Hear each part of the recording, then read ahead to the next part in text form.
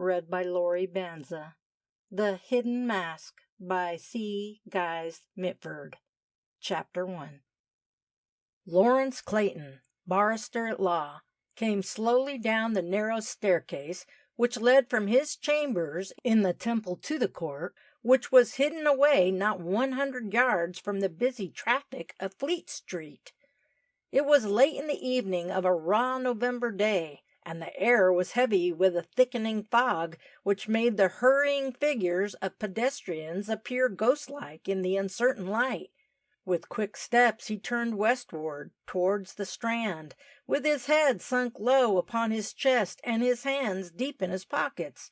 He did not stop till he reached the doors of Gatti's restaurant, nearly opposite Charing Cross Station.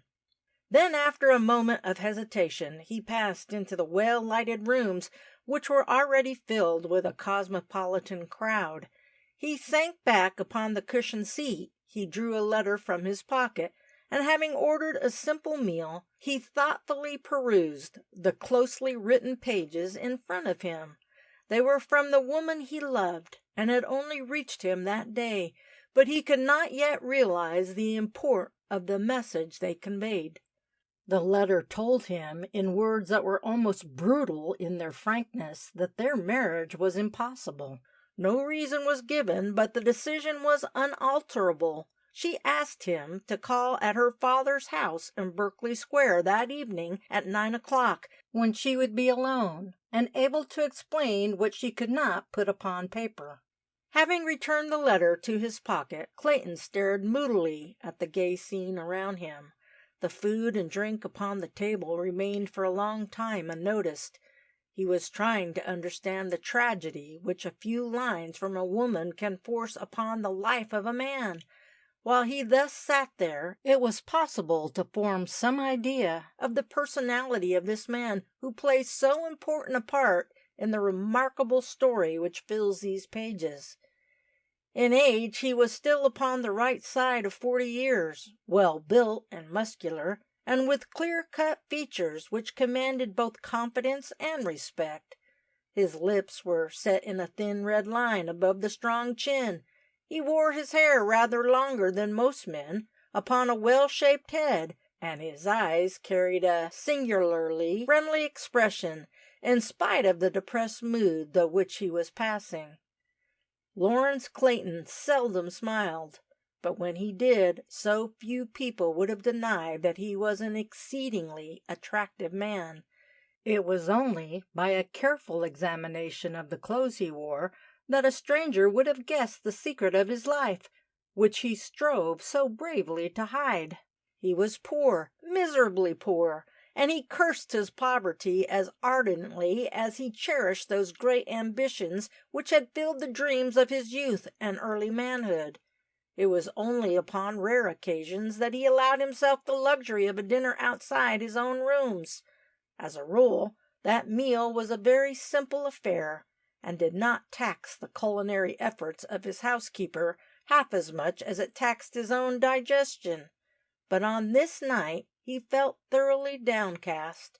A long spell of slack business had damped his spirits, and he had fought bravely against a succession of disappointments which could not fail to leave their effect upon a man of so sensitive a temperament, and with such highly strung nerves. Then had come the letter from the woman he loved, and it seemed to burn deep into his flesh as it lay in his pocket. He had read it many times, always seeking some hidden meaning between the lines that covered the pages of delicately scented paper, yet ever finding that one bald, naked fact confronted him. Verna Rossiter, the only woman he had ever desired as a wife, had declared that their union was impossible. Apart from her beauty and great prospects, he loved her. The acquaintance had quickly deepened into a wider friendship, and for some time past he had realized that life without her would not be worth the living. He had whispered this truth into her ear, and the love-light in her eyes had given him the answer he longed for.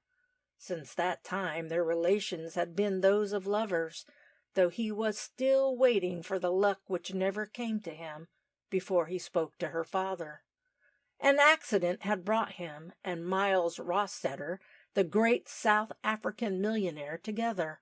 The elder man had slipped upon the pavement of the street, and Clayton, who was just behind him, had come forward with ready help and driven him home to his stately mansion in Berkeley Square. The result of the fall had occasioned nothing worse than a sprained ankle, but the acquaintance so casually made brought Clayton several invitations to Miles Rossiter's house, and in this way he had seen much of his host's only child. He had loved her from the first moment when they met. Her name was ever upon his lips, her voice echoing in his ear. Her beauty and charm were never absent from his memory, and he had lately gloried in the knowledge that his affection for her was reciprocated. With such an inspiration to urge him forward, he had worked harder than ever. He had a stronger incentive to struggle against the bad luck which pursued him. It was no longer only for himself that he labored. It was for Verna. Then had come the letter which now lay in his pocket. Having concluded his dinner, he glanced at his watch and found that it was already past 8 o'clock. He was surprised to find he had been sitting so long in thought. The meal he had just finished had done nothing to cheer his spirits. He felt very lonely and depressed, dissatisfied with everything in life and especially with himself. He paid his bill and hurriedly left the brilliantly lighted rooms. The fog in the street had thickened, and it was with difficulty that he made his way among the people who thronged the pavement. Fortunately, at that moment a taxicab stopped beside him, and a couple of men got out of it. Clayton did not notice them, but immediately entered the vacant cab, telling the man to drive to Berkeley Square. As he sank back in the darkness, the car started, and a cold blast of damp air came to his face from the open window. He hastily closed it, and having done so, his hand suddenly rested upon a small parcel on the seat beside him. He lifted it and examined it as carefully as was possible in the gloom. Then he decided to wait till he returned to his rooms and put it in the inner pocket of his coat. He stared through the window at the dim, yellow picture through which he was passing and wondered what would be the result of his coming interview with Verna Rossiter that night. As the cab turned into Piccadilly, he decided to walk the rest of the way. It was already blocked among many other vehicles, and further progress seemed impossible for some time to come. He put his head out of the window and called to the driver. "I will get out here," he said as he opened the door. "It is quicker work to walk than drive a night like this." "You are right, sir," the man answered, as he pocketed his fare. "There ain't much good driving through this 'ere fog if you are pressed for time." "Thank you, sir." With much difficulty and no little risk, Clayton found his way to the north side of the street and walked on to his destination. By this time the fog was so dense that he could see nothing through the opaque yellow cloud that enveloped him on every side. But he well knew the direction he was taking, and, after some delay, found himself upon the steps outside the house of the great financier. "Is Miss Rossiter at home?" he asked of the footman who opened the door. The man hesitated. "Miss Rossiter is in, sir," he replied, "but I do not know if she can see you." "Why not?" Clayton asked impatiently. "She is expecting me, so please take my card in to her at once." The man took the card and disappeared. Presently he returned, followed by a woman who was evidently one of the upper servants in the house. "Miss Rossiter is very sorry, sir," she said, as she came towards Clayton. "She is unable to see you, as she is suffering from a bad headache. She dined in her room this evening, sir, and has now gone to bed." "I am grieved to hear that," Clayton said. "Will you see that she gets my card, and tell her that I hope she will be quite well again in the morning?" "Yes, sir." "Is Mr. Rossiter at home?" "No, sir," the man answered. "Mr. Rossiter dined out this evening, and has not yet returned." Clayton drew the folds of his scarf closer round his throat as he walked away from the door. The fog clung round him as he crossed the road to where he could gaze up at the lighted windows of the house he had just visited. He no longer possessed either the will or the strength to continue the unequal struggle against a cruel fate. At that moment his only thought was to be near to the woman he loved, unseen and maybe unthought of. She had failed him, and at the time when he most needed the inspiration of her love. The manner of both the servants he had just seen gave him the impression that the message they conveyed from their mistress was not strictly in accordance with facts. He felt that, had Verna Rossiter wished to keep her self-made appointment with him, she was quite capable of doing so. So he would just wish her goodbye in silence, and then go away. It did not much matter what happened to him afterwards. Under the circumstances, it was impossible for him to visit her home again, and it was not likely that he would meet her in the very narrow circle of society in which he moved. He had walked round the square more than once, always pausing in front of the home where lived the woman who filled his thoughts. The lines upon his face had become more deep, the hungry look in his eyes more set. He could not see the houses in front of him, for the fog had become so thick that it was with difficulty that he felt his way along the railings that bounded the grounds of the square. For the last time he halted and gazed up in the direction of the mansion where Verna lived, and his lips moved to speak their words of farewell. Then he suddenly felt a soft touch upon his arm. Looking down, he saw the dim outline of a distorted human shape beside him. The tiny figure was that of a man, but the fog which enveloped it gave him the grotesque contour of a large monkey. As he stooped, he heard a low voice whisper into his ear. It was not like the voice of any man he had ever heard speak. "You are Mr. Lawrence Clayton?" "Yes," Clayton replied. "That is my name, but I should like to know how you got hold of it. Who are you, and what the devil do you want with me?" He was obliged to bend lower to hear the answer from the strange figure beside him. He could not see the face, but the grip of the fingers tightened unpleasantly upon his arm. "If you are looking out for a good job which will put money in your pocket, I may be able to help you in the way of getting one," the voice said huskily. "You are watching that house opposite to us, the house of Miles Rossiter.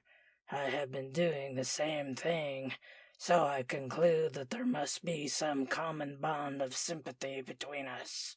The voice hesitated for a moment, and the small figure pressed closer to Clayton's side. An ungloved hand, large out of all proportion to the size of its owner, felt for Clayton's palm and pressed something into it. "That is my name and address. I am generally at home during the morning. I hope we may come to an arrangement which will be to our mutual advantage." Clayton raised the slip of cardboard and tried to discern what was printed upon it, but though he stood close to a lamp, it was impossible to decipher the words. Once more he repeated his former question. This time his voice showed more interest than irritation in its tone. "Who are you, and what the devil do you want with me?" But as he lowered his gaze from the card in his hand to the place where his weird companion had stood, he saw that he was alone. Half an hour later, when he emerged into Piccadilly, Clayton noticed that the fog was lifting. After the gloom of the square he had left behind him, he experienced no difficulty in finding the way back to his rooms. The dull glare of the electric lamps sifted heavily through the yellow atmosphere, and it was with a sigh of relief that he reached the entrance to the building where his chambers were situated. As he approached his landing, he was surprised to see a thin streak of light coming from under the door. He paused with an exclamation of astonishment, for he had left his rooms in darkness, and he never allowed anybody to use them during his absence. Someone must have entered his apartments while he was away. It was possible that the intruder was still there. He stepped softly towards the door and stooped till his ear was level with the keyhole. Not a sound came from within, and a chilly feeling crept down his spine as he stood there listening for he knew not what. Then he straightened himself, while his fingers felt for the handle of the door. To his surprise, he found that he had forgotten to lock it, and it opened easily to his pressure. He crossed the threshold into the lighted room, and then, with a gasp of horror, he staggered backwards. Stretched upon the floor at his feet lay the body of a man, and the first glance showed that he was dead. This was the first occasion upon which Lawrence Clayton had found himself alone in the presence of death, and as he stooped over the prostrate body he was conscious of only two sensations, horror and a great fear. Horror at this sudden tragedy which had overtaken the stranger in front of him, fear as he realized that this murder, if murder it was, had been committed in his rooms. With trembling hands he struck a match and held it to the dead man's lips. The thin flame moved steadily upwards, without a flicker to either side, and Clayton felt a nausea rise in his throat as he stared down at the open, glazed eyes of the corpse upon the floor. For some minutes he stood there, with every nerve tight strung, and with his hands clasped at his sides. Then he realized that the sensation of fear was mastering his feeling of horror, for he heard the sound of a soft, shuffling step approaching his room through the darkness of the landing outside, and remembered that he had left the door open behind him. With an effort he drew himself erect and turned round and saw that he was not alone. End of chapter 1.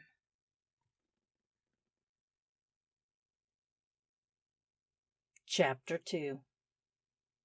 As his eyes fell upon the figure in the doorway, he started back with an exclamation of surprise and alarm. For a few moments he was uncertain whether he was looking at some horrible distortion of a human form or that of a large ape.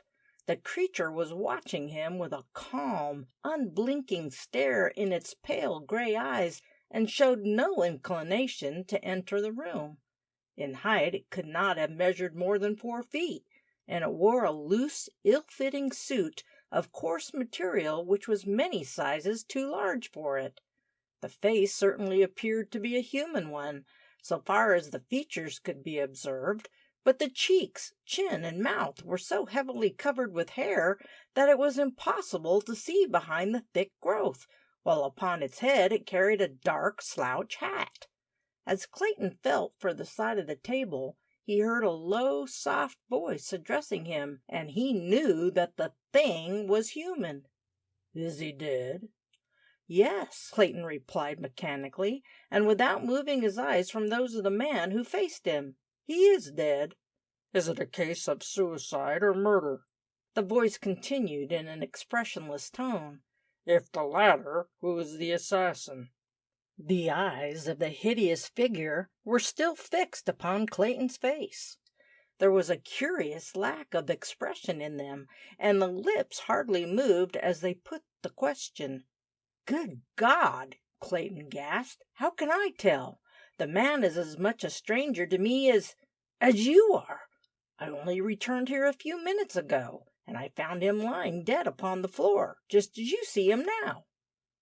"We are not quite strangers," said the voice from the doorway. "I think we have met before." Clayton stamped his foot upon the floor. The first horror of the situation was passing from him, and he was beginning to recover his self-control. "I have never seen you in my life," he said angrily. "Had I done so, it is not likely I should have forgotten the occasion." "I think we met about an hour ago in front of Miles Rossiter's house in Berkeley Square. If you feel in the pocket of your coat you will find my card. That is, if you have not already thrown it away."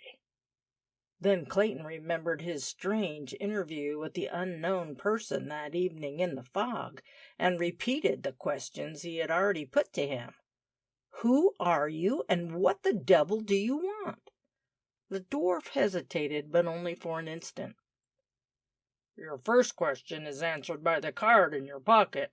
If you care to take the trouble to look at it, Your second question can be answered in one word. What you want is myself." "You?" As the word escaped Clayton's lips, he moved a step further backward with a gesture of loathing, raising his hand before his face as though to hide the picture of the hideous creature which confronted him. "Yes, me," the dwarf said. "I am the only living person who can prove that you did not commit this crime yourself." He took a slow, shuffling step forward and looked round the apartment. "By the way, did you say that these chambers belong to you?" "Yes, I did," Clayton replied desperately. "As I pay the rent for them, I conclude I can call them mine. And that fact reminds me that I am not in the habit of entertaining strangers uninvited, unless they come for professional advice or assistance." "Like the dead man upon the floor?" the dwarf asked slowly. "I have already told you that he is unknown to me," Clayton said furiously. "I know as much about his death and how he came here as the man in the moon." He stepped over the body as he spoke and advanced towards the door. "I am now going to report this matter to the police, so if you have sufficiently satisfied your curiosity, I will ask you to return to where you came from. As I have got your address, it will be easy for me to find you if and when I desire your assistance." The last word was spoken in a voice which accentuated the sneer it was intended to convey. But the dwarf coolly shuffled forward towards the body upon the ground, and stooped to close the open eyes with a hand which appeared to Clayton more like the back of a toad than any part of a human body. It was large and heavily creased with rolls of loose skin. "I am going to remain where I am for the present," he said. "You are going to do nothing of the sort," Clayton replied. "I shall not leave these rooms till I have seen you safely out of the building. If necessary, I will carry you downstairs myself." The dwarf raised himself to the full height of his tiny stature, and then moved awkwardly across the room to the lowest of the easy chairs upon which he sat, with his legs coiled under him in a position which made him appear even smaller than before. "Look here, Mr. Clayton," he said, "let us understand each other in this matter once and for all. You may not like my appearance nor my method of introducing myself to your notice, but that is more my misfortune than my fault. I will be perfectly candid with you, and I hope you will be equally so with me. At the present time, I can prove myself to be a very good friend to you. I can also be a dangerous enemy." He paused for a moment. "It remains with you to decide which role I am to adopt." Clayton remained speechless at the cool impudence of this strange person.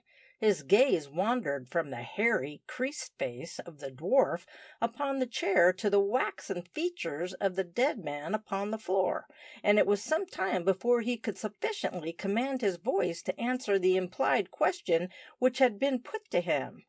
"This is evidently a case of blackmail," he said, "and it can be better dealt with by the police than by myself. Are you going to leave these rooms, or do you wish me to throw you out?" The little man cleared his throat and lifted one horrid hand with a gesture of remonstrance. "Not so fast," he said. "Not quite so fast. Before you do anything so prejudicial to your own interest as to forcibly eject me, I want an answer to my question. Am I to be your friend or your foe? If the latter, then I am prepared to swear in any court of law that I saw you murder that man. I could even prove to the satisfaction of any jury how you committed the crime." The steely eyes of the dwarf watched Clayton narrowly as he passed one hand across his hairy mouth. "On the contrary, if you are willing to accept my friendship, I will confidently guarantee to you a reward which is at present far beyond your reach." "I want neither your friendship nor your enmity," Clayton replied doggedly. "You have thrust your acquaintance upon me unsolicited and undesired, and now you threaten me?" He began to pace the little room with hurried, uneven steps. He almost tripped over the body of the dead man who lay there. With a quick turn he came to the chair where the dwarf sat and leaned over him with a dangerous light in his eyes. "Now, for the last time," he said huskily, "are you going to leave my rooms quietly, or do you wish me to use force? You have trifled with me long enough, and— Good God! There is that man lying there dead. Now then, are you going?" He would have seized the shriveled figure, but for the sickening feeling of repugnance he felt for touching that distorted body. The heavy head which was so near to his own suddenly raised itself upon the square shoulders, and the steely gray eyes looked into his own with a glance which was both malignant and cruel. They were like the eyes of a hungry animal stealthily watching its prey. "The reward I am prepared to offer you is sufficient to justify your choice of my alternatives." The sound of that voice was more like a croak than the expression of any human feeling. "Damn you!" Clayton said furiously. "And what is the reward you offer me?" "Verna Rossiter for your wife." Had a bombshell suddenly exploded in the room, the effect upon Clayton could not have been more disturbing. He leaned forward over the coiled-up figure of the dwarf, which rested so composedly upon the chair, with a muttered oath. "My God!" he gasped. "Are you a man or devil?" "I am both," the dwarf answered coolly. "It depends upon which way you choose to take me." "What is Verna Rossiter to me?" "She is the woman you love." "Yes, And she is the woman who will be your wife, if you accept me as your friend." "And if I refuse?" The crumpled figure upon the chair squirmed gently. With difficulty he appeared to raise his shoulders. "You will swing for the murder of that man upon the floor." Clayton turned away and resumed his walk up and down the room, deep in thought. He was trying to determine in his mind where lay his greatest danger. Was it with the silent corpse beside which he trod, or was it with the little huddled-up bundle of human deformity who sat coiled up upon the chair and whose eyes he felt were watching him with their cold, unblinking stare? "The reward you offer me is certainly a generous one," he said presently, and he did not try to conceal the sarcasm in his voice. "If I accept your offer of friendship, what guarantee have I that you will fulfill your promise?" "I ask for no guarantee of honor on your part, so why should you expect one from me?"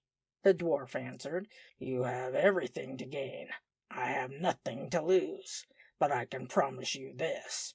If you decide to accept me as your friend, Verna Rossiter will be your wife." The little figure seemed to suddenly contract till it appeared to be nothing more than a mere bundle of clothes. Clayton hesitated. "And what are your conditions?" he asked. "Of course you are not an entirely disinterested party to such an agreement." The hairy head protruded itself from under the heavy coat, which hung so limp about its body, and the dull eyes looked up towards where Clayton stood. "You have my name and address upon the card in your pocket," the dwarf said sleepily. "We will meet again later in the day, for it is already past midnight.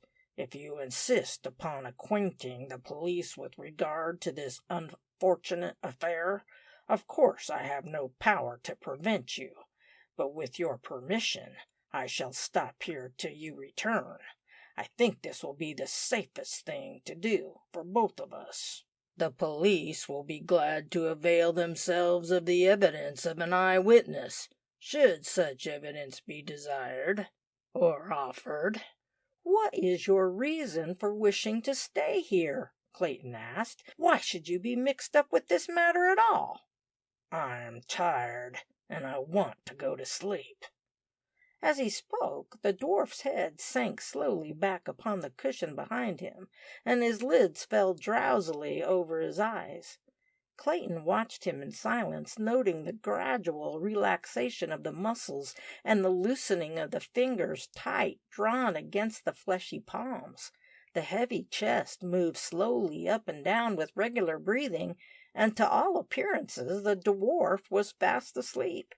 More than once did Clayton pace up and down the narrow limits of the little room, tortured with the uncertainty as to what was the best course he should adopt.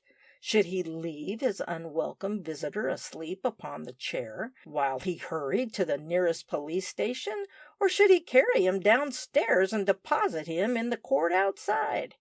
Either alternative was equally repugnant to him. But as his gaze rested upon the white face of the dead man upon the floor, he felt that too much time had already been wasted before bringing the fact of the murder before the proper authorities.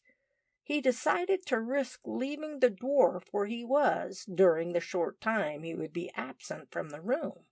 The little man could not escape if the door was locked, and if he carried him downstairs he would still be about the premises when the police arrived.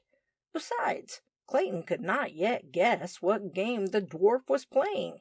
He had already shown a disconcerting knowledge with regard to his private affairs. Yes, the wisest and probably the safest course would be to feign friendship with him, at any rate till he knew exactly what were their relations to each other. With a quick glance at the sleeping figure on the chair, Clayton passed through the still open doorway and onto the dark landing. Then he softly closed the door behind him and locked it, putting the key in his pocket. As the sound of his retreating steps grew faint, the eyes of the dwarf slowly opened. For a moment he looked round the room with a keen, critical glance. Then he slid from the chair and shuffled towards the door. "Locked! Curse him!" he muttered. "Still, there is time to do what is necessary before he comes back. I think he will do for the job. He has more nerve than I gave him credit for." The next moment the little figure was crouching over the body of the dead man, and his hands were feeling with feverish haste in all the pockets of the clothes he wore. A furious oath burst from his lips when at last he struggled to his feet. "Damn him!" he panted. "The diamonds are gone." End of chapter 2.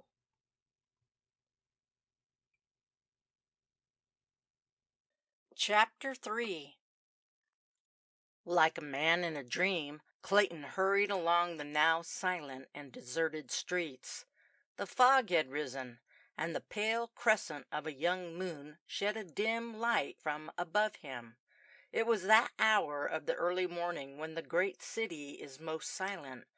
Only late roisterers were finding their way home, and the chief signs of life and movement came from dusky figures crouching in restless sleep upon dark steps, from forms that hovered stealthily over dustbins in search of stray fragments of food, and prowling cats that moved cautiously from shadow to shadow. On his arrival at the police station, Clayton was kept waiting some time while the inspector on duty dealt with various cases of drunkenness and brawling which had recently been brought in. When at last he found himself standing close to the official desk, with the keen-eyed officer regarding him, he thought, with suspicion in his eyes, the sense of unreality grew and strengthened within him. Was he really awake, or was it some horrible dream?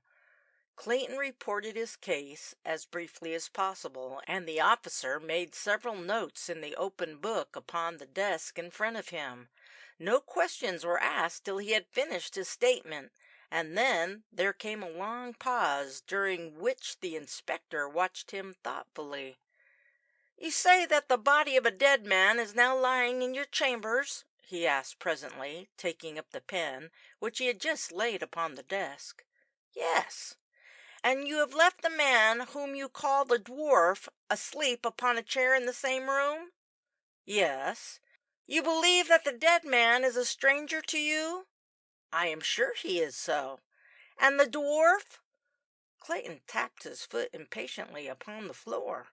"I have already told you that the first time I met him was last night in Berkeley Square. He must have followed me back to my home and joined me only a few moments after I found the body upon the floor. What opinion have you formed, if any, of this dwarf?" Clayton hesitated. "His appearance is hardly human, but his manner is that of of what?" "Of the very devil himself. Are you aware of any reason, private or otherwise, why he should have forced his acquaintance upon you?" "There is none that I know of. I think it must be a case of mistaken identity. I can imagine no other excuse for his behavior." The inspector nibbled the end of his pen for a few moments in silence. "Are you prepared to swear that the information you have just given me is all you know about this affair?" he asked presently. "Certainly," Clayton replied. "That is why I am here. I wish to clear myself as soon as possible of any suggestion of complicity in the crime." "You are sure the man is dead? He is not in a fit?" "Whether he is dead or in a fit is no business of mine," Clayton replied with some asperity. "Personally, I believe he is dead, but you can soon certify that point by having the body conveyed here. The fact remains that the man, dead or alive, is lying upon the floor of my room, and I want to get rid of him as quickly as possible."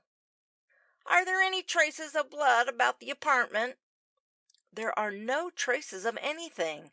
There is just the body, and from the expression upon the face there does not seem to have been any violence." "You have no idea how he obtained an entrance to your rooms?" "No more than you have." "Did you lock the door when you went out earlier in the evening?" "I cannot swear to that, but it is my habit to do so." "And you still maintain that you left this dwarf asleep upon the chair?" "Certainly." "If the facts are as you state," the inspector said, "you will be required to give evidence at the inquest. What is your full name and address?" Clayton at once supplied the information. Having entered these details among his other notes, the inspector touched an electric bell upon the desk, which was immediately answered by a constable. "Ask Dr. Bransby to come here at once, and return with him yourself."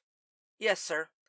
During the next few minutes the inspector sat silent, busily reading over the notes he had just entered in his book. Clayton watched him with a vague feeling of wonder and admiration at the cool manner in which he had received notice of the tragedy which had occurred. Then he remembered that this calm, stern-looking official was accustomed to being brought into daily contact with all forms of vice and villainy, and this was no new experience to him as it was to himself. Presently the door opened, and the doctor entered, closely followed by the constable who had summoned him. "This gentleman, Mr. Clayton, has just made a statement to the effect that on returning to his chambers in the Temple a short time ago, he found the body of a man lying there upon the floor. There appears to have been no violence, nor is there any actual proof that the man is dead. Under these circumstances, I will ask him to repeat his information in your presence, after which I think you had better accompany him back to his rooms with this constable. If the man is dead, you will give the necessary instructions. If it is only a faint or a fit, the constable will bring him here to me, so that he may explain his presence in Mr. Clayton's rooms at such a time of night." The doctor nodded gravely, and then turned to fix his eyes upon Clayton's face with a keen professional glance. "Now, sir," the inspector continued, taking a pen in his hand and turning back a page in his book where the written evidence commenced, "will you repeat the facts of this case as you have already given them to me? I do not want you to hurry over them, but try to remember if there are any additional details which not have been entered in my report." Clayton did as he was requested in a slow and deliberate manner. The inspector made one or two marginal notes in red ink upon the already closely covered pages. The doctor had removed his gaze from the speaker's face and was staring at a white almanac which hung upon the wall above the fireplace. "That is the whole story, so far as I can remember it," Clayton said, as he concluded his narrative for the second time. "I am naturally a good deal upset by what has happened, and it is impossible for me to recall to mind every incident that took place. But I shall be glad to accompany you back to my rooms as soon as possible. Perhaps the dwarf whom I left there will be able to amplify what I have already told you." "In what way could he do so?" the inspector asked, slightly contracting his forehead as he put the question. "He can explain his motive for following me back to my chambers when he found me alone with the body." There was silence for a few moments. Then the inspector looked up at Clayton. "Are you suggesting anything by saying that?" "Certainly not. I am suggesting nothing. I am merely making a statement." Presently the doctor spoke for the first time. "You have given no description of the body," he said. "Did it strike you as being that of a well-to-do man, or that of a person in humble circumstances? Is he old or young, fair or dark? How was he dressed?" Clayton passed his hand heavily across his eyes. He still felt dazed, and the whole sense of unreality was strong upon him. The whole situation was so different to any that had ever entered into his previous life. The white walls around him became faint and indistinct, and even the stern figure of the inspector appeared to have receded to a long distance off. "I wish I could tell you more," he said, "both for your sake and mine." He turned towards the doctor as he spoke. "But surely you will be able to satisfy yourself upon these matters if you come back with me now to my rooms." "Have you no recollection of what the body looked like?" the inspector asked curtly. "You have given us a very clear description of the dwarf. Can you not recall any details connected with the corpse?" "It appeared to be that of a middle-aged man, and he was dressed in decent clothes. I think he was fair in complexion, and had a rough, light-colored mustache. Beyond that, I remember nothing." "Was he in evening dress?" "No, at least not that I could see. He wore a heavy overcoat, which was buttoned high upon his throat, and the collar must have been turned up, or I should have noticed his white tie, had he worn one." "This is all you can tell us about him?" "I am afraid it is all." "Very well. If you will return to your rooms with Dr. Bransby and this constable, it is possible they may be able to throw further light upon the matter. You will, of course, be available should the police wish to communicate with you?" "I shall be glad to do anything in my power to help you." Not long afterwards, Clayton and his two companions reached the building in which his rooms were situated. As they turned the corner of the court, they met a constable on duty, who saluted when he recognized that one of the three figures whom he had at first regarded with suspicion was no other than Dr. Bransby from the police station. A friendly nod was also exchanged between him and the constable, who walked behind Clayton. They entered the narrow doorway and ascended the dark stairs. Not a word had passed between them since they left the inspector's room. As they reached the upper landing, Clayton turned back and whispered over his shoulder, "This is the place. Wait a minute until I unlock the door." The two men halted behind him, and presently they heard the sound of a key being fitted into its hole.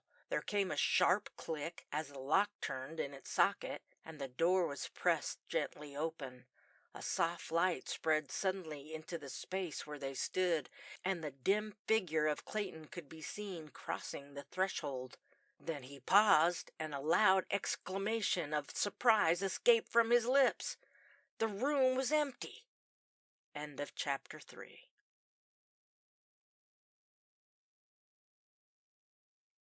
Chapter 4. The body of the unknown man no longer lay stretched upon the floor. The hideous figure of the dwarf no longer sat coiled asleep upon the chair. Clayton turned to the men who had followed him into the apartment. "It looks as if I have brought you upon a fool's errand," he said with a dazed laugh. but I swear that when I left this room a short time ago there was the body of a man here upon the carpet, just where I am standing now, and a dwarf was asleep in the chair yonder.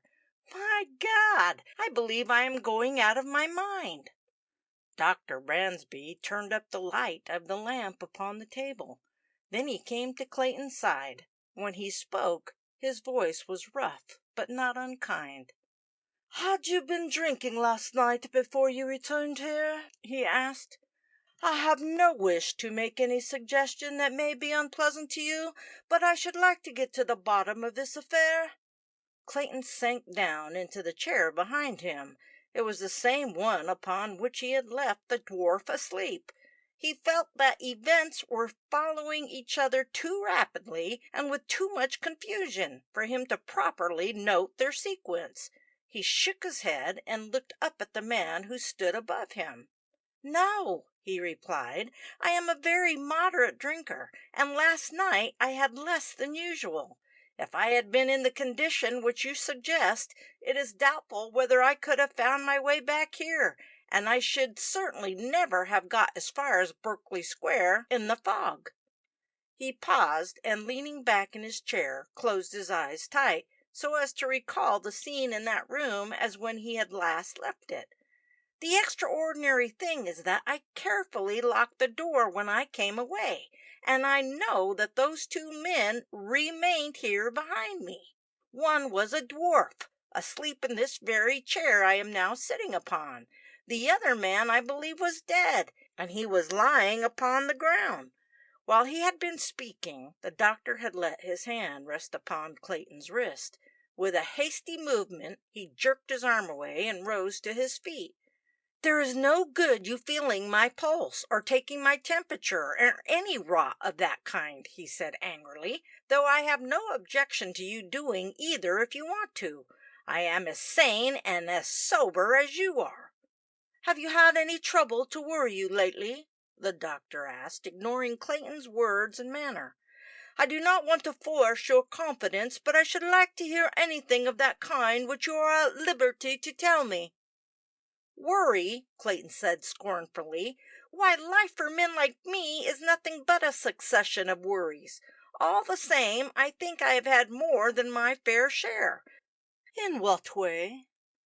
"In every way. Very little work that pays, and less cash in my pocket that will keep a man's body and soul together. It has been damnable, simply damnable." "I understand," said the doctor gravely. "You have my sincere sympathy." "Bother your sympathy," Clayton said ungraciously. "I do not want that. I wish to know what you propose to do in this matter. I have given you all the information I can. Now I must leave it to the police." Dr. Bransby inclined his head slowly, but his eyes never left the face of the man beside him. "Quite so," he said. "I fear there is nothing more you can do to help us. We shall have to ferret out the mystery ourselves. By the way, I suppose you have no objection to us looking into your other rooms? Is it possible that the body has been removed to one of them?" "I have not the least objection," Clayton replied. "If you will come with me, we will go through them at once." But the search did not produce any further evidence in support of the strange story which Clayton had communicated to the inspector, and after half an hour of careful investigation, Dr. Bransby took his departure with the constable who had been a silent observer of the proceedings. Before he did so, however, Clayton took him on one side and whispered into his ear. "I want a plain answer to a plain question," he said. "What is your question?" "Do you believe that what I have told you and the inspector really happened, or do you think it is a creation of my own brain?" Dr. Bransby passed his hand slowly over his heavy mustache before he replied. "At present I maintain an open mind upon the matter," he answered. "If what you say has really taken place, then it is only reasonable to ask for sufficient proof to establish your case. On the other hand, it is possible that a man of your highly strung nervous temperament may have been subject to some sort of an illusion which you are convinced in your own mind actually occurred. Again, the whole thing may be nothing more than the after effect of a very vivid dream, which has acted in an unusual manner upon your brain, with a lasting influence over your waking thoughts. I repeat that, at present, I prefer to maintain an open mind.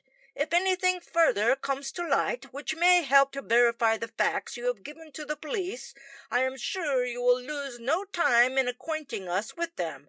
You must not think of me either discourteous or unduly skeptical if I point out that, so far, there is not one atom of evidence in support of your story except your word that certain events have happened.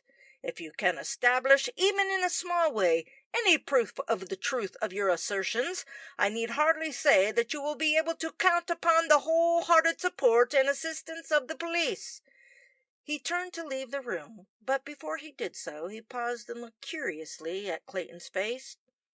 "My last words to you, Mr. Clayton, are those of professional advice, which I hope you will accept in the spirit with which they are given. You are thoroughly worn out, your nerves are unstrung, and you need a long rest. I hope that, as soon as we have left you, you will go to bed and not leave it till you feel strengthened and refreshed." As the door closed behind Dr. Bransby, Clayton hurriedly turned the key in the lock with a shiver of horror. He did not want to be again surprised by that horrid figure of the Dwarf, with its ghastly imitation of a human shape, and its lustrousness eyes, which were always watching his own. In spite of what the doctor had said, he knew that the events of the last few hours had been no distorted creations of his brain, though he was as yet unable to account for the extraordinary disappearance of the corpse from his room. He knew perfectly well that he had found it and left it there. Apart from the fact that the door had been locked, and the key in his pocket, he felt confident that the Dwarf could not have lifted the weight of a dead man and removed it elsewhere. Thus he must have had an accomplice. Who was that accomplice, and where had he secreted the body? From the time when the Dwarf had accosted him in the fog outside the house of Miles Rossiter till the present moment, the whole mystery was so full of unexplainable events that he felt his mind reel when he tried to locate them in their proper sequence. No doubt the doctor was right, and he wanted a good rest. Yet he knew that if he slept till both mind and body cried out for natural exercise once more, nothing would shake his conviction that the adventures of the past night had actually taken place.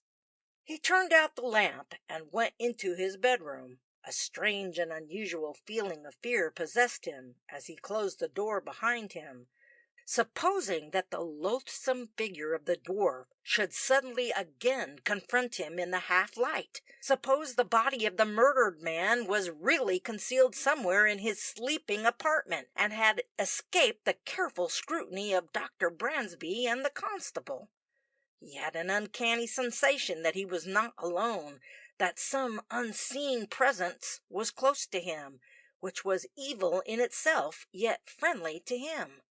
The consciousness of this so acted upon his already overwrought nerves that he decided not to undress, but to throw himself upon his bed and wait for the comforting light of day to take the place of the flickering candle he had placed upon the table. As he divested himself of his overcoat, he heard a soft thud upon the floor. With a start he looked down, and saw the packet he had found in the cab on the previous evening, the existence of which had escaped his memory. He took it up and examined it closely. It bore no name nor address, and was wrapped up in several folds of tissue paper. Was this another link in the lengthening chain of mystery? With trembling fingers he loosened the outer coverings, and found they concealed a small, square, leather case upon which rested a man's visiting card. He had to stoop over the candle to read the name upon it, and the feeling of unreality grew stronger as he saw that the card in his hand belonged to Miles Rossiter, the father of the woman he loved. The case opened easily to his pressure and, as it did so, revealed to his straining eyes an exquisite double row of diamonds lying upon the soft daintiness of their satin cushion. Each stone appeared to be perfect in shape and cutting, and the smallest of them was the largest of its kind Clayton had ever seen outside of a jeweler's window, and not often there. As he watched the flashing facets of the brilliance, two questions rose at once to his mind. How was it these almost priceless gems had been left in the cab which he himself had occupied? Why was the card of Miles Rossiter included in the parcel which contained them? But the sight of that card upon the table reminded him that in one of his waistcoat pockets he held another one, which the dwarf had pressed into his hand when he stood together in the fog outside the millionaire's house in Berkeley Square. With feverish haste he felt for it and produced it. Much as he hated having to touch it, he gave a sigh of relief as he drew the card out and examined it. Here, at any rate, was proof that the events of the past night had been no illusion nor dream. He stared down upon the little piece of pasteboard in his hand and read the name and address it bore. What he saw was as follows: Mr. E. Christopher Moreland, 6 Action Chambers, Ryder Street, Piccadilly. Clayton read and reread many times the words upon the card in his hand before he returned it to his pocket. They conveyed nothing to his memory, and he felt more certain than ever that he had not met the dwarf before. It was not likely that he should have forgotten the occasion had it happened. He then, with some difficulty, slipped the case of jewels into one of his trouser pockets, and, having got into his dressing gown, threw himself upon the bed. He felt utterly exhausted, both physically and mentally. His last thought, before sinking into a deep and dreamless sleep, was one of thankfulness, as he remembered that neither at the police station nor afterwards in the presence of Dr. Bransby and the constable had he made any mention of Verna Rossiter's name, nor of the bribe which the dwarf had offered to him as the condition of his friendship. "Thank God her name has been kept out of this hateful business," he muttered sleepily. "I would rather lose my right hand than have her in any way associated with mysteries of this kind." Yet what connection was there between the presence of the dwarf in his room last night and the insidious reference to the girl? By what right did he dare to claim authority for influencing her future life in the way he had done? It was while trying to answer these two important questions that Lawrence Clayton fell asleep, and the first faint twilight of dawn flickered through his window with its message that another day was born. The man's body stirred uneasily upon the narrow bed, and the pressure of his hand tightened upon the hidden pocket containing the case of diamonds which the dwarf had sought upon the corpse of the murdered stranger but a few hours previously. Once more did the weary lips move faintly, and they shaped themselves into one word: Verna. End of chapter 4.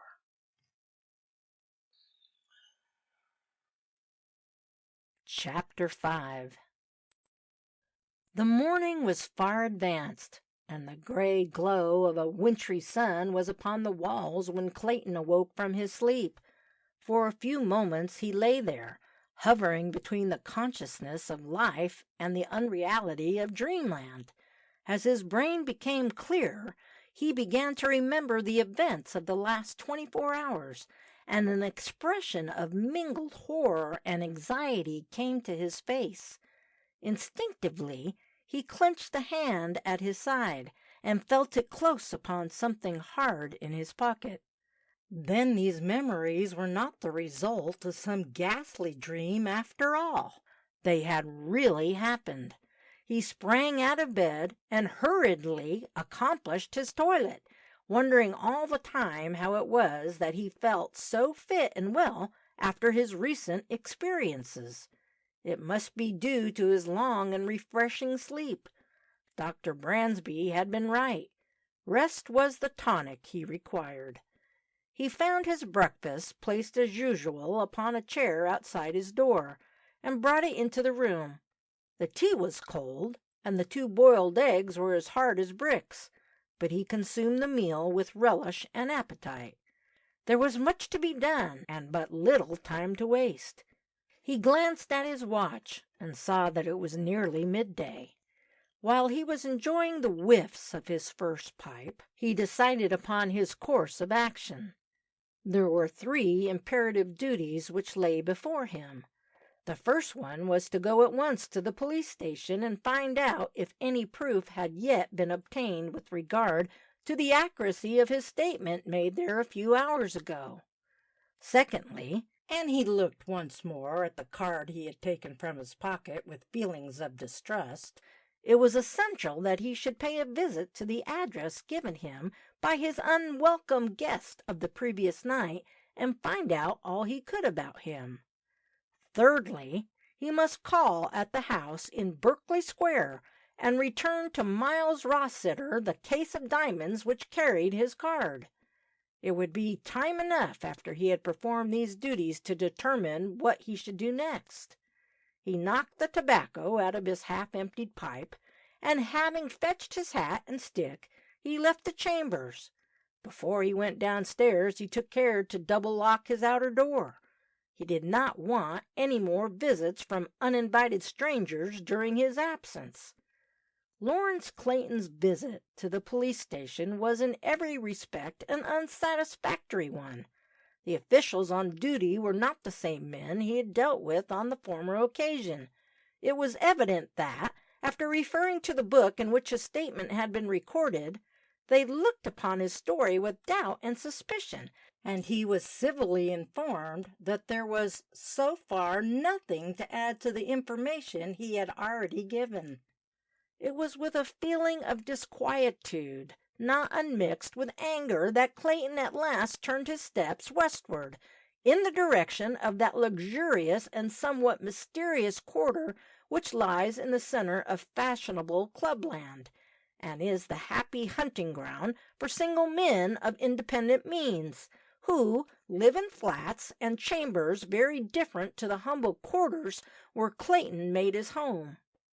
He had no difficulty in finding his way to the address he sought, for he knew that district well, and on rare occasions had enjoyed a sumptuous lunch or dinner with a wealthy acquaintance or client at one of the palatial Pall Mall clubs.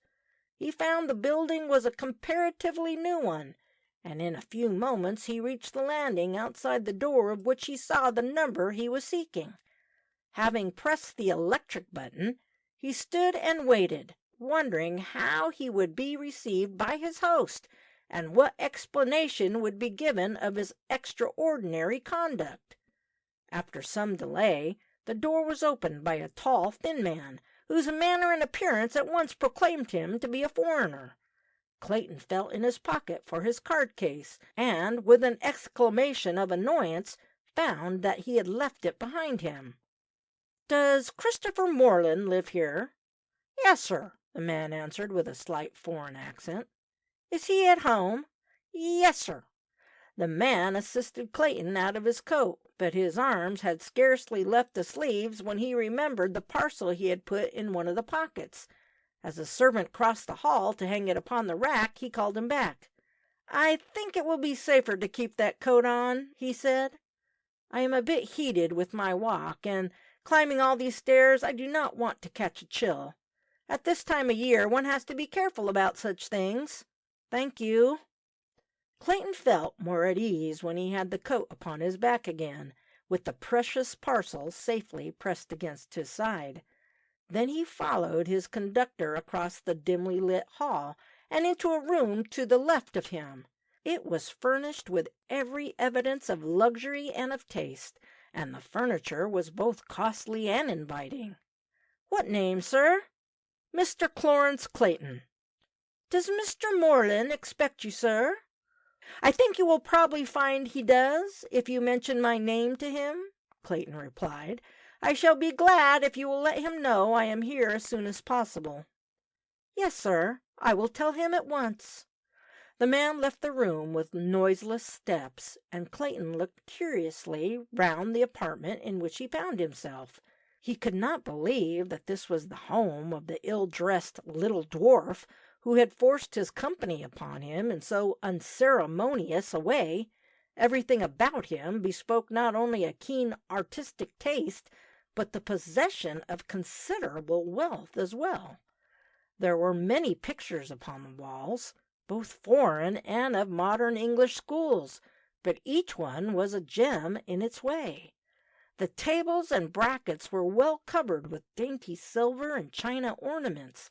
The vases were filled with choice hothouse flowers, and many photographs and frames ornamented the mantelpiece. The room had an appearance more like the boudoir of some fashionable society lady than the man he had come to see. Clayton stepped to the table between the long windows and admired the writing materials upon it. They were of embossed silver, and he was surprised to notice that each one of them carried a crest upon it, surmounted by an earl's coronet. As he moved back to the fireplace, he heard the door open behind him, and he nerved himself to preserve his self-control while he once more met the little freak of manhood whom he had seen so short a time ago and under such mysterious circumstances. He hesitated before he raised his eyes to the face of his host. When he did so, he hastily repressed the exclamation of surprise which rose to his lips, for the man who advanced to meet him was not the dwarf at all. He was a gentleman of middle height, slim of build, and delicate in appearance. He was clean-shaved, and the cut of his clothes would have done credit to any West-End tailor. Then he suddenly remembered that on more than one occasion he had noticed this man at the big receptions which he had attended at Miles Rossiter's house. The fact which located him in Clayton's mind was that he walked with some difficulty and was obliged to support himself upon a couple of sticks. "I am Christopher Moreland," he said, and a smile which was distinctly pleasant to see came to his face as he spoke. "I presume you have called to see me in answer to my advertisement?" For a few moments there was an awkward pause. I am afraid that I have made an unfortunate mistake," Clayton said. "I certainly expected to meet here a person who calls himself Christopher Moreland.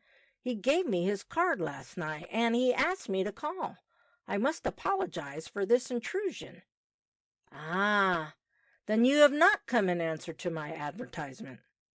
"Advertisement? What advertisement?" "I inserted one in the Times a couple of days ago. It was for a confidential secretary, and I have already interviewed more than a dozen applicants for the post, but unfortunately none of them appear to be suitable. Will you take a seat? I have only recently come out of a nursing home after a severe operation, and it tires me to stand for any length of time." Clayton sat down upon the nearest chair. He was glad of this excuse to give him time to collect his thoughts. If this man was Christopher Moreland, as he had every reason to believe was the case, what had happened to the dwarf whose card bore the address at which he found himself? Although his brain was perfectly clear, he could not understand the position at all. "I have not come to answer any advertisement," he said. "I was given a card last night by a stranger who asked me to call at this address." He paused, and it was some time before he continued speaking. "I regret I cannot give you the circumstances under which your card was, doubtless by mistake, handed to me. I can only repeat my regret at having troubled you, and take my leave." He rose in some confusion as he spoke, but Moreland put out a thin hand with a gesture of restraint. "Please do not go. This situation interests me, and I should like, if possible, to hear more about the cause which has brought it about." Clayton shook his head, though he resumed his seat as he did so. "I am unable to enlighten you upon that matter," he said. "It is a private and personal affair which concerns myself only." Moreland accepted the refusal with a smile and did not press the question. "Have you got my card with you?" "Yes, it is here in my pocket." "Will you allow me to see it for a moment?" "With pleasure. In fact, I think I had better leave it with you, as I have no further use for it." Clayton felt in his pocket for the card and produced it without delay. He handed it to the man in front of him, but as he did so, another card of equal size and shape slipped from beneath it on to Moreland's knee. As he leaned back upon the sofa, he held two cards in his hand, and was looking at them attentively. "The mistake you have made is easily explained," he said with a laugh. "These cards have become stuck together. One of them is undoubtedly mine. The other belongs to somebody else." He gave the second card back to Clayton as he spoke. The pleasant smile had left his face, and his features had formed themselves into a curious, mask-like expression. "I see it belongs to my neighbor here, who occupies the flat opposite to this one." Clayton was looking curiously at the second card, upon which he read the following name and address: "Mr. Edwin Harris, 5, Acton Chambers, Ryder Street, Piccadilly." "Do you happen to know this person, Harris?" he asked after a pause. "Yes, I know him slightly," Moreland replied with a grim smile, "but we do not often meet. He is somewhat eccentric in his manner and appearance." "Eccentric? I should not use so complimentary a term to describe him. I have seen little enough of the creature, but the impression he gave me was that he was more devilish than human." Clayton suddenly checked himself, fearing that he had already said more than was wise under the circumstances. Fortunately, his host did not seem to notice the warmth of his words. He merely shrugged his shoulders and shifted his position upon the sofa. "I conclude from the mistake that has been made that you have got an appointment with Mr. Harris today," he said. "He must have forgotten all about it, for I saw a notice upon his door this morning to the effect that he was going out of town and would not be back till late in the evening." "Then I shall have to return here after dinner, that is all," Clayton said as he rose for the second time to take his departure. "It is important that I should see him as soon as possible. By the way, are you at liberty to tell me anything about him? What is your opinion of the man? What sort of life does he live? Do you think he is diseased in his mind as well as deformed in his body?" "You are asking a lot of questions, Mr. Clayton, and I should have no objection to answering them had I the power to do so. This will sound all the more strange when I tell you that the man Harris is, in a way, my tenant." "Your tenant?" "Yes. The flat in which he now lives was originally occupied by a friend of mine who died suddenly a year ago. His death was a great shock to me, and in a moment of somewhat hasty sentiment, which I confess I have never regretted, I took over his lease from the landlord of this building. I did not like the idea of the rooms he had occupied being tenanted by some noisy and perhaps undesirable person. Most of the chambers in this neighborhood are, as you know, occupied by unmarried men, and some of them would not be pleasant neighbors for an invalid like myself. The rooms had not been vacant more than a week when I got a generous offer from Harris, and he became my tenant. As I have already told you, I have no cause to regret my action." "But surely you could not have a more unpleasant neighbor." "If you judge from his appearance, you are right. But that was the chief reason why I accepted his offer.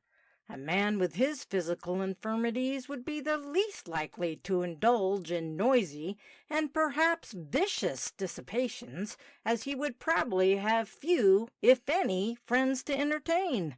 My surmise has proved correct. I admit that his personality is not an attractive one from an artistic point of view, but he keeps entirely to himself and has no visitors. I do not think I have met him more than half a dozen times since he has been here." "But what sort of life does he live?" "As far as I know, it is the life of a recluse. He keeps no servants, and only leaves his rooms when other people are in bed, or when there is the least likelihood of his appearance being noticed. From my point of view, he is an ideal tenant and neighbor."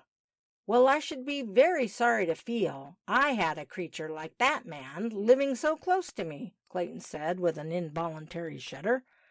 "But I have detained you too long, and I have a busy afternoon before me. Please accept once more my apology for this intrusion, and my thanks for your courtesy in seeing me." They shook hands, and Moreland led the way to the door. As his guests passed on to the outside landing, he pointed to the door facing the one where they stood. Upon it was fastened a small, square sheet of paper. "This is our friend's notice," he said. "You can read it for yourself. If you would like to leave any message with me as to the hour when you will call again, I shall be glad to send my servant with it as soon as Mr. Harris returns." "Many thanks," Clayton replied cordially. "That would be very kind of you, as I should be sorry to miss him a second time. I shall come round at about 10 o'clock tonight. I want to get the interview over as soon as possible. Good day." "Good day. Then I will send a message to that effect this evening after dinner. I ought to find him all right. You will call at 10 o'clock." As Clayton stepped out into the street, he unconsciously muttered 3 words. "The mystery deepens." End of chapter 5.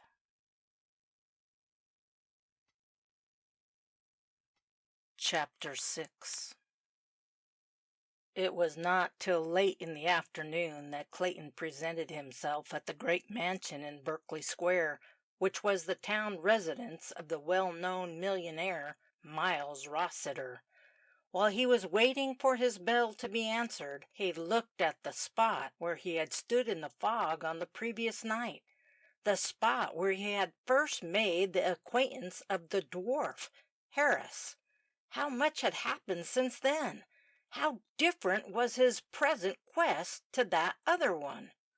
Past experience had taught him that this was the most likely hour to find Miles Rossiter at home, so he had taken the precaution of leaving a note earlier in the afternoon, requesting an interview upon a matter of urgent private business. Hidden in an inner pocket of his coat was the parcel containing the diamonds. During that day his hand had often been pressed to the side of his chest to make sure that they were safe, and more than once had he congratulated himself that they had not left his possession when he had expected to be again confronted by the dwarf in Moreland's flat. The risk would have been obvious. Then the door opened, and a powdered footman in livery stood upon the threshold. "Is Mr. Rossiter at home?" "Yes, sir. I think he is expecting you. Will you step this way?" Clayton followed the man across the hall and into the familiar study, where he had so often enjoyed a cigar and the port of a priceless vintage with his wealthy host. He wondered if he would have the delight of seeing Verna Rossiter upon this occasion. He felt that he deserved such a reward, for had he not brought back to her parent that case in his pocket? The jewels must in some way be connected with him, and, but for his own good luck, might never have been restored to their owner. He had not long to wait, for in a few moments Miles Rossiter entered the room. Clayton at once noticed the expression upon his face, which was neither pleasant nor friendly. The millionaire motioned to his guest to a chair, and Clayton saw that no hand was held out in greeting. As soon as they were seated, the elder man opened the conversation, and the tone of his voice was not conducive to the exchange of friendly confidences.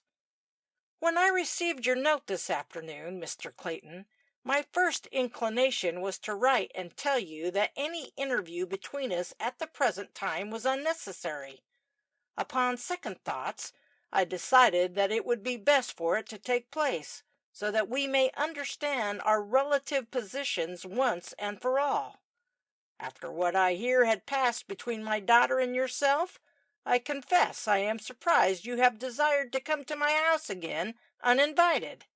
Although I am grateful for the assistance you were once able to render me, I regret to find you have taken advantage of that hospitality which was so freely offered and accepted. I understand that Verna has written you a letter which will at once put an end to any thoughts you entertain with regard to a possible marriage with her. I must honestly tell you that such a union is impossible, and that, even if it were so, it would not meet with my approval." After this pompous and verbose speech, Miles Rossiter sat back in his chair and stared at his guest, waiting to hear what he might have to say. Clayton, whose temper was easily roused, leaned forward with a flush upon his face. He was indignant both with the tone and manner in which he was addressed. "My visit this evening has nothing whatever to do with your daughter," he said coldly. "I have received the letter to which you refer, but it has no connection with the object of my presence here now." "Then to what do I owe the honor of this visit?" "To a matter which personally concerns yourself." "Myself?" For an instant the cold eyes of the millionaire drooped before the gaze which was fixed upon him. Clayton had made up his mind to say nothing about the events of the last 24 hours. That midnight conversation with the dwarf in his rooms had proved that there was some illicit tie between these men, and he was determined not to involve Verna's name in the affair. He was present upon this occasion for one purpose only, and that was to find out if the jewels in his pocket belonged to her parent, and if so, to return them. "I am afraid I do not follow you," Rossiter said, after a pause. "You say that you have called here upon a personal matter which concerns myself? If this is the case, I must tell you at once that our interview is at an end. A man in my position is often solicited for interviews which only concern himself, and my experience has taught me they have only one common object in view." Clayton reddened with suppressed anger. "And what object is that?" "Blackmail." Clayton sprang forward with an oath upon his lips. "Look here, Mr. Rossiter," he said, "there is never smoke without fire, but I should have thought that, with so much experience as you appear to have had, you might be able to distinguish between those persons you have cause to fear and those whom you have not." Miles Rossiter shifted uneasily upon his seat, and his eyes sought every part of the room except the one where sat the man who confronted him. "What is the object of your visit here this evening?" he asked. "I have come to return to you something which I believe you have lost." "I have lost nothing. To what do you refer?" "I refer to a necklace of diamonds which has been found with your card attached to the case." Miles Rossiter started visibly, and for an instant his gaze flickered toward the chair upon which Clayton sat. "Then they were found?" he exclaimed in a questioning voice. "Where?" "They were found last night in a cab." "Who found them?" "I did." "You?" The burly figure of the millionaire leaned forward, and Clayton saw that his hands were trembling upon the arms of the chair where they rested. "Yes, I found them. It was quite by chance. You remember there was a heavy fog last night? I got into a cab which happened to stop outside the restaurant where I had been dining. I found the parcel upon the seat and put it in my pocket. I did not examine it till later, and then I found your card with the jewel case." "Did you see who got out from the cab?" "No. The fog was too thick, and I was in a hurry.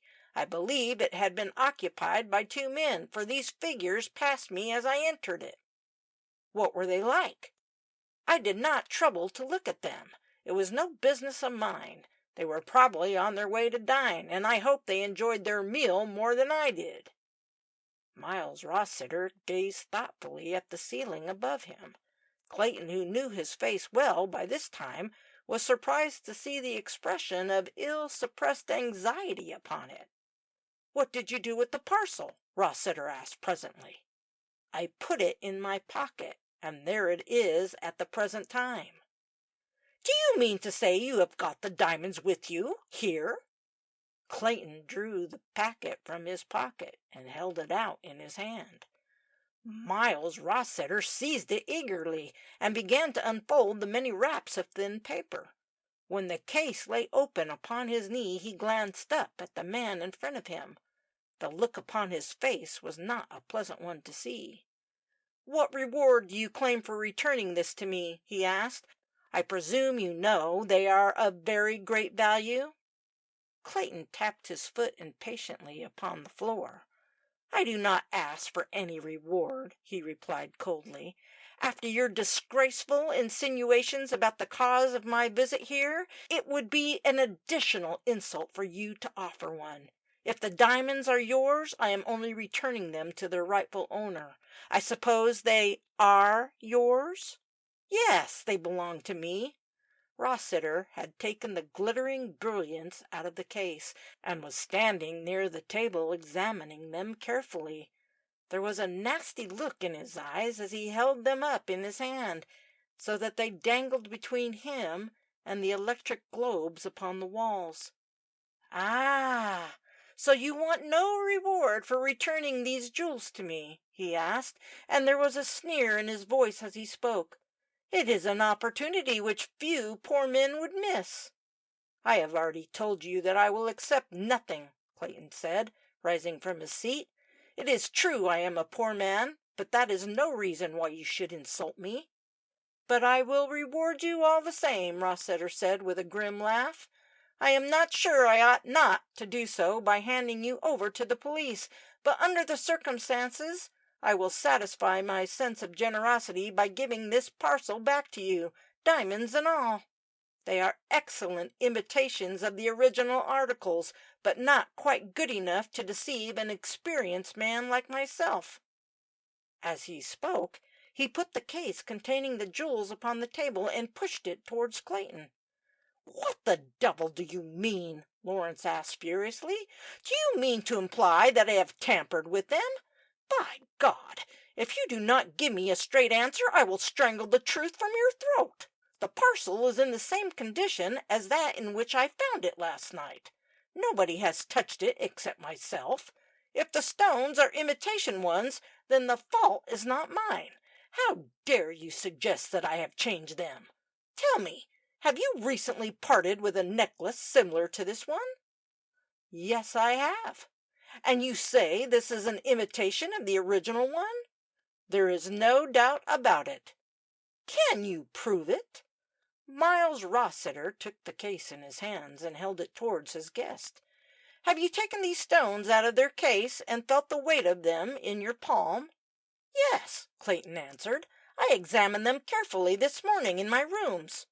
"I presume you have no knowledge of the relative weight of diamonds of this size?" "None whatever, but the necklace seemed to be exceedingly heavy for the number of stones it contains." Rossiter lifted the glittering article from the case and handed it to the man in front of him. "Do you call that heavy?" he asked. Clayton took the brilliants in his hand. As his fingers closed round them, he almost dropped them in amazement. They were as light as tinsel. "My God!" he gasped. "What devil's trick is this? You are right. They are not the stones I found last night. Yet they have been in my pocket ever since, and nobody could have changed them without my knowledge. Look, there is your own card among the paper. That is sufficient proof that the parcel has not been tampered with. I swear nobody has either seen or touched them except yourself," Rossiter added, with an ugly look in his eyes. "Confound you!" Clayton exclaimed angrily. "So you suspect me of changing them? Had that been my wish, I should neither have known how to do so, nor should I have had the time. Besides, certainly I would not have brought them back to you." He hesitated and looked nervously round the room. "There is only one man who could have done this thing, and I would not trust him in heaven or in hell." "Is he a friend of yours?" Rossiter asked, and the sneer lengthened upon his lips. "If, as you say, the case has not been out of your possession since the time you found it and the present moment, I can think of nobody who could have changed it except yourself." For a moment it looked as if Clayton was going to strike the man who stood so cool and provocative before him, but the upraised arm fell to his side. He suddenly remembered that he was talking to the father of the girl he loved. "Look here, Mr. Rossiter," he said, "you have insulted me more than once tonight. Let us play the straight game with each other, if you are able and willing to do so. I do not want to harm you, but, by God, your life is not worth a moment's thought if you continue to adopt your present attitude towards me." He pointed towards the case which lay among the paper upon the table between them. "I found that parcel last night in a cab, and I have come here now to return it to the man I presume to be the rightful owner." "They are not diamonds," Rossiter said coldly. "They are not worth the case they are in." "And I maintain that it has not been touched since it first came into my possession," Clayton said quickly.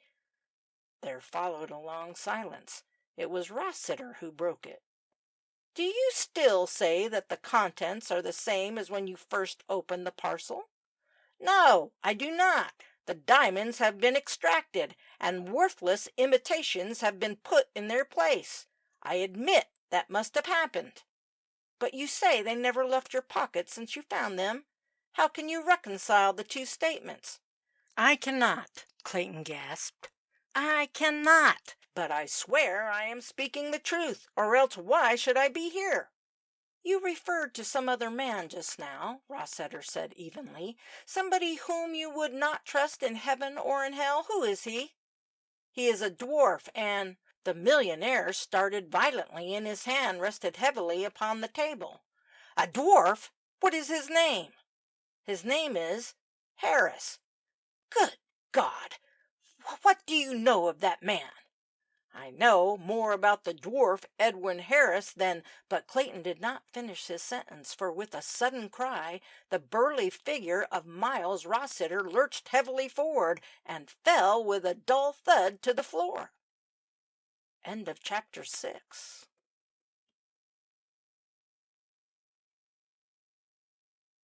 Chapter 7. As soon as Clayton had summoned Rossiter's valet and sent for a doctor, he left the house and walked back through the crowded streets to his own rooms. He did not notice the shrill cries of the paper boys, nor did he pause to look at the glaring posters of the evening papers which were displayed at most of the street corners he passed. Had he done so, he would either have heard or read the news that a mysterious murder had been committed and discovered in the temple, and would instantly have bought one of the halfpenny sheets. The information was conveyed to him in quite a different and less pleasant manner, for upon reaching his home he suddenly came face to face with a constable in uniform, who at once asked for his name. "I am Mr. Lawrence Clayton," he replied. "Have you any information for me from the police station?"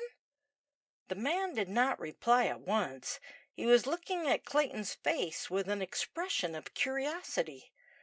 "I should like a few words with you, Mr. Clayton," he said in a gruff voice. "May I accompany you to your rooms upstairs?" "By all means, come this way. Have you been waiting here long?"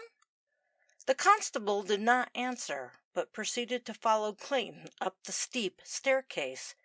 As soon as they reached the upper landing, and he entered the rooms, he turned to the man beside him. "I must ask you to come with me to the station at once, sir," he said. "A discovery has been made which seems connected with the statement you made to the police last night, and your presence is required there." "What is the discovery?" Clayton asked, and the constable did not fail to notice the relief which was expressed in his voice. "Has the body been found?" "Well, sir, a body has been found." "Where?" It was discovered by the caretaker here this afternoon when she entered the unoccupied rooms on the ground floor. But I would rather you ask me no questions, sir. They will be able to give you all the information you require at headquarters. Are you prepared to go there with me now?" "I am entirely at your service," Clayton replied. "The sooner we get to the bottom of this business, the better I shall be pleased. Where is the body?" "It has been taken to the mortuary and is lying there now." In less than half an hour Clayton had viewed the corpse.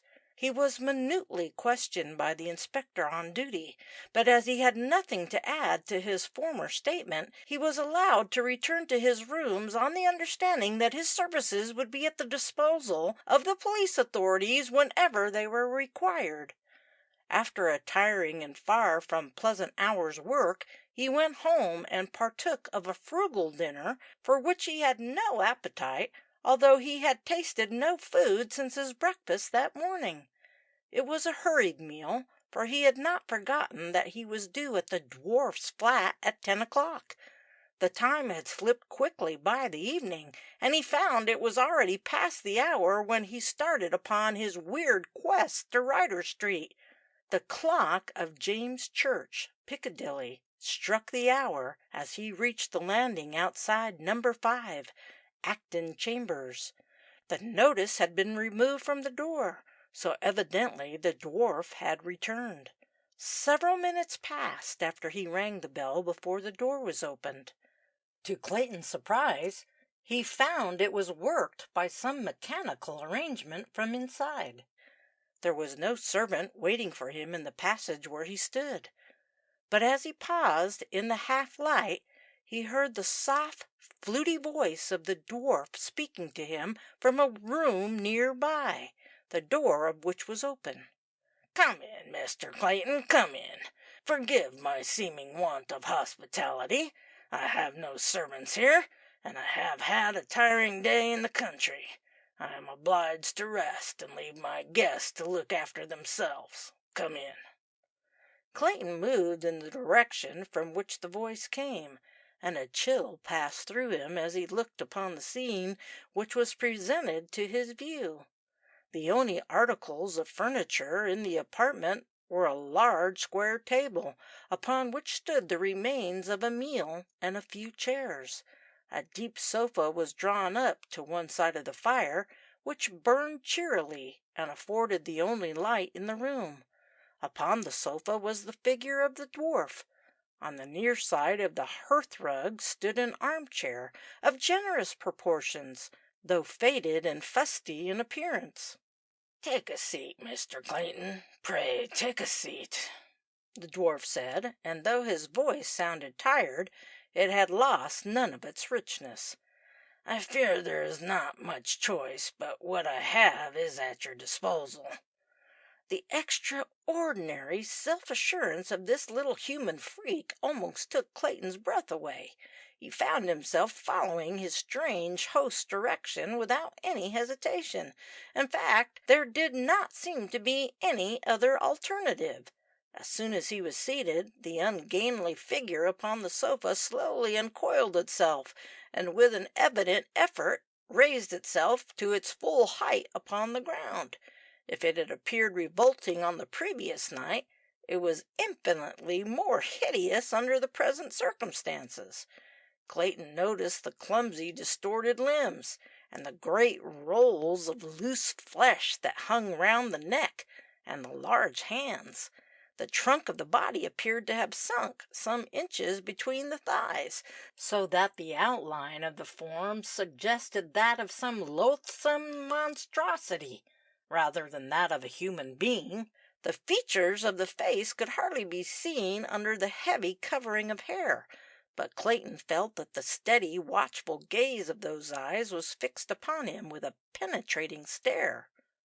The figure shuffled uneasily to the table, at the far end which were a decanter, a siphon, and some tumblers.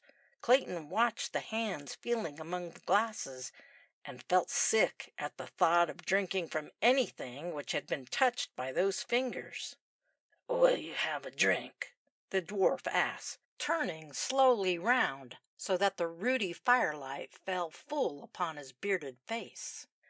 "You have had an anxious time lately, and a little stimulant would do you good." "No, thank you," Clayton replied.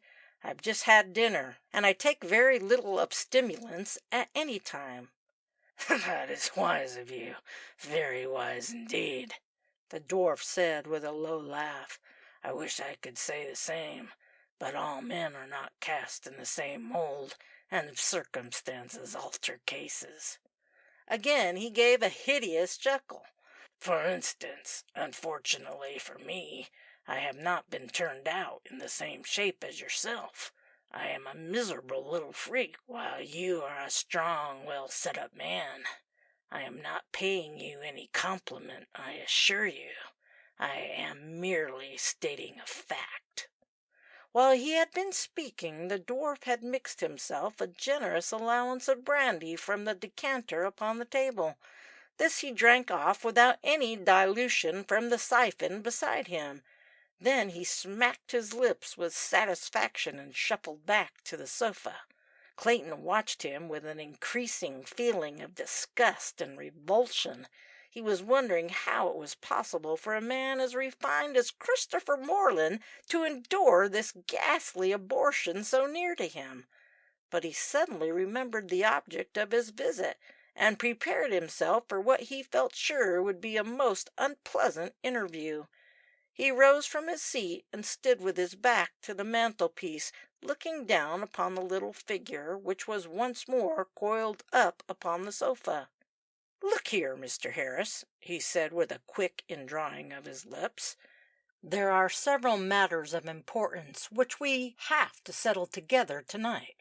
I am not a man of many words, and I shall be obliged if you will give me straight answers to my questions." "Your manner and mode of expressing yourself are hardly as friendly as I could wish them to be," the dwarf said gently. "I cannot imagine what can be the matter of importance which you are so anxious to discuss, unless it is the one which I took the liberty of mentioning to you last night when we met in Berkeley Square." "You know perfectly well to what I refer," Clayton said. "I fear you have me at a disadvantage. I gave you my card last night, and expressed a hope that you would call and see me upon a matter which I thought might prove to be to your interest. Beyond that fact, I cannot recall any other subject of conversation between us worthy of our consideration here tonight." "Have you forgotten what happened after our meeting in Berkeley Square?" Clayton asked. "Have you forgotten how you followed me to my rooms, and there found me alone with the body of an unknown man? Have you forgotten the bribe you offered me for my friendship if I accepted yours? Have you forgotten that I left you alone in my chambers with a corpse, and that when I returned I found these chambers empty? Good God! Have you forgotten all that?" The figure upon the sofa squirmed slightly, and the hairy face was lifted for an instant above the heavy clothes. "My dear Mr. Clayton, with all due respect to you, I think you have been drawing too freely upon your imagination. What did you eat and drink last night?" "Drink be damned!" Clayton exclaimed angrily. "You know perfectly well that what I have told you is the truth." The heavy head upon the cushion moved slowly from side to side. "I regret to say I know nothing of the kind. It all sounds very interesting, and not without a touch of the picturesque, but I have not had the pleasure of seeing you since we parted in Berkeley Square. All this story about our meeting in your rooms and finding a corpse there is surely a creation of your imagination." "It is nothing of the sort, and you know that as well as I do," Clayton said. "It is easy enough for me to prove the truth of what I say." "Then I wish you would kindly do so," whispered the soft voice from the sofa. "It would save us much time and misunderstanding." Clayton began to pace up and down the room in deep thought. He knew that the eyes of the dwarf were watching his every movement, and he tried his best to marshal the facts of his case in a way that would leave no cause for doubt. His mind was vigorous and alert. He remembered each detail of the past night with perfect clearness, But the more he considered his position, the more he realized that he could offer no evidence in support of the assertions he had made. The whole situation was improbable. He could not produce one single witness to verify the fact that the dwarf had actually visited his room after they had parted outside Miles Rossiter's house. "I am still waiting for some proof of the statements you have just made," Harris said, "though we are both aware that the whole story is a fabrication." "That is a lie." Again the dwarf shifted his position and rearranged the cushions behind his head. "Well, then, let us leave it at that," he said gently. "It will be best for our mutual convenience and satisfaction. Let us now turn our attention to the object of your visit here tonight. That is a matter of far greater interest and importance than the after-effects of dreams that are due to indigestion or other causes." "Damn you!" Clayton exclaimed. "What do you mean?" "I refer to the disinterested motive which prompted me to ask you to call and see me. If you want a pleasant job, and a paying one, I think I can put it in your way." "And your price?" The heavy, distorted shoulders were raised in an apologetic movement, but the eyes of the dwarf did not for a moment leave the face of the man who confronted him. "I only ask for your friendship and your implicit obedience to my wishes," was the answer. "It is very little to ask, for I shall have but small need to claim your services." "What is your offer?" "That you apply for the post of secretary to Mr. Christopher Moreland, who lives in the flat opposite to this one." "Why do you want me to do this thing?" "Because I am anxious to be your friend." "Then I refuse," Clayton said coldly. "I have no wish to be your friend, nor do I ever want to set eyes on you again.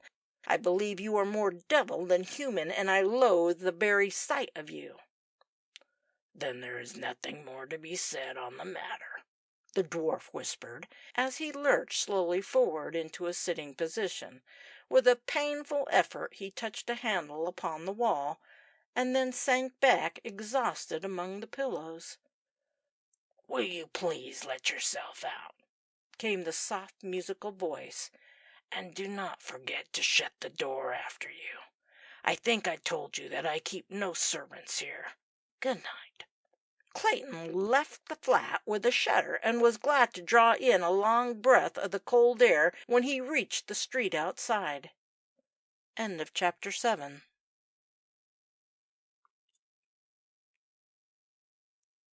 Chapter 8. During the next few days, Clayton suffered from what might, with reason, have been called a nervous breakdown, which was evidently due to a reaction from the strain he had endured during the events narrated in the preceding chapters. He kept entirely to his rooms, only leaving them to attend the inquest upon the body of the dead man. The result of the keen interrogations that were then put to him only added to the mystery. The verdict of the jury was an open one, namely, that death had occurred under suspicious circumstances and from causes unknown. The post-mortem examination produced no evidence as to how the man had come to such an end. The medical opinion was that he was in robust health at the time of his decease, and no trace of organic trouble could be found in his system. It was also proved that he had not died in any kind of fit, nor was there any mark of violence found upon the body. Although the police gave no credence to Clayton's story about the dwarf's visit to his rooms, yet the most searching inquiries failed to explain how the body came to be discovered in the unused chambers of the same building. Supposing Clayton's statement was correct, how was it possible for anyone to escape from a room upon the 3rd floor, the door of which had been doubly locked?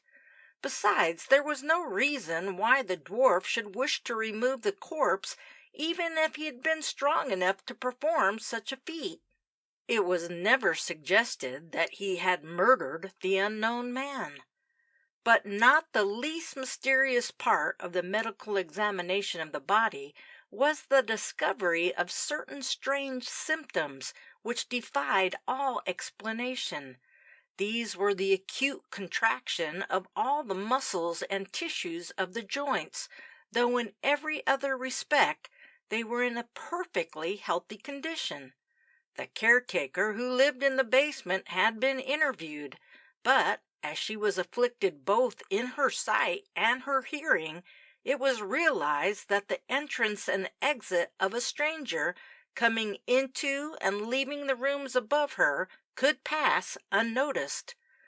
Photographs of the dead man's face were freely circulated in the London and provincial papers, but no relatives or friend came forward to claim him. Clayton's explanation of this fact to the police was that the contraction of muscles which had taken place after death had so altered the expression of the face that the likeness would probably not be recognized. On being closely questioned if he would swear that the corpse was the same as the one he stated he had found in his own room, Clayton was obliged to confess that he was not sufficiently clear upon the point of identity to do so upon oath. He had only seen the body once, and the shock had been such a severe one to him that he could only say that, in view of the other circumstances of the case, he had every reason to believe it was the same man. The proceedings did not excite much public interest, and the press soon found some more popular and sensational information to give its readers.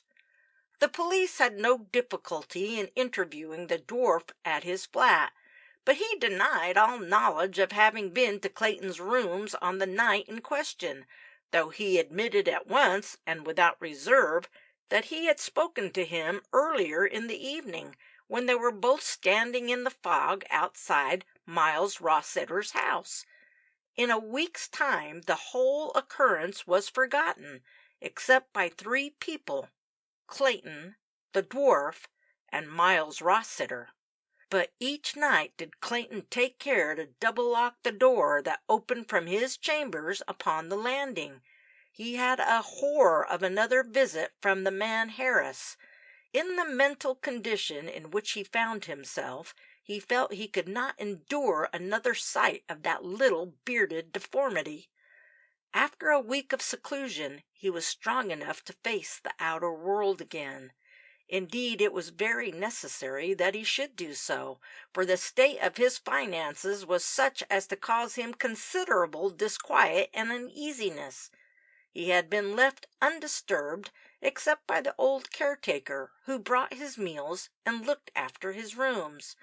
Not a single client had been near him, and his position was becoming a desperate one.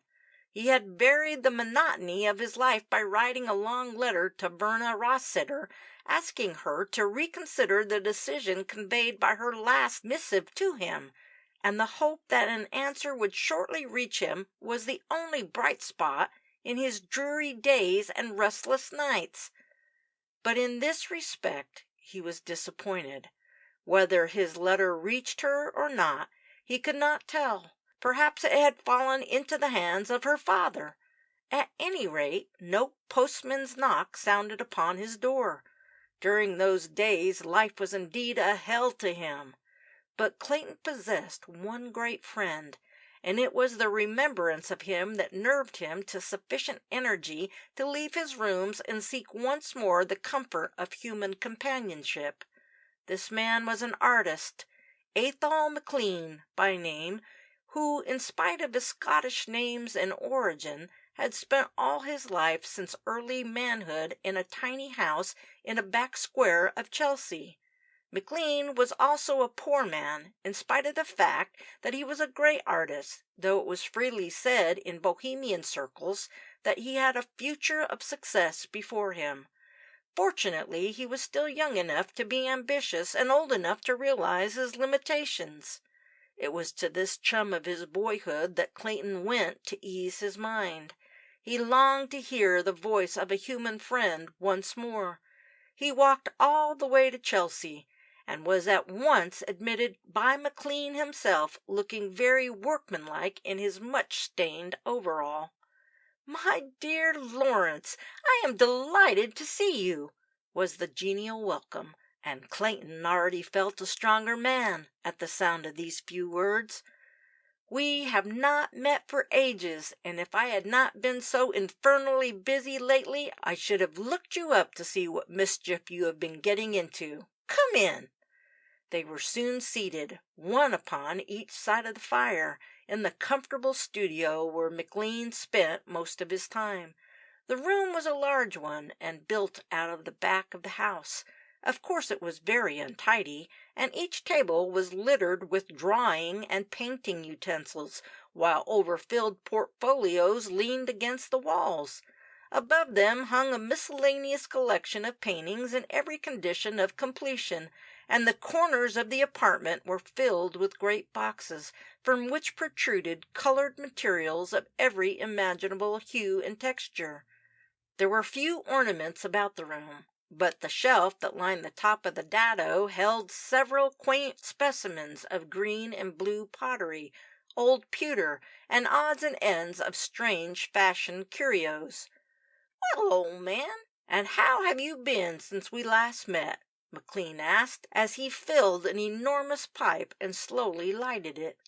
"Have you at last come to tell me that you are appointed Lord Chancellor, and I am to be offered the post of President of the Royal Academy? By Jove, how I should clean out that stable if the job came my way. Have a drink?" Clayton shook his head, and took a cigarette from the box upon the table beside him. "I have been having the hell of a time," he said. "The devil you have! Well, now that I have come to look at you, you do not seem to be quite up to concert pitch. What has been the matter? Come, if you want to have a mental and a moral spring cleaning, this is your chance." Clayton smiled, but there was little of mirth in his look. "I want a friend," he said in a low voice. "That is why I have come to you." "And you have come to the right man," Athol exclaimed, as his face became suddenly grave. "We are old pals, Lawrence, and you must tell me just as much or as little as you like. I cannot offer you more than my friendship, for I have nothing else to offer. But anything I can do for you, old chap, well, you know the rest, and by God, I mean it." McLean rose from his chair with outstretched hand, and Clayton took it in a firm grip. "I know that," he said rather huskily. "That is why I am here. Men are so damned selfish when they are in trouble. They want all they can get, and more. They want all they can get at any time, whether they are in trouble or not," the artist said dryly, as he resumed his seat. "At least that is my opinion, and it is founded upon many years of pretty varied experience. Now, Lawrence, out with it. Let me hear all you have come to tell me." So there, in the dim light of the softly shaded studio, Clayton told the story of the mystery which had filled his life during the last couple of weeks. He was careful to omit no single detail.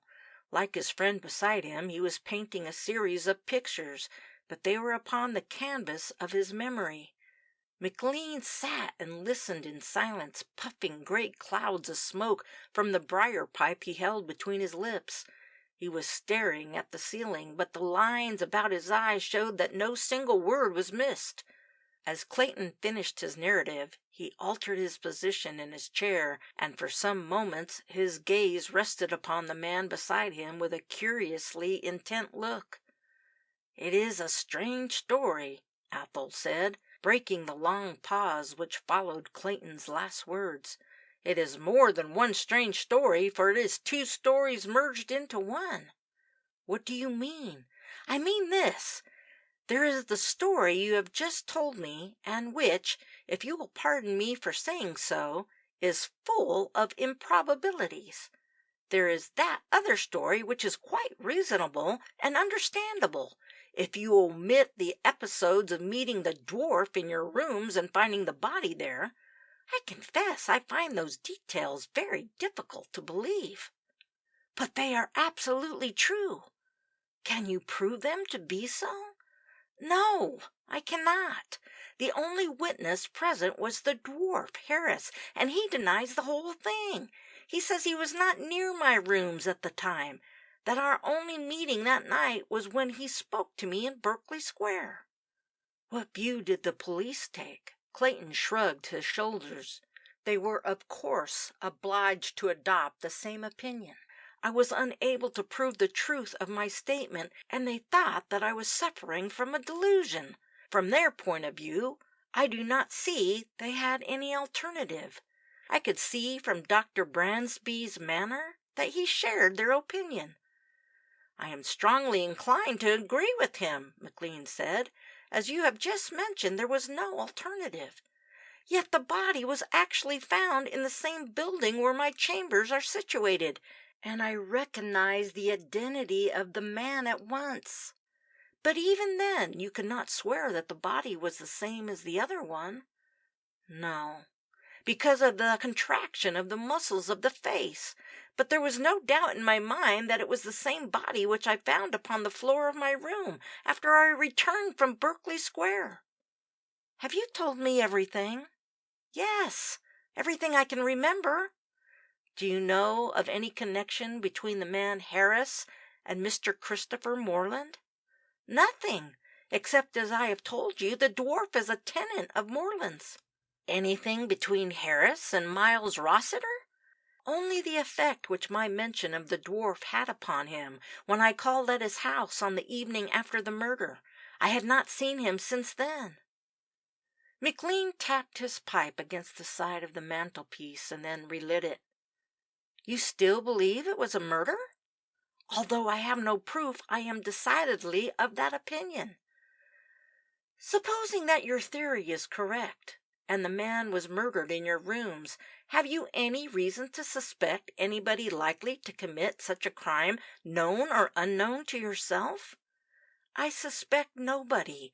The man lay dead in my chambers, and I believe he met his death by foul means. Otherwise, why should he be there? As the police have failed to find any clue to the mystery, it is not likely I should do so. But was there any clue to follow? None whatever, so far as the perpetrator of the deed was concerned. The verdict at the inquest was an open one, and even the jury, after hearing all the evidence, were unable to give a definite statement as to the cause of death. So it may not have been a murder after all. My dear Ethel, how did that body get into my rooms, and for what purpose? How was it removed to the empty chambers downstairs, and by whom? There are dozens of questions I could ask, and which at present cannot be answered. If it was not murder, it was suicide, or a sudden death of some sort. Cannot you see the hopeless tangle of facts which cannot be explained? McLean nodded his head thoughtfully. Granted, but this is presupposing that your story regarding the presence of the dwarf and the body in your room is true. I do not want in any way to cast unfair doubt upon the accuracy of your statements, but I am still inclined to agree with the police and Dr. Bransby. Do you mean to suggest I was lying all through my evidence, both before and after the inquest? No, I do not. But I think you were very highly strung at the time, and that what you honestly think took place never occurred at all. But I am prepared to swear it did take place. The artist turned a critical glance upon his friend. Even in the half-light, he could see how desperately worried and ill he looked. Look here, Lawrence, have you come to ask for my advice? Yes. Then it is that you should try and forget the whole thing. Don't let it bother you, man. Come out of your shell and take some interest in life. Why not go in for that job of Christopher Morland's? It may turn out a good thing, and it would anyhow be better than the existence you are living now. Why, if you go on brooding over this wretched affair, you will either be in a madhouse or in the Thames before the month is out. The game is not worth the candle. Take my word for that. You have evidently had a shock, and a nasty one too, but I think it is far more due to the letter you received from Miss Rossiter than to any visits from dwarfs and uncomfortable corpses. Look here, what are you doing tomorrow afternoon?" "I am doing nothing. I tell you, I have no engagements, professional or otherwise, and I am going to the devil as fast as I can." "Then you had better alter your line of route as soon as possible," McLean said.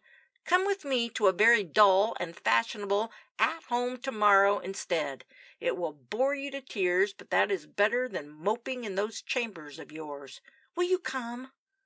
"I do not mind going with you," Clayton replied, "but I certainly shall not go by myself." "Good. Then that is settled.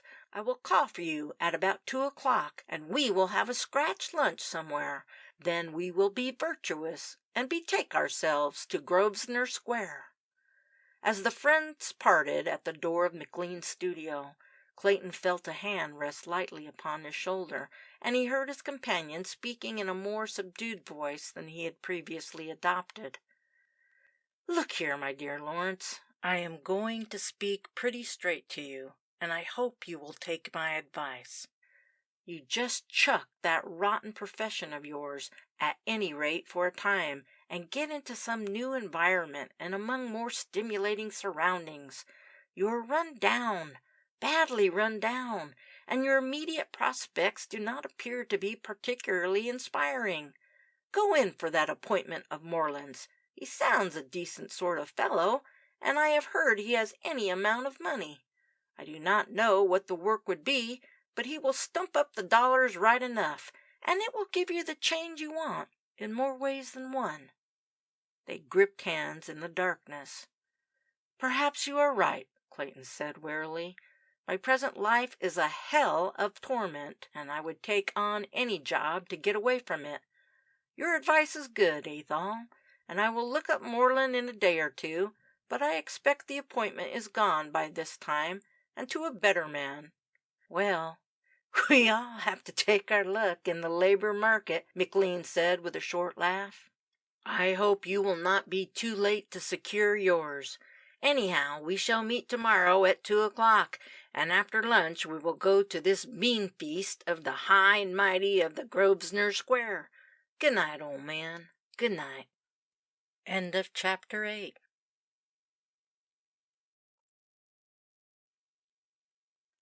Chapter 9.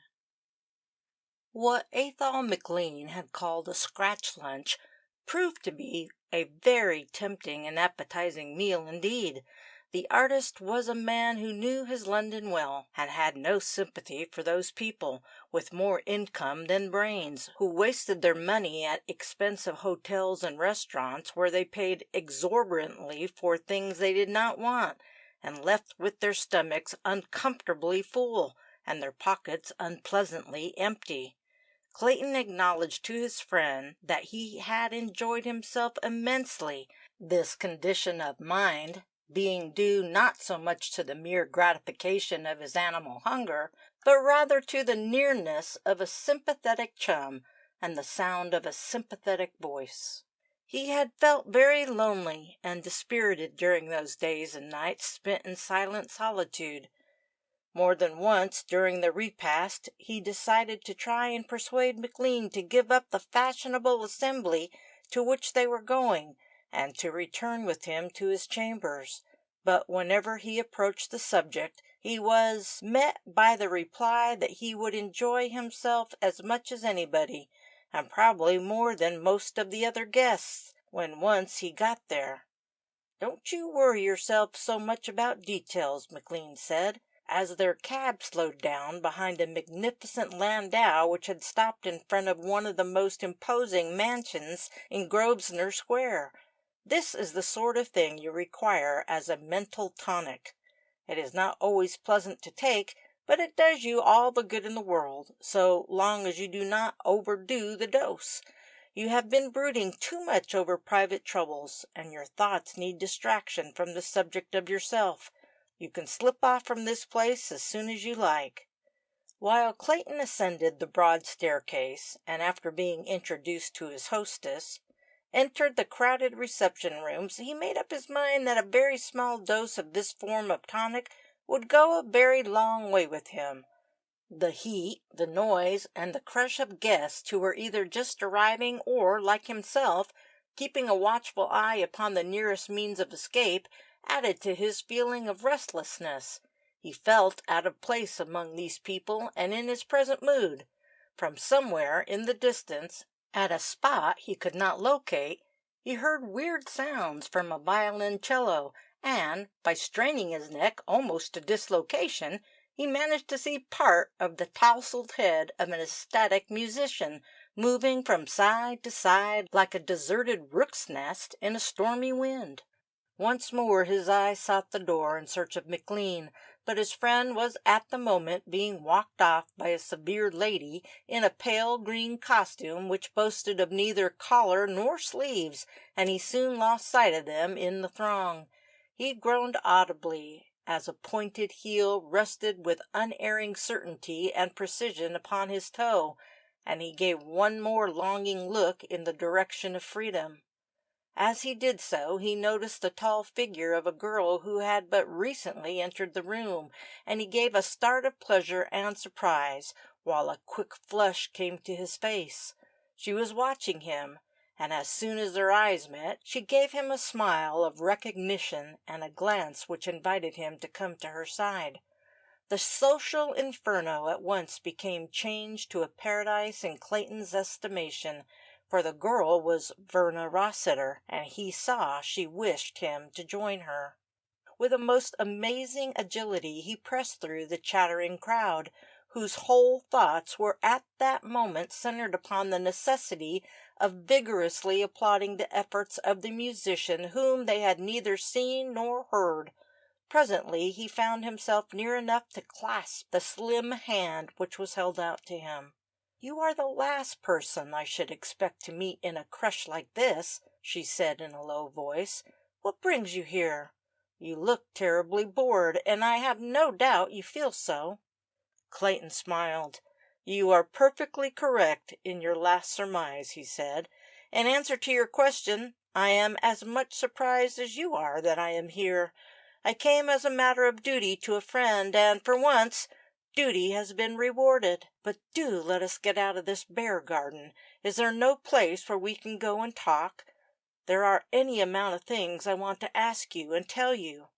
She led the way out onto the crowded landing, and they slowly made their way downstairs through the throng of new arrivals pressing upwards. After passing through a spacious apartment in which refreshments were being served to hungry and thirsty guests, they came to a door hidden from the public gaze by a tall screen.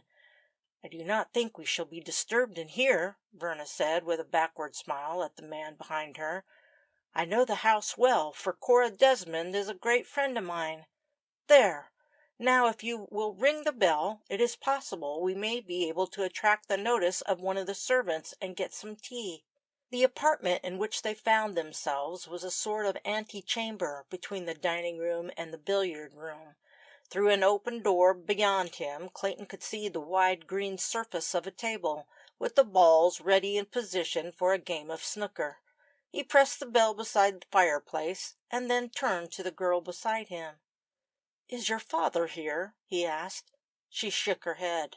"No, he has not been well for some days, and I have been very anxious about him," she replied. "He had a sort of fit about a week ago, and the doctor will not let him leave his room."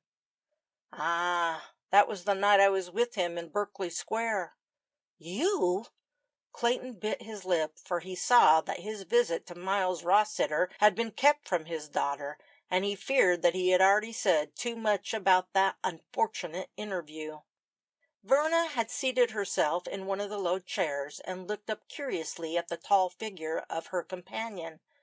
"I did not know that you had seen my father so recently," she said in a voice which invited some further explanation.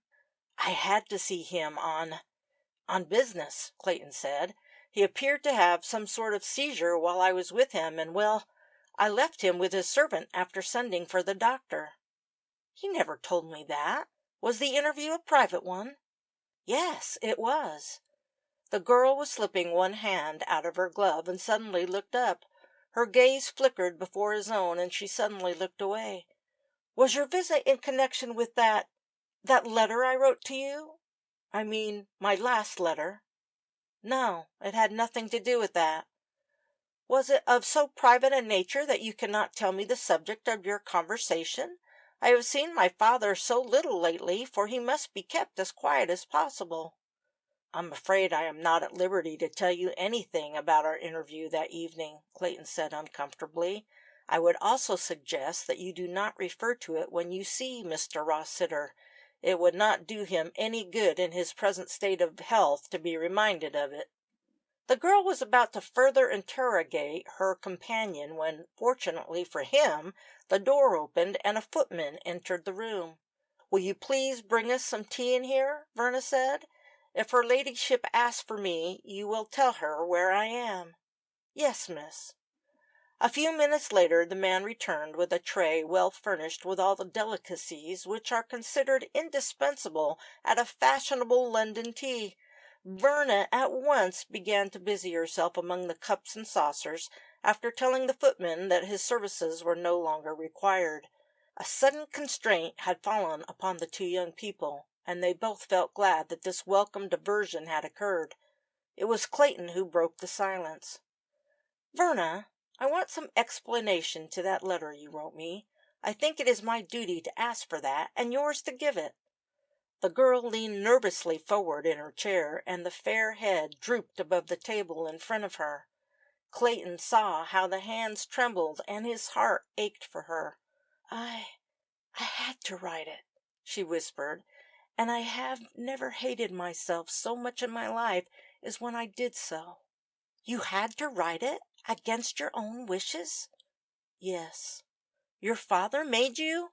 "Yes, he made me." "Why?" The head bent lower over the little table spread with delicate silver and china, and she did not answer. Clayton repeated his question. "Why did he make you do such a thing? Does he not know that we love each other, that you are more to me than anything else in the world?" Her answer sent the warm blood tingling through his veins. "I told him that I love you, and well, he made me write that letter. I have been miserable ever since." "But what was his reason, beyond the fact that I am a wretched pauper, and you are, or will be, a very rich woman? I do not want you for what you have got. I want you for what you are, for yourself. The great wish of my life is to make some home worthy of you, and to be independent of your father's wealth. You have everything to lose by marrying me. I have everything to gain if I win you. I hate the thought of your fortune, for it has always seemed to be the one barrier between us." He leaned over her. "Verna, my darling, if I can get that home, and if I ask you to share it with me, will you come?" She raised her hands to her face, and he saw that her shoulders shook with sobs. "No, no. Oh, it is impossible, quite impossible." "Why should it be impossible?" "Because my father tells me that I must marry another man." "Another man? Good God, is he going to sell you for a title?" "No, it is not that, not that. But I have no choice in the matter." "But why? This is a free country." "Not for me," she whispered. "Oh, do not ask me why I had to write that letter. The idea of it was hateful to me, but there was no alternative." Clayton stood staring down in silence at the figure of the girl. He could not see her face. He was almost glad that it was so. "It was torture to me to write it," she sobbed. "It was torture to me when I received it," Clayton said grimly, "and the thought of it has been torture to me ever since. There is only one excuse I can imagine for your father's conduct, only one." "And what is it?" "He is trying to shield his honor by sacrificing his daughter." As he spoke the words, Clayton was thinking of the bribe which had been offered to him by the dwarf. In some way it seemed that the man Harris had got Miles Rossiter in his power. She looked up, and her face was wet with tears. "I do not think that of him," she said, "though I know nothing about his business affairs." Clayton gave an impatient jerk of his head. "Is there any other man mixed up in this affair?" he asked. She turned away, and a look of horror came over her face as she did so. "Yes," she replied, "there is." "Have you met him?" "Yes." The word was whispered with a shudder. "Do you care for him?" "No. Oh, how I loathe him!" Then a ghastly thought came into Clayton's mind, a thought which made him feel sick with fear and disgust. Verna, he is not deformed, not a dwarf. She started violently. You must not ask me. I cannot answer you," she replied with a shiver. "Do you know his name?" Yes." "Will you tell it to me?" As she lifted her head, he could see the look of terror that lay behind the blue depths of her eyes. "I will tell you, if you give me your sacred promise that you will respect my confidence." Yes, I swear it. Verna, do not keep me in this suspense." "His name is Christopher Morland." Clayton sank back upon a chair. The dark clouds were closing round him very near. He felt the only thing he could do now was to leave himself in the hands of fate. End of chapter 9.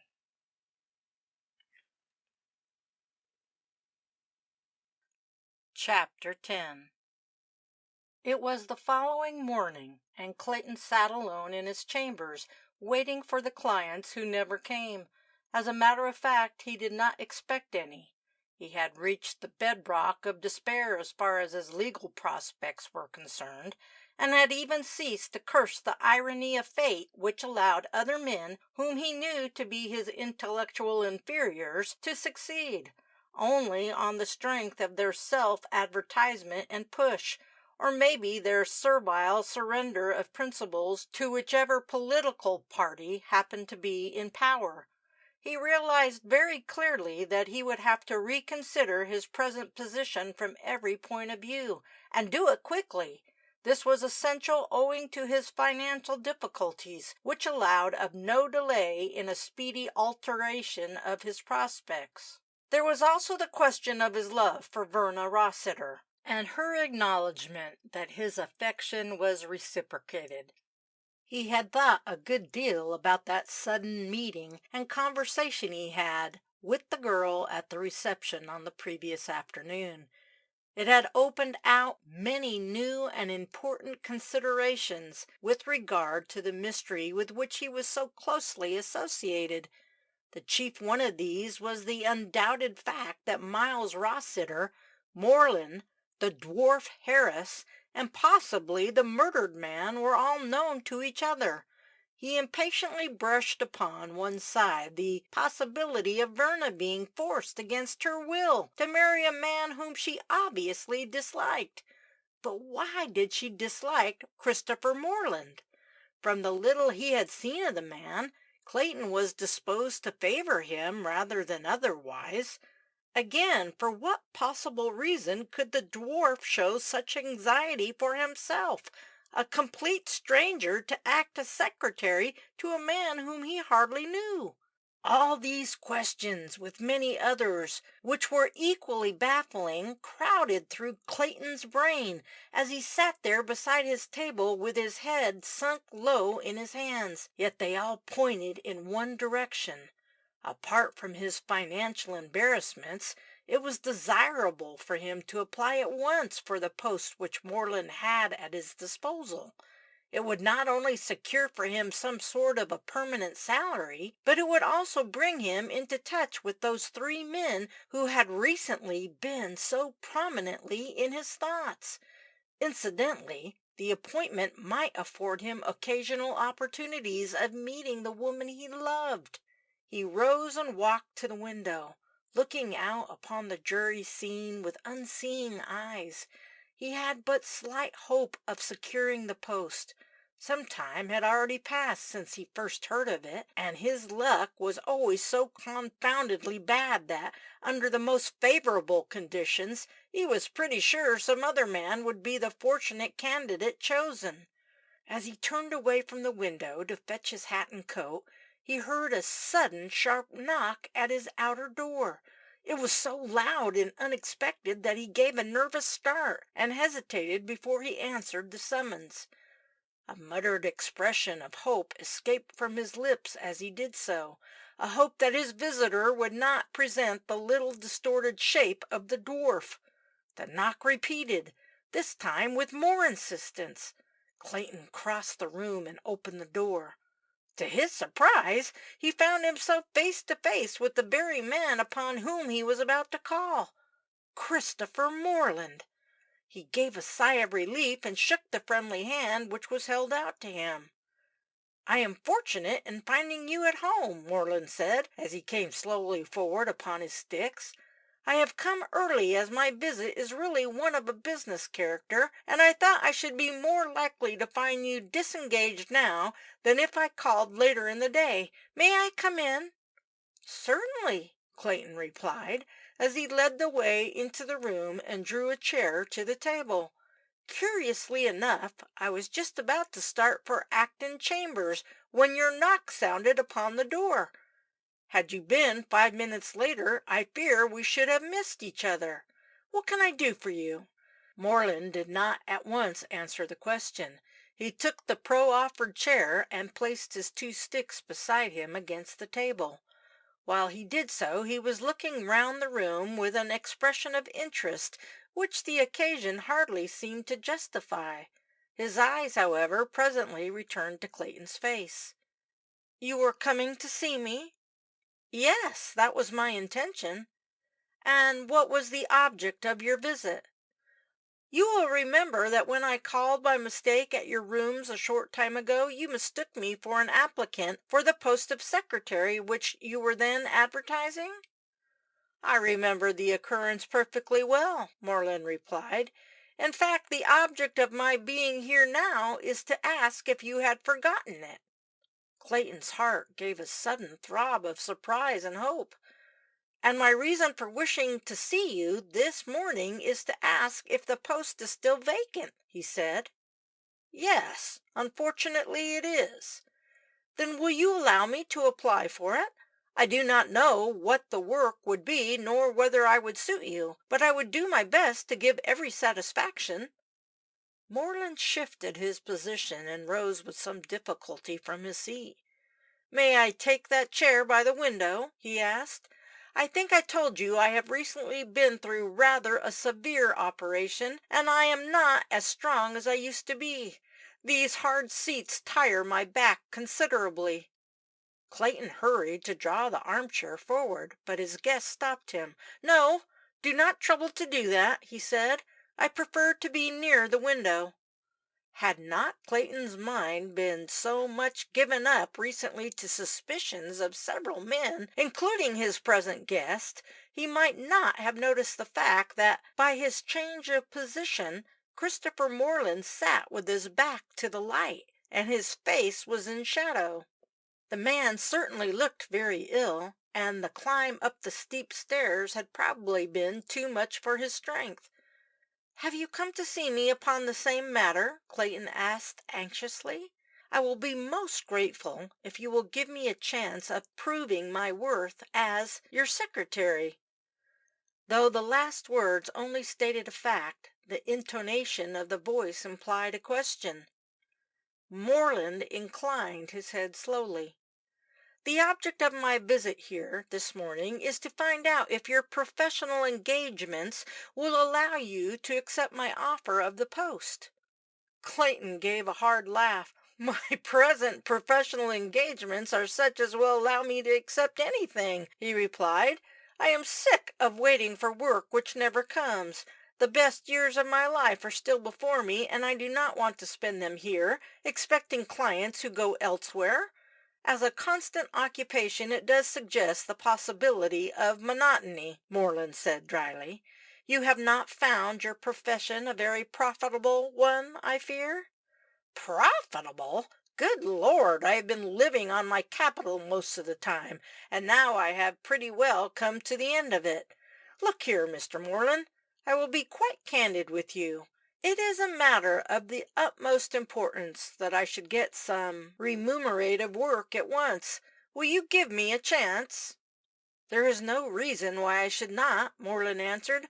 "But before I make you any definite offer, I should like to ask you one or two questions, and doubtless you will wish to know the nature of the work." "Certainly." Moreland extracted a small notebook and pencil from his pocket. Evidently he was a man of practical methods in his business affairs, yet that room of his into which Clayton had been was certainly not the room of a business man.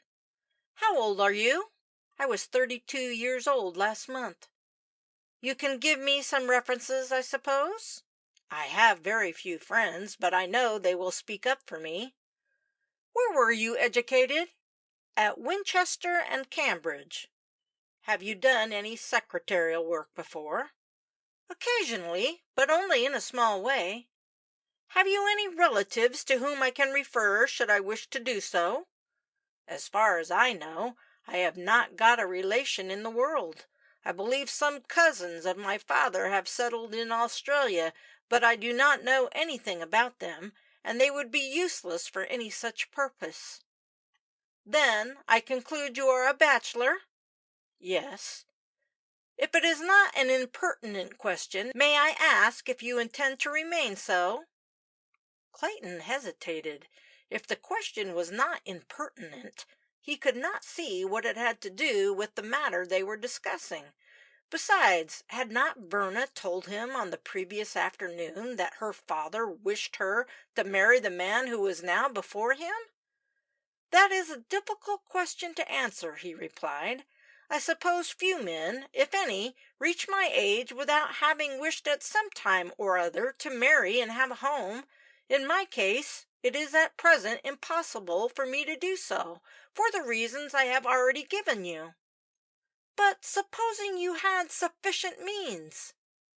"That is a contingency which is so remote that it does not require consideration," Clayton replied, with a touch of impatience in his voice. "I hope not," Moreland said pleasantly, as he closed the book in his hand and replaced it in his pocket. "Now, let me tell you the nature of the work which my secretary would have to perform. It will not be very arduous, but it will need care and tact, and of course implicit obedience to my instructions." He paused as though expecting Clayton to make some remark, but in this he was disappointed. "Before my recent operation I was a comparatively strong man, and I had therefore no need for a secretary. I now find that any prolonged exertion is too great a tax upon my health, and it is necessary I should have somebody with me to undertake the duties I am unable to perform myself." Again he paused, and as Clayton began to fear that a prolonged silence on his own part might imply a lack of interest in the subject they were discussing, he asked, "And what are those duties?" "I will tell you. But in the first place you must clearly understand that I am not a very wealthy man, so I cannot offer you any exorbitant salary. I shall require you to live at my house in the country during most of the year. During the short periods I spend abroad, your time would be your own. Your work would consist of relieving me of the burden of keeping up a fairly large establishment, answering my letters, and generally making yourself useful to me in any way I wish. I do not think you would find me a hard taskmaster." "No, I am sure I should not." All the time while Moreland had been speaking, Clayton was asking himself the question, "Why is this post being offered to a stranger when there must be plenty of fellows known to the man in front of me who would accept the offer without hesitation?" For the first time a thought, which was hardly a suspicion, crossed his mind that there was something being kept back from him, which it was not to Moreland's interest to explain. "Thank you. The salary I am offering with the post is £500 a year, and of course you would board and sleep in the house." Again there fell a long silence between them. Although Christopher Moreland's face was in shadow, Clayton saw that he was being closely watched, and he resented the fact. The only other man who had regarded him in this way had been, curiously enough, his last visitor, the dwarf Harris. He also noted that his present guest was occupying the same chair on which he had left the dwarf asleep when he had gone to summon the police on the night of the murder. Both facts were odd coincidences, especially as the two men were known to each other and were neighbors. "Your terms are very generous ones," he said presently. "Even if they were the reverse, I am not in a position to refuse them, should you consider me a suitable candidate for the post. If you decide to make use of my services, when would you wish me to start work?" "As soon as possible. How long will it take you to settle up your present arrangements here?" "Not more than a week, at the outside."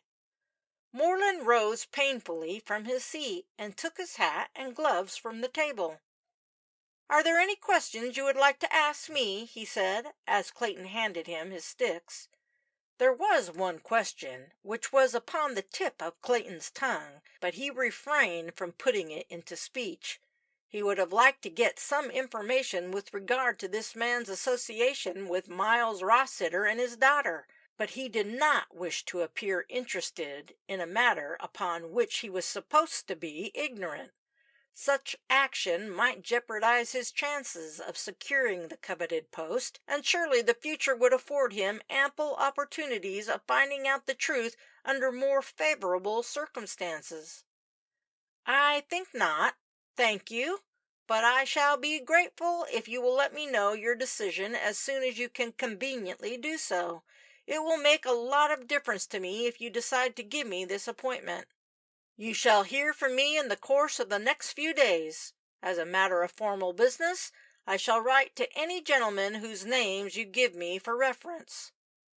"I will let you have them now," Clayton said, and he wrote the names and addresses of Athol McLean and another person upon a blank envelope which he took from his desk. "Both of these men are old friends of mine, and they can give you all the information you desire."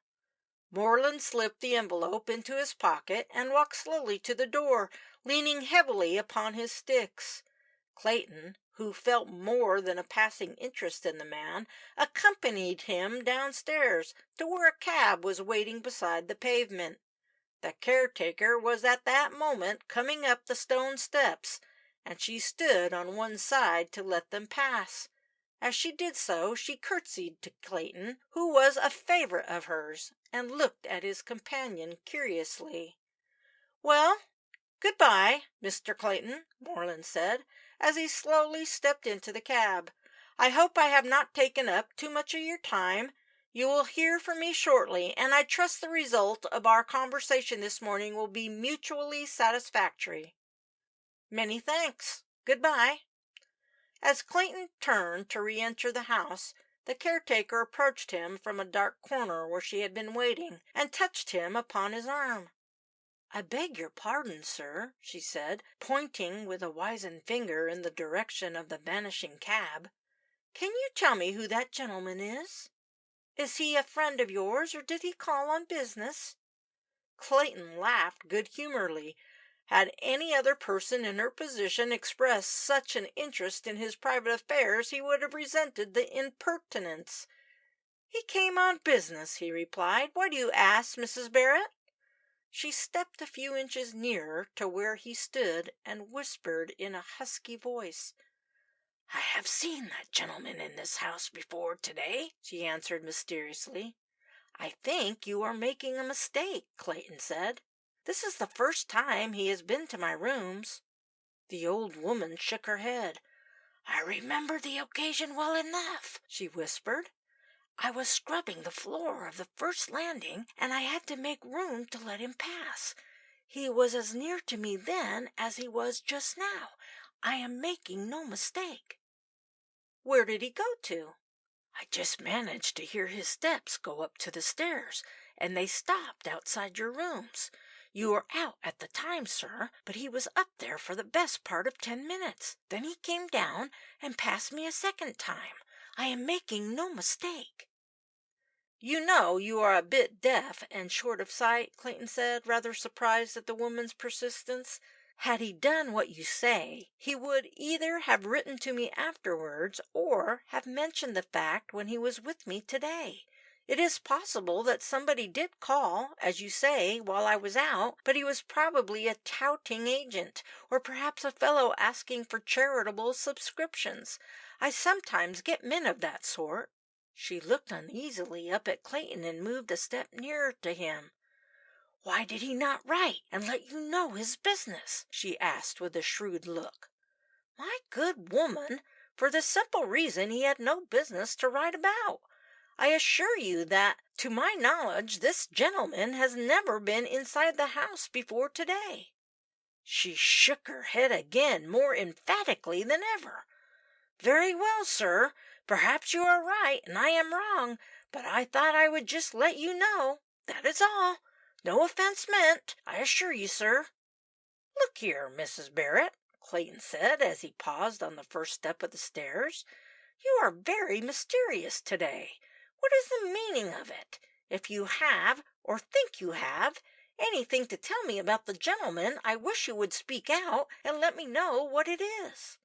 "It may be only a coincidence, sir," she said, dropping her voice, "but the day when that gentleman went up to your rooms was the day before the body of that poor man was found here in the empty chambers."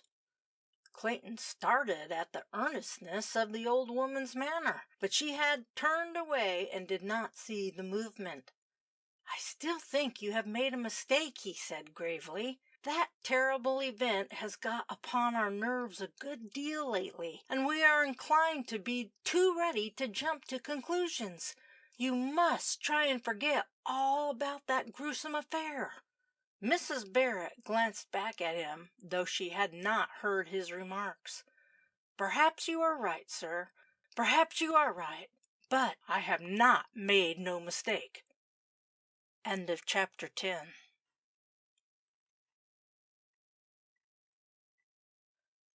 Chapter 11. Before the end of the week, Clayton received the eagerly expected letter from Christopher Moreland. He read it through carefully more than once, as though he could not believe that such a stroke of luck could have come his way at last. The letter was short and to the point. It stated that if Clayton still desired the vacant post of secretary, he could have it upon the terms already discussed between them at their last interview. Any alterations as to details could be arranged, if necessary, after he had made himself acquainted with the nature and scope of the work. Moreland also added that he was sure that it would be to their mutual advantage if the engagement in the first place was understood to last for a month's trial. He hoped Clayton would make it convenient to be ready to take up his new duties at the end of the month, and they would journey down to the country together. This letter reached its recipient late in the afternoon, and as soon as Clayton had posted off an answer of willing acceptance and enjoyed a hasty meal, he hurried off to Chelsea to talk the matter over with his friend, Athol McLean. He found the artist busy at his table, with a lamp beside him, drawing charcoal sketches which he called notes for one of his next Academy pictures. "I have got that appointment all right," Clayton said cheerily, as he seated himself in a low chair near his friend and filled his favorite pipe. "I only heard of my luck this evening, and by Jove, it has made a new man of me already." McLean stretched out a great hand and rested it upon his chum's shoulder with no light weight. "I am delighted to hear it," he said. "You want a change badly, and I hope this one will turn out a trump card for you. You have had a long spell of bad luck lately, old man. Let us hear all about it." So Clayton told his friend all that he could remember about the conversation he had had with his new patron, and McLean sat and puffed great clouds of smoke up to the ceiling and listened in silence. When his guest had finished his story, the artist drew a blank sheet of paper towards him, upon the table and began to sketch fancy heads of girls upon it. His silence was so prolonged that Clayton grew impatient. "Well, Athol, give me your opinion. What do you think of it?" "It sounds all right so far," McLean said. "Have you got the terms upon paper and signed by Moreland himself?" "They are mentioned in detail in his letter to me, and the letter is signed. Here it is, so you can read it for yourself." He drew a paper from his pocket and handed it across the table. McLean read it over more than once before he returned it to its owner. "Again, I repeat, it seems all right, but—" "But what?" "I cannot make out why a good job like this, and mind you, it is a good job if the man is straight, should be offered to you. Christopher Moreland must have plenty of friends and relations to select from before offering it to a complete stranger like yourself. Has not that idea struck you?" "Yes, it has," Clayton replied, "but I am not sure I would not do the same thing in a similar position. If I had a private appointment of this kind to offer, I would much rather have a stranger about me than a friend or a family connection. The relation between us would be more satisfactory in every way, and purely a business one." "But I fail to understand the attitude of Harris, the dwarf, in this matter," Athol said. "If you will forgive me for repeating the fact, I still do not give any support to that yarn about his visit to your rooms, nor to the finding of a dead body there. I look upon it as a fabrication of an overexcited brain. No, do not interrupt me," he added, as Clayton leaned forward to expostulate. "The fact which I cannot get over is this. Why, in the first place, did the dwarf stop you in front of Miles Rossiter's house and give you his card, and incidentally one of Moreland's as well? In the second place, what possible interest can he have either in you personally or in your acceptance of this post?" "My dear Athol, if you refuse to accept the whole of my statement as to what happened upon that night, of course the mystery becomes more involved than ever. I admit there is a good deal I am unable to explain, but in the light of what I know to be facts, there is undoubtedly some bond of interest between the dwarf, Rossiter, and Christopher Moreland, the key to which is held by Harris. He hopes that if I accept this post, he will be able to use me as his tool, though for what purpose I am unable to tell." "But why? You?" "Because he is an unscrupulous man with the brain of the devil. He saw me standing outside Rossiter's house, and he formed his deduction with marvelous accuracy. He did not know nor care who I was, but he guessed I might be the very man he sought." "What was his deduction?" "Men do not stand outside a house on a foggy November night merely for the purpose of amusement," Clayton replied. "When the house in question is that of a well-known millionaire, the circumstances of the case alter considerably." "He surely did not think you were a burglar?" "No, he is far too clever for that. Besides, burglars do not do such things. He decided that my presence there was due to the only other reasonable alternative, and he was right." "What was the only other alternative?" "That I was watching the window of the woman I love." McLean gave a low whistle. "Great Scott!" he exclaimed. "Now I begin to see daylight. Of course, if you were in love with Miss Rossiter, and he had a grudge against her father, which he wished to gratify through their mutual friend Moreland, you would be the best man for the job. No, I am wrong there. How could the dwarf hurt Rossiter by the fact of you becoming Moreland's secretary? I am hanged if I can make head or tail of it. Look here, old fellow, we must have a drink. This prolonged process of mental calculation is too severe a tax upon my brain. Help yourself." He fetched a tray of refreshment from the sideboard and poured a moderate allowance of spirits into a tumbler, which he filled with water after Clayton had obeyed his hospitable injunction. "No, I give it up," the artist said, as he replaced his glass upon the table. There seems to be no beginning nor end to the complications. I could help you a good deal to unravel the mystery if I were free to do so, but my lips are sealed." "Do you mean to tell me that you have solved all these problems?" McLean asked in astonishment. "Well, you are a cleverer man than I took you for, and you deserve an even better job than the one you are taking on now. How did you find them out?" "I have by no means discovered the most important points in the solution, but I have got hold of the key which I believe will eventually open the door that conceals the mystery." "But that is your secret?" "Yes, I have given my word not to repeat it, and of course I must stick to my promise." "May I ask to whom you gave your promise? Was it to Rossiter, to Moreland, or to the dwarf?" "It was to neither. It was to Verna herself." "Miss Rossiter?" Clayton nodded. "I met her at that reception you took me to in Grosvenor Square the other day, and what she then told me throws a very lurid light upon the whole affair.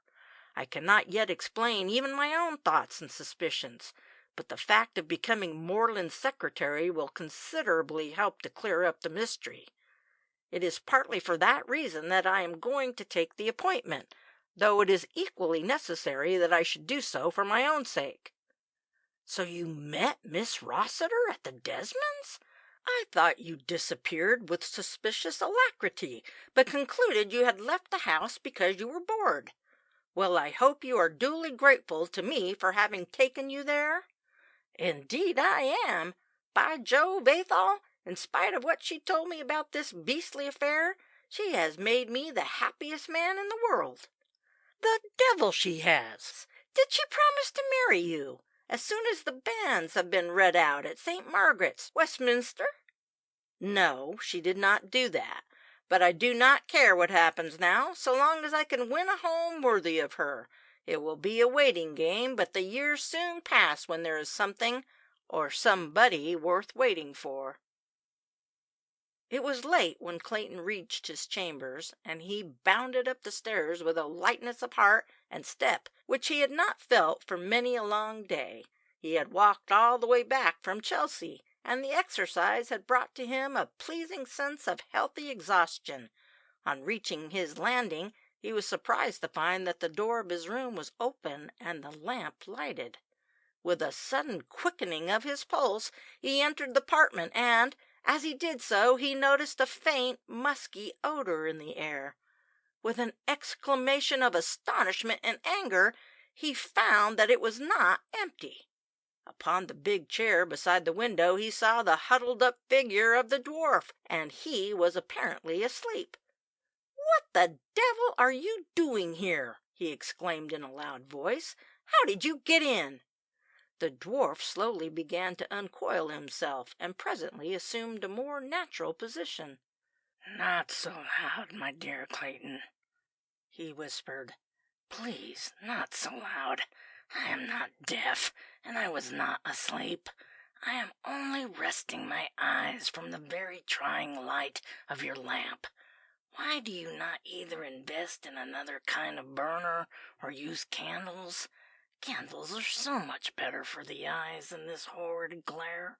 "You have not answered my questions," Clayton replied angrily. "What are you doing here, and how did you get in?" "You can surely see for yourself what the first answer is," the dwarf said, with a leer which was presumably intended to be friendly. "I am waiting to have a few words with you before you go to bed.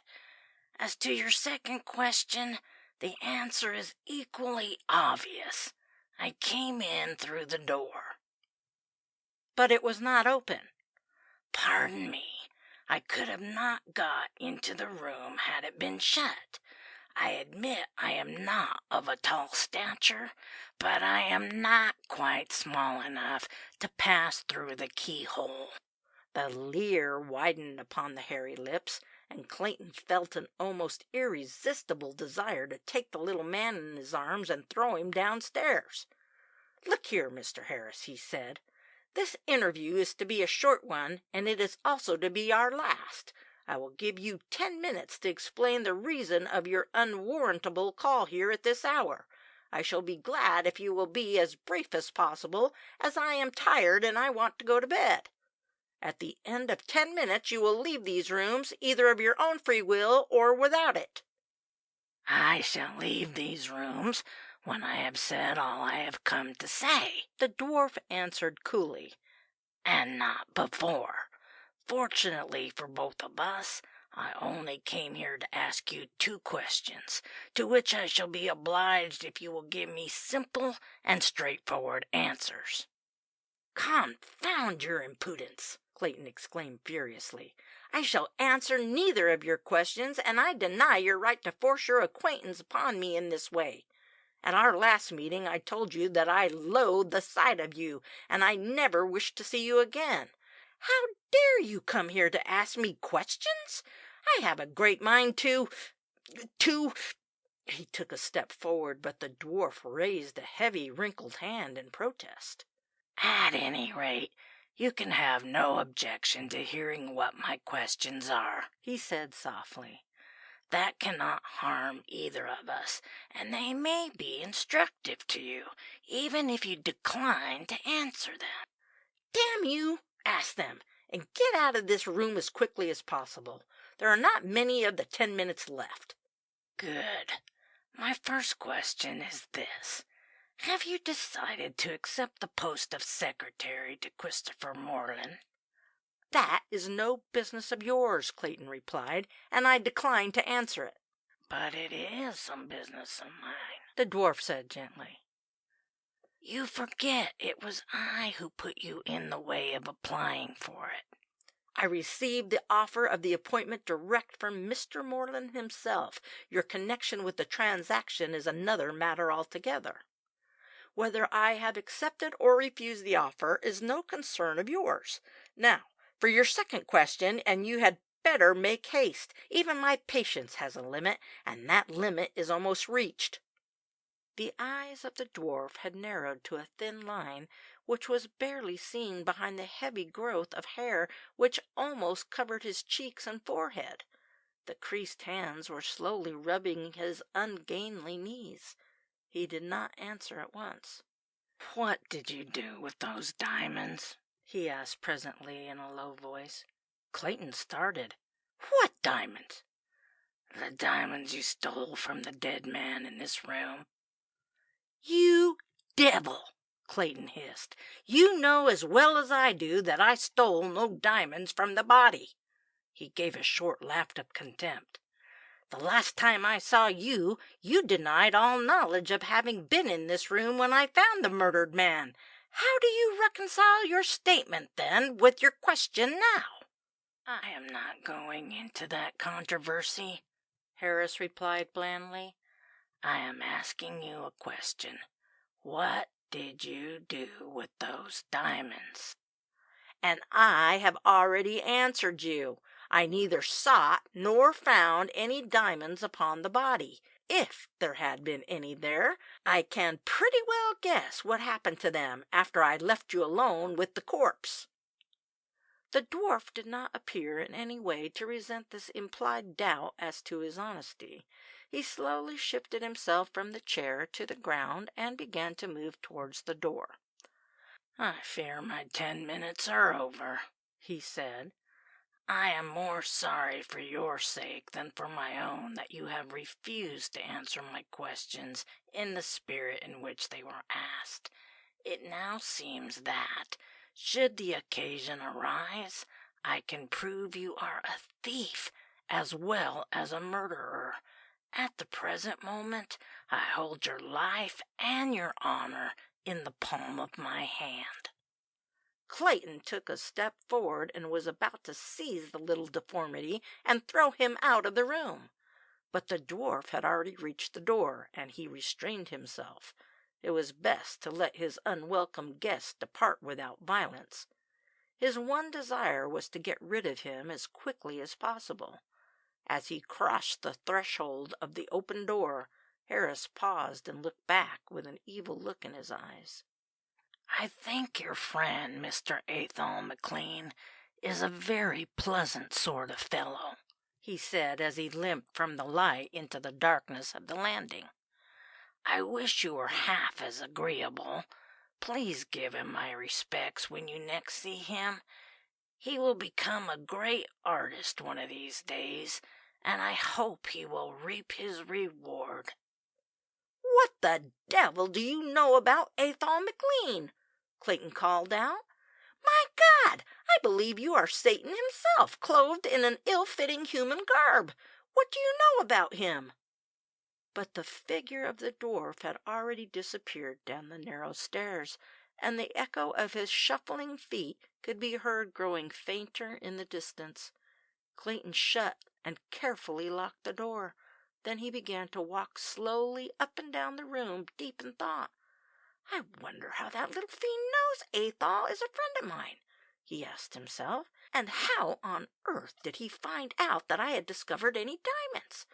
His knowledge of this last fact, however, proves one thing, and that is that the murdered man was in possession of Rossiter's diamonds sometime during the evening when the murder was committed."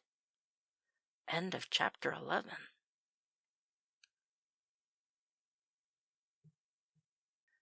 Chapter 12. We shall soon be there now.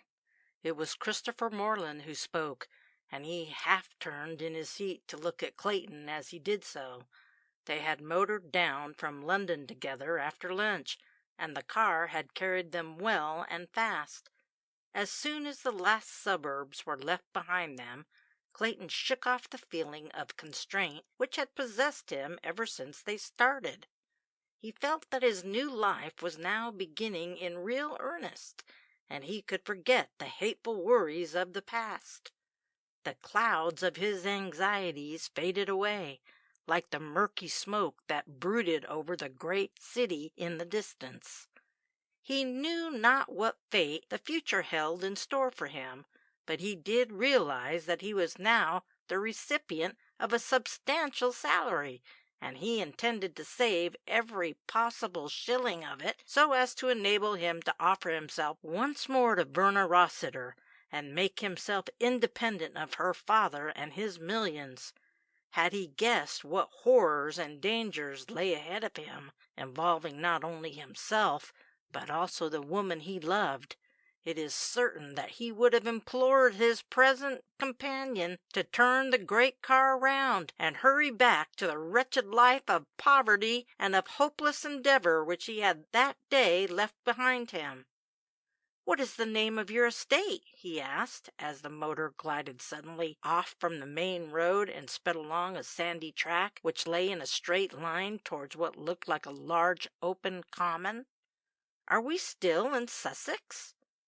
"It is not much of an estate," Moreland replied with a short laugh. "There is a good-sized house and some nice gardens, and that is about all.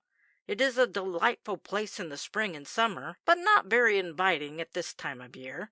It is called the Nunnery, which is hardly a suitable name for the home of a bachelor like myself." "Why did you give it the name? If you wanted to preserve any ecclesiastical associations, you might have called it the monastery." "It had been known by that name for hundreds of years before I bought it, and, being a place of historic interest, I thought it a pity to alter it. They tell me it was originally a convent, and that all sorts of atrocities have been committed there at different times. I have never been able to find out definitely what really did take place beyond a massacre of nuns who refused to submit to Cromwell's men. Of course, upon the strength of that and other probable fables, the house has the reputation of being haunted." "That sounds interesting," Clayton said cheerily. "Have you ever been troubled with the ghost? I think I should like to see the spirit of an abbess or a Madonna-faced nun. It would be rather a soothing distraction during a restless night." "Of course it is all nonsense," Moreland replied. "No, I have neither seen nor heard anything of the kind, though I believe I am unusually sensitive to such influences. But I have only lived here in the summer, and these manifestations are made during the dreary months of the year." He paused for a moment and strained his eyes into the gathering gloom of the misty evening. "Do you know where we are now?" "No, I haven't the faintest idea. The country about here does not look very inviting. Where are we?" "We are just going to enter Ashdown Forest, which in summer is one of the most lovely spots in England. I fear you see it now under the least favorable circumstances. It is not always like this. It is full of great open spaces, which in the spring are full of mating birds and carpeted with flowers. The forest itself is a fairyland of beauty, and contains many beautiful walks and drives. Unfortunately, the neighborhood is becoming known to trippers, and fashionable hotels are being built, with their golf links and their garages and other barbarous attractions. I am glad to say the nunnery is well off the beaten track, and I am not troubled with the terrible people who desecrate the beauties of nature whenever they get an opportunity for doing so." The mist was too dense for Clayton to see anything beyond the immediate surroundings through which they were passing, but the dreary prospect did not diminish his good spirits. He knew that the country always does look dismal on damp November evenings, and he was sufficiently of an artist at heart to picture how transformed the scene would be with a clear blue sky overhead, and the golden sheen of a summer sun shedding its luster upon frond and fern, and a breeze gently stirring the lacework of leaves into delicate traceries of light and shadow.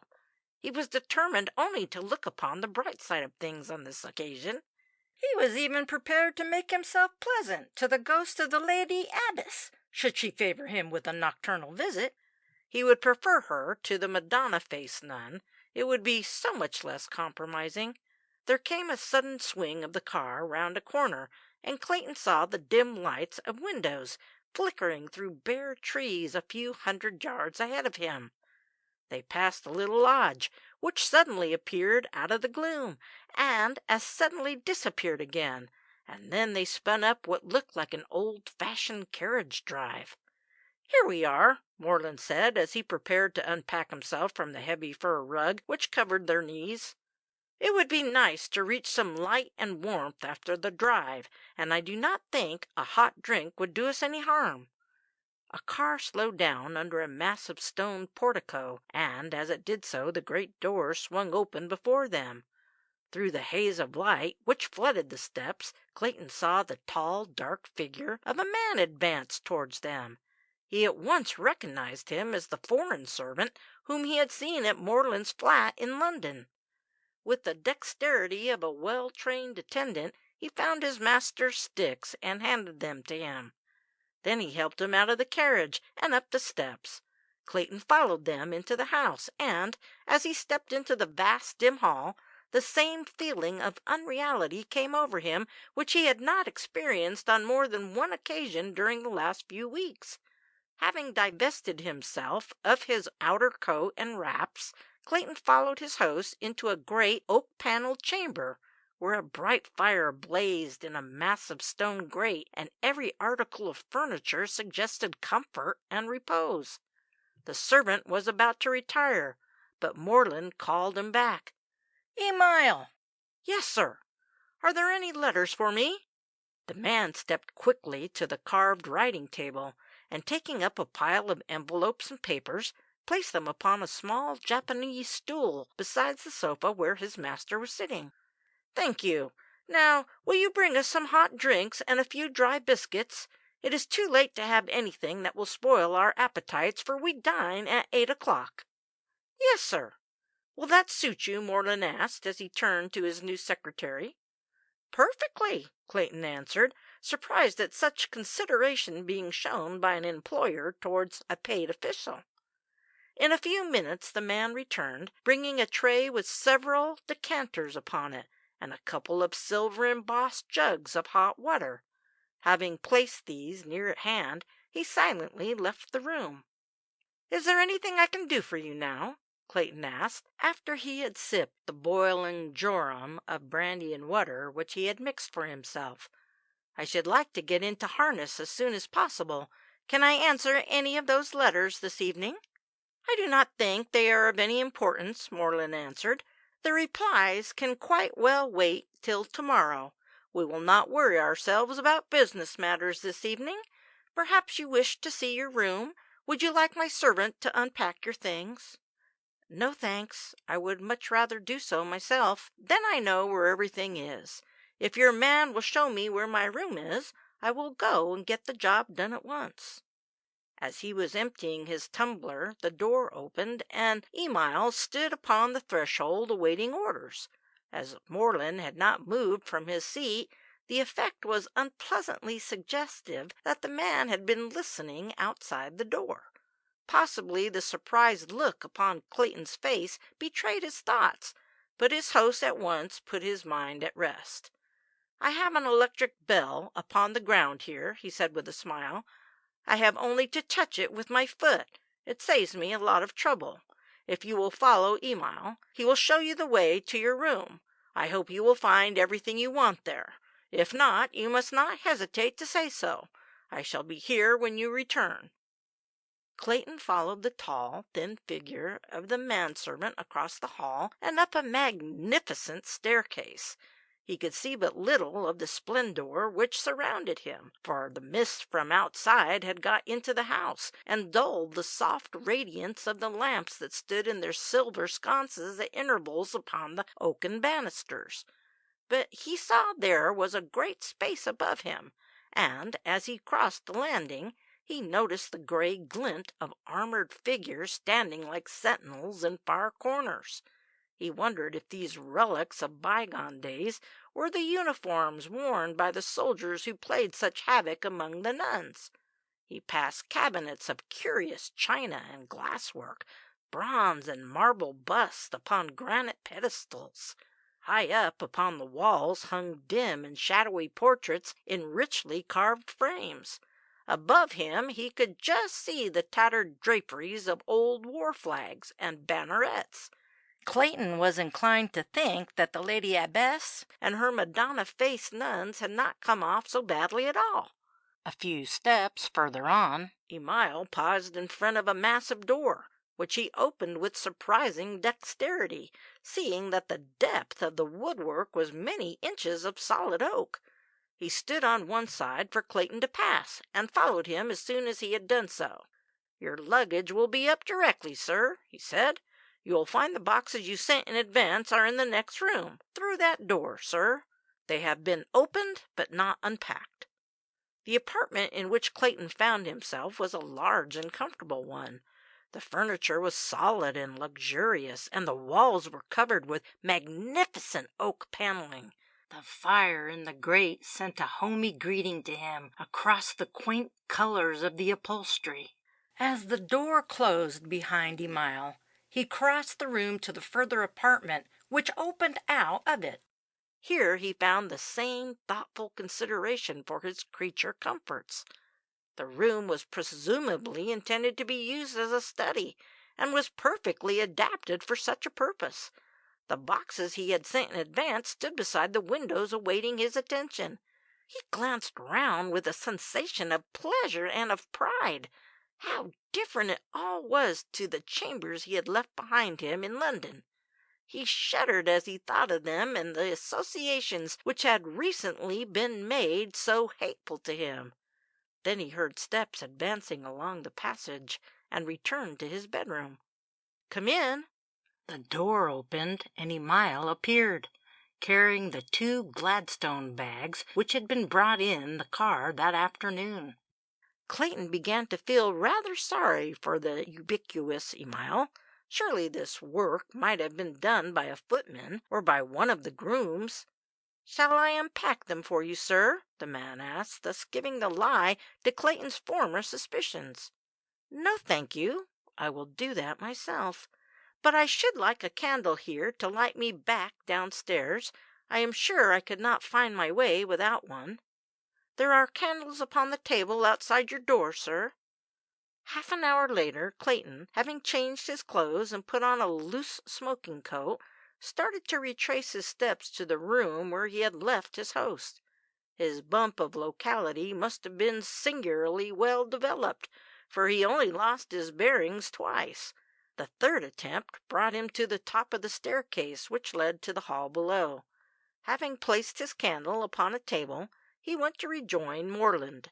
However, when he opened the door, he found the room was empty. So he strolled to the fireplace with the intention of doing what every man does under similar circumstances, to stand with his back to the cheerful blaze and await the arrival of his host.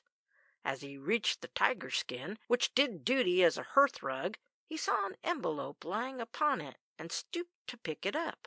The side of the paper which was written upon was turned towards him, and his eyes rested upon it as he lifted it up. Then he paused, and a frown gathered upon his face. The writing upon the envelope was that of Verna Rossiter. For a few seconds he stood there in the ruddy firelight, with the envelope in his hand, staring at the writing which he knew so well. His back was towards the door, so he did not see nor hear it open. A slight movement behind him made him turn round, and he saw Christopher Morland advancing towards him. "You must have dropped this letter," he said, holding it out in his hand. "I have just found it here upon the ground." Morland took the envelope, and for an instant the eyes of the two men met. The expression upon Morland's face was mask-like, but the frown had not yet left Clayton's countenance. Morland glanced at the writing, and then tossed the letter upon the table beside him. "Thank you," he said. "It is from Miss Rossiter, the daughter of Miles Rossiter, at whose house I think we have both visited. They are coming down here to spend Christmas and the New Year with me. Now, shall we go in to dinner? I am sure the drive must have given you an appetite, for we are proud of our air in Ashdown Forest." As Clayton followed his host out of the room, he noticed that Morland walked with less effort than he had done on any previous occasion when he had seen him. He only used one stick for a support, and the exertion of movement seemed to trouble him less. "I hope he did not think I had been reading Verna's letter," he thought, as he took a seat at the table where Emile was already in attendance. "It would be a bad beginning if he did. I suppose it was her reply to his invitation for Christmas." End of chapter 12.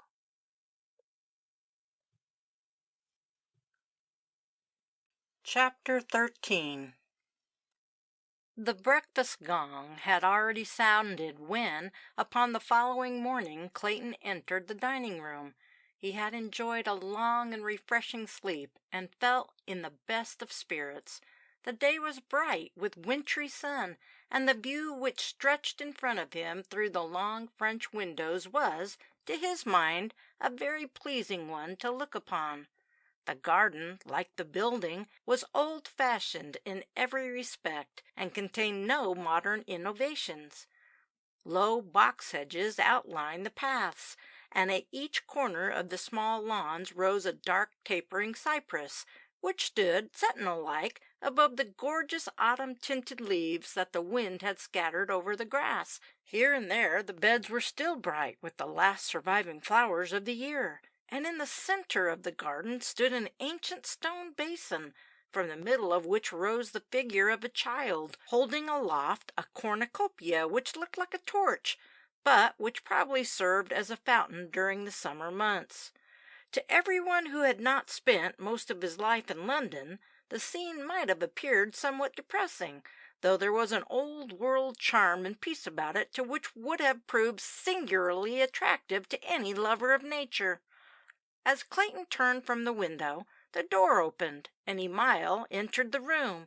Having placed a couple of covered dishes upon the sideboard, and cast a critical glance at the arrangement of the table, he was about to retire.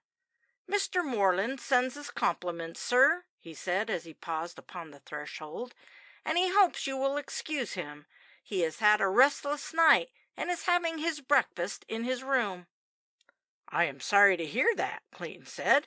"Will you tell him I shall be ready to see him as soon as he comes downstairs? After breakfast I shall take a stroll in the garden, so it will not be difficult to find me." "Yes, sir.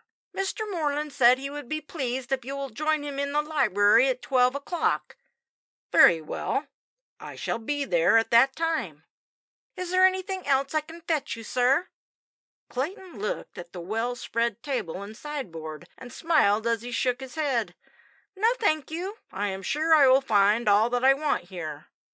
While Clayton was enjoying an excellent meal and satisfying the pangs of an unusually keen appetite, he happened to glance at the centerpiece upon the table. It was a massive silver rose bowl, and upon closer inspection he noticed that it was engraved with a crest surmounted by an earl's coronet. He suddenly remembered having seen the same crest and coronet upon the writing utensils in the Morelands' London flat. On examining the spoons and forks beside him, he found they were all adorned with the same emblem. Clayton had never interested himself in the subject of heraldry, but he thought it was strange that a coronet should be found upon the silver of a man who was not a peer of the realm. However, he dismissed the matter from his mind, and proceeded to do full justice to the good things that had been provided for him.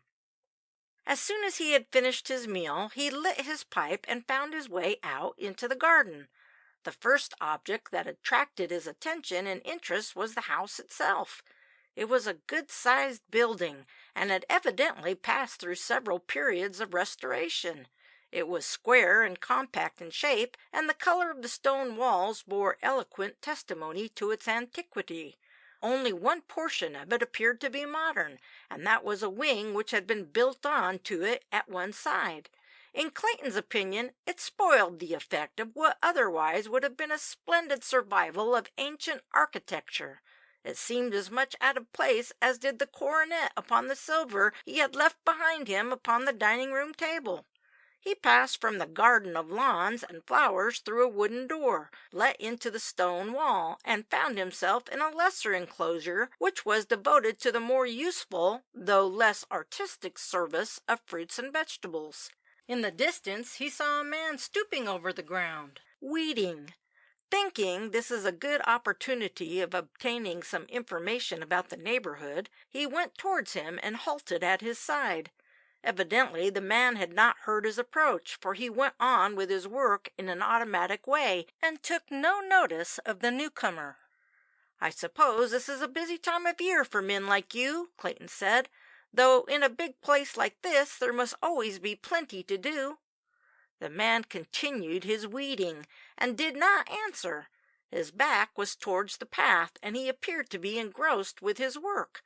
Clayton repeated his former remarks with a note of impatience in his voice, but still the man took no notice of his presence. Evidently he was either very deaf or very stupid. "Do you happen to have a match upon you?" Clayton asked in a loud voice. "I have left my box indoors." But the man went on working as though no one had addressed him.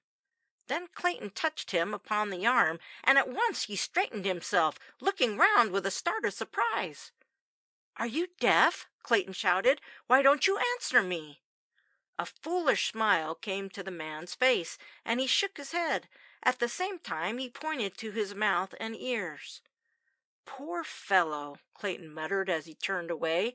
"He is a deaf-mute. Well, this is certainly a very charming place to live in, but I think it is a bit uncanny. No wonder Moreland only comes down during the summer. By the way, I wonder why he has asked the Rossetters here for Christmas, and what Verna will think of it." Punctually at 12 o'clock, Clayton presented himself at the library. He found Moreland reclining upon the sofa, with a small table drawn close beside him, upon which were strewn many papers.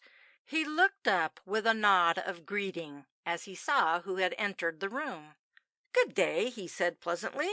"I was sorry not to join you at breakfast this morning, but I had a shocking night, so I hope you will excuse me. That motor drive from London shook me up a good deal, more than I realized at the time, and I do not think I am yet strong enough to do such things. I hope you are none the worse for the trip." "On the contrary," Clayton replied, "I had a splendid night, and feel as fresh as paint this morning." He drew a chair to the table as he spoke and sat down.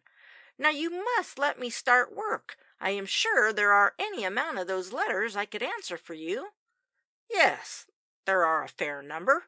Can you write shorthand?" Clayton nodded. "I am not much of a hand at it, but I think I can write it fast enough for any purpose of this kind." "Good. Then I will dictate the answers, and then perhaps you will take them to your room and prepare them for me. I hope everything has been arranged for your comfort upstairs?" "Nothing could be better," Clayton replied.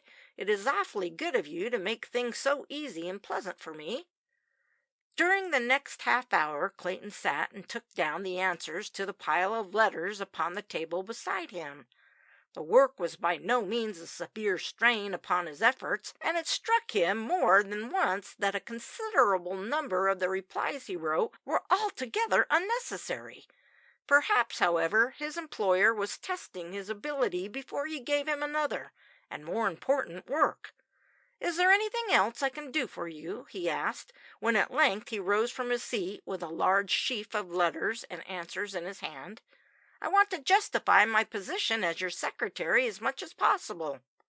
"Thank you. There is nothing more at present. In a few days we shall be more busy, as I have to make the necessary arrangements for my guests." "Do you expect a large party?" "No. There will be my cousin Lord Orsett, and his sister, Lady Anna, who acts as hostess. Also Mr. Miles Rossiter and his daughter. I shall have to invite 2 more ladies to make up even numbers, but there is plenty of time for that. Probably Lady Anna will ask if she may bring a couple of friends. She usually does so." "Well, I will bring these letters to you when they are ready. Shall I find you here?" "Yes, but—" "Stop a minute," Moreland said, as Clayton was about to leave the room. "There is one matter which I wish to bring to your notice, and, having done so, we need not to refer to it again. It is with regard to my staff of servants here. Have you met any of them about the place?" "Only your man Emile," Clayton replied. "And yes, by the way, I did come across one of your gardeners this morning." "Did you notice anything unusual about him?" "Yes, the poor fellow was a deaf-mute." "I do not suppose you will meet any of my other indoor servants," Moreland said slowly. "But if you do, you will find they are all suffering from the same infirmities." Clayton almost dropped his bundle of papers with astonishment. "Do you mean to say that all your servants are deaf-mutes?" "All except Emile and his wife, who is my housekeeper." "But how on earth do you get on? What a ghastly idea!" "I get on far better than I should do if they could hear and speak," Moreland replied. "They all do their work like machines, and they do it exceedingly well. There is only one other peculiarity about them." "What is that?" "There is not one of them who can either read or write." "Good God! They are not imbecile?" Clayton exclaimed with a shudder. He began to wonder if, by the bribe of a high salary, he had been lured into some sort of a private asylum. "They are a great deal more sane than a good many of the people one meets in these days," Moreland said dryly. "I doubt if you would find in all England one single establishment in which the domestic arrangements work with more perfect ease and regularity than in this one. It is like clockwork. Each man and woman knows exactly what his or her work is, and that work is performed without any of the petty discords and worries that disturb other houses. My own personal wants are attended to by Emile, and he will also wait upon yourself. His wife acts as maid to any ladies who happen to stay in the house, but as I very rarely entertain any parties here, her services are seldom required in that capacity." "Do your servants mix together at all? How do they manage for companionship?" "As I never visit the servants' hall, I am unable to answer that question. They appear perfectly contented." "But how do they make their wants known, even to Emile?" "They have no wants. They receive good wages, and their work is not excessive. If they could write or speak, I have no doubt they would, without exception, express their satisfaction of the post they hold. For people in their unfortunate position, I think they ought to be exceedingly thankful for the good fortune which has placed them in my service." "It is the most extraordinary situation I ever heard of," Clayton said. "It is not half so extraordinary as it sounds, although I admit it is an unusual one. After you have been here a few days, you will forget that there is any difference between my servants and those in other houses you visit. At any rate, I am sure you will not observe any." As soon as Clayton reached his apartments upstairs, he threw the bundles of paper upon the nearest table, and, having lit his pipe, began to walk thoughtfully up and down the room. He had an unpleasant feeling that everything was not as it should be in this silent house of mystery. Certainly, no man could be more kind or considerate for his welfare than his employer, but he hated the idea of being surrounded by persons who could neither hear nor speak, who, in spite of what Moreland had just told him, he suspected were half-witted. Of course there was some reason for engaging these unfortunate people. No man in his senses would think of such a thing unless there was a motive for doing so. What was that motive? Then, with a feeling of distrust and uneasiness, he remembered that Verna Rossiter and her father were expected at the nunnery shortly. What would the girl think of such an establishment, she who was so healthy-minded and well-balanced? Did she know the sort of place she was coming to? Would she come if she did know? Ought he not to write and warn her? But warn her of what? She had told him it was her father's wish she should marry Moreland. Was it not likely that Rossiter was bringing her down in order that the definite engagement should take place? Clayton ground his teeth with a suppressed oath as he thought of this. Personally, he was inclined to like his new patron. He had not one word to say against him, but he instinctively felt there was some cause to distrust the man, though he could not have put his thoughts into words. Again he was distracted with self-put questions to which he could give no answers. Why had this post of secretary been offered to him at all? Why was Miles Rossiter seeking to compel his daughter to marry a man whom she evidently feared instead of loved? What cause had Verna to fear Christopher Moreland? What sinister part in the drama was being played by the dwarf Harris, whose influence over Rossiter must be supreme if he was in the position to act as he had done? What were the connecting links that held these three men together, Rossiter, Moreland, and Harris?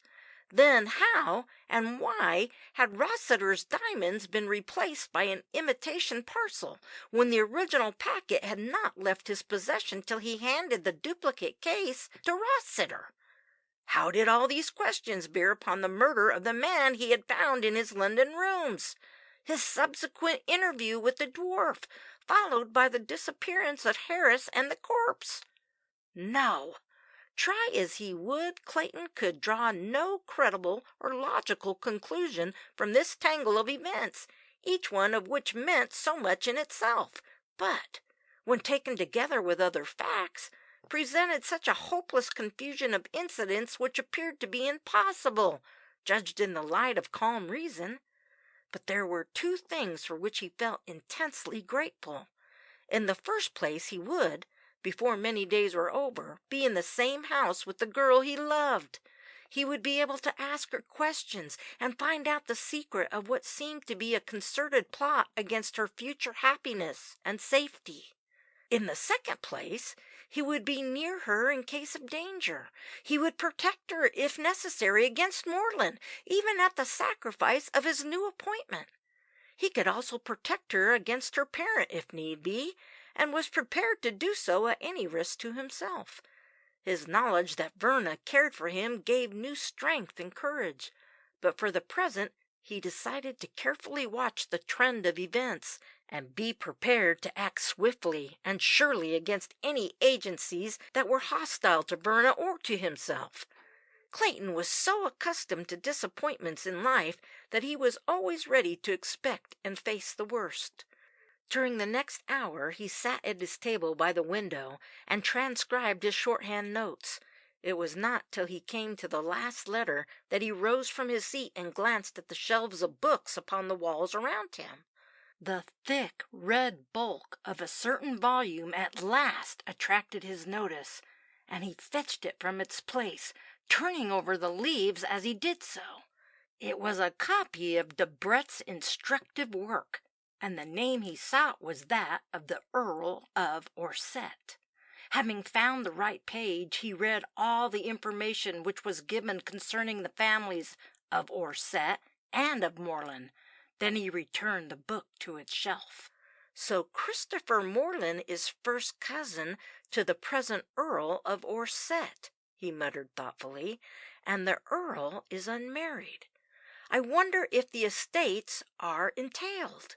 If so, then he is probably the heir presumptive to the title and property. The information thus obtained at any rate solved one of the questions which Clayton had been putting to himself lately. It explained why Miles Rossiter was so anxious that his daughter should marry the owner of the nunnery. All the same, Clayton exclaimed with an oath as he shut the book in front of him, she will not marry him. She hates the man, and she loves me. End of chapter 13.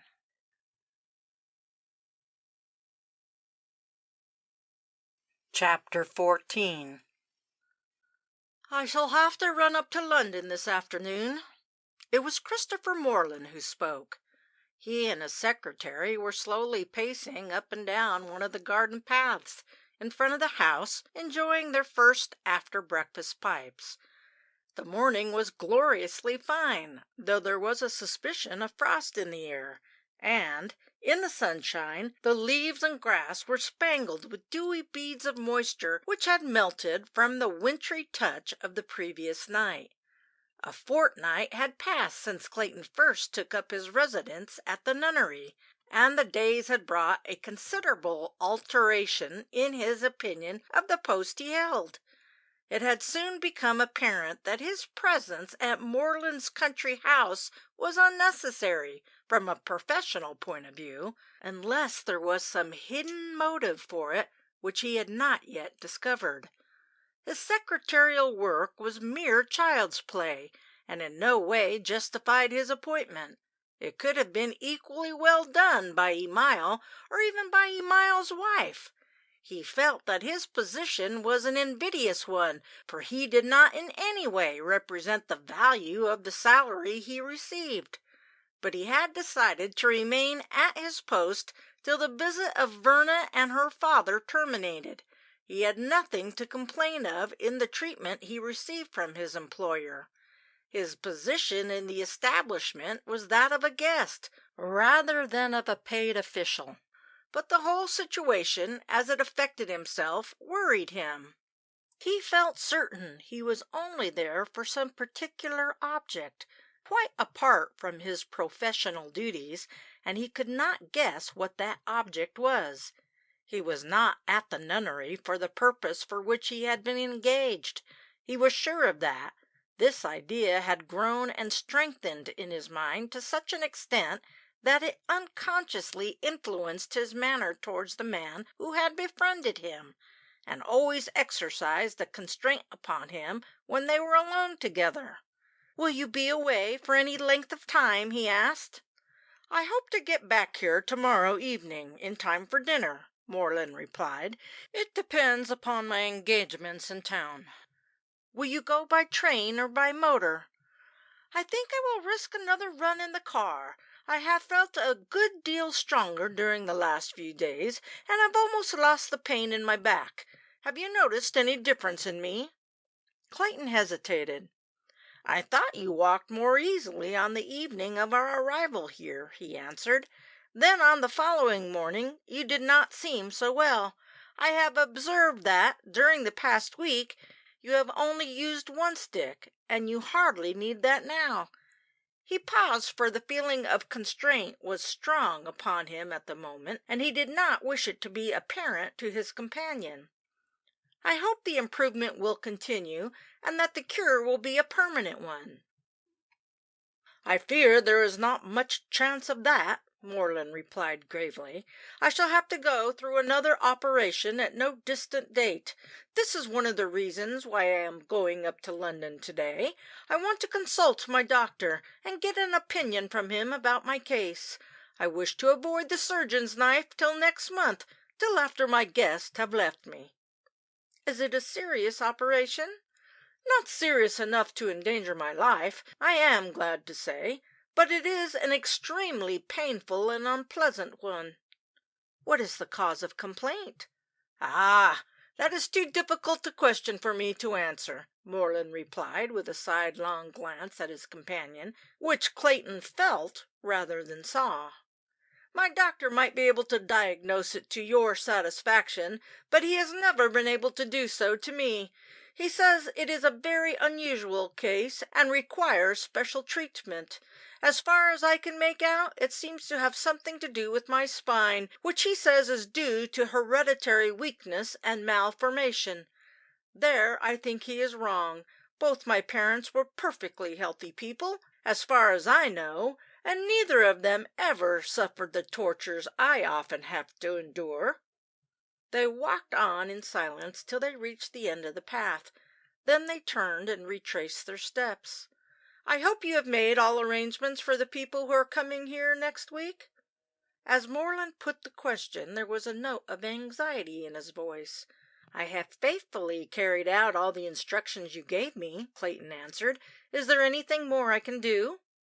"The party will consist of my cousin, Lord Orsett, and his sister, Lady Anna," Moreland said, counting the names off upon his fingers. "Then there will be Miles Rossiter and his daughter. Lady Anna has, as usual, asked if she can bring a couple of friends who are now staying with her. Their name is Dixon, and they are sisters. That brings the number up to 6 people."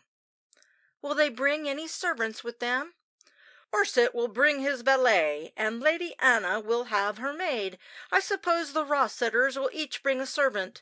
For reasons which you know of, they will not mix with my staff in this house. You must arrange for them to have a separate room for their meals, and Emile's wife will look after them. Will you see to that for me?" Clayton nodded, and made a note upon an envelope which he took from his pocket. By this time they had neared the house again, and were standing in front of the modern wing which had been built on to the old building. This was almost the only portion of the nunnery which Clayton had not visited, and for some time it had excited his curiosity and interest. The only door he could find which gave admittance to it was situated in the same passage where Moreland had his bedroom, and though he had on several occasions tried the handle of it, he had always found it locked. He thought it was a good opportunity to try and find out some information about it from the man beside him. "I suppose that it is quite a recent addition to the house?" he said, pointing up at the red brickwork. "I have often wondered why it was put there. It is so out of keeping with the rest of the building." Moreland looked up and gave a short laugh. "I added those rooms myself, and have often regretted doing so," he replied. "It has rather the appearance of a Bluebeard's chamber, and it is really the place where I store those things for which I have neither use nor space in other parts of the house. I pick up all sorts of curios when I am abroad, furniture, pictures, china, and bric-a-brac of all kinds. Some day I will take you over the rooms, and I think my collection will interest you, if you care for that sort of thing. I have the accumulation of years stored up there, and I add to it whenever my balance at the bank enables me to do so. The lower part of the building is, as you know, used as a garage." Again he glanced sideways at his companion, and once more did Clayton feel the look without seeing it. "If my cousin Orsett dies without issue, and at present he is unmarried, I suppose I shall inherit his estates, so my collection would then come in useful. But as he is a younger and a far more stronger man than I am, the chances are that he will outlive me. In that case, everything I possess will go to his heirs." The voice of the speaker did not ring true, and Clayton knew that he was being deceived with a plausible story which evidently had not been concocted on the spur of the moment. However, he did not betray his suspicions. On the contrary, he showed renewed interest in the subject. "I should very much like to see your collection," he said. "Though I am no connoisseur upon artistic treasures, I have never had either the time or the money to indulge in such luxuries, but perhaps you will marry one of these days and have an heir." He turned and looked Moreland straight in the face for a second, but the other man did not flinch, nor show any embarrassment at the implied question. All the same, he avoided answering it, and merely shrugged his shoulders with a gesture of indifference. "Come," he said, "it is time we went in. There are 1 or 2 letters I want you to write for me, and I have several things to attend to before I start for town." It was during the night which followed the above conversation that Clayton experienced the first of the series of shocks which began the tragedy of the next couple of weeks.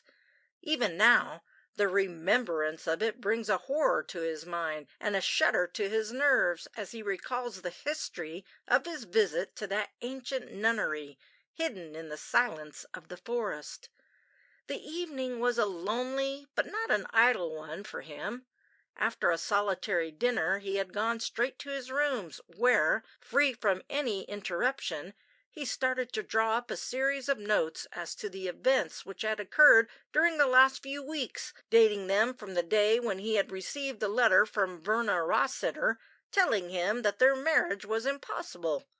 He wrote slowly, giving infinite care and thought to his work, and more than once he had to pause to refresh his memory upon some essential detail. He did not attempt to reason out any logical deductions from the succession of events and situations he was recording. He only wished to chronicle, with absolute faithfulness, a report of what has been written down in these pages. This was a diary which would be invaluable to him, and perhaps to others, for reference upon a future occasion, and he desired it to be as complete as possible in every respect. Since his stay at the nunnery, the impression had become fixed in his mind that he had been drawn into a web of mystery and of crime, and the motive of object of which he could not guess. It was only the strong suspicion that Verna Rossiter was, like himself, being forced to be an unwilling accomplice in the mystery.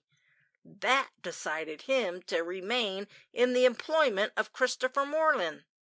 As soon as the girl had left the house, he was determined to resign his post and fight the battle of life elsewhere. Yet, if he gave up his present occupation, what was his alternative?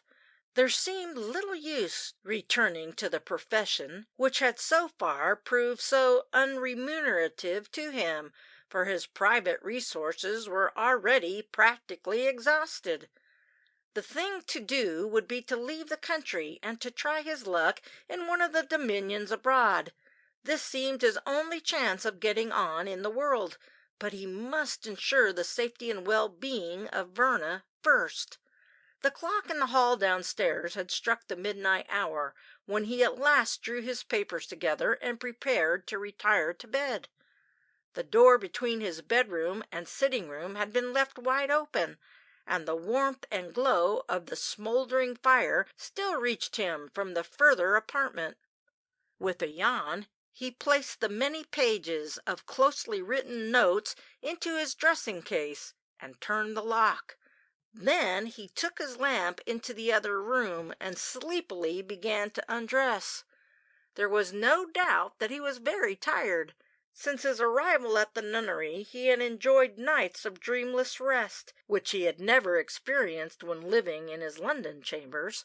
It must have been due to the nourishing food and drink, and to the life-giving air of the forest which accounted for this. In the past he had dreaded his nights with their tormenting thoughts. Now he welcomed them, for they brought him a perfect repose and refreshment. Having locked the outer door, he got into bed and drew the soft sheets about him. Then he blew out the candle upon the chair at his side and let his head sink back upon the cool pillow. The great house was silent. Not a sound reached his ears, save that of a wintry wind that stirred the ivy about his windows. The dull red glimmer of the fire cast a soothing light around him, darkening the shadows in the corners of the room and the heavy curtains of the bed where he lay. In a few moments his eyes closed, and he fell into a deep sleep. How long he lay there unconscious he did not know, but he suddenly started up in bed with an involuntary feeling of uneasiness.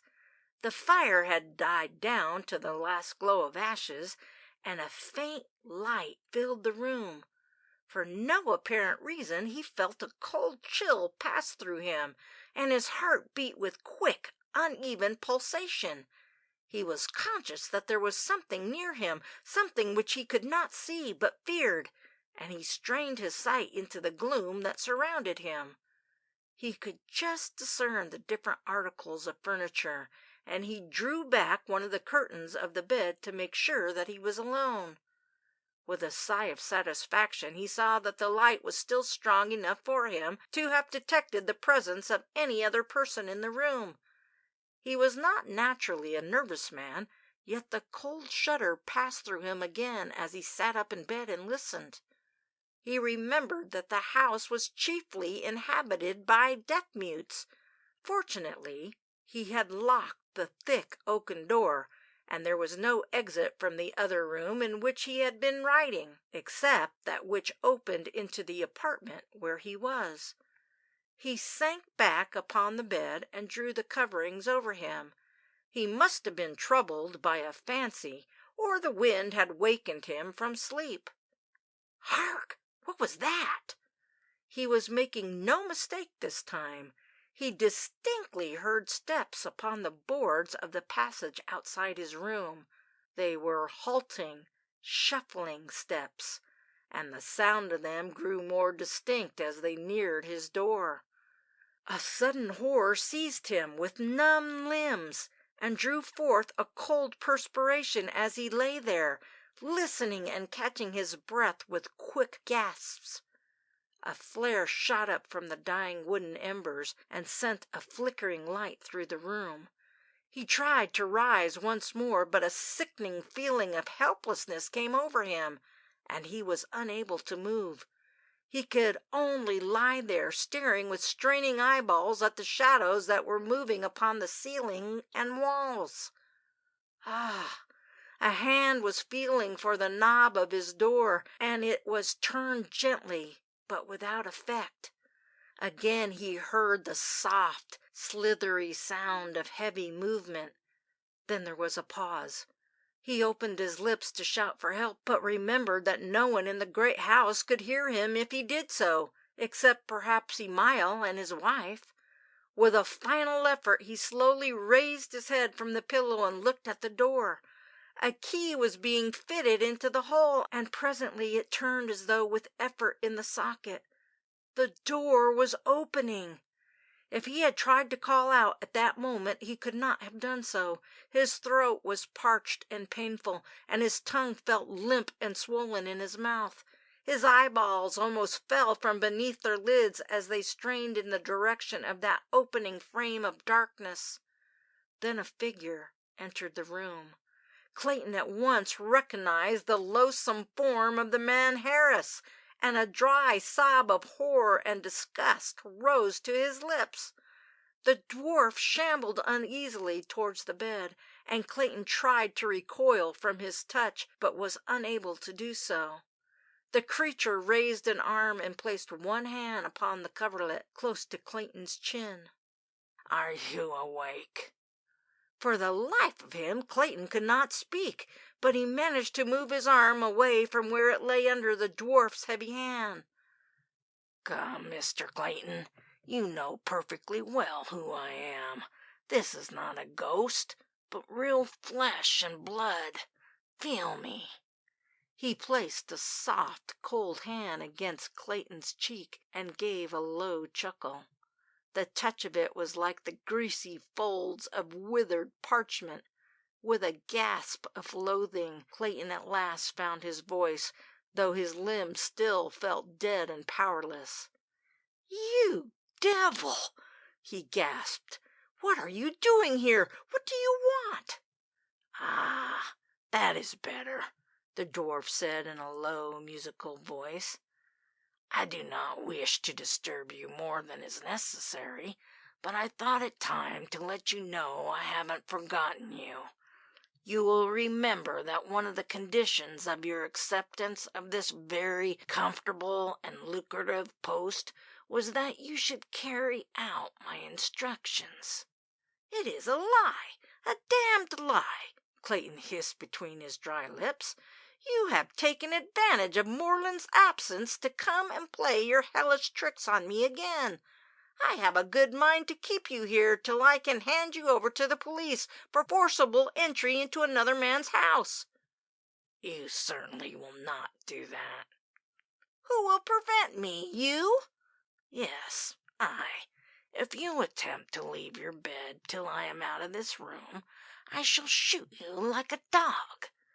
As he spoke, the dwarf's hand unclosed for a moment and showed the steely glint of a tiny revolver, which was pointed straight at Clayton's forehead.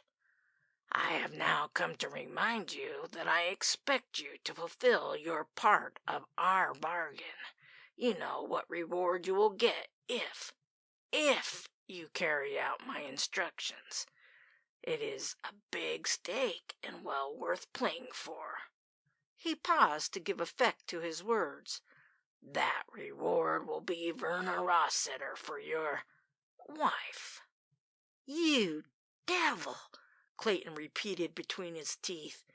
He knew he was at the mercy of this deformed scoundrel, and dared not move, for the revolver was not a couple of inches away from his head. "If I ever get the chance of wringing the wretched life out of you, I will do so, if I swing for it." "It is foolish to talk like that," the gentle voice replied. "If I am able to show you how to save Verna Rossiter's life, and what is dearer to a woman than life itself, will it not be doing you both a good service?" Clayton's brain was becoming clearer by this time, and he realized the desperate position he was in. With quick reasoning he determined to humor the little monstrosity who was leaning against his bed, at any rate on the present occasion. "Go on," he gasped. "But you do not know what are my instructions," said the dwarf. What are they?" "You must kill Lord Orsett, Christopher Moreland's cousin." End of chapter 14.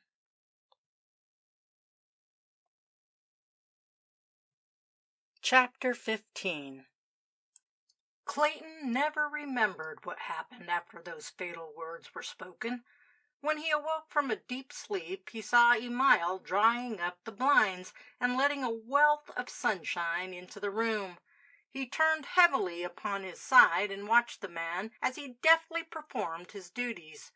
The servant was about to leave the room when Clayton called him back. "Emile." "Yes, sir." "Did you find my door locked this morning?" The man hesitated and looked down at the clothes upon his arm, which he was taking downstairs to brush. "No, sir, it was not.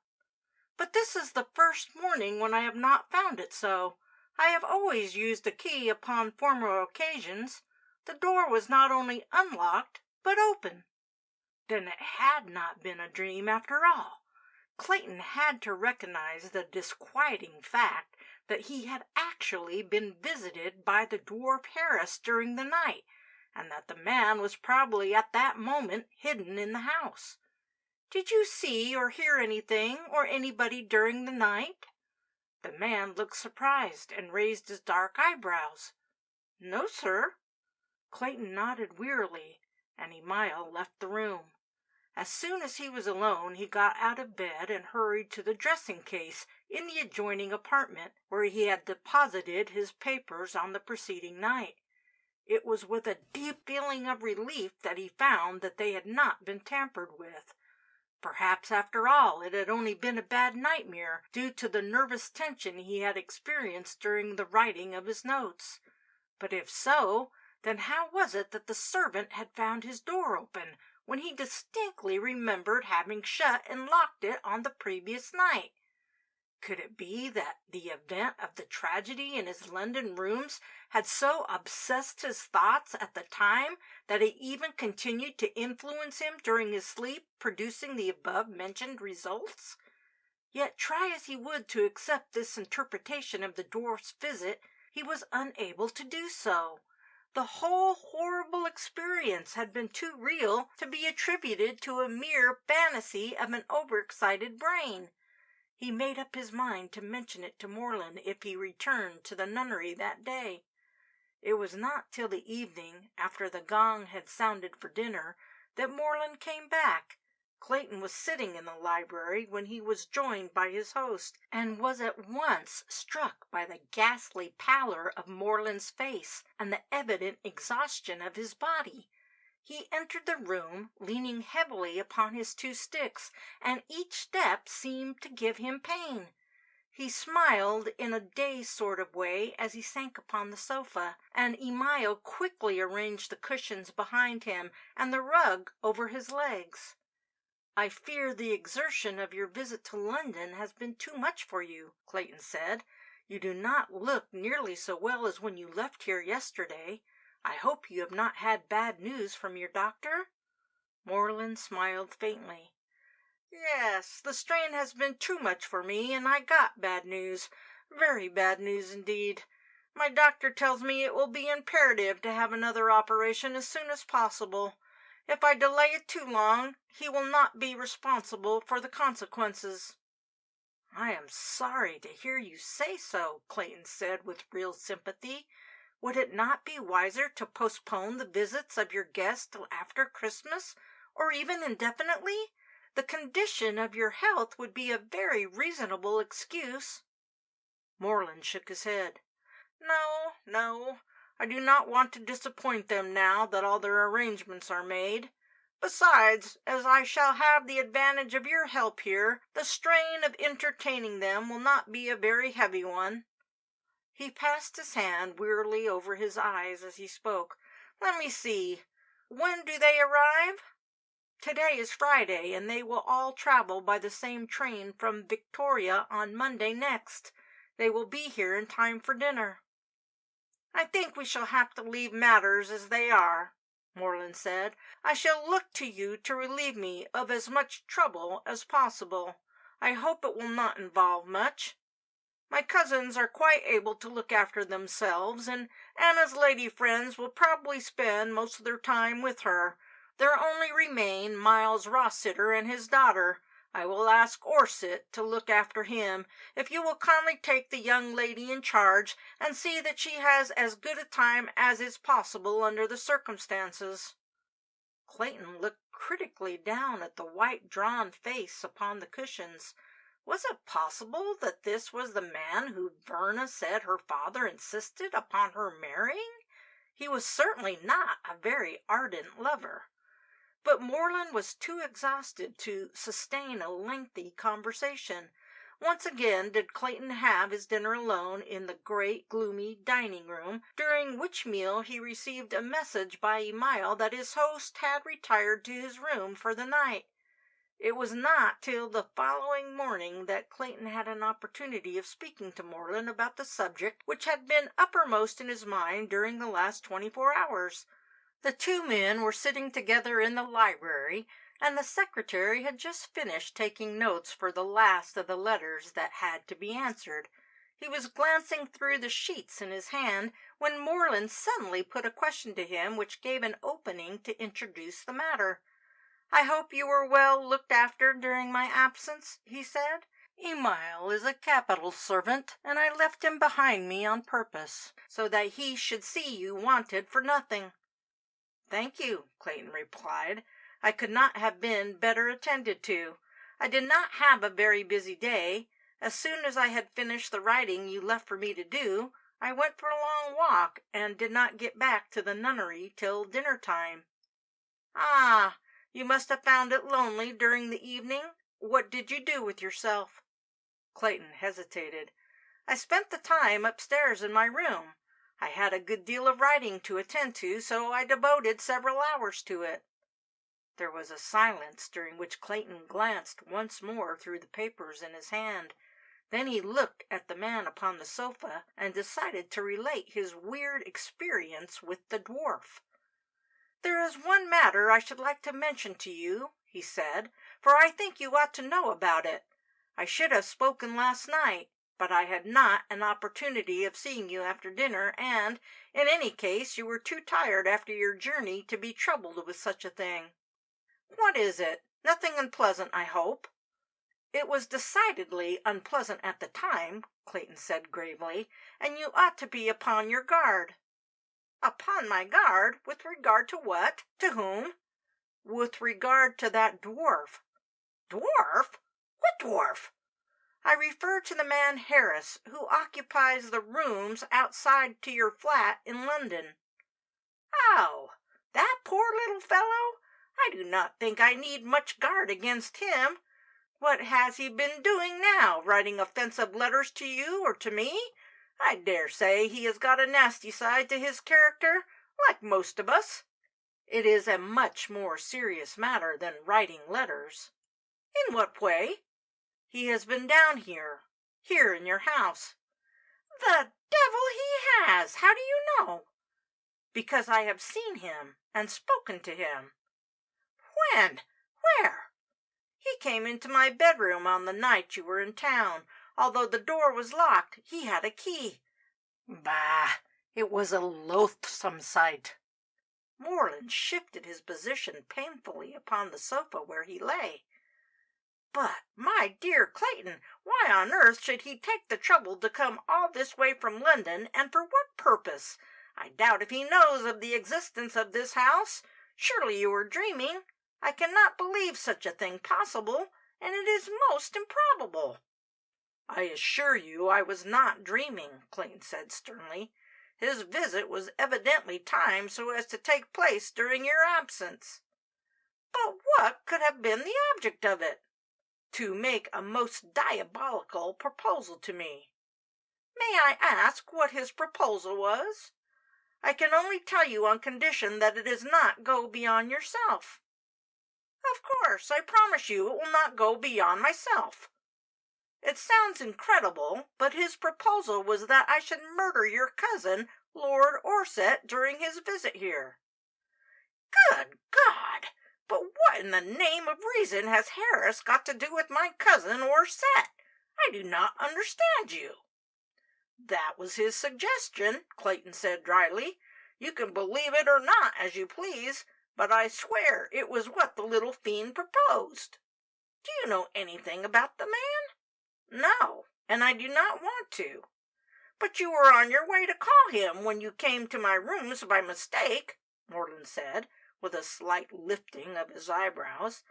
"I had only seen him twice before then," Clayton said uncomfortably, "and on each occasion his company was neither sought nor desired.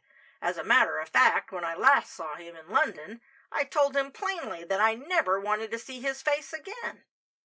"But why on earth should he ask you to do such a thing?" "I have no idea. The whole affair is a mystery to me." "Have you any suspicion of his motives in desiring the death of my cousin?" "My dear sir, I know absolutely nothing about the little man," Clayton said with a shade of impatience in his voice. "He is practically a stranger to me, and I hope he will remain so." "Will you please describe exactly what took place in your room the other night? I should like to hear every detail." "There is not much to describe," Clayton said, "but I will certainly tell you all that happened.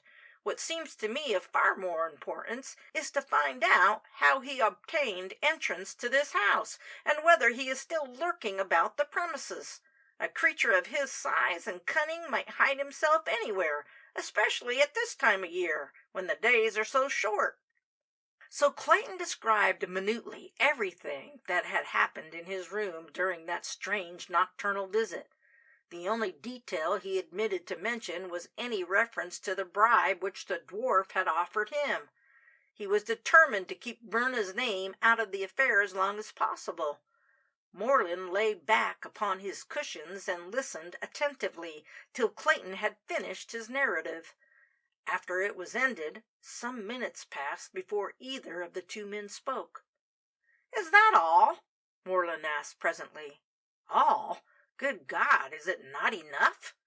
"But your story ends just where the most important part should begin. What answer did you give him when he suggested you should do this thing?" "I remember nothing more after those last words of his." "In fact, you went to sleep again?" "I was in a very nervous and highly strung condition," Clayton said irritably, "and I have told you all I can recollect of what occurred. It is possible I may have fainted. The little man may have drugged me. His hand was not a couple of feet from my nose and mouth." "But presuming that what you have told me really took place, do you seriously think that the man would have run all that risk without obtaining some definite answer from you? Supposing, for the sake of argument, that he thought you would obey his instructions, I can hardly believe he would have made such a proposal without offering a very substantial quid pro quo. Had you been willing to negotiate with him in this matter, is it likely you would have done such a thing for nothing?" Clayton ignored the last question. "I can only repeat what I have already told you," he said. "By some means the man obtained an entrance to your house and a key that fitted my door.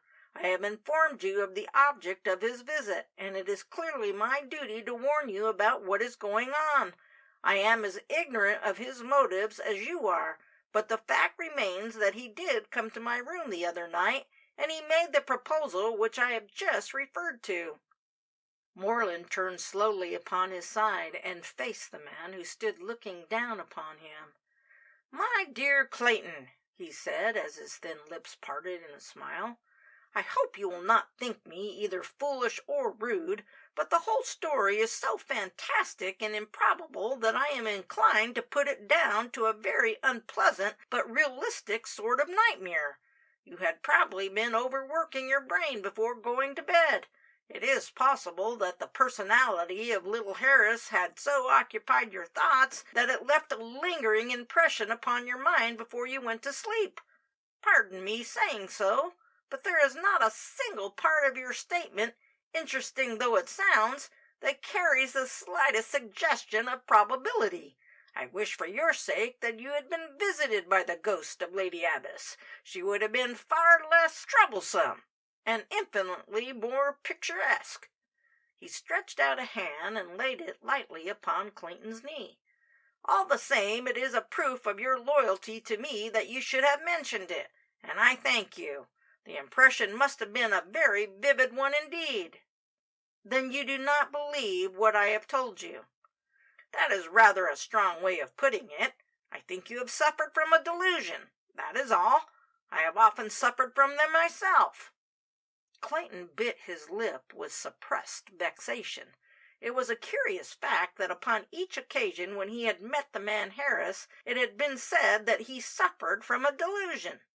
McLean had suggested the same thing when he had described to him the visit of the dwarf to his chambers in London on the night of the murder.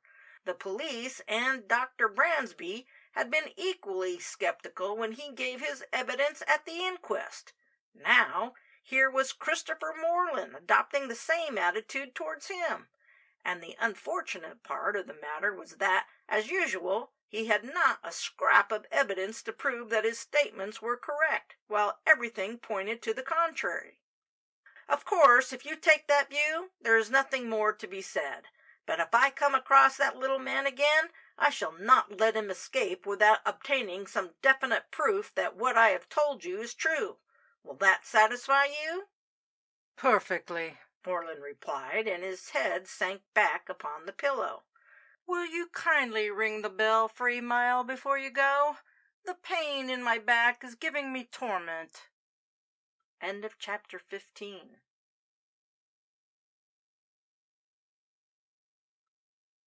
Chapter 16.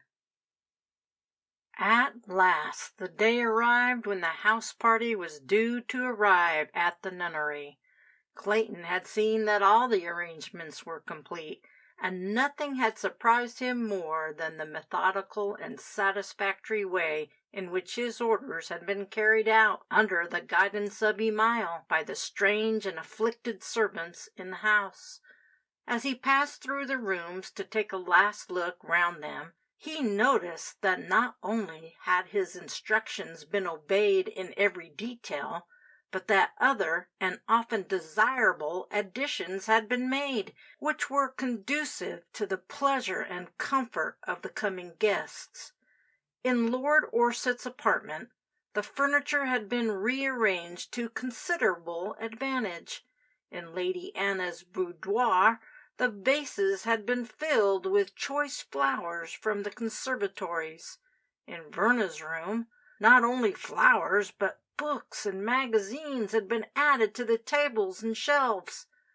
As his host had told him, the domestic arrangements worked with automatic precision, and the result was eminently satisfactory. During all this time Christopher Morland had been far from well. The complaint which troubled him seemed to have acquired a renewed activity, and most of his days were spent in his bedroom or lying upon the sofa in the library. But whenever necessary, he had nerved himself to do his best in attending to the arrangements made for the comfort of his visitors. Both he and Clayton were awaiting their arrival in the hall with varied emotions. It was a cold, wintry evening, and a fall of snow was being tossed across the countryside before a driving wind. A huge fire was piled high upon the hearth, and sent a warm glow on every side of them, lighting up the old tapestries upon the walls and the draperies of the banners that hung above them. The wind whistled shrilly outside, and sent strange whispering sounds through the distant galleries and passages. "I shall look to you to see me through this job," Morland said with a faint smile, as he moved his chair a few inches nearer to the fire. "I am feeling very far from well, and I shall not be sorry when we are left alone again. This sort of thing takes a lot out of a man in my condition." "I will do all I possibly can to make things go easily for you," Clayton replied. "You have only to tell me what you want, and it shall be done. For your sake, I wish the visits could have been postponed." For one moment he felt sorry for the man in the chair beside him. Then his thoughts at once reverted to the delicious anticipation which had been filling his thoughts during the last few days. Verna Rossiter and he were to meet again, and under the same roof.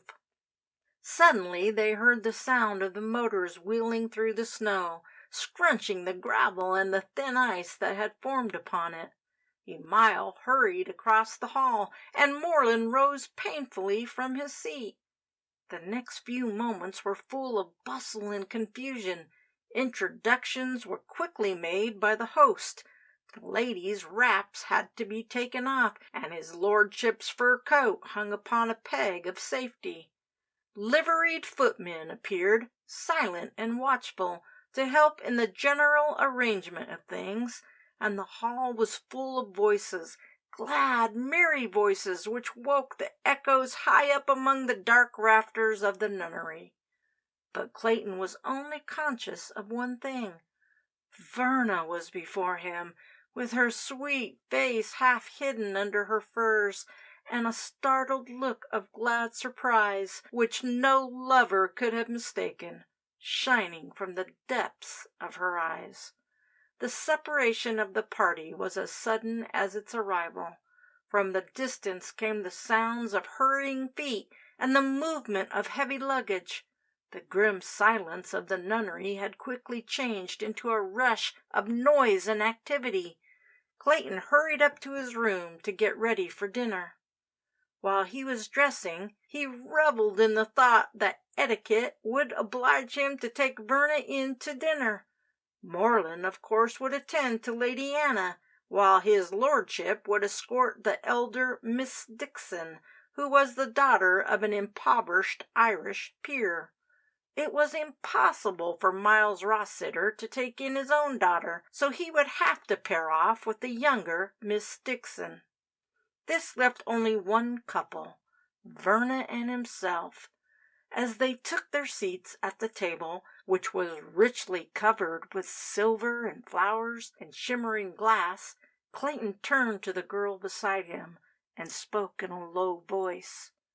"This is better luck than I either expected or deserve.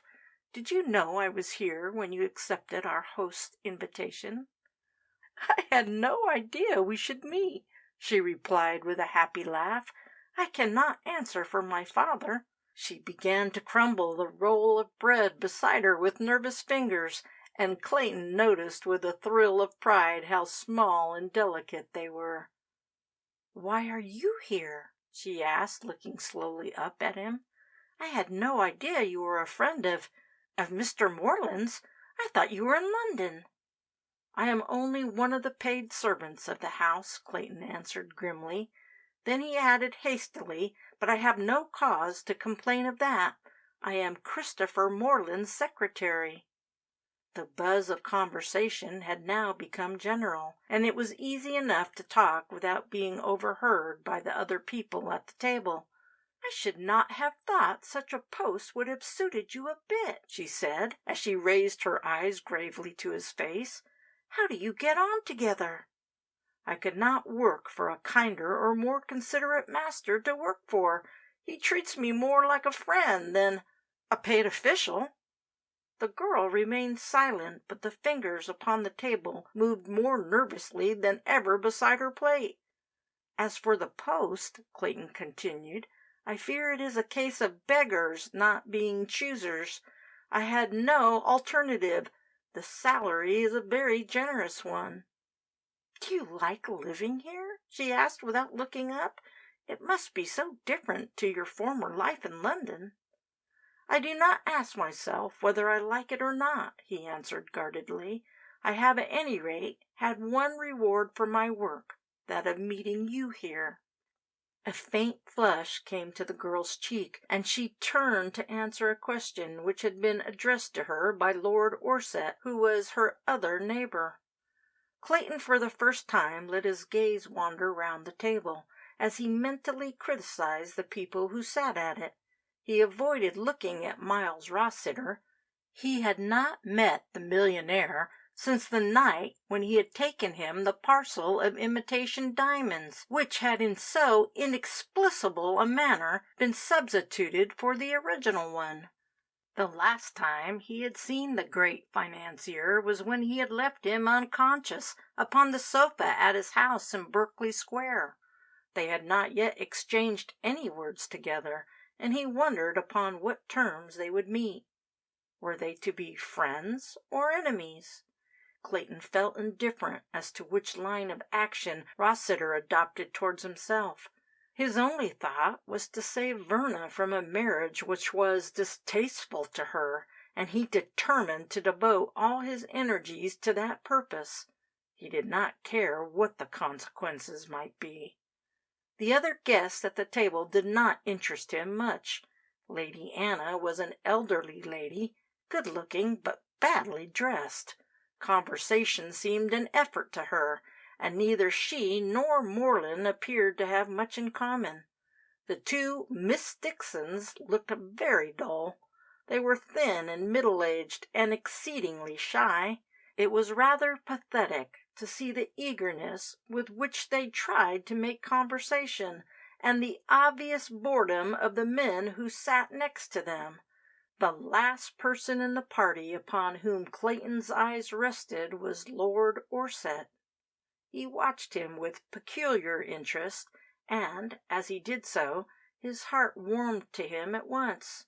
His lordship was still a comparatively young man, on the sunny side of 50, and he had a pleasant, good-natured face.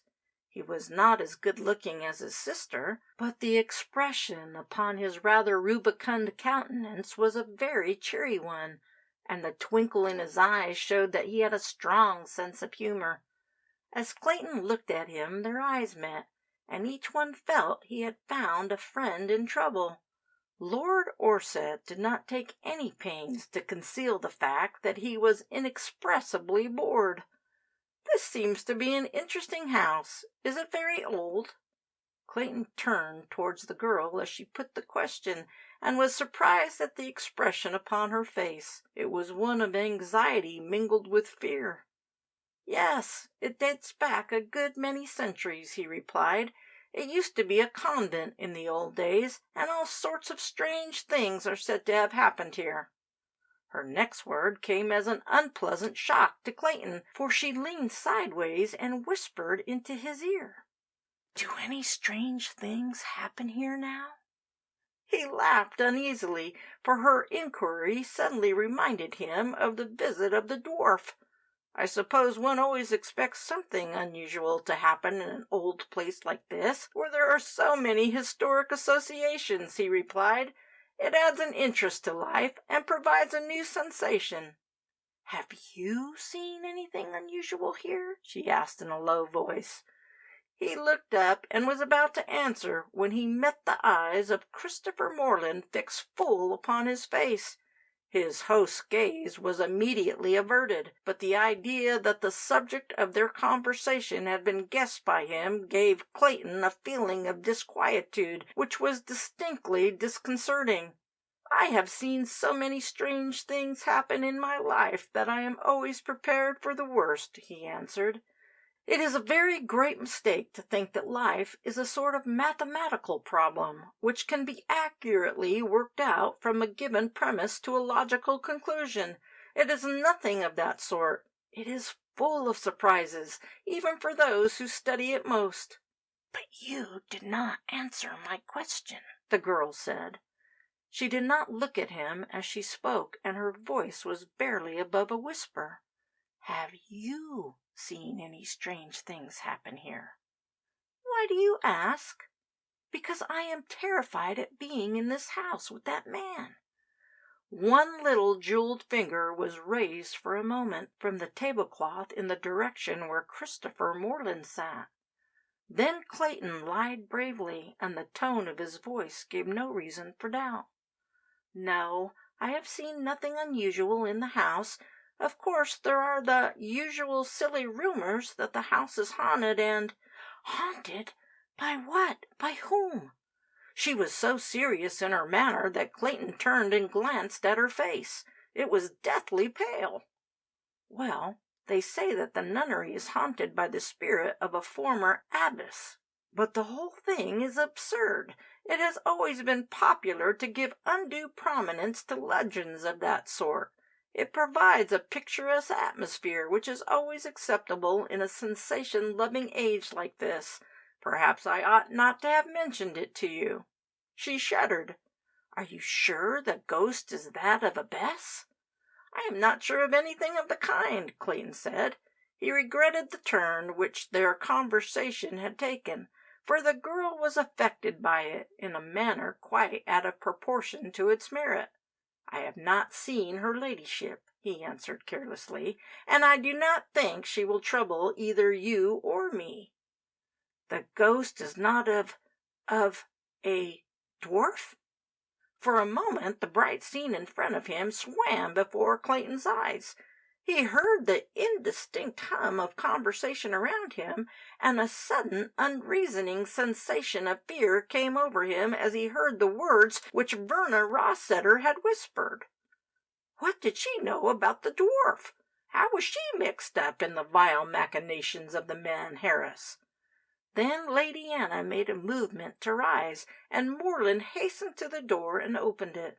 As the ladies left the room, Verna looked up at Clayton, and the expression upon her face haunted him all through the night. End of chapter 16.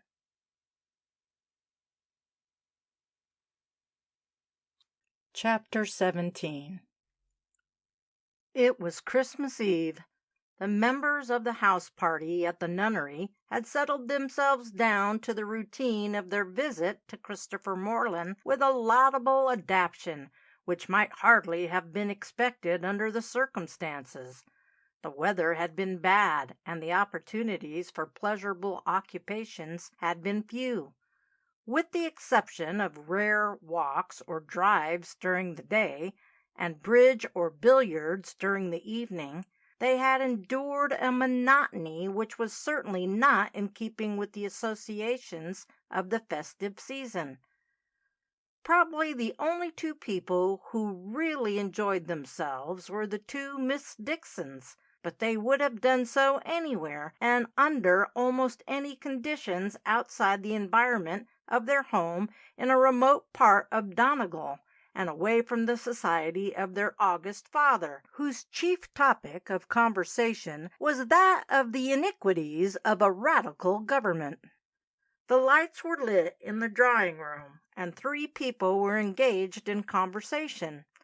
They were Moreland, Clayton, and Verna Rossiter. At a writing table in the distance sat Lady Anna, busy sending off the last of her Christmas cards to the girls of her G.F.S. club at home.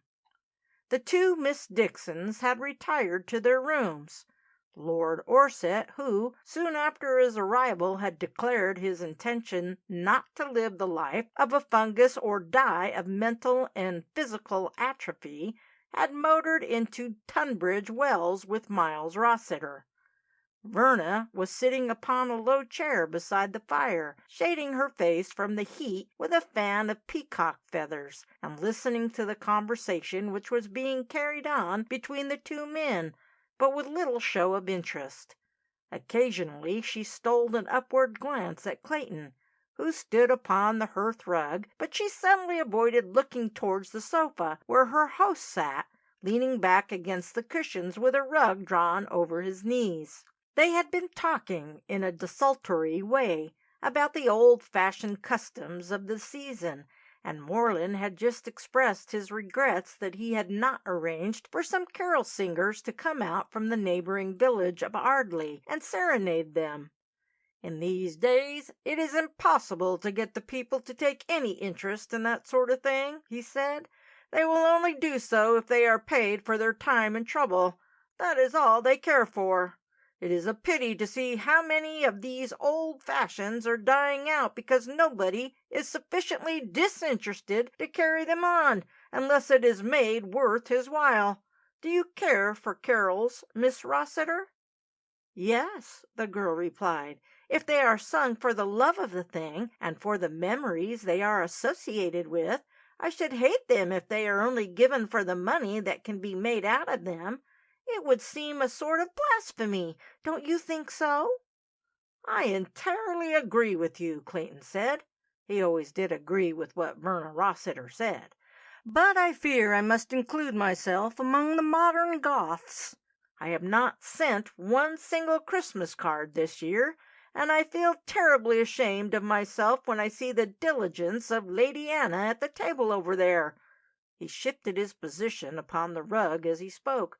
"But I have so few friends that my negligence will not seriously affect the trade." He laughed rather bitterly. "I have not even got any Christmas presents." "Ah, that reminds me," Moreland said, as he looked at the figure of the girl beside the fire. "I have a favor to ask of you, Miss Rossiter." She glanced up, but without interest. "Of me?" "Yes. As I am sure you have not chosen a Christmas present for yourself, I am going to ask you if you will allow me to choose it for you." She laughed, but there was not much merriment in her voice. "That is a quaint way of putting it," she said. "I always leave these matters to my father to arrange except as regards my most intimate friends. Perhaps your choice is an impossible one." "No, it is not impossible. It also has the great merit of not costing you anything." "That is certainly a consideration in these days," Verna said. She did not realize the absurdity of such a remark falling from the lips of a girl who was the only child of a man whose yearly income was represented by six figures. "What is it you want?" Clayton moved restlessly where he stood. He did not like the turn which the conversation had taken, and resented the implied familiarity between his host and the woman beside him. I want you to sit for your portrait, Moreland answered, and I also want you to allow me to keep the picture when it is finished. That is a poor sort of Christmas present, Verna said with a shrug of her shoulders. I do not mind sitting for my portrait if you can find somebody to paint it. It will be something to do. Her words were unintentionally rude, seeing that she was speaking to her host, who had done his best to make her visit as pleasant a one as possible. Clayton winced visibly, but Moreland took no notice of the implied rebuke. He leaned forward upon the sofa with sudden eagerness. "That is good of you," he said, "and you will let me keep the portrait afterwards?" Again were the delicate shoulders lifted with a gesture of indifference. "You can do what you like with it," she said, rising from her seat, and she glanced at Clayton as she did so. "But I should think the best thing to do would be to burn it." "It would certainly not be worth including among all the lovely things you have got here." "Good! Then that is settled." Moreland turned to Clayton as he spoke. "Do you know of any worthy and struggling artist who would accept such a commission if he were asked to name his own price?" Clayton did not answer at once. When he did so, his voice was full of a sudden enthusiasm. "I know nothing about struggling artists," he replied, "though I dare say there are plenty of them like struggling barristers. But I know a man who would give you every satisfaction if you could get him to take on the job. He is thought a good deal of in London, and he has exhibited regularly in the Academy for several years." "What is his name?" "Athol McLean." "Yes, I have heard of him. He is considered to be one of our coming men. So he is a friend of yours? Do you think he would come down here and paint Miss Rossetter's portrait? Perhaps if you wrote to him he would be more likely to do so than if he got a letter from a stranger like myself." "I will write to him if you wish me to do so," Clayton replied. "He is a very busy man, and I do not know what his engagements are. But if you want the portrait painted, I cannot think of a better artist to do it." "May I invite Mr. McLean for that purpose?" Moreland asked the girl who was standing beside the mantelpiece. "You will confer a great favor upon me if I may do so?" She inclined her head in token assent, and then turned and left the room. "How she detests this man!" was the thought which instantly passed through Clayton's mind as he closed the door behind her. "I should like to know the reason, but I cannot mention the subject to her unless she gives me a lead." "Then you will write to Mr. McLean this evening and ask him if he will accept the commission from me?" Moreland said as he drew the rug higher over his legs. "I remember now that his name was one of those which you gave me before I had the privilege of making use of your services here. If he is able and willing to come, I should like to see him here as soon as possible after Christmas."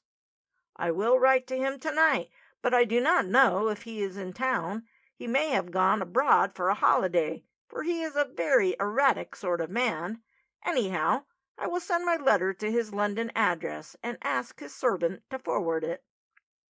At that moment the stately figure of Lady Anna came majestically across the room from the distant table where she had been writing. She had a large number of bulky envelopes in her hand, and there was a worried expression upon her face. "Thank goodness they are finished," she said as she paused beside the sofa where Moreland lay. "My dear Christopher, is it possible to get these posted here tonight? I should be so sorry if they reach their destinations too late. When is the last post out?" "I fear the last post from the nunnery has already gone," Moreland replied. "But I dare say I can get them taken to Ardleigh. That is our nearest town, if you call it a town." Clayton stepped forward. "I shall have a letter which must be sent off tonight," he said, "and will be delighted to take yours with mine, Lady Anna." Ever since he had been at the nunnery, Clayton had made a point of always posting his own letters. Fortunately, there were not many of them, but he had an indefinable feeling that it was best for him to do so. It was full of suspicions with regard to the house where he was making his home, and he did not like the idea of his envelopes being possibly opened before they started on their journey. He felt it was necessary to be constantly on guard, lest such things should happen. "That is very kind of you," Lady Anna said, "but it is a long way, is it not?" "Only about 3 miles," Clayton replied. "That is nothing for me, and I should enjoy the walk after dinner. It is a lovely night." An hour later, when the party were assembled in the drawing-room before dinner, a note was brought to Lady Anna from her host, asking her to make his excuses for not joining them. He had been in great pain all day, and would take his meal upstairs. "Poor fellow!" her ladyship said, as she read the note out loud for the benefit of the others. "He looks shockingly ill, and I am sure his doctor does not understand him a bit. I wish we could persuade him to join us in the south of Europe for a few weeks." Lord Orsett tried to look sympathetic, but he was very hungry after his drive and wanted his dinner. The suggestion did not seem to commend itself to him at all. "Much better to leave him with the people who understand him and his complaint, whatever it is," he said. "It would be a great inconvenience if he were suddenly taken worse upon the yacht." "But these people do not understand him," Lady Anna said plaintively. "That is just what I complain of." And she followed the other guest into the dining-room upon the arm of Miles Rossiter, who had been a silent spectator of the scene. The night was fine, though dark, when Clayton started on his walk to the neighboring small town of Ardleigh. He knew his way well, for this was the direction he generally took when he left the grounds of the nunnery. There was no moon, but the ground was covered with a thin coating of crisp snow, which clearly defined the line of the path through the forest and over the moor. He was glad of the excuse to get away from the stuffy rooms and heat of the great fires. Lord Orsett and Rossiter had started a game of billiards, and there was no inducement to stay indoors, unless it was for the chance of having a few words with Verna before she retired to her room. He also wanted space and freedom for thought, as there were many matters which he wished to discuss with himself without fear of interruption. His pockets were full of Lady Anna's letters, and among them was the one he had written that evening to Athol McLean, asking him to come down as soon as possible to the nunnery to undertake the work of painting Miss Rossiter's portrait. His letter contained a good deal more than that request. He had urged strongly that McLean should accept the offer, not so much on account of his financial benefits, but because he most earnestly desired the presence of his friend in that house of mystery.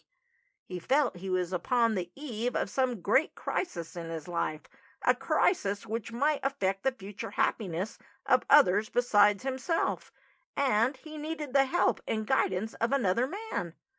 For obvious reasons he could not confide in Miles Rossiter, while Lord Orsett was too much of a stranger for him to trouble him with private and personal matters. In fact, it was the safety of his lordship which was one of the chief considerations in Clayton's mind at the time. Since that last nocturnal visit from the Dwarf, he had neither seen nor heard of him, yet he felt very sure that the man Harris had some diabolical plan in view, and that the greatest care and precaution would have to be exercised to prevent a possible tragedy taking place. Moreland was useless for all practical purposes of help. Apart from his growing infirmity, he did not pretend to believe one word of Clayton's story of the appearance of the dwarf in his room. McLean might be more open to reason and to argument, though even he had proved skeptical when the matter had been mentioned to him in his Chelsea studio. At any rate, he was dependable, and could be relied upon where action was required. Emile was his master-servant, and therefore not to be approached upon a matter of this kind. Having disposed of the contents of his pockets, Clayton started upon his return journey. By this time the sky was not so overcast, and a faint light glimmered from the star haze above him. In spite of his anxiety and troubled thoughts, he enjoyed his walk. Certainly the air of the forest agreed with him, for he felt a stronger and healthier man since he had left the seclusion of the London rooms. He walked along at a swinging pace, and had just turned into the drive which led up to the nunnery, when a shadow suddenly fell across his path. "I should like a few words with you, Mr. Clayton." The voice was soft and musical, and Clayton paused with a start. Although he could not see the figure, he knew that the dwarf was standing not a couple of yards away from him, in the deep gloom of the trees. But upon this occasion he felt he was his own master. He was in a very different mental condition to that in which he had been when he had previously met this man. His brain was clear and active. There could be no question about this meeting being the result of an overstrained mind or the impression of a dream. He was in robust health, and the night's walk had added a new vigor to his muscles. He was determined to obtain some definite explanation from his tormentor, or to choke the truth from his miserable, distorted body. He felt no pity for the man, and decided at once that this should be their last interview. "What do you want?" he asked in a hard voice. "Come out where I can see you, and don't sneak away under that tree." The little figure shuffled slowly forward. It was covered with a long, dark cloak, which trailed upon the ground. "I want to know if you are prepared to carry out your part of our contract," the dwarf said meaningly. "If you are, then I am prepared to do the same. If not—" He paused and drew the folds of the garment more closely round his diminutive figure. "And if not?" Clayton did not attempt to disguise the sneer in his voice as he repeated the words. "Then you will hang for the murder of the man I saw you kill in your rooms in London." Clayton gave a loud laugh, which sounded unpleasantly in the silence of the night. "You know that is a lie," he said. "A damned lie." "Can you prove it to be a lie?" the soft voice asked. "I can even show you how you committed the murder. That is a fact which not even the expert medical evidence at the inquest was able to do." "Then do it." "No, I still hope it will not be necessary.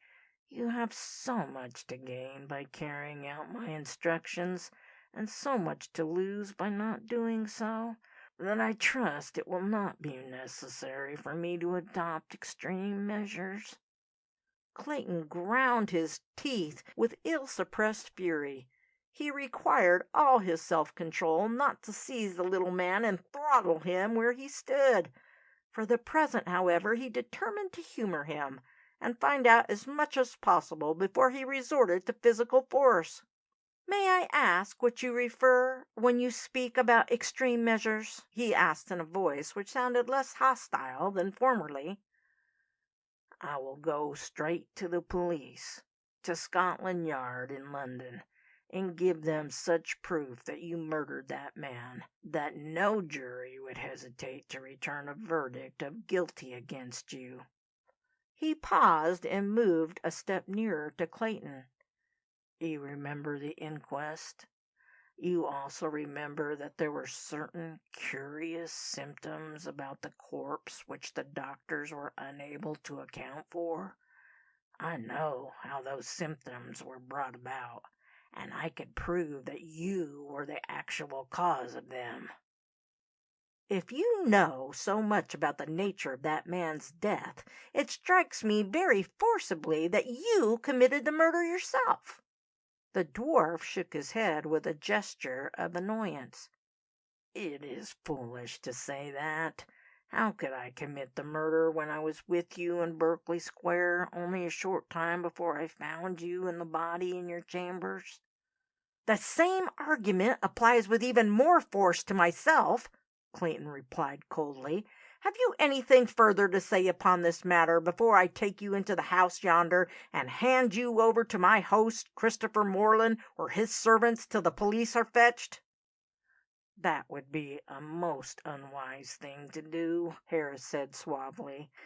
"It would not only at once secure the noose around your own neck, but it would bring unspeakable misfortune to—" "To whom?" "To Verna Rossetter, the woman you love." Clayton raised his hand to strike the little figure to the ground, but as suddenly let it drop to his side again. "How dare you say such a thing?" he hissed. "We will leave Miss Rossetter out of our conversation. Now tell me exactly what your so-called instructions are, and what I shall gain or lose if I carry them out." "My instructions are simple enough," Harris said evenly. "You must contrive by some means or other to bring about the death of Lord Orsett during his visit to the nunnery. As he will be leaving here upon the 2nd of next month, it will be necessary for you to carry out your arrangements before that date. I suggest that you should do the thing on New Year's Eve." "In fact, your instructions are that I shall murder Lord Orsett before he leaves Christopher Morland's house?" "You can word it in that way if you like," the dwarf replied. "And what do I get for my reward if I am successful in carrying out your suggestion?" Clayton asked. He was amazed at the devilish daring of this man. Had the situation not been so serious, so uncanny, he would have laughed aloud, and then thrashed the dwarf within an inch of his miserable life. But he wished to find out as much as possible, so that he might take the necessary precautions. "I am not going to do this thing for nothing."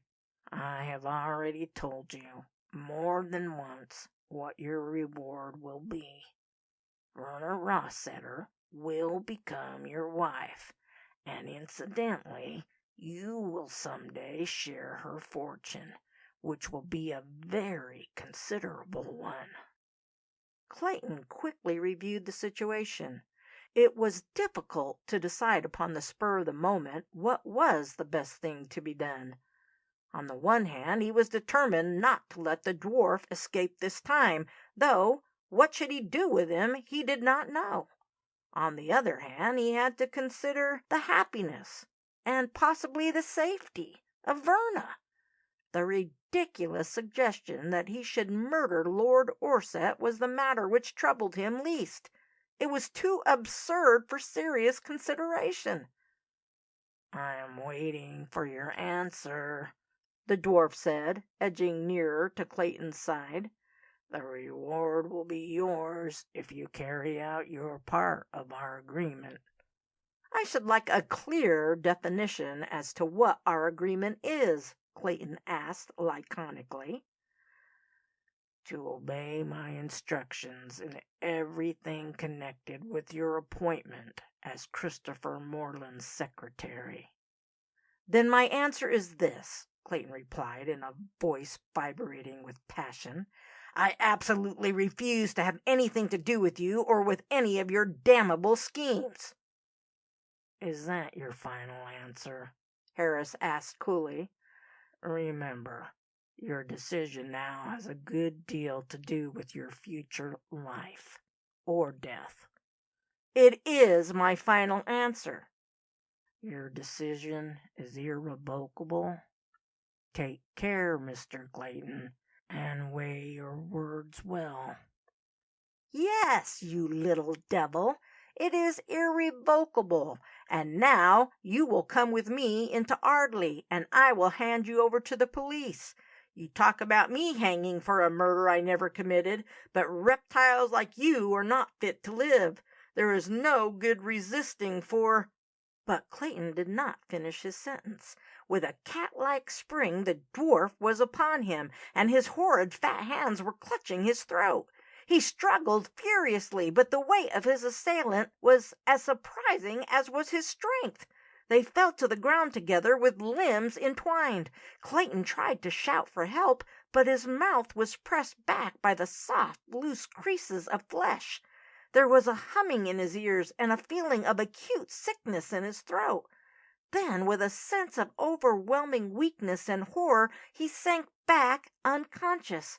When at length Clayton opened his eyes, he found himself stretched upon his bed, and the sunshine of a bright Christmas morning was flooding the room. End of chapter 17.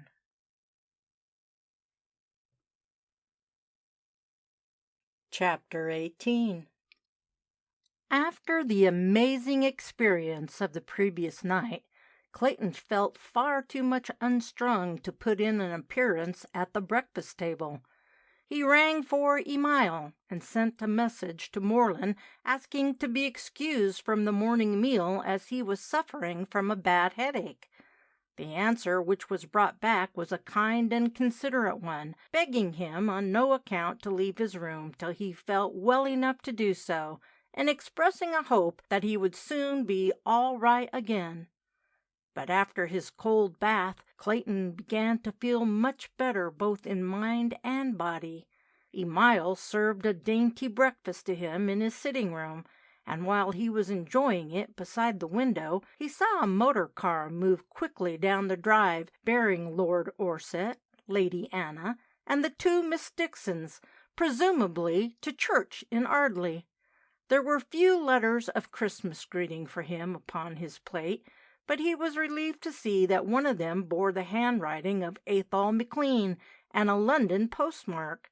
Having read the contents of the envelopes, he tossed them upon one side and tried to concentrate his thoughts upon what had happened during the previous night in the drive of the nunnery, when he was face to face with the dwarf, Harris. Every detail of that interview was clear in his mind. He could recall each word that had passed between them. He remembered the last struggle upon the ground, but after that his memory was a blank. Had he fainted in his attempts to free himself from the weight and strength of his horrible assailant? Had he been drugged? Had he been stunned with a blow from those loose-fleshed hands? He was certain that the last theory was impossible, for there was not a single mark of violence upon his face or body.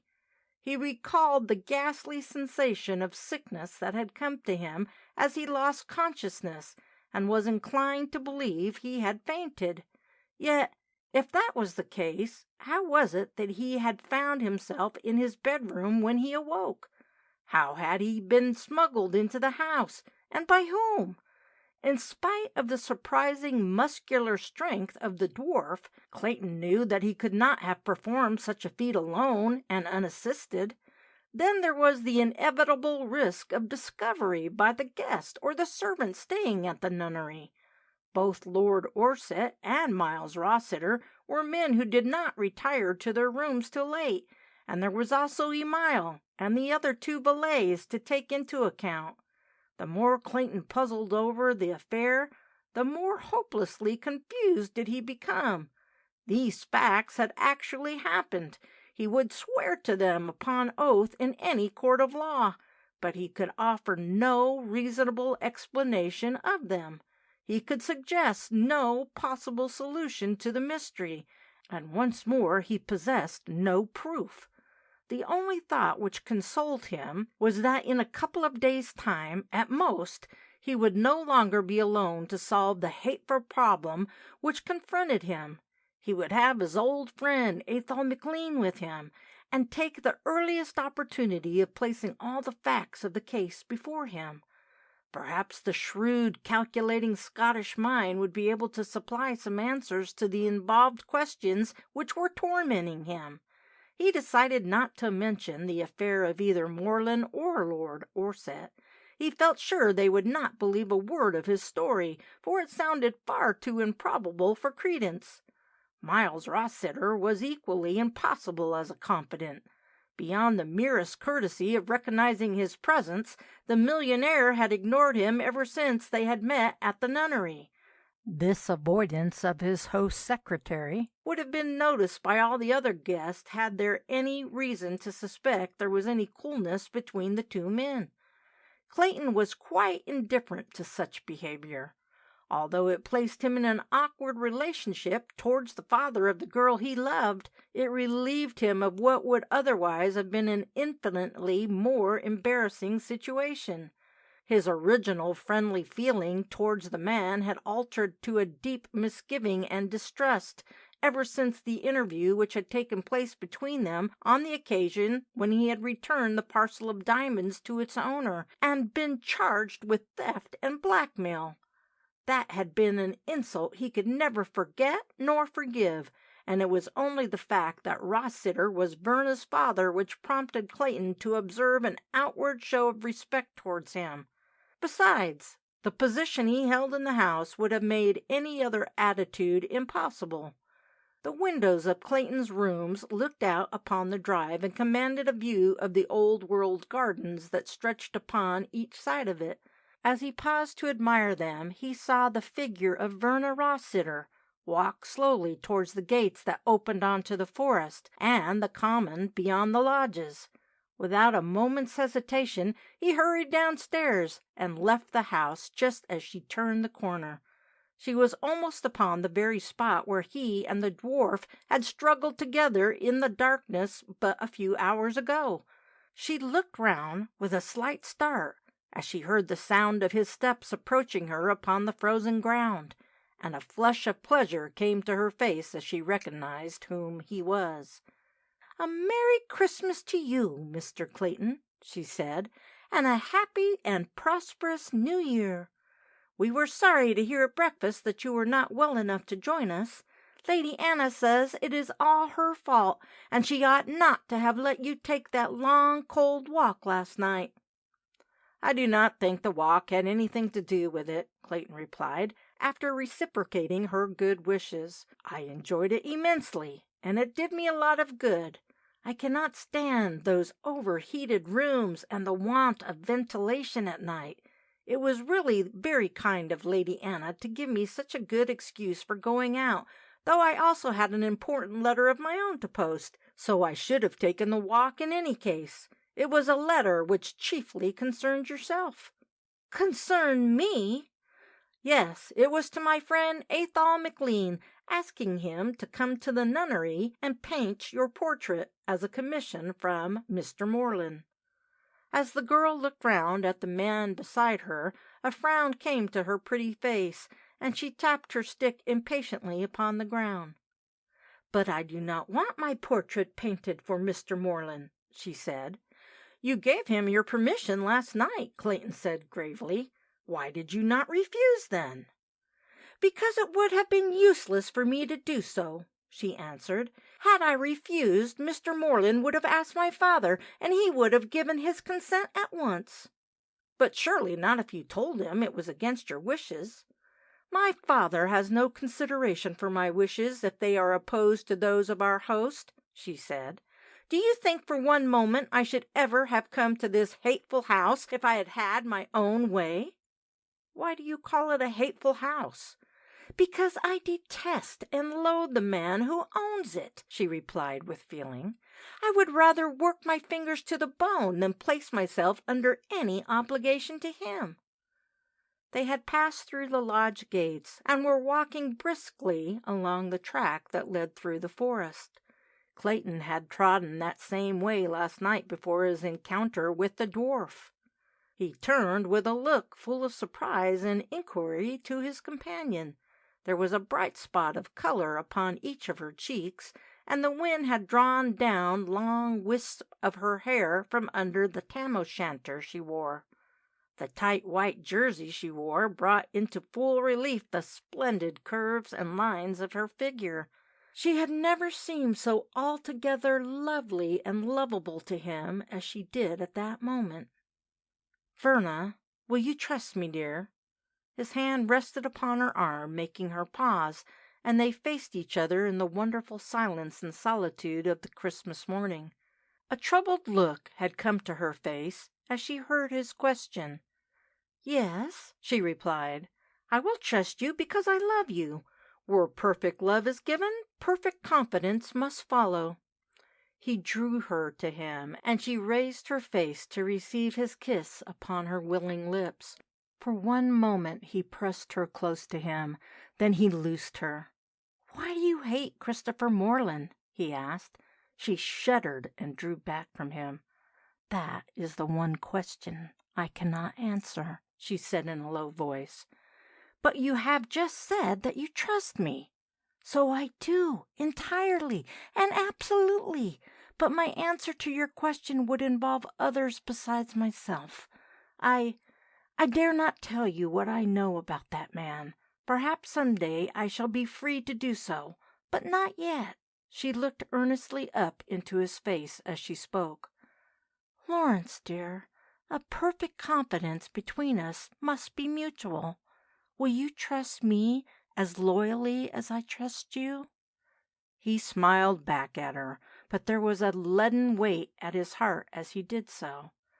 "Dearest, I would trust you if the whole world were against you," he replied. "I only want to be strengthened and help to do what is best for yourself. But tell me one thing. Your answer need not incriminate either yourself or others. Is the cause of your silence in any way affected by the influence of a dwarf?" With a low gasp of terror she shrank further from him. "Oh, my God!" she sobbed. "Have you seen him?" "Yes, I have seen him, and spoken to him several times. He was here last night."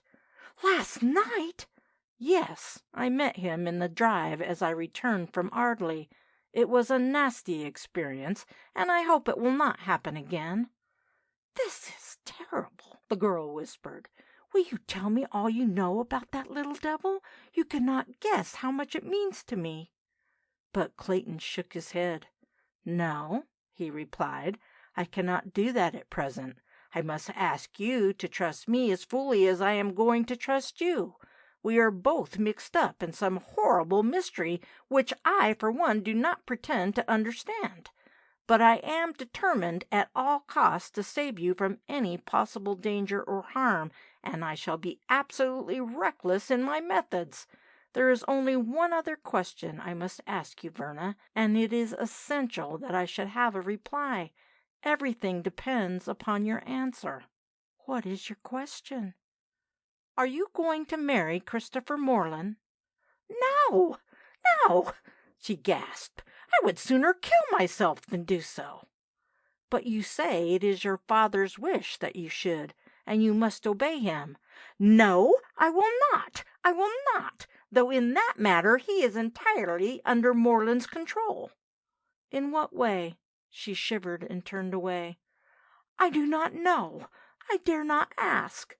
"Why?" "Because I am afraid of my father and the other man." "Which other man? Do you mean Christopher Morland?" "Yes," she answered in a low voice. "Are you also afraid of Harris?"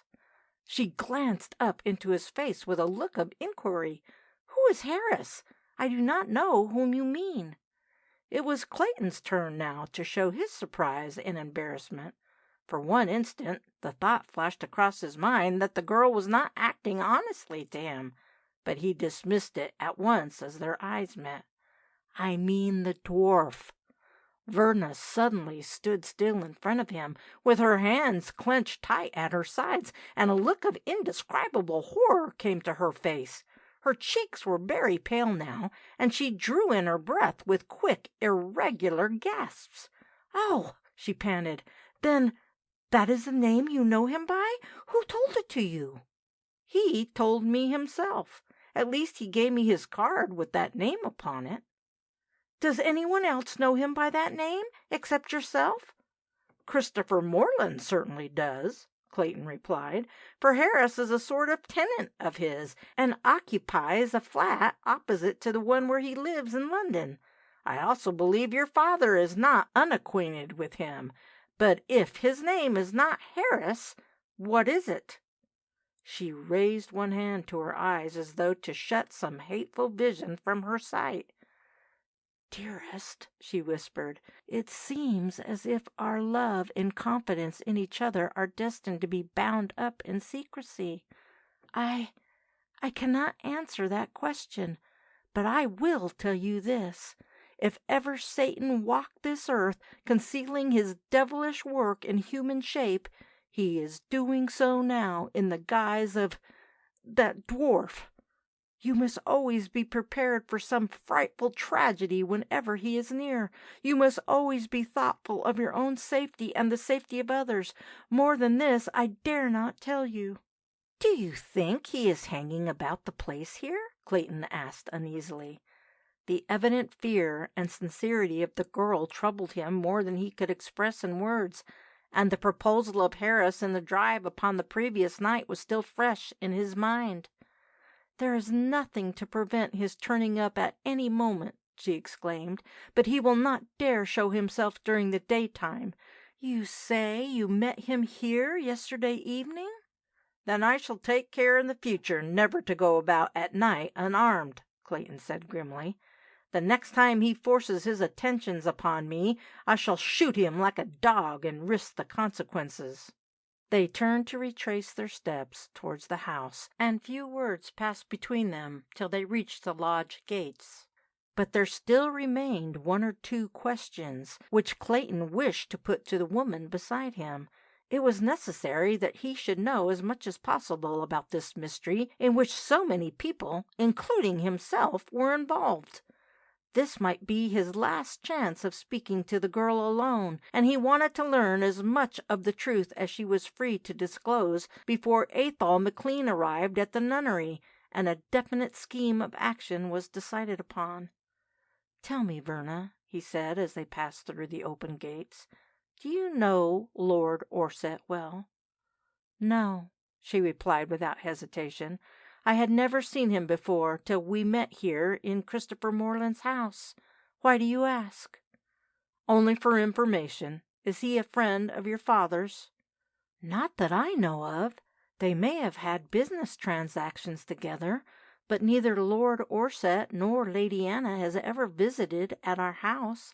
Now, I am going to ask you a very important question, and I hope for all our sakes that you will answer it, if you can do so." She trembled slightly, but looked bravely up into his face. "What is it? Do you know of any reason why this dwarf should desire his lordship's death? Would he benefit if such a misfortune occurred?" "I can answer your question quite truthfully," she replied, "but at the same time I shall be deceiving you. Lord Orsett's death would not benefit the dwarf in any way. I think I can honestly say that the two men have never met. I mean his lordship and the dwarf. Verna, how can you be deceiving me if you answer my question truthfully?" She was about to speak when the figure of Miles Rossiter was seen coming slowly down the drive towards them, and all further private conversation between them was impossible. End of chapter 18.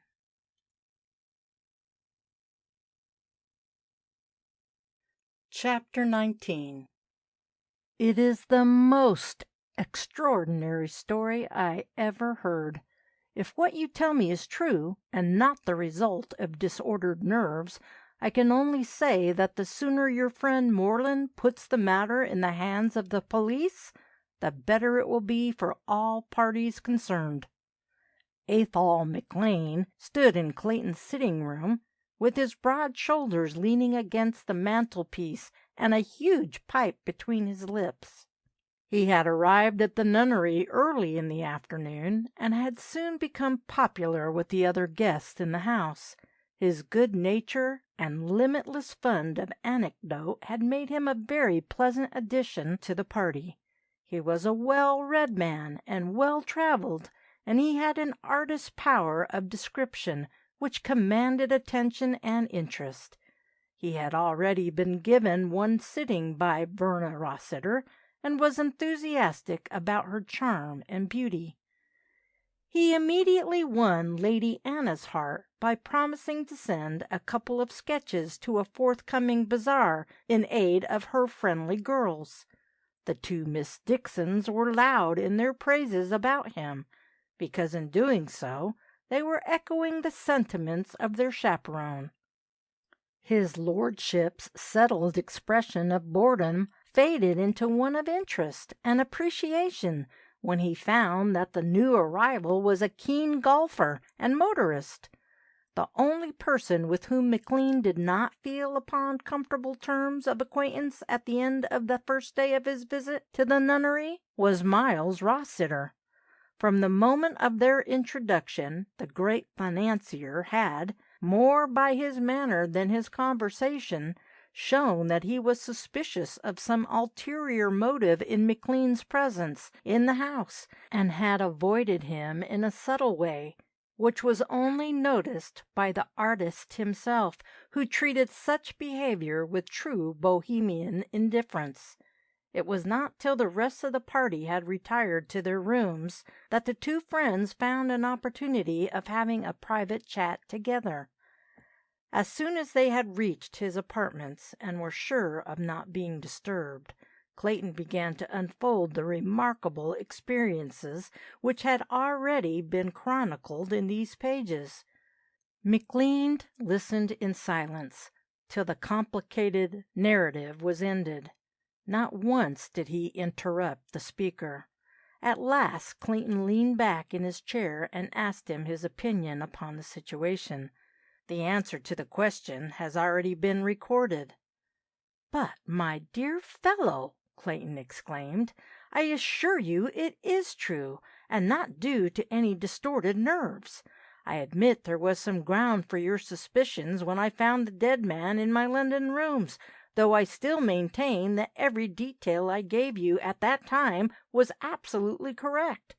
I know I was a wreck and thoroughly unstrung, but that had been my condition for some time owing to financial and other worries.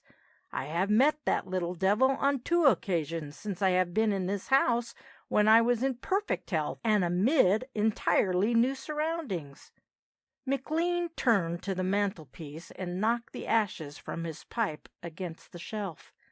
"Look here, Lawrence," he said, "I want as far as possible to regard the facts of this case from the same standpoint as you see them, and I am trying hard to do so.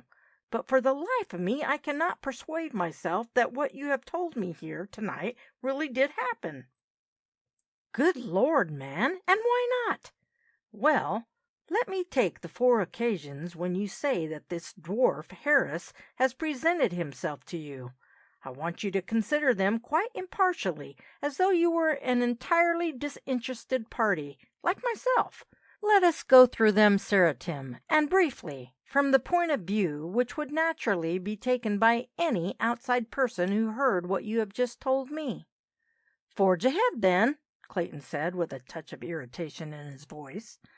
It seemed extraordinary to him that he should meet with so much skepticism with regard to facts upon which he had no doubt whatever in his own mind. "Let me hear your views." "We must go back to the time when the dwarf first introduced himself to your notice in the fog outside Miles Rossiter's house in Berkeley Square. I accept your statement of that event, for you not only possess his card in evidence of the fact, but you have also been to his rooms in Acton Chambers. It is also supported by the conversation you had on Christmas Day with Miss Rossiter, and by the previous effect your reference to him had upon her father when you returned to him the diamonds you found in the London cab. By the way, you state that the parcel never left your possession till you handed it to Rossiter." "I am quite prepared to swear that is true," Clayton exclaimed. McLean waved his hand with an apologetic gesture. "My dear Lawrence, the very words you have just used show the condition of mind you must have been at the time. That parcel must have left your keeping. Otherwise, how could the contents have been changed? There are only 2 possible alternatives, if you persist in what you say." "And what are they?" "Either the stones you returned to Miles Rossiter were the same as those you had previously examined in your rooms, or—" "They certainly were not the same stones," Clayton interrupted hastily. "Or else you had changed them yourself." "That is an absurd suggestion." "Pardon me, it is not absurd. It is the only logical deduction which admits of no contradiction. However, The question about the diamonds is a side issue, with which we can deal later on. It has nothing to do with the main point which I wish to emphasize. This refers entirely to the dwarf Harris. Now, having indisputable evidence that there is such a person, I come to the 4 occasions when you met him after his first introduction to you. We must also place these events upon a very different level from the mere fact of his existence. Why so? Because the one reality is already proven, namely, the actual individuality of the man. The other ones are, so far as outside critics are concerned, merely a matter of conjecture. But I know they did actually happen. I will take my oath they did. Perhaps so, McLean replied laconically, but a court of law would require something more convincing, though no less reliable than your oath. It would ask for proof. That is just what you cannot give. You are unable to produce one single piece of evidence to show that what you have told me has actually taken place. But no, let me take these 4 events in their proper order, and deal with them as they strike me, as they would strike any other man, with the exception of yourself. You admit that, for some time previous to your first meeting with the dwarf, you had been in a bad condition of health, that your nerves had become unstrung by private worries. So it is only reasonable to surmise that your brain had become particularly sensitive to the influence of any unusual experience.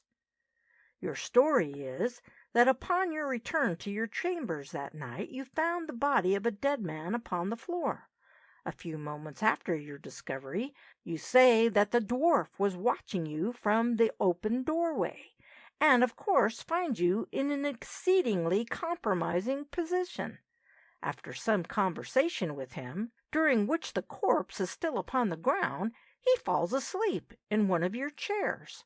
You leave the room and double-lock the door, taking the key in your pocket.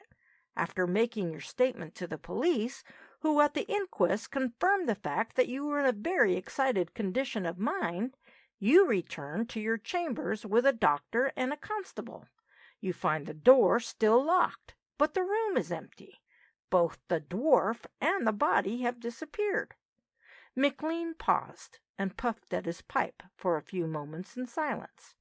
Well, any impartial and disinterested person can only come to the conclusion that the whole affair was a delusion, due to the condition of your mind at the time. I cannot offer any other explanation to it. But the body was found in the downstairs room on the following day, Clayton said eagerly. How could it have come there if my story is a delusion? You remember, at the inquest, you were unable to swear upon oath that the body was the same which you say you found in your room? Clayton remained silent, and McLean resumed his criticism. You maintain that the dwarf paid a second visit to your rooms, and the conditions of that visit very much resemble the first. According to your story, it was again very late at night when you found him there. It was also after your return from seeing me, when we had spent all our time discussing your past experiences and future prospects, in both of which topics the dwarf played an important part. You were still in an excited and, if I may say so without offense, an imbalanced state of mind. You had secured the post of secretary which you now hold. This increased your chances of a marriage with Miss Rossiter. Naturally, your thoughts were centered upon that idea, and you could not free yourself from the suggestion which you declare the dwarf had made to you upon the subject. Therefore, the personality of Harris was uppermost in your mind when you reached your chambers, and you became convinced that you actually found him there. And McLean paused to relight his pipe. Again did Clayton remain silent, offering no opinion upon what was being said to him by his friend. Now we pass to the 3rd occasion, when the dwarf visited you, McLean continued. It was after you had arrived here, and you say it happened in the room next to the one where we are now. Again, it occurred in the middle of the night. To be exact, Clayton interrupted, it occurred during the early hours of the morning. The actual moment of the alleged apparition is of no material importance. The fact remains that you had been asleep and were suddenly awakened. You had been writing late at your diary, and your brain was naturally obsessed with thoughts of what had recently happened. In what you had been writing, the dwarf again played an important, if not the most important, part. You state that, upon this occasion, he made the diabolical proposal that you should assassinate Lord Orsett. Yet before you had time to give a definite answer to his remarkable suggestion, you fell asleep again. You can give no explanation as to how he entered or left your room, for the door was locked.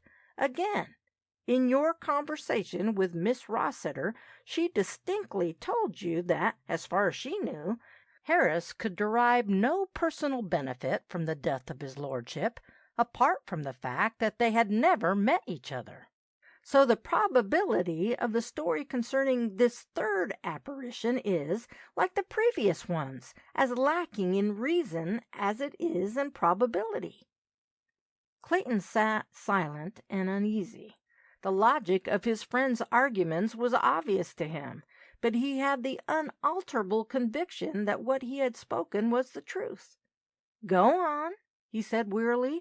"I cannot contradict you, though I know you are entirely wrong in your conclusions.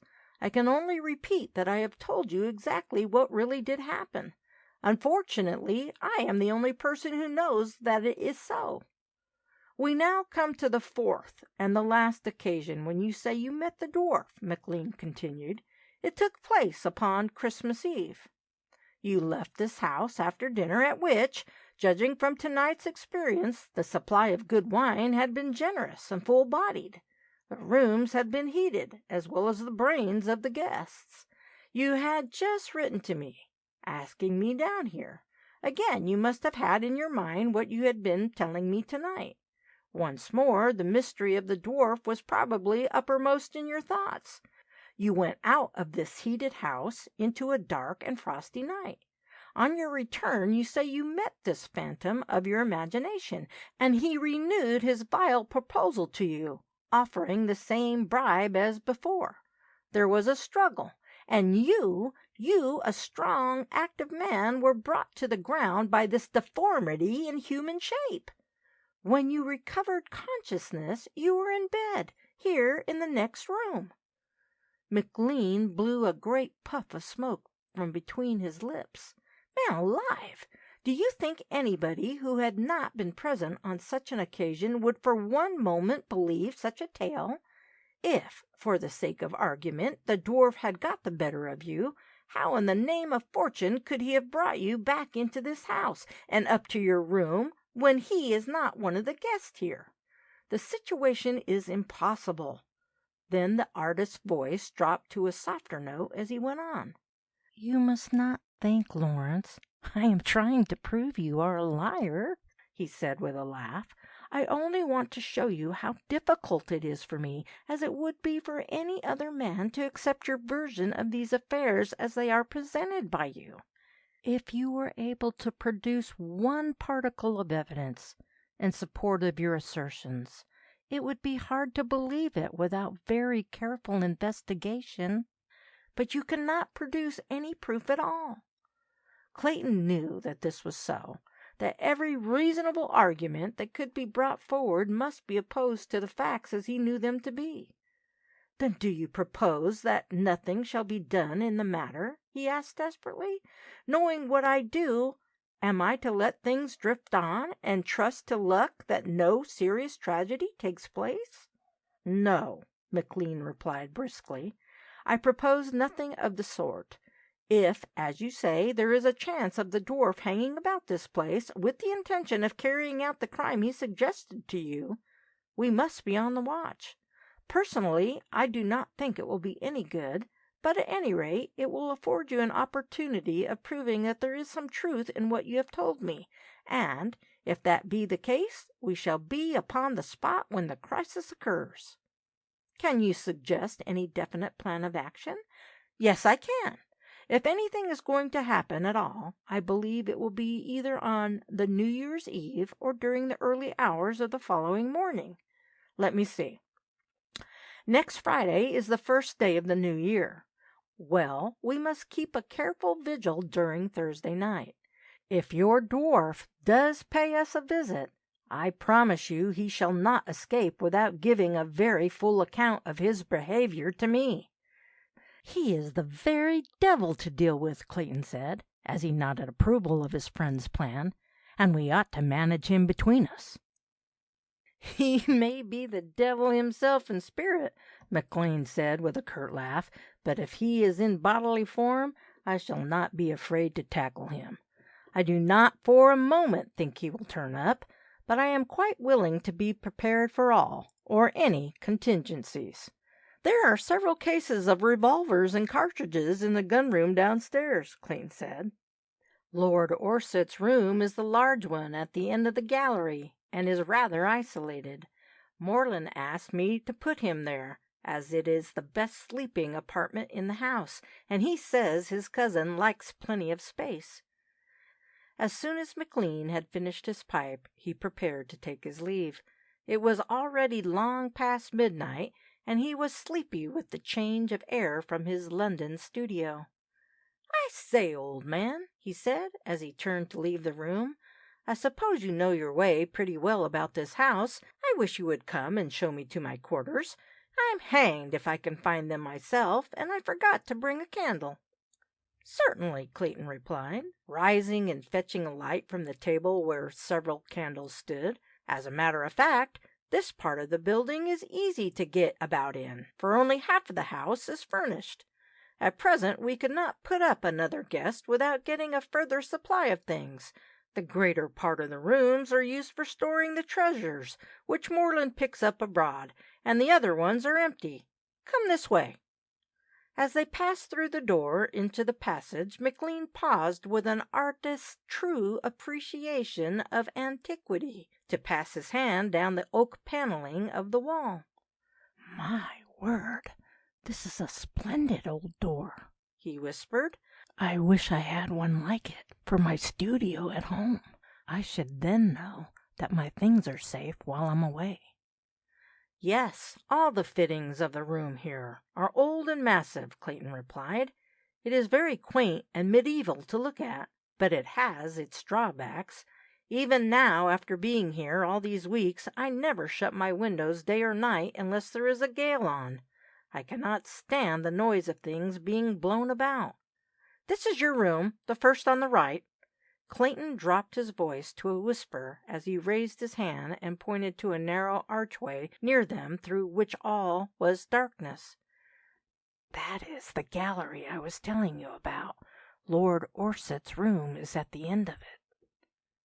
"And where does our host sleep?" "His apartments are in a passage similar to this one, but on the other side of the landing." "Good. Well, thanks awfully, old fellow. You might come in and give me a light. I do not want to tumble into a bath or something, and the fire is sure to be out by this time." Clayton led the way into his friend's room and lit the candles upon the dressing table. "I should lock my door, if I were you," he said, as he held out his hand. "I would be sorry if you had the same experience as I had." "Certainly not. I am not going to lock anything. I do not care how many dwarfs or devils or saintly abbesses come and visit me." "They will have to make a jolly good row, for I am a heavy sleeper and most awfully tired. Good night, Lawrence. Thanks for seeing me safe home. I should never have found my way alone in this barrack of a place." Clayton hurried back to his room, feeling more at ease than he had done for some time. It was a great relief to feel he had a friend like Athol McLean in the house, in spite of his disbelief of what had been told him that night. "Perhaps New Year's Eve will prove that I am right after all," he thought, as he slipped between the sheets. "I hope it will, for my sake and for Verna's." End of chapter 19.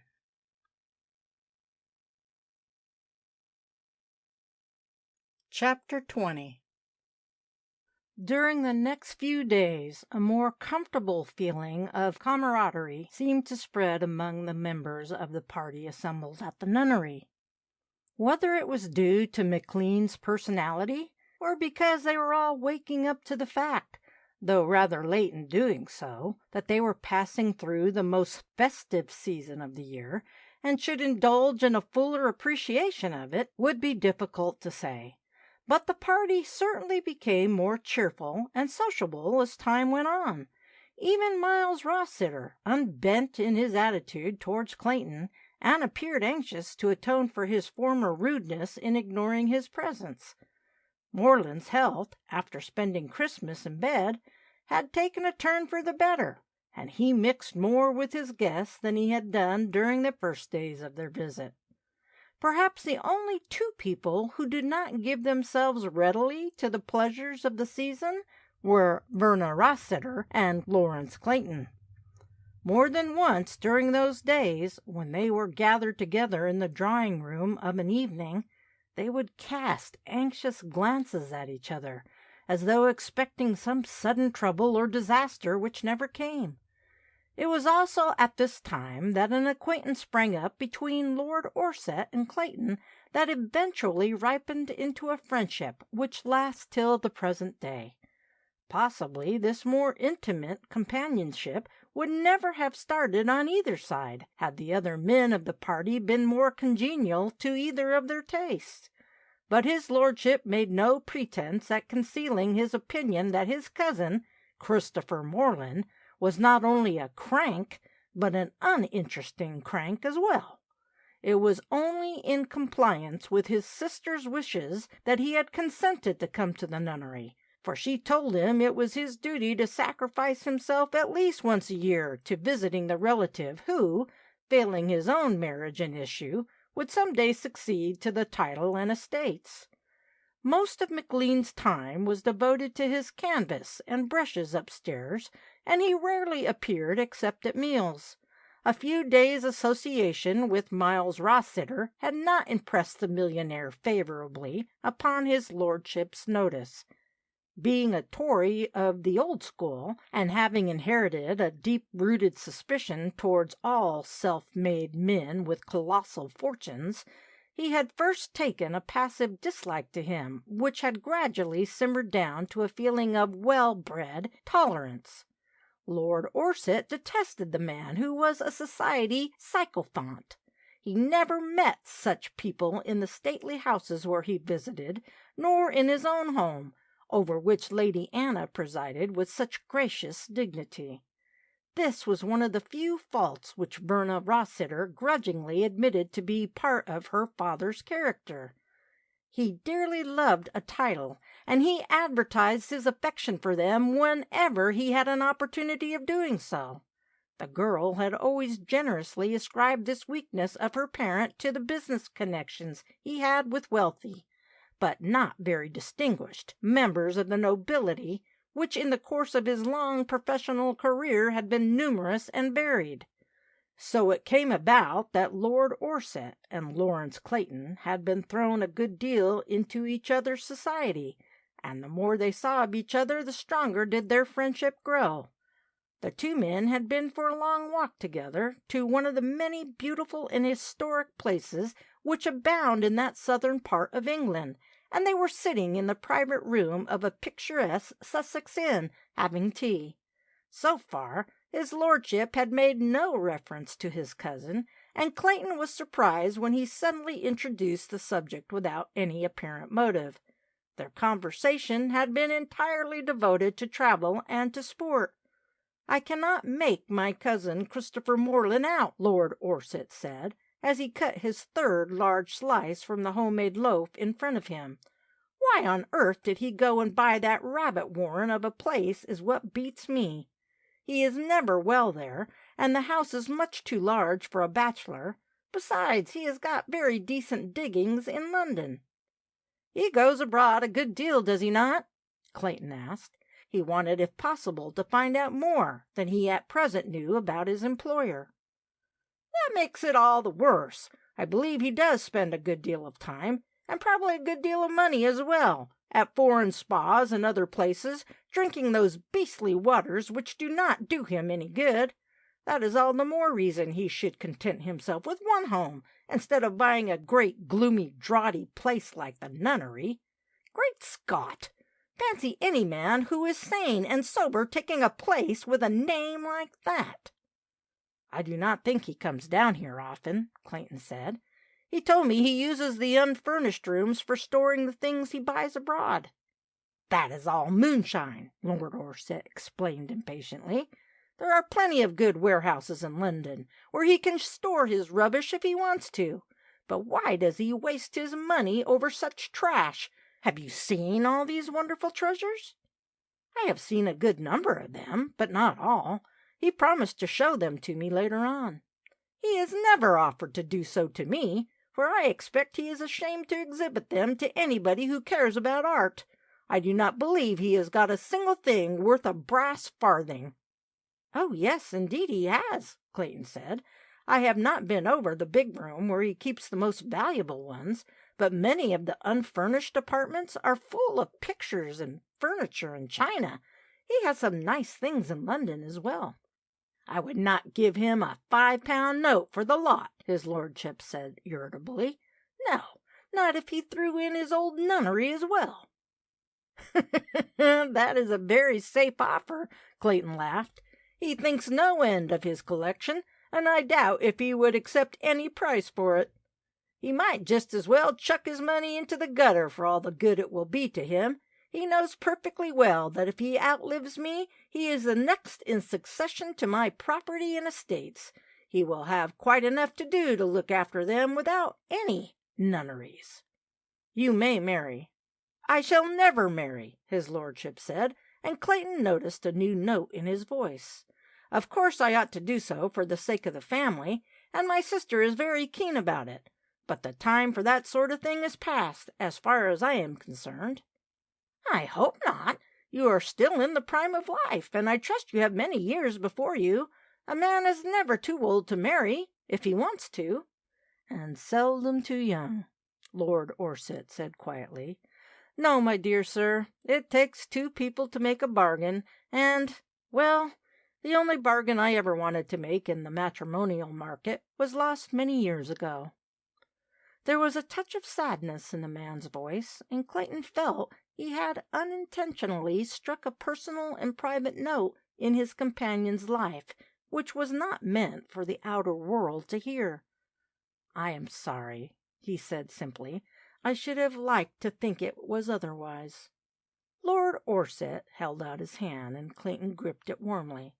From that moment there sprang up a feeling of friendship and of mutual understanding between them which has outlived the years.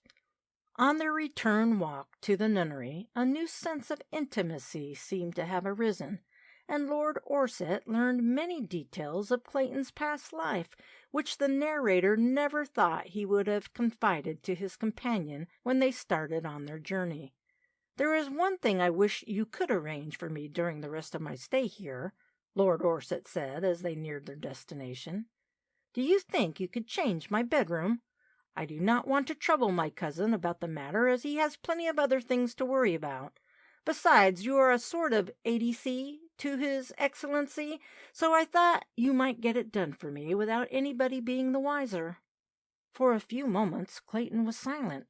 He was wondering, with a feeling of keen anxiety, whether his lordship had experienced a similar ghastly visit from the dwarf as that which had been paid to himself. He glanced furtively at his companion, but the expression upon his face conveyed nothing. "I hope you have not been disturbed while you have occupied that room?" he asked. "On the contrary, I have been exceedingly comfortable, thanks to your excellent arrangements. But it is rather a long way off from my sister's apartment, and it is one of the old customs of our childhood that I should look her up and see that she is all right before I turn in. I always have a cigarette in my own room while I am undressing. Then I slip on a dressing gown and go round to her for a few minutes while my man is putting things in order. The walk along that long gallery is rather a cold job at this time of year, So I thought if I could have a room in the same passage as Lady Anna, it would be a great convenience to both of us." He turned with almost a boyish laugh, and the expression upon his face made him look 20 years younger. "It must seem a very absurd request to make, but my sister and I are great pals, and we like to keep up these old habits of our childhood." "Not at all," Clayton replied. "I will certainly arrange something for you which will be more convenient. I wish you had mentioned this to me sooner." "Oh, that is all right," his lordship said pleasantly, "but I do not want my cousin to be bothered about it. You can manage that for me." "Yes. You are going to stay on here for another week, are you not?" "Probably. I am leaving all our plans at present to my sister." It was almost dark by this time, and they were passing the very spot upon which Clayton had had his encounter with the dwarf.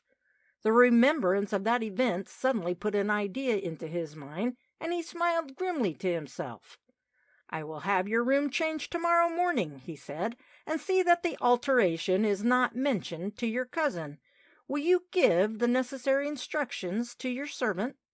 "Yes, I will see to that. Thanks very much."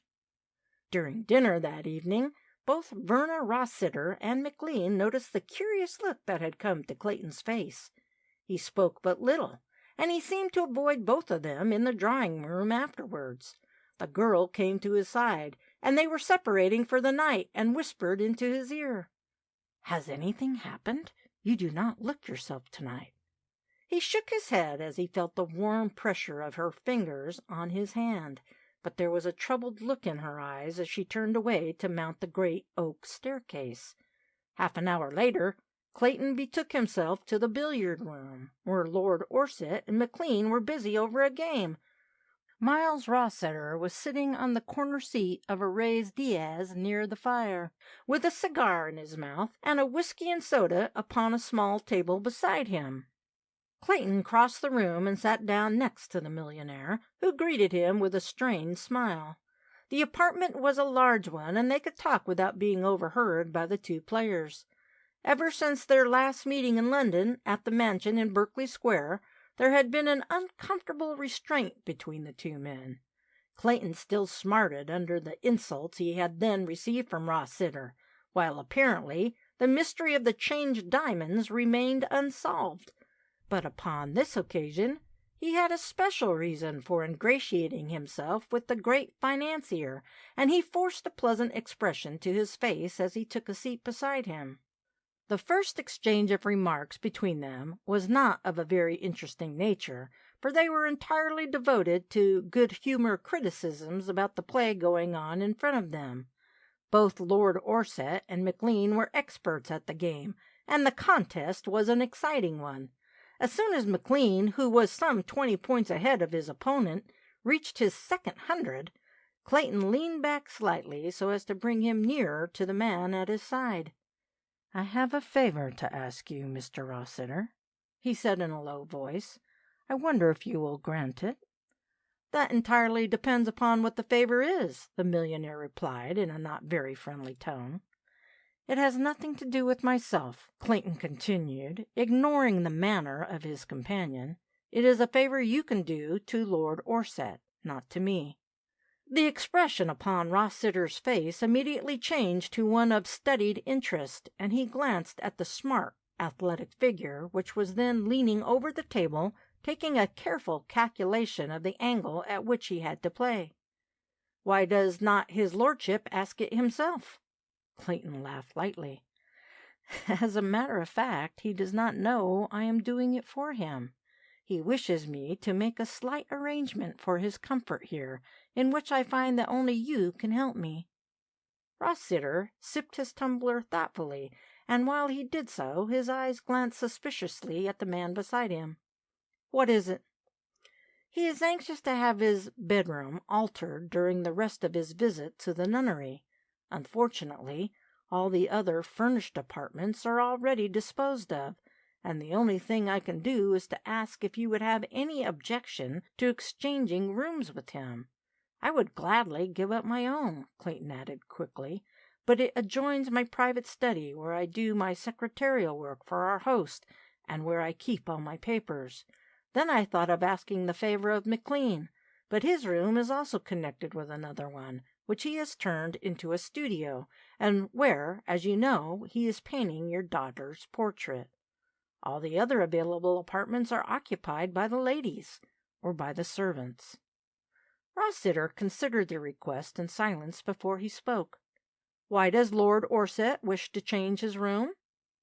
Clayton repeated almost word for word what his companion had told him that afternoon during their walk together.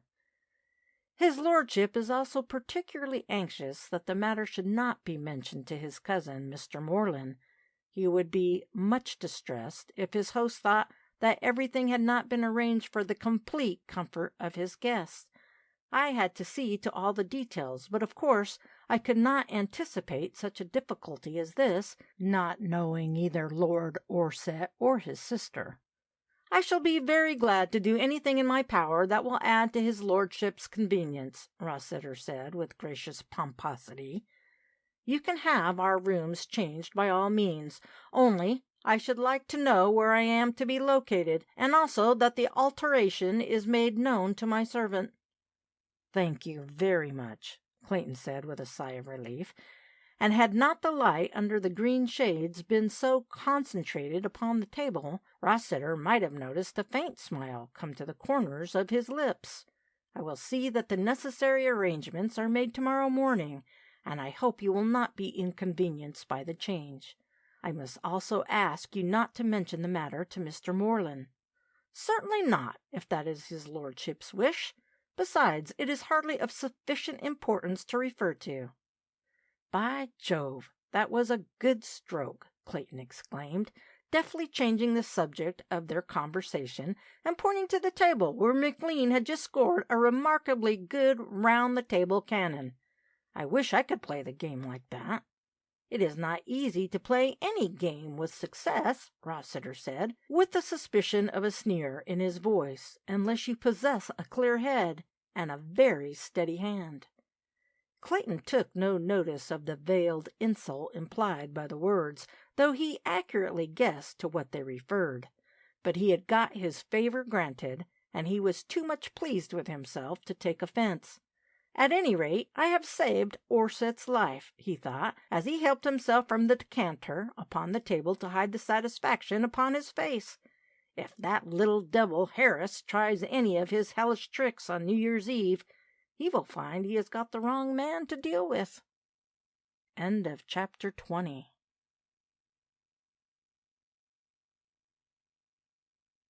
Chapter 21. The last day of the old year was bright and clear with wintry sunshine.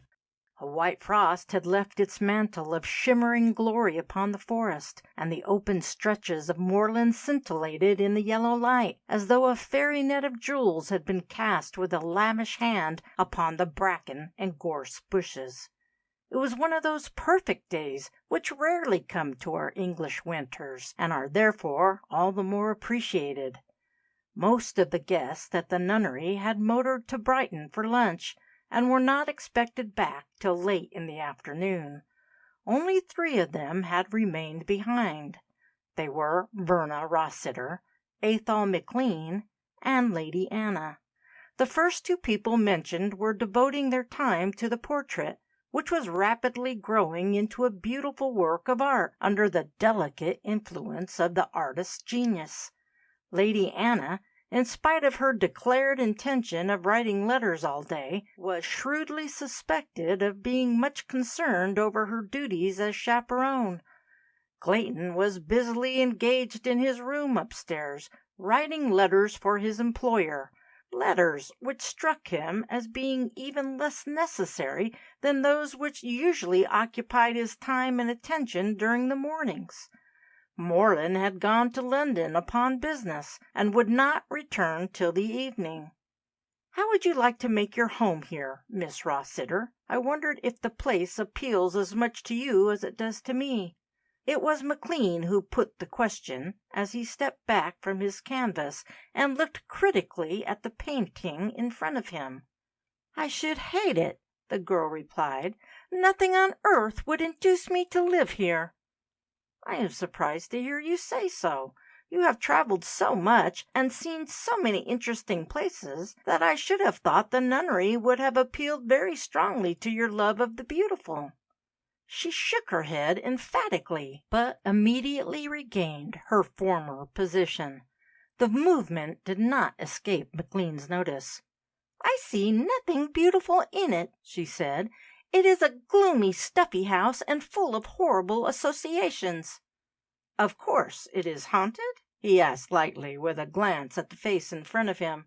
The look was hardly necessary, for he was then at work upon another part of the picture.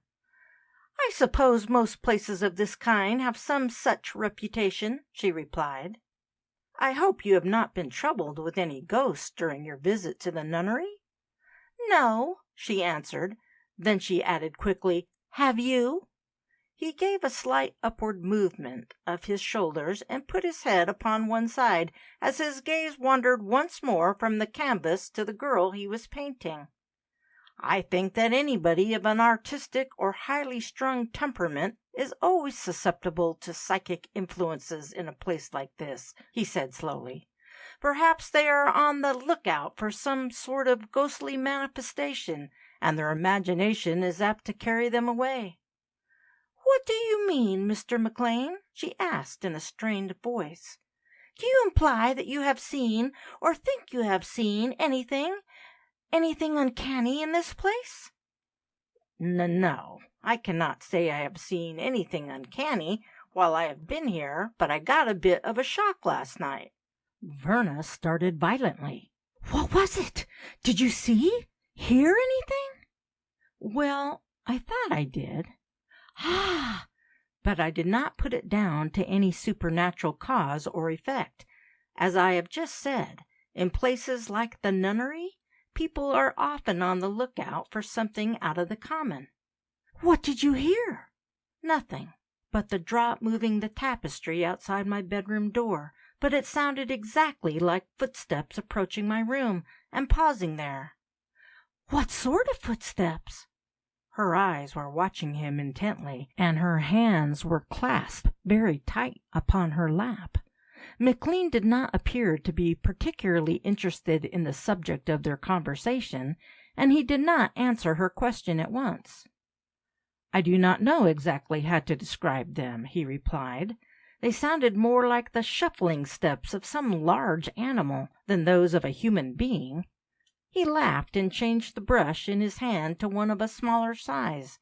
Then he fixed his eyes upon those of the girl in front of him.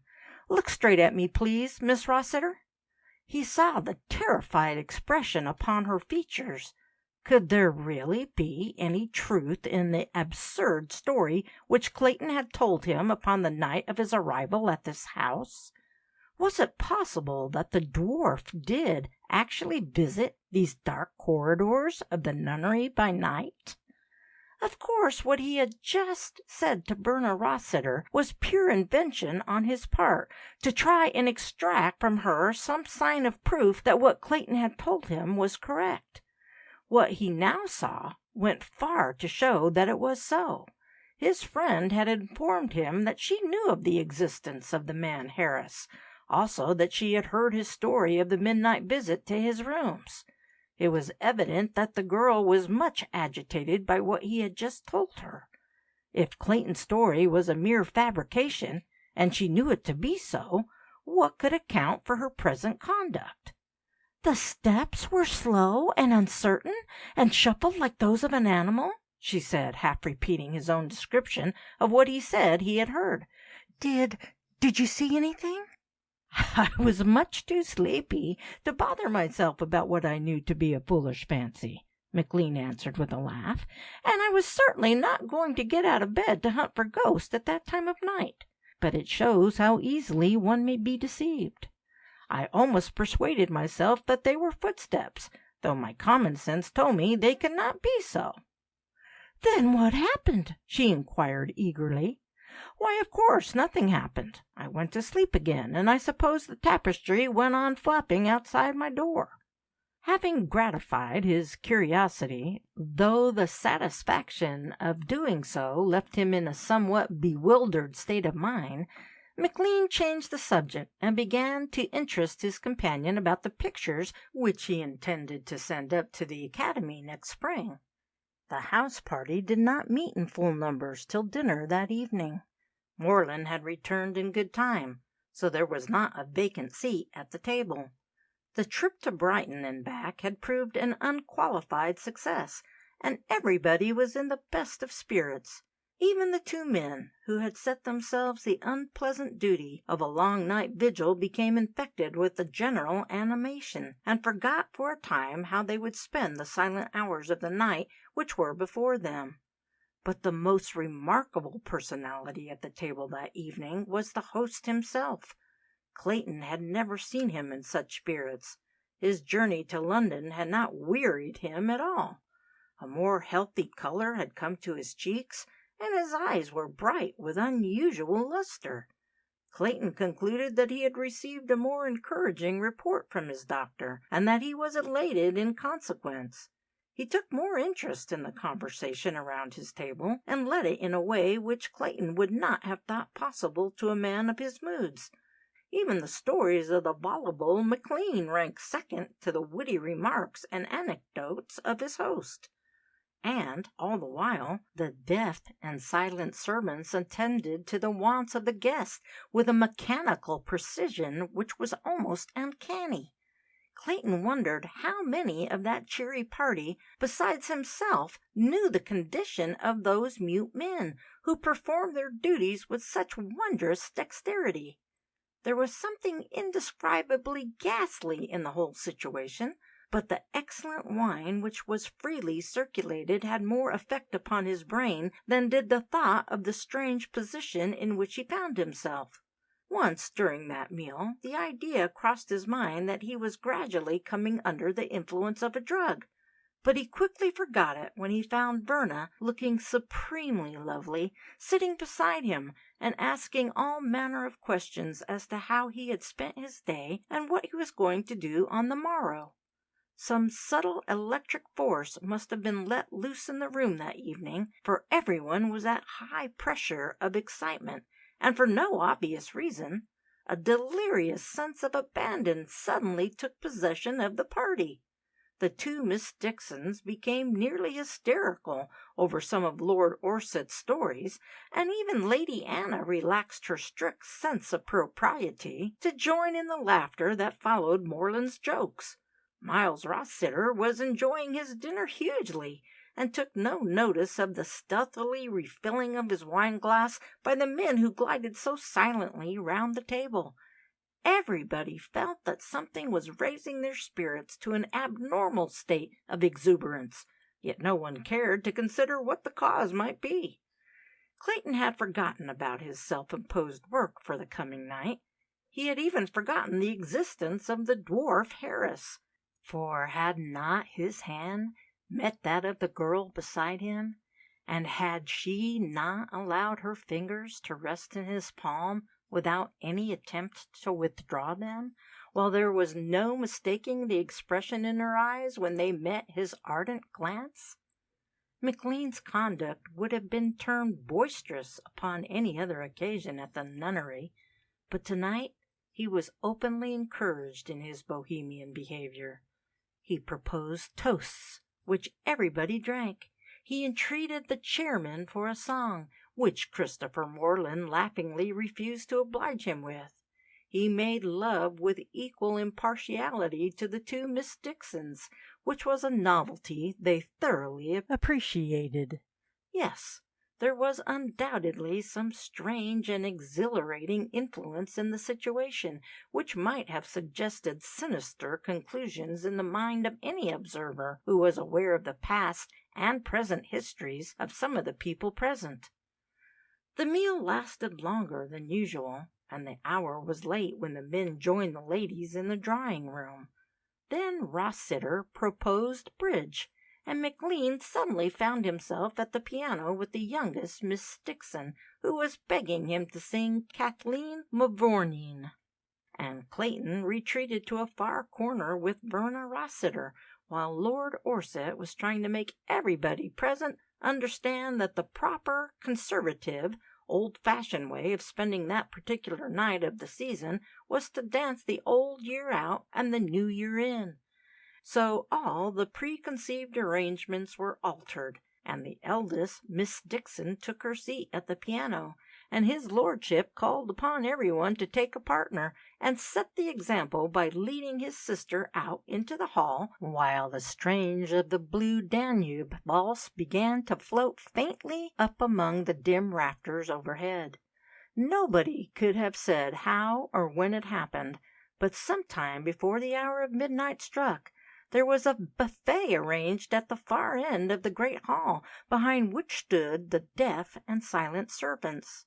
But before this occurred, it was noticed that the company of dancers had been joined by no less a person than Emile himself, with his pretty, buxom foreign wife upon his arm, and Lord Orset's valet was dancing with Verna Rossiter's maid. It was all like a transformation scene in a pantomime without the modern stage accessories. There was a pause in the dance, and the tall figure of the eldest Miss Dixon appeared at the open door of the drawing-room. "It is just going to strike midnight," she said, with rather an envious look at the people in front of her. Then a cry went up from the masculine throats. "Where is our host? Where is Morland?" Emile stepped deferentially to Lord Orset's side. "Mr. Morland has retired to his room, my lord. He does not feel well enough to stop up so late, and he hopes you will excuse him." A sudden cloud seemed to descend upon the assembled company. One by one the servants left the hall, and the silent watchers behind the supper table alone remained.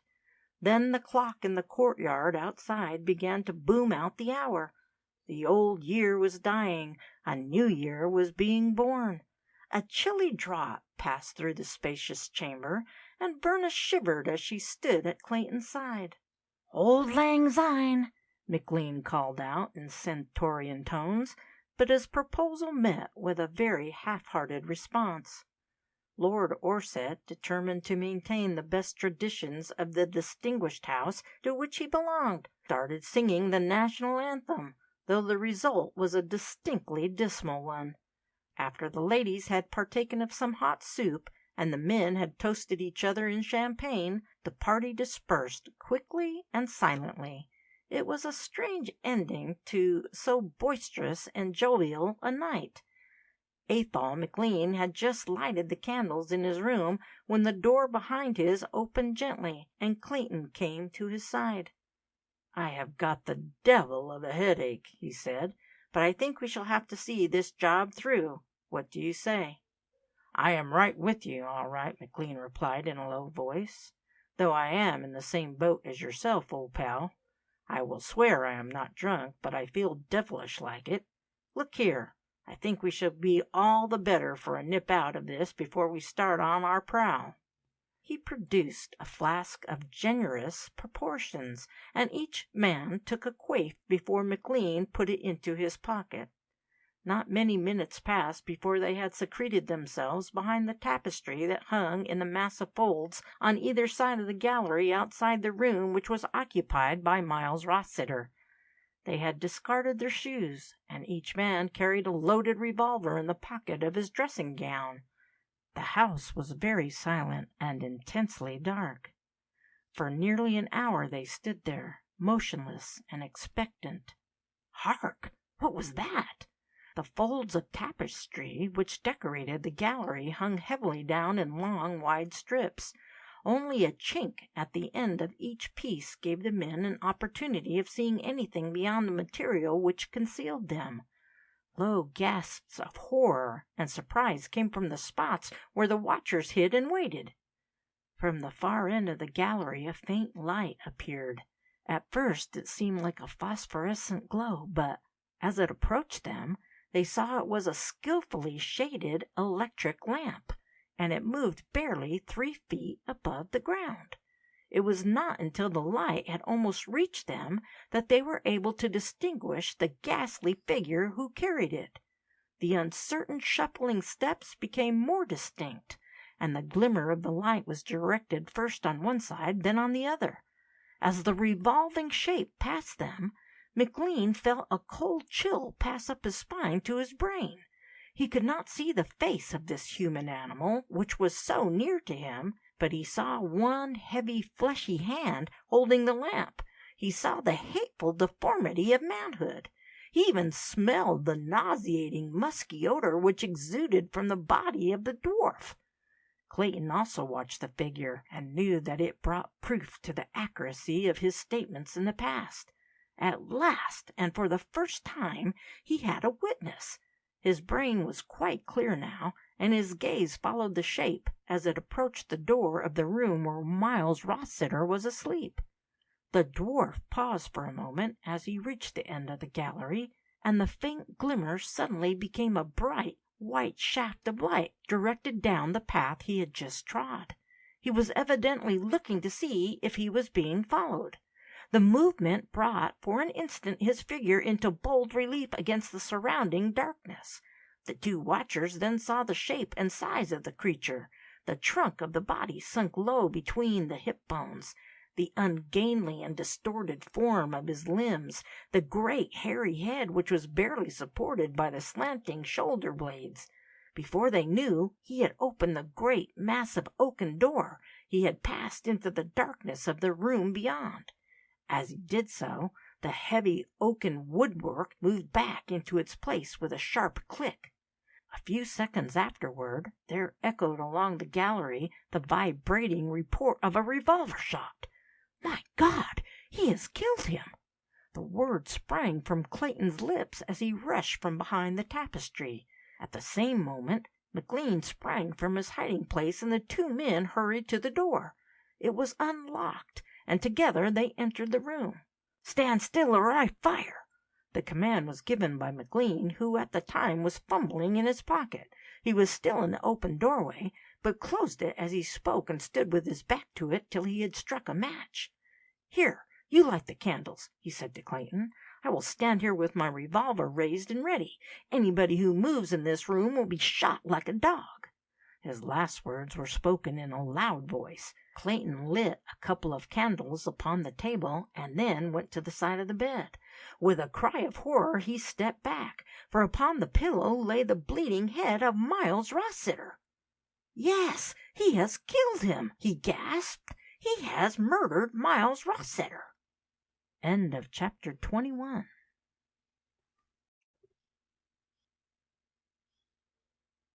Chapter 22. "Turn on every light," McLean said sternly. "We must search this room at once and find that little devil, dead or alive. I will stand here by the door till we can see more clearly what we are doing and prevent his escape. He is hiding somewhere, so take care he does not put a bullet into you." A ripple of mocking laughter sounded from a spot near them as he spoke, but the man at the door did not shift his position. "Did you hear that?" Clayton whispered. "He is in this room, all right." In a few seconds the apartment was well lighted, with many candles upon the mantelpiece and tables. Though it was a large one and well furnished, there were not many places where the dwarf could secrete himself except under the bed or behind the window curtains. McLean stepped quickly to the side of the bed and stood with the light of a candle turned full upon the face of the man who lay there. It was a horrible sight, for the blood from the wound at the side of his head was trickling down upon the white features and already congealing there. The waxen look of death had become fixed upon Rossiter's face, and his jaw had dropped. "Poor fellow, he is dead right enough," McLean said gravely. "Now we must find the murderer." He glanced keenly round the room as he spoke, and his eyes rested upon the windows over which the curtains were drawn. "This is a nasty job for both of us," he added meaningly. "You had better examine under the bed and behind the furniture. I will tackle those windows, though I do not like the look of them at all." With his revolver raised in his hand, McLean crossed the room and quickly drew the curtains aside. It was a plucky thing to do, for if the dwarf had been behind them he could have killed the man on the spot. But to his surprise and relief, he found not only the dark spaces behind them vacant, but the blinds were drawn and the windows were fastened on the inside. He returned to Clayton, who was still carefully searching every possible hiding place in the room. "Have you looked under the bed?" he asked. "Yes, he is not there. You can see the light through to the other side. He is not in either of the cupboards." "But he must be here somewhere," McLean said desperately. "Ah, I have it. He is up the chimney." "That is impossible," Clayton whispered, pointing at the big fire which still smoldered on the wide stone hearth. "He would be suffocated by the smoke." And the low, mocking laughter sounded near them, though they could not locate the position from which it came, and an oath burst from Clayton's lips. "Damn him! This is the work of the devil himself," he said, as he turned and closely scrutinized each corner of the room. "There must be a secret exit somewhere." They began to walk slowly round the chamber, each in an opposite direction, tapping the oak paneling with their knuckles as they did so. But when they came together again, their efforts had produced no satisfactory result. The wood, though thick, gave no sound to show there was any hollow place behind its dark surface. "We must try the floor," McLean said. "It is impossible that even he could have escaped us except through some hidden way." They crawled on their knees over every yard of the carpet, examining each inch of the floor, but without effect. As they rose to their feet, Clayton straightened himself and cast a frightened look towards the bed where the body of Miles Rossiter lay. "He has not disappeared through the floor," he said. "He could not do so without moving the carpet, and he had not time to do that. He must be in some recess behind the walls. Let us try again." So once more they made their slow journey round the room of death, knocking each panel of the oaken wood. They even sounded the thick door to see if it was hollow, though the man they sought could not possibly have escaped by that means without being seen. But there was no sign of the dwarf, nor any conceivable passage through which he could have gone. The chief mystery of his disappearance lay in the fact that not more than 1 minute had passed between the firing of the shot and their entry into the room. Even had there been a secret opening somewhere, it would have been impossible for the murderer to reach it, to open and close it without discovery. He had not time to do so. "I cannot make this out at all," McLean said, as he stepped softly to the bed and covered the face of the dead man with the sheet. "We have now looked everywhere, and had there been any means of escape, we must have found it. I am convinced he could not have left this room between the firing of his revolver and our appearance upon the scene. It is certain he did not pass through the door, for I stood there until the lights were lit, and then we should have seen him. The windows are shut and locked upon the inside, so he could not have got out that way." Clayton came to the side of his companion. He was white to the lips. "He may be hiding in the bed, with the body," he whispered. "Will you look there? I do not think I can do it." "He could not have got there in time," McLean answered, "but I will have a look." It was a ghastly and a gruesome thing to do, but he did it bravely. He drew back the coverings that hid the corpse, and found that the bed only contained in it one dead occupant. He felt under the mattress to see if it gave any possible place for hiding. The dwarf was not there. "Well, there is only one thing to be done now," he said, as he recovered the face of the dead man. "That is for one of us to go and awake Christopher Moreland and tell him what has happened." He looked anxiously at Clayton as he spoke. "Lawrence, old man, I think you had better be the one, and for 2 reasons. In the first place, you know where his room is situated, and I do not. In the second place, it would not do for you to be left alone in this place. You are a bit upset, and your nerves would not stand it." "Yes, I will go," Clayton said in a low voice. "That is right, but before you do so, you had better have another nip from this flask. It will pull you together. My nerves are stronger than yours, so drink as much as you can. I shall wait here till you come back, and you had better bring Moreland with you, and Emile also if you can find him. It would not be a bad thing to get a hold of Lord Orsett as well. He has got his head screwed on straight, and it would be useful on such an occasion. Here, take a pull out of this." McLean handed the flask to his friend as he spoke, and Clayton took a long gulp at it. "I will leave the door open while you are gone," McLean continued, as they crossed the room towards it. "It will give you a feeling of security as you go down that gallery. It will also enable you to hear me should I call out for help. Anything might happen at any moment in a devilish affair like this." He placed his hand upon the knob of the door as he spoke. "Be as quick as you can, Lawrence. I confess I do not care about the job myself, and I shall be glad to see you back again. We will have to send to Ardley for a doctor and the police as soon as possible, and put the matter in their hands." He hesitated and pushed violently at the door. "Ah, what is it?" Clayton asked. "Pull it towards you, Athol." "There is no good pulling it towards me, or pushing it away. The door is locked." "Locked?" "Yes, we are shut in here like rats in a trap," McLean said with an oath. "So that little fiend has escaped after all, and he has locked us into this room as well." He turned to Clayton and shook his head. "You were right when you said we had to do with the very devil himself," he added. "I did not believe you at the time, but if I ever catch him, by God, I will wring his neck." "Are you sure it is locked?" Clayton asked. "Let me try it. I am more accustomed to these doors than you are." McLean stepped impatiently upon one side. "Try it by all means," he said angrily. "If you can open that door, you are a cleverer man than I take you for." He stooped and looked through the keyhole. "It is not only locked, but the key is in its socket outside. Damn him!" They stood and looked at each other in silence for a few moments.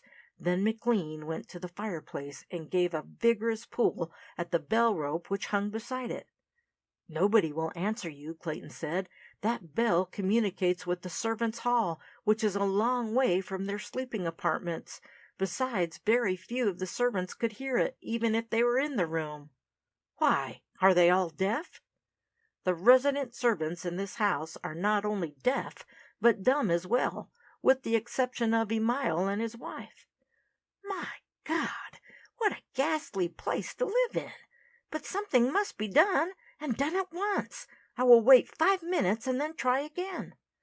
But at the second attempt the bell rope broke high up near the ceiling and fell to the ground at McLean's feet. He stooped and picked it up. "This has been cut," he said, holding the end of the cords towards Clayton. "We must not forget to show it to the police. It looks very much as if the whole of this matter has been arranged beforehand." Clayton looked at the end of the rope and nodded his head. He saw that McLean was right in his assumption, and he guessed who had done this thing. "We can do nothing," he said, with a shuddering look at the bed where Miles Rossiter lay in his last sleep. "It is terrible. We must get help at once. The murderer cannot be hiding in this room, otherwise he could not have locked us in here." "He may have had an accomplice," McLean said thoughtfully. He was trying to reason out the situation to himself, but it baffled him. If that little imp of Satan has got away, there is no reason to doubt it. Then there must be some sort of exit by which we can do the same, and we must find it. "He could escape through a much smaller space than either of us," Clayton said. "Of course he could. He is about half our size. But what I want to know is how did he get out of this room? If there is some secret method of egress, we ought to find it. Then we might be able to enlarge it. The only 3 means of escape from here that I can think of are the doors, which is locked upon the outside, the windows, which are locked upon the inside, and the chimney. Athol, do you think he is hiding up in the chimney?" McLean shook his head emphatically. "No, he is not hiding there. Had he done so, how could he possibly have locked the door? The only thing is to examine the room again, and more carefully this time. We may have been a bit flurried and have passed over some hollow panel by mistake. Now, Lawrence, you take the left side of the wall, and I will take the right. Are you ready?" Once more they walked cautiously around the chamber, tapping the woodwork as they went. but the sound of their knuckles upon the panels was dull and heavy, and again proved that they concealed no space behind them. McLean threw himself into an armchair near the fireplace, and he let his head sink between his hands. He was deep in thought and trying to work out some solution to this problem. All the events of the past night had been so strange and fantastic that he wondered if he was not suffering from some horrible form of nightmare, from which he would presently wake up to find himself in bed with a bad headache as the result of consuming too much of Moreland's excellent champagne. Clayton was examining the massive oak door. It was of the same make and design as the one in his own bedroom, and he felt all over it. Having satisfied himself upon that point, he directed his attention to the chimney. He had not yet convinced himself that this might not prove a possible means of exit for a creature of such small proportions as the dwarf. The grate was a large one and deep, and he raked the warm gray ashes to one side of it. Then he crouched down upon his knees with a candle in his hand and looked upwards. He at once saw that any escape in that direction was impossible. The flue only rose about 8 feet above him, and then divided off into several smaller air passages on either side of it, through which not even a good-sized rabbit could have passed. With a sigh of despair he sank into a chair opposite his friend. Suddenly a clock upon the mantelpiece struck the hour of 3, and both the men started forward. Each face was ashen white, and they looked nervously towards the bed at the other end of the room, with its silent burden. The covering above the head was deeply stained with blood. McLean sprang to his feet. The ghastly reality of the situation was very fully realized by him at that moment. "Look here, Lawrence," he said in a husky voice. "We cannot sit here and do nothing with that dead body upon the bed. Suggest something. For God's sake, speak and suggest something." Clayton looked dully across at the man in front of him. "There is nothing we can do but sit here and wait," he replied. "I suppose his servant will come to call him at the usual time." "I am not going to sit still and do nothing," McLean exclaimed excitedly. "Why, man alive, I should go mad if I did that." He rose from his chair as he spoke. "I will tell you what I am going to do." "What is that?" "I am going to try and blow out the lock of the door with our revolver cartridges. Even if I cannot do so, perhaps the noise may awaken somebody and bring him to our help." "You can try it," Clayton said wearily, "but I do not think it will be any use. Why, that door is nearly a foot deep of solid oak. Anyhow, I am going to risk it." And he did so, but without any effect. He dared not stand too near the door, for fear the bullets rebounding upon himself, and his hand was so unsteady that, out of the 6 shots he fired, only one touched the metal work round the keyhole. He put the weapon upon the table with a gesture of despair, and returned to his seat. "You are right," he said. "There is nothing to be done now but to wait till somebody comes to us. My God, what a nasty job this is!" Once more upon the clock upon the mantelpiece struck the hour. Each note echoed through that room like the first tolling of a death bell, and the 2 men sat silent there, alone with the dead. "Ah!" Suddenly they both sprang up and listened, with their faces turned towards the door and every sense keenly alert. There was the sound of footsteps coming along the gallery towards them. Yes, there was no mistake about it. The noise of the revolver shots had been heard. Then, as though moved by one common impulse, each man shouted the word, "Help!" The approaching footsteps grew louder. Somebody was outside the room. There was a pause and a breathless silence. Then the key was gently turned in the lock. The handle of the great door moved, and it was pushed slowly open. Upon the threshold stood Christopher Moreland, leaning heavily upon his 2 sticks. His face was drawn and haggard, and he was dressed in a loose dressing gown. Behind him was Emile, holding a candle in one hand and assisting his master with the other.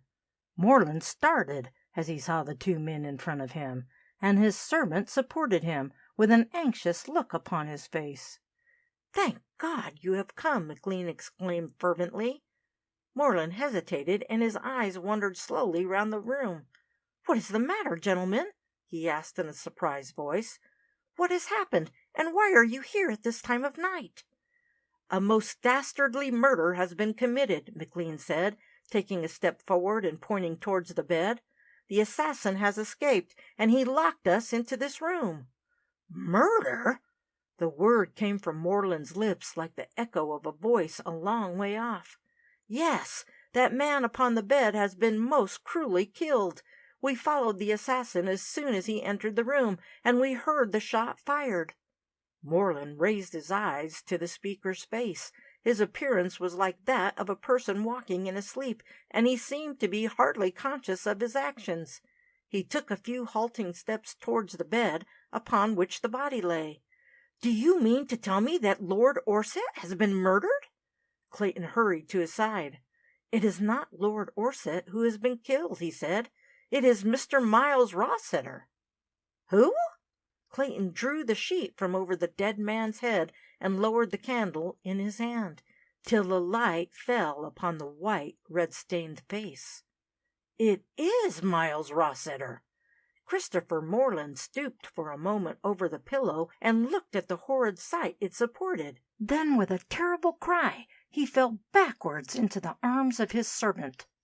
End of chapter 22.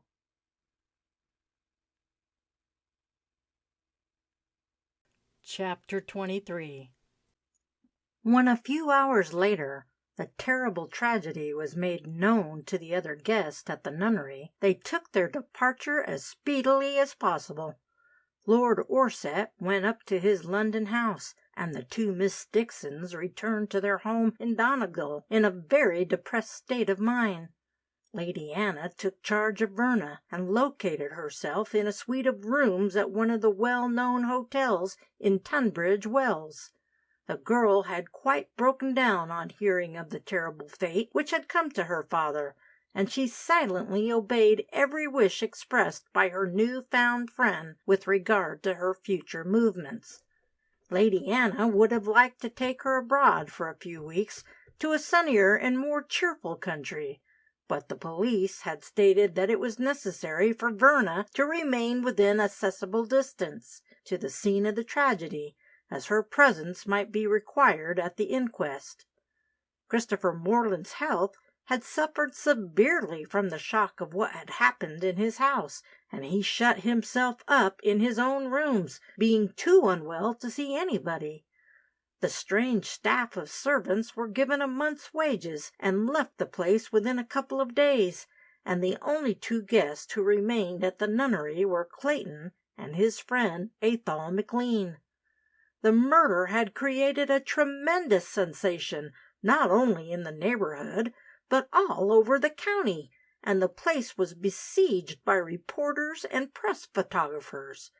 But the police had at once taken charge of affairs there, and kept the curious crowds away. It is not necessary to record in detail what occurred at the inquest, though the circumstances of the tragedy, as well as the evidence given, were of unusually sensational character. The three chief witnesses were Moreland, Clayton, and Athol McLean, but the first named of the three men could do no more than describe what he had seen when, on being summoned by his servant in the early hours of the morning, he had gone to the chamber of death. It was the statements of the other two witnesses which caused the most sensation. They were absolutely certain regarding the truth of the facts they placed before the jury, and Clayton was closely questioned with regard to his former association with the Dwarf while in London. A representative from Scotland Yard was also present to give his version of the murder which Clayton insisted had been committed in his chambers. But the whole story appeared so incredible that the jury refused to accept the evidence of McLean and Clayton as worthy of belief. A constable had been sent to Acton Chambers and to interview the man Harris and ensure his attendance at the inquest.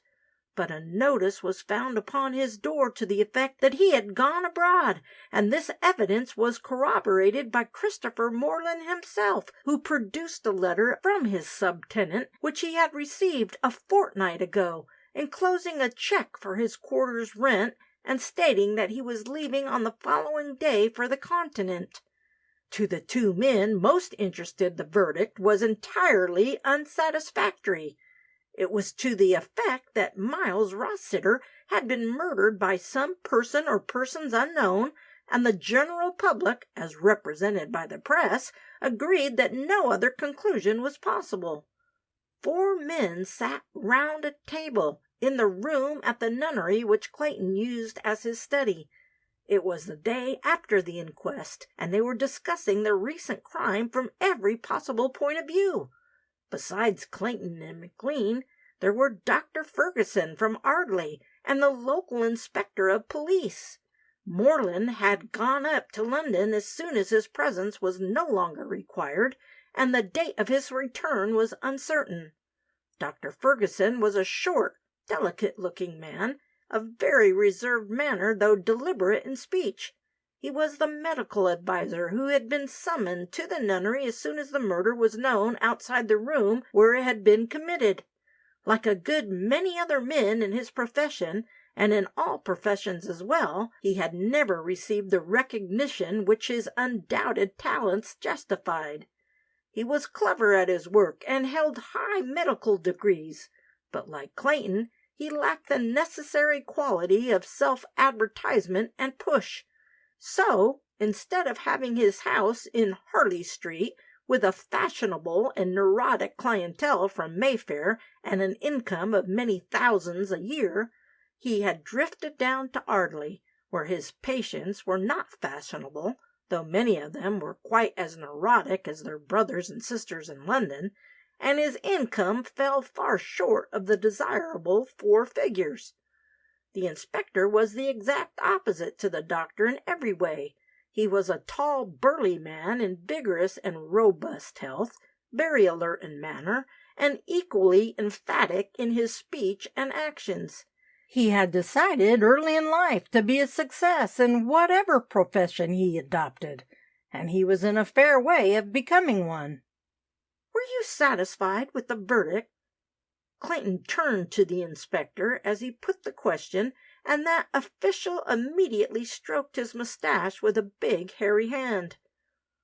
"On the evidence given, I do not see that the jury had any alternative," he replied. "The statements made by yourself and by Mr. McLean, though curious and interesting, could have no influence over them." "But it was proved that we were found in the murdered man's room by both Mr. Moreland and his manservant." "Yes, also that you saw somebody enter the apartment and heard the shot fired. I do not think there is any question about that," the inspector said. "But the story about the dwarf was, well, gentlemen," the large hand was again raised to stroke the other side of the mustache, and the officer looked round the table with a smile upon his lips. Clayton turned impatiently to the doctor, who was sitting silent in front of him. "What do you think?" he asked. "Are you of the same opinion as the inspector?" "At present I have got an open mind upon the subject," he replied. "It is a very strange and mysterious affair, and I should like a little more time to think it over before I commit myself to a definite opinion." McLean rose from his seat and strode to the mantelpiece to fetch his tobacco pouch. "My own view is that the whole inquest was a bally bit of professional tomfoolery," he said. "The coroner was a doddering old idiot, and the jury had not wits enough among them to cover a 3-penny piece." "My dear sir," the inspector exclaimed in a voice of dignified reproach, "I beg to differ from you. I consider, as a professional man, that the law was well represented upon this occasion." "And I quite agree with you," McLean said with a sniff of indignation. "It was admirably represented." Dr. Ferguson turned towards Clayton with a slightly nervous movement. "There is one favor I wish to ask you, in the absence of Mr. Moreland." I have mentioned it to the inspector, and he raises no objection." "What is it?" Clayton asked. He was willing to welcome any proposal that offered a hope of throwing light upon the mystery. "I have a friend who lives not far from here, at Crowborough. In fact, who till recently was a distinguished member of the Criminal Investigation Department at Scotland Yard. His name is well known to the inspector here. I not only know the name of Mr. Greatorex very well, but I have more than once had the pleasure of being associated with him in professional matters," the inspector said pompously. "Before he retired from the service, his name was connected with some of the best-known criminal cases in Europe." "What is his profession now?" Clayton asked. "He has retired from active duty, and lives upon his pension," the doctor replied. "But he still occasionally interests himself in detective work, and I think his assistance in elucidating this mystery would be of the greatest possible value to all parties concerned." "What is your proposal?" "With your permission, I suggest that I should ask him down to spend a few days with us at Ardleigh. If you will allow him full opportunity of examining the scene of the crime, and to visit this house while he is my guest, I think it is possible he may be able to assist in this most unfortunate affair." "I am sure Mr. Moreland would encourage the fullest investigation," Clayton answered, "so long as it is not carried out merely in the spirit of morbid curiosity. If your friend Mr. Greatorex will interest himself in the matter, I shall be very glad to place my services at his disposal. I am sure you would do the same, Athol?" "Rather," McLean said gruffly. "It is about time we got somebody to look into this business who knows what he is about and how he is going to do it. I am sick of all this professional red tape. What we want is the man who will find the rope to hang the murderer with." The inspector drew himself up at once and cast a reproving official glance at the speaker. "I do not understand to what you refer, Mr. McLean, when you talk about professional red tape," he said stiffly. "But I do," McLean replied, returning the glance with interest, "and that makes all the difference. That old fool of a coroner, and those lunatics who posed as being a jury of intelligent men, did not believe a word which was said either by Mr. Clayton or myself, though we were the principal witnesses, and you are no better than they were."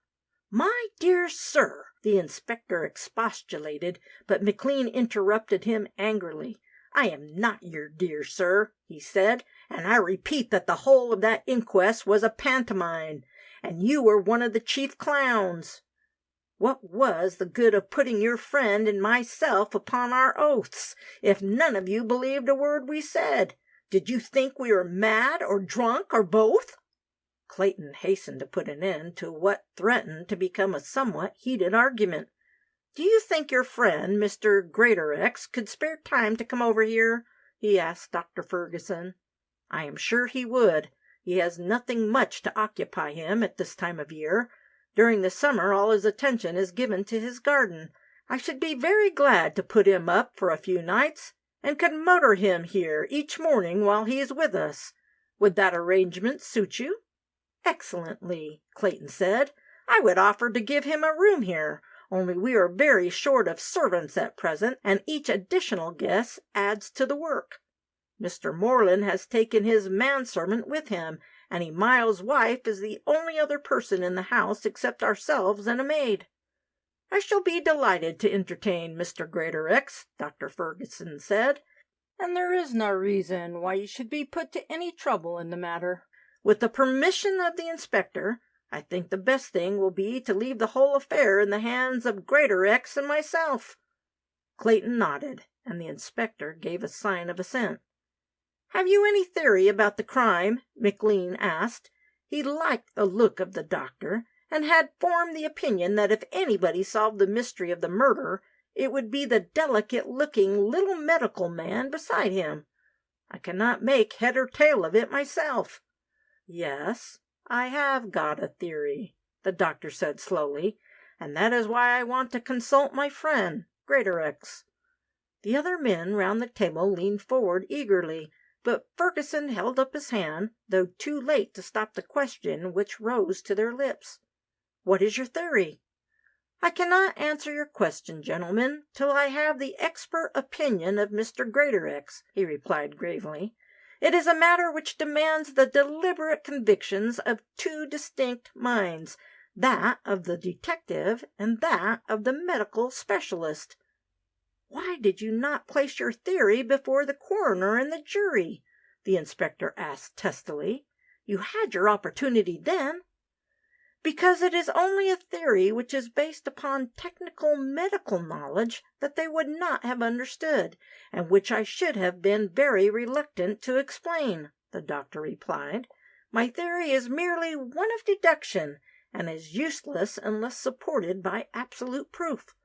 That proof can only be obtained by a man experienced in criminal matters. I cannot say if it is obtainable, and my theory may be all wrong."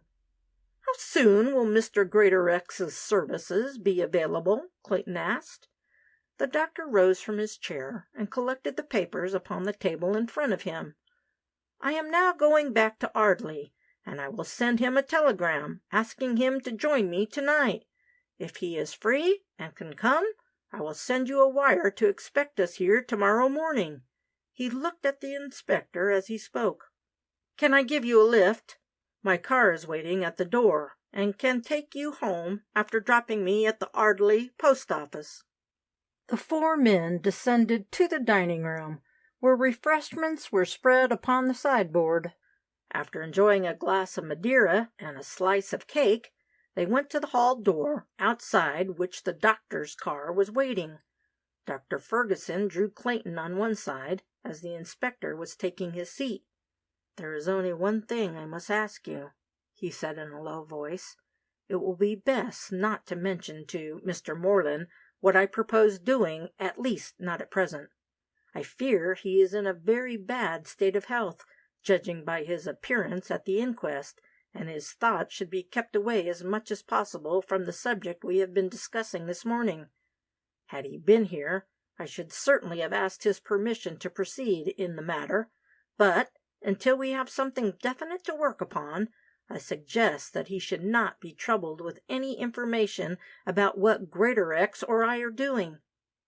"I quite agree with you," Clayton said, as he gripped the outstretched hand. "He has, of course, been very much upset by the whole business, and in his present health I think he ought to be relieved as far as possible from any further anxiety." As the car disappeared round the corner of the drive, McLean nudged his companion meaningly. "The little doctor has got his head screwed on straight," he said. "Whatever his theory may be, I will bet my bottom dollar he is on the right track." "I hope we shall see his friend Greatorex tomorrow," Clayton muttered. The inspector seemed to have great confidence in his capabilities as a detective. "That man is an unmitigated ass," McLean said angrily. "His opinion is not worth a hayseed.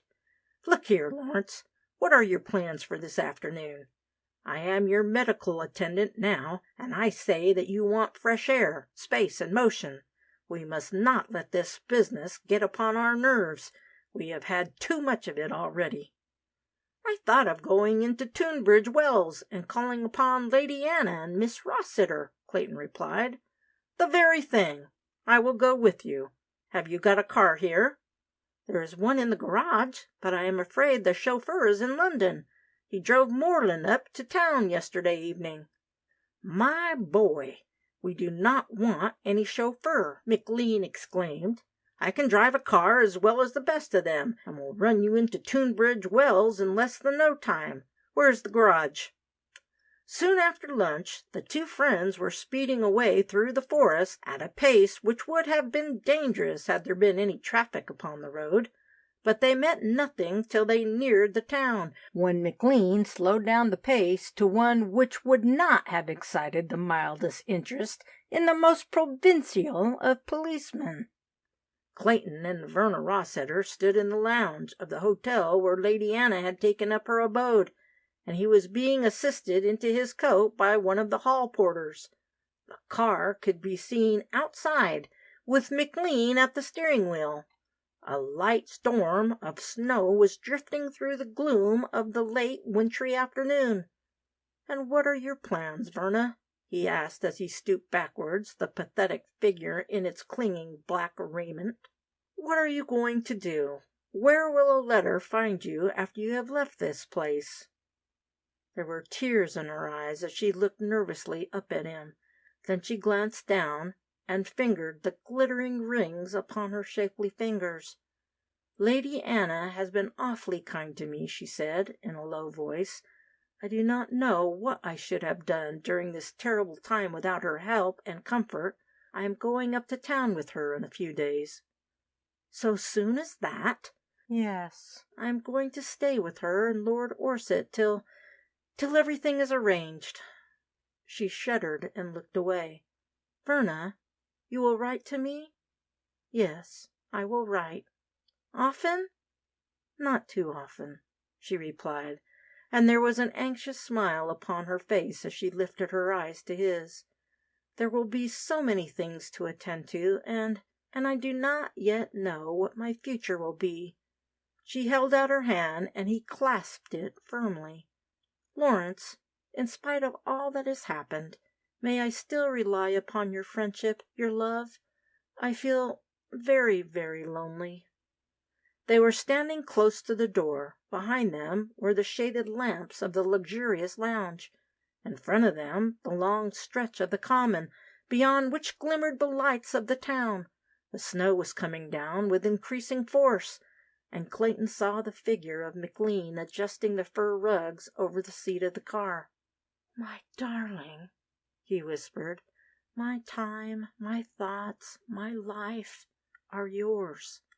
I only want to know how best I may dedicate them to your service. You must never feel lonely as long as I have health and strength to be near you when you need me." The grip of their hands tightened. "I think I shall always need you," she said. "Thank God for that," he replied. "Good night, Verna. Good night." End of chapter 23.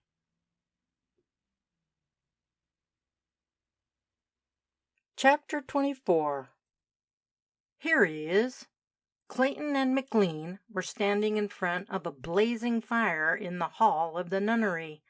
A telegram had been received an hour ago from Dr. Ferguson, saying that his friend Greatorex would be with them shortly, and the sound of the motor wheels had just been heard approaching the house along the snow-covered drive. "Although I have not seen the gentleman, I am inclined to put my faith in him," McLean said as they advanced towards the door. "Any fellow whom the little doctor recommends is pretty sure to shape well, but by Jove, he has his work cut out for him over this job." Greatorex was already stepping out of the car when the door opened, and he turned to give some directions to the driver before he came forward to meet the two men who stood upon the steps awaiting his arrival. Clayton at once came forward and held out his hand. "I am Mr. Clayton," he said, "and this is my friend, Mr. McLean. It is very good of you to come so far on a day like this." They turned back into the hall, and Clayton assisted the newcomer out of his coat and wraps. He was a short man, with mild blue eyes and a well-pointed beard. His actions were slow and deliberate. Having relieved himself of his hat and his coat, he carefully folded his white scarf and placed it upon his hat. "My trouble will be well repaid if I can be of any service to you," he said, and the mild blue eyes narrowed behind the gold-rimmed spectacles. "My friend Dr. Ferguson has given me certain particulars concerning this case, which he wishes me to investigate. Beyond that, I know nothing, except what I have read in the papers." His eyes had rested with a searching look upon the faces of the men who confronted him.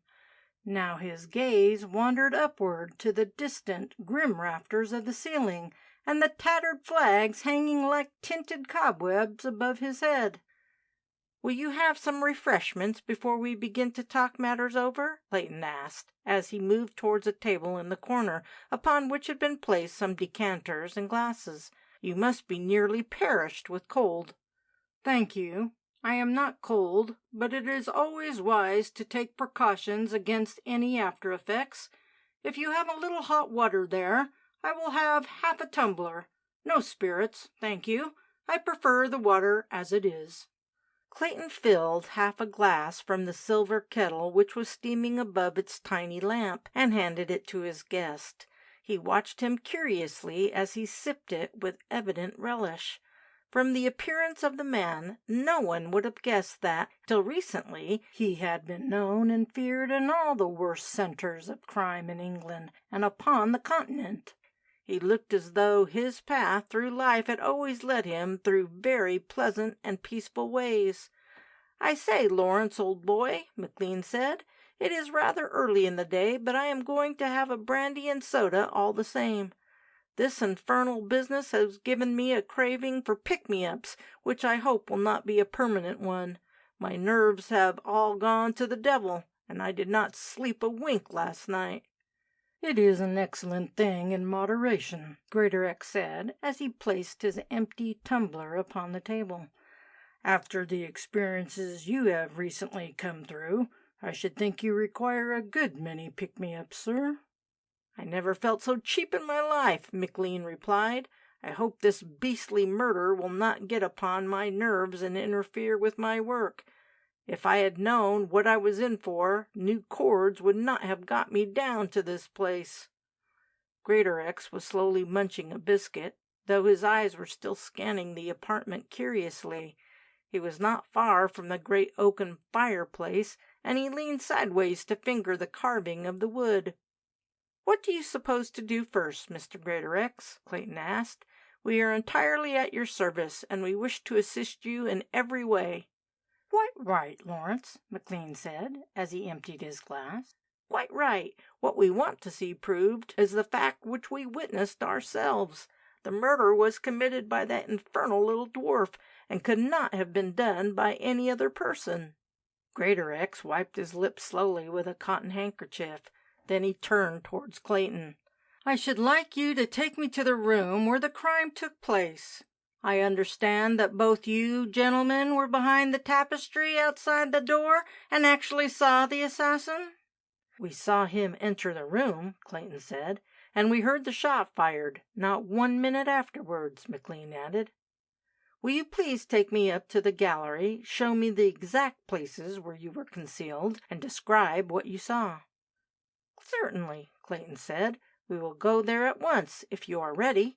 "I am ready." The three men started to ascend the wide staircase, when McLean put his hand upon the arm of the ex-detective. "Look here, Mr. Greatorex," he said. "You have heard or read the evidence which was given at the inquest by my friend and myself?" "I have done both." "Good. Well, I want you to believe that every word we then spoke was the truth. Our story about the dwarf was received first with suspicion, and then with open unbelief. Do you believe that our evidence was according to facts, or do you not?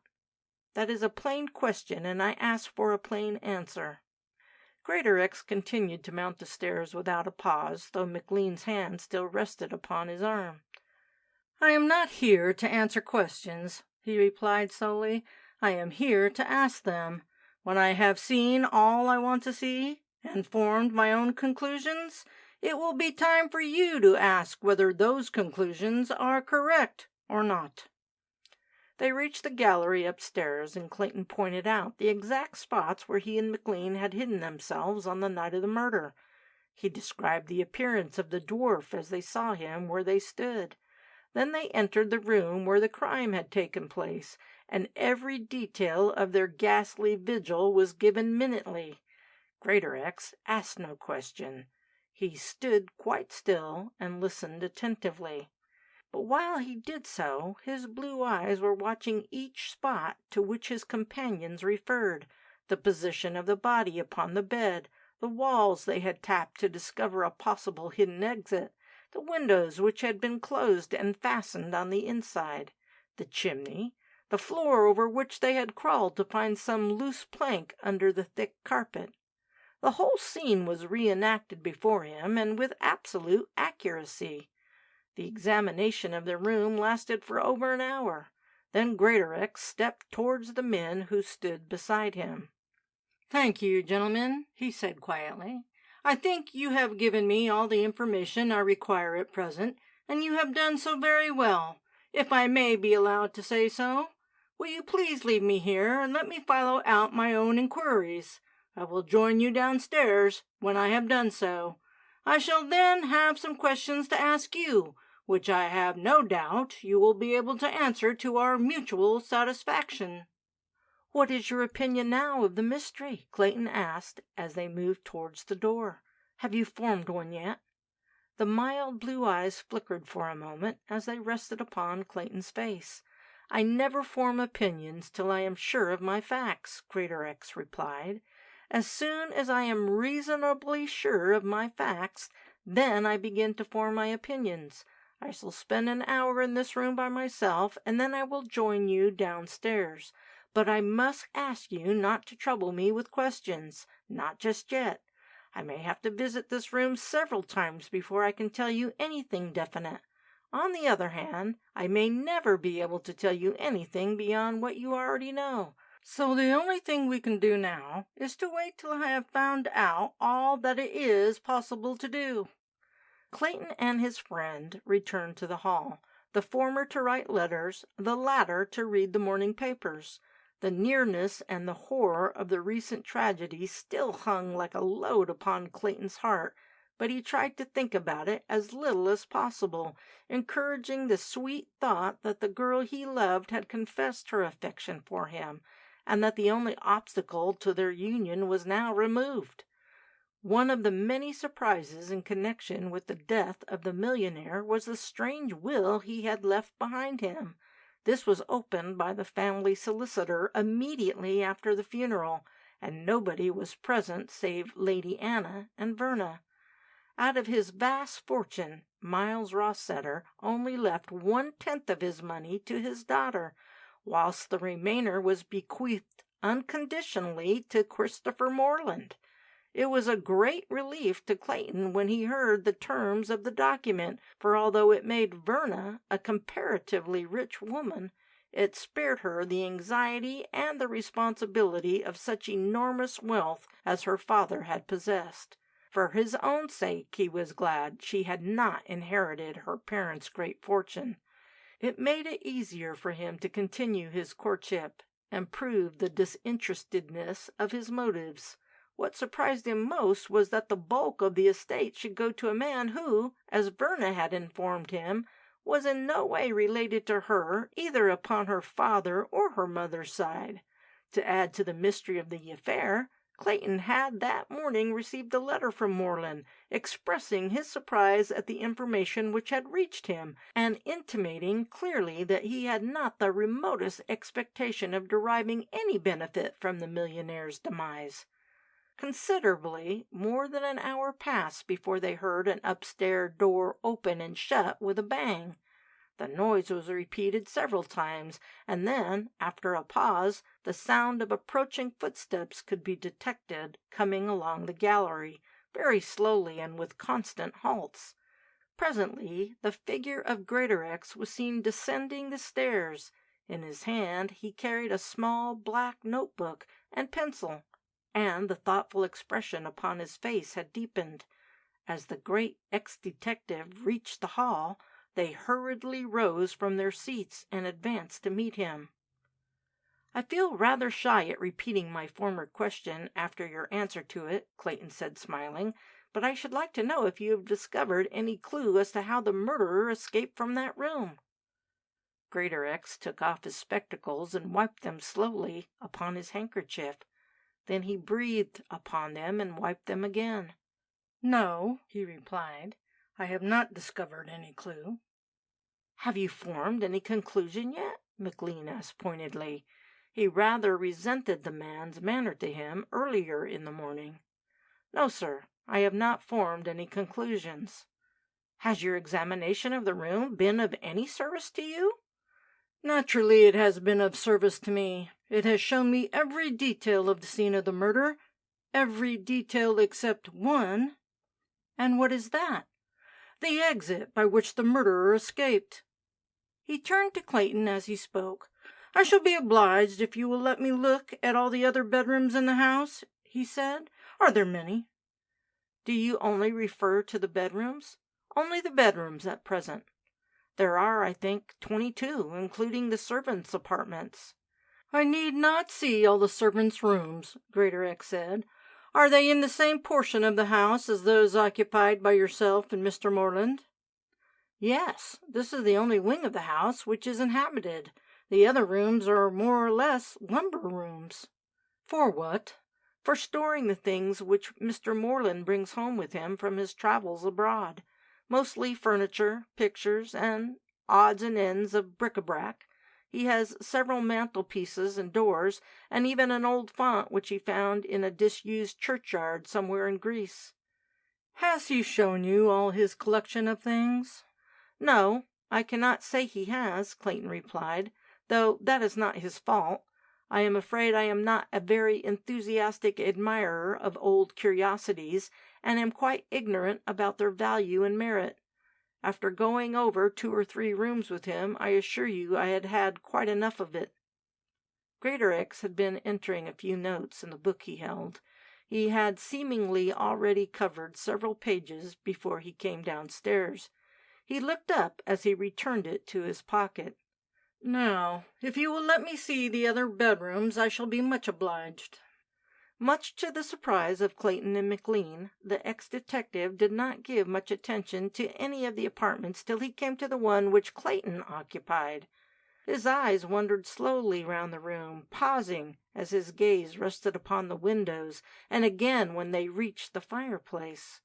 Finally he closed the door, and took up his position just inside it, and carefully made a few more notes in his little black book. At the foot of the bed and facing him stood a long mirror, and as he wrote his eyes were raised more than once towards the frame reflection of himself.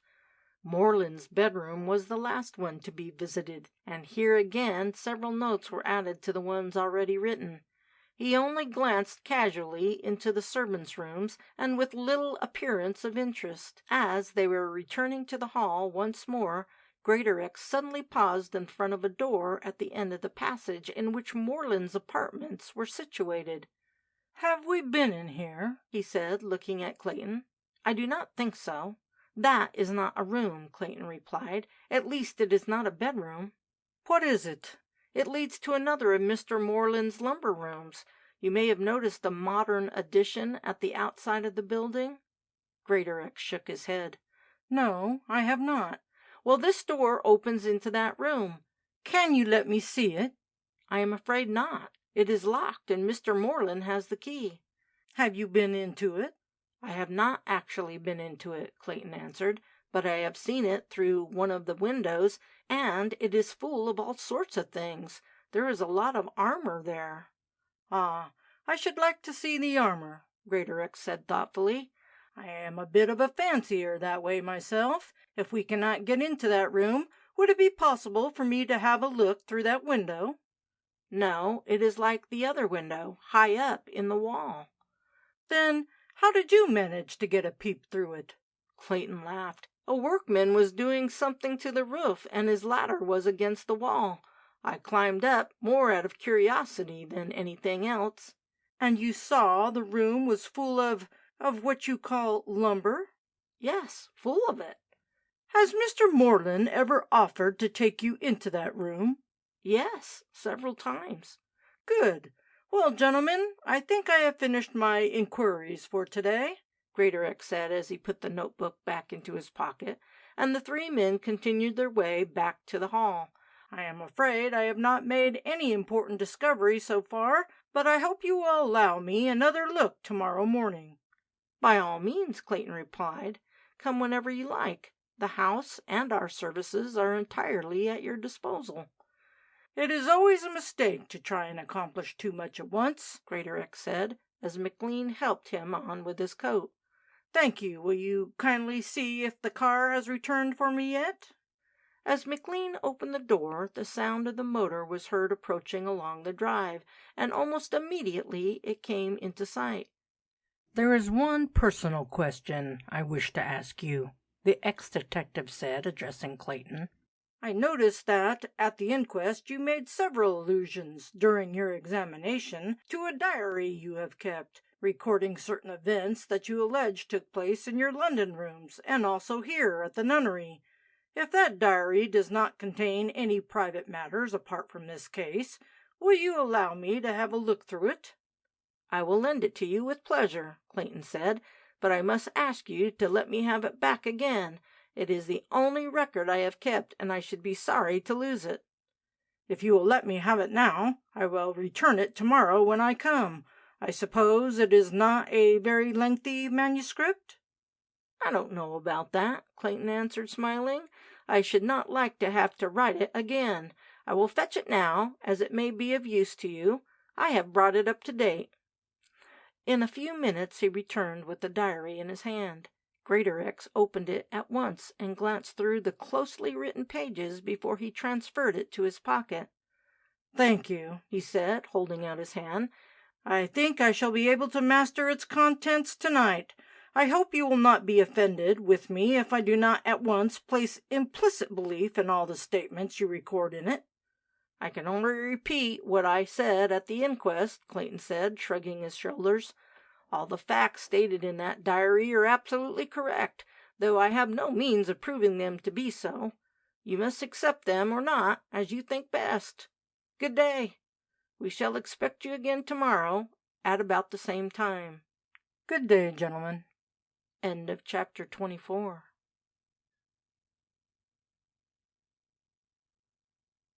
Chapter 25. The ex-detective paid a visit to the nunnery upon each of the following 3 days.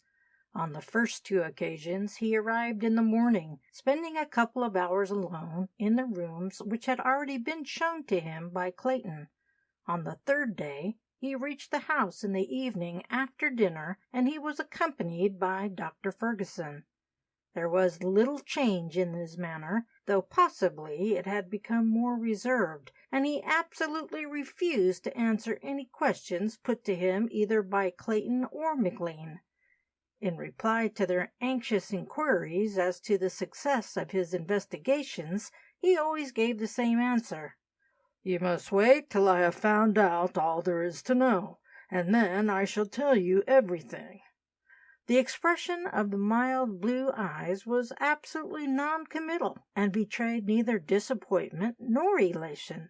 If the world-famed detective had discovered any clue to the murder, he resolutely kept it to himself. His behavior was sometimes brusque, even to rudeness, but he evidently much appreciated the assistance which was so willingly given to him by Clayton and his friend. It was a dark, gusty night when he paid his 3rd visit to the nunnery, and both he and the doctor looked blue with cold as they were shown into the hall by Madame Gastron, Emil's wife, who, with a niece of her husband's, were the only 2 servants in the house. Clayton and Athol McLean were sitting smoking beside the fire, which blazed up the chimney in front of them, when they heard the sound of the approaching car. Madame Gastron was crossing the hall on her way from the dining room when the doorbell clanged through the silent house. "Here is our friend, come to pay us another visit," McLean said, as he rose from his chair. "I wish he would be a little more communicative. I suppose he is all right, but he gives no signs of having got much forwarder over this wretched business." "It is best to leave him to work out his investigations in his own way," Clayton replied, also rising. "My opinion is that if he had not got something to go upon, he would have given up the job before now. I suppose men in his profession are trained to become secretive. It grows to be second nature to them." Then the door opened, and Dr. Ferguson stepped into the light from the outer darkness. He was soon followed by Greatorex. The 2 men were heavily covered with snow, and stamped their feet on the mat as they entered the house, more to restore their chilled circulation than to relieve themselves of the frozen moisture that fell from their shoulders. "Well done, Doctor!" McLean exclaimed, as he shook the outstretched hand. "It is sporting of you to come out on a night like this." Dr. Ferguson smiled pleasantly at the welcome, but McLean noticed a strained look in his eyes as he did so. It was the look of a man who had been keeping late hours, hours given to keen study and not to dissipation, and his voice sounded grave as he returned the pressure upon his palm. "I hope this is the first and the last time my friend will pay you so informal a call," he said. "As I have a night off from my professional duties, I thought I would accompany him. In fact, he asked me to do so." Greatorex, having handed his coat and hat to Madame Gaston, had moved to the fire, where he stood holding out his hands to the friendly blaze. Hot refreshments were speedily procured for the arrivals, but Greatorex remained faithful to his hot water. The doctor took a little brandy in his drink, and his example was followed by McLean and Clayton. "I have brought Dr. Ferguson with me tonight," Greatorex said, "so that I may explain to him the nature and result of my investigations. As he has already told you, there are two distinct aspects from which a case of this kind must be regarded. There is the view held by the expert police officer, to which I have devoted a good deal of my time and thought during the last few days. There is also the medical aspect, upon which I wish to consult my friend here. That is my excuse for troubling him to accompany me tonight." "No trouble at all, I assure you," the doctor said. "Will you have dinner?" Clayton asked, "or have you already dined?" "Many thanks," Ferguson replied, shaking his head, "and we had our evening meal before we left Ardleigh, and I dare say there will be something hot waiting for us when we get home." Clayton turned to Greatorex, who was still warming himself in front of the fire. "Then you propose to take the doctor over the house," he said, "at least over those parts associated with the murder?" "Yes. I must ask you to let us do so alone. There are only one or two rooms I wish to show him. Yours happens to be one of them, also Mr. Moreland's. I suppose there is no objection to us visiting them?" "Certainly not." "Of course, we shall also want to see the apartment in which the crime was committed. Is the door open, or shall we need a key?" "You will find all those rooms available for your inspection," Clayton answered, "and if I can be of any further assistance to you, please let me know." Clayton and his friend resumed their seats beside the fire, while Greatorex and the doctor ascended the staircase to the gloomy landing and gallery overhead. As the sound of their footsteps died away in the distance, McLean emptied his pipe and carefully refilled it and lit it. "I believe that old human bloodhound has got hold of the scent at last," he said, as he puffed great clouds of smoke from his lips. "He would not have brought the doctor here at this time of night for nothing." "I devoutly hope he has," Clayton replied seriously. "I have an idea that, if he is unable to do anything, this crime will be handed down as one more addition to the long list of unexplained tragedies in this country. The unfortunate part of the whole business is the incredulity of everybody with regard to the actual existence of the dwarf in connection with these murders. You know, Ethel, you yourself were very skeptical about the whole affair till you saw him." "My dear fellow, I grant all that, but you must admit that your statements appeared so fantastic and so improbable that it was only by such an ocular demonstration that anybody could accept them as the truth. I now feel much as you must have felt before the night of the murder. I saw the little devil with my own eyes, and I swear I was not drunk at the time, yet nobody will believe my story, supported as it is by yourself. That old fool of a coroner did not pretend to hide his doubts, and of course the jury supported him." A door overhead was gently opened and as gently closed again. Soft as was the sound, it reached the two men downstairs with uncanny distinctness. "I wonder how long they will be," McLean said. "Greatorex must know every detail of those rooms by this time. No doubt the doctor wishes to be informed of every theory and suggestion that has occurred to the trained mind of his friend. It was he who proposed that Greatorex should be asked to come here." "Does Moreland know this is going on?" "No, he does not. He was very much upset by the whole affair, and I do not want to trouble him further in the matter till there is something definite to report." "I suppose he has no objection to me staying on at the nunnery?" McLean asked. "My time has not been entirely idle, for, in spite of Miss Rossiter's absence, I have been able to put in a good amount of work at her portrait. Lawrence, my boy, I do not mind telling you, but that picture is the best of its kind I have ever done." "It is a wonderful likeness," Clayton said, "though I do not profess to be any sort of critic. You could not have produced a more perfect portrait. I wish I could afford to buy one like it." "My dear fellow, I shall be delighted to give you a copy. It would be but a poor return for your kindness in getting me the commission. But with regard to Moreland, do you think he has any objection to me prolonging my stay in his house?" "I can assure you he has not. In the last letter I received from him, he said how glad he was that I had somebody here staying with me, as, after what has occurred, he did not like to think of me being left alone, with nobody but Madame Gaston in the house.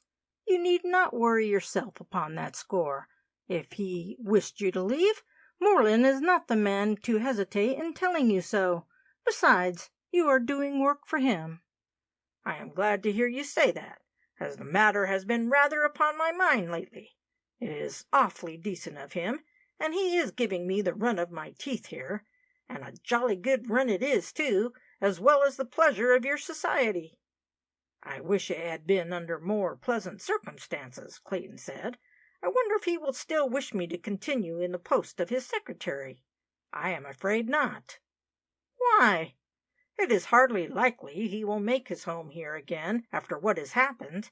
Besides, the inheritance of such a large fortune as that which Miles Rossiter left to him will probably alter his plans for the future." "Very true. But the acquisition of so much wealth will be an additional reason for him to want to retain your services. He will require a secretary far more now than he has done in the past. The question in my mind is whether or not your services will be available." "What do you mean? I do not understand you." McLean shook his head knowingly, and winked across the table towards his friend. "There is a certain young lady, and very charming lady, who is at present living not 100 miles from here, and she might have a word to say to that. My dear Lawrence, if you marry Miss Rossiter, as I certainly hope you will for both your sakes, although you will not be rich beyond the dreams of avarice, it will certainly no longer be necessary for you to act as secretary to any man, however wealthy he may be. You will have other duties, and far more pleasant ones, to attend to." Clayton flushed slightly.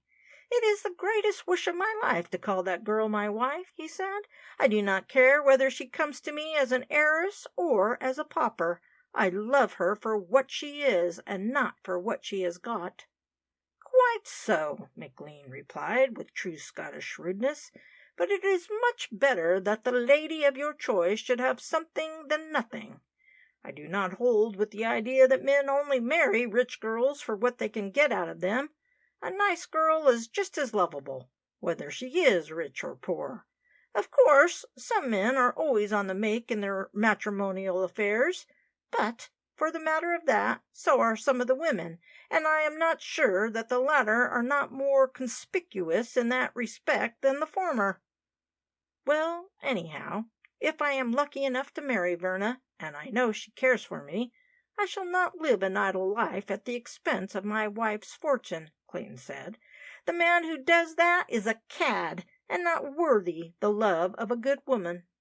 "I am inclined to agree with you. But that particular class of cad is very much to the front in the matrimonial market," McLean muttered, "and irrespective of sex or of class." The discussion continued for some time longer, for Clayton welcomed any subject with his friend which bore upon his affection for Verna Rossiter. The very sound of her name was a delight to him, and he knew Athol McLean well enough to speak his mind freely. Their conversation was, however, interrupted by the sound of subdued voices upon the landing above them, and the soft tread of footsteps descending the stairs. The clock upon the mantelpiece struck the hour of 11. "Here they come," McLean whispered, as the two figures appeared in the misty distance overhead. "I wonder if they have come to any reasonable solution of the mystery. 2 heads are supposed to be better than 1, but everything depends upon what those 2 heads contain." "It will be best not to ask them any questions," Clayton said. "If there is anything to know, they will tell us in their own good time." "Right you are, but they have been a devil of a time in those rooms." Dr. Ferguson was the first to come into the hall. He carried a lighted candle in his hand, which he placed upon the table without extinguishing the flame. Clayton noticed that his face was very grave, and the lines had deepened about his forehead and mouth. Greatorex looked as inscrutable as ever. The keenest observer could have gained no inkling of his thoughts by the expression upon his features or the mild light in his blue eyes. They advanced to the center of the great chamber and then paused. "I think, gentlemen, we have done all that is necessary tonight," Greatorex said, turning from Clayton to McLean as he spoke. "I am glad to tell you that the time I have spent here upon former occasions has not been wasted. The theories I had previously formed have been considerably strengthened and, I believe, confirmed by the valuable assistance I have received tonight from my friend Dr. Ferguson." "I am glad to hear you say so," Clayton exclaimed. "Then it looks as if there is some chance of proving the truth of the statements made by Mr. McLean and myself at the inquest?" The words are spoken, not as a question, but as a mere statement of fact. "Yes," Greatorex said shortly. Then he sat down beside the table and took a small diary from his waistcoat pocket. After turning over the leaves hurriedly, he paused and looked at Clayton. "This is Wednesday night," he said, glancing again at the little book in his hand. "I shall have to go up to London tomorrow. Will you give me a permit to look over your chambers in town?"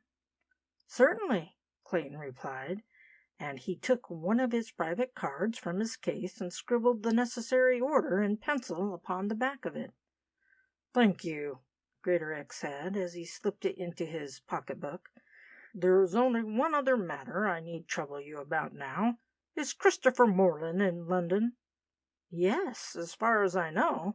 I heard from him this morning, and his letter was addressed from his rooms in Acton Chambers." "Then will you wire him tomorrow morning and ask him to run down here for the night? There are 1 or 2 points in connection with this affair which I should like to place before him, as he is the owner of this place, and the late man, Miles Rossiter, was his guest at the time of the murder. I think he ought to know them before anyone else." "I will send him a telegram the first thing in the morning," Clayton said. "At what time would you like to meet him?" Greatorex had torn a leaf out of his pocketbook and was busy writing upon it. As soon as he had finished, he handed the slip of paper to Clayton. "This is the wording of the telegram I want you to send. I fear he is in a very poor state of health just now, so it would be best not to trouble him more than necessary. You agree with me, Doctor?" "Entirely," Ferguson replied, with a slow inclination of his head. "It would be most undesirable to give him any particulars as to why his presence is wanted here." Clayton glanced at the paper in his hand and read the following message: "Can you dine here this evening and stay the night? Urgent. Wire reply." "But why should you not send it off from Ardley in my name?" he asked. "That would save time. I do not know what his engagements are, but this ought to reach him as soon as possible." "You are right," Greatorex replied, as he took back the paper and put it in his pocket. "I will dispatch it before breakfast tomorrow morning, and when you get the reply you must let me know what his answer is. I hope to be back at the doctor's house during the afternoon, but I may be detained in town." When they had left the nunnery, McLean turned to his friend with a sly look in his eye. "I would bet my bottom dollar they have got something up their sleeves, but new cords would not draw it from them until they have seen Moreland and put their case before him." "I think you are right," Clayton said as he lit a cigarette. Undoubtedly, Moreland is the first person who should hear anything they may have discovered. I wonder what it is." Long into the small hours of the morning, two men sat side by side at the table in a dimly lighted room at Ardley, carefully comparing notes which covered many sheets of paper. Very few words passed between them, but occasionally a whispered exclamation rose from the lips of one of them as he underlined certain words with a red pencil. "I think our evidence is conclusive, Doctor." "Yes, I think so." "Can you detect any flaw in it?" "Not one." Greatorex rose from his chair and stretched himself with a slow yawn. "The next act in the drama will begin when I return from London tomorrow afternoon," he said grimly. "Yes." "And the final curtain will fall tomorrow night." "I believe so." Dr. Ferguson looked sternly up at the man who faced him. "It will be a ghastly sequel to a terrible crime." "Yes, but you are a remarkable man, Doctor, to have discovered the central idea of the whole plot." "It would have been valueless without your help," Ferguson said. "I only evolved a theory. You reduced that theory to what is possible and crystallized it into a fact." End of chapter 25.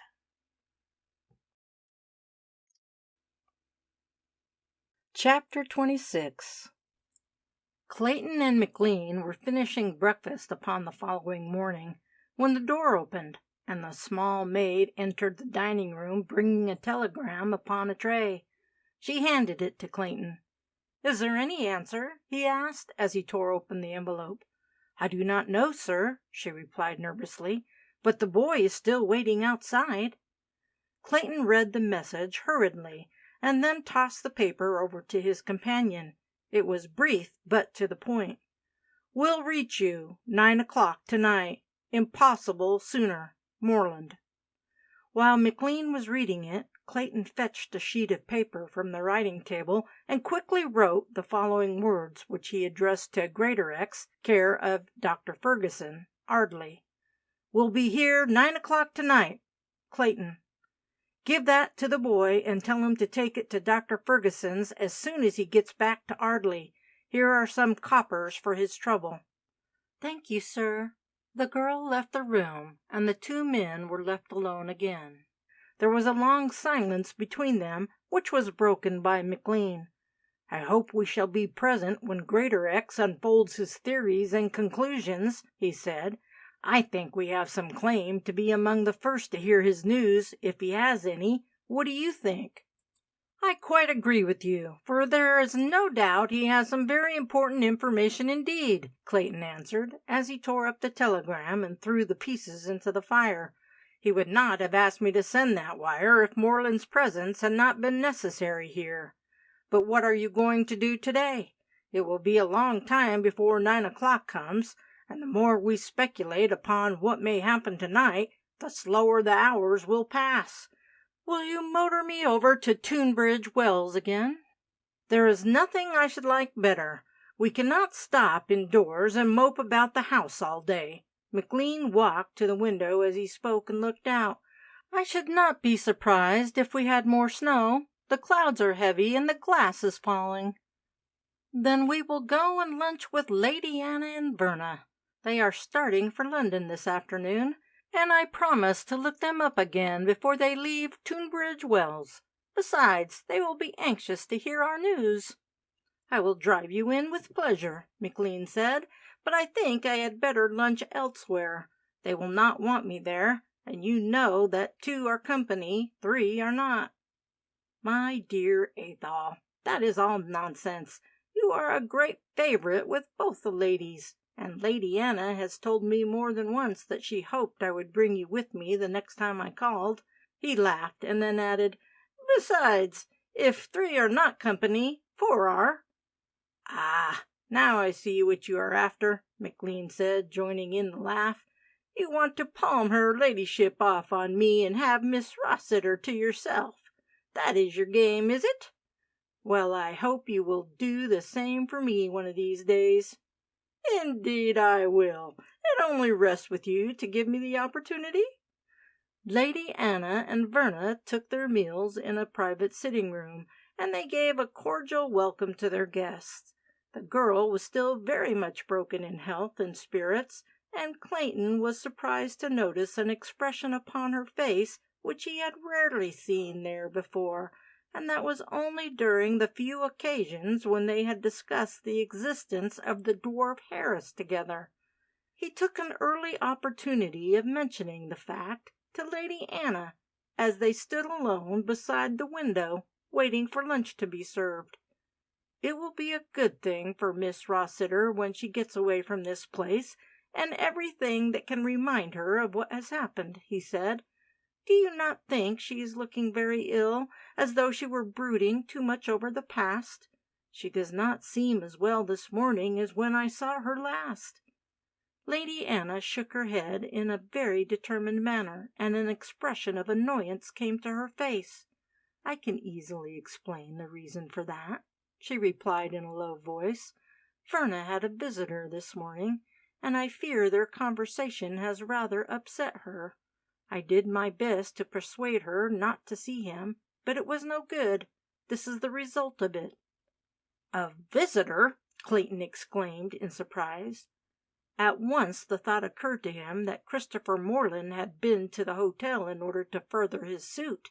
He bit his lip in silence for a few moments and glanced at the girl who was talking to McLean at the other end of the room. "May I ask who the visitor was?" "He was a man called Greatorex, and I understand he is a detective who is interesting himself, with your consent, in the mystery of her father's death." "Do you know the subject of their conversation?" "I was not present at the interview," Lady Anna replied, "but Verna tells me he called to obtain any information she could give him with regard to her parents' acquaintance with Christopher. Of course she could tell him very little, as their connection was only a business one." Clayton gave a sigh of relief. "Is that all?" he asked. "All?" Lady Anna repeated, as a waiter entered the room bringing the first installment of lunch. "I think it is quite enough. I have been doing my best to distract her thoughts from the tragedy ever since we came here, and now this man turns up and keeps her for nearly an hour talking about it. It is really most vexatious." It was still early in the afternoon when Lady Anna's maid came to inform her mistress that the hotel omnibus would be at the door in 10 minutes' time, and her ladyship hurried off to see that all the preparations for their departure were complete. Verna's traveling things were lying ready on the sofa, and she began to put on her hat in front of the glass above the mantelpiece. It was exactly at that moment McLean suddenly remembered that he had a most important letter to write, and he hastened from the room with most suspicious haste. "Verna, you have seen Greatorex this morning?" Clayton said, as soon as they were alone together. She started violently and turned towards him. The troubled look upon her face had become accentuated, and her hands trembled as she tied the knot of her veil. "Yes, I saw him this morning." "Will you let me know what he said, and what you told him?" "No, I cannot do that. I promised him our conversation should be kept private," she answered uneasily, "but only on the condition that he tells you everything himself. He assured me he would do so upon the earliest opportunity." "Did he mention the dwarf?" "Hush!" she gasped, and her pale face became suddenly distorted with terror. "Do not ask me any questions. You will hear everything there is to know from Mr. Greatorex. I cannot talk about it to you. It is horrible." Clayton walked to the window and stared moodily out across the common that stretched in front of him. When he returned to the girl's side, the worried expression had left his face. "When shall I see you again?" he asked. "I do not know," she replied wistfully. "We start for Italy at the end of the month, and it is not settled how soon we shall be back in England." "But, dear, I must see you again before you go. There are any amount of things I want to talk over with you." "Can you not come up to London before we leave?" Clayton hesitated. "That all depends upon what happens during the next few days," he replied. "My place is at the nunnery, at any rate for the present, but I will ask Morland when I see him this evening. There is no reason why I should not put in a week in London, and I hate the idea of you going away for any length of time without seeing you again, if only to say good-bye and to wish you Godspeed." Then the door opened, and Lady Anna bustled in, followed by her maid. Behind them stood the massive form of Athol McLean, who had evidently finished his letter in record time. He had already arranged to motor the two ladies down to the station, leaving the maid to take the luggage in the hotel omnibus. On their return to the nunnery, Clayton found that a letter had arrived for him by the afternoon post. He so rarely received letters of any kind, except from Morland, that he looked at it with some curiosity before he opened it. The name and address were in a handwriting which he did not know.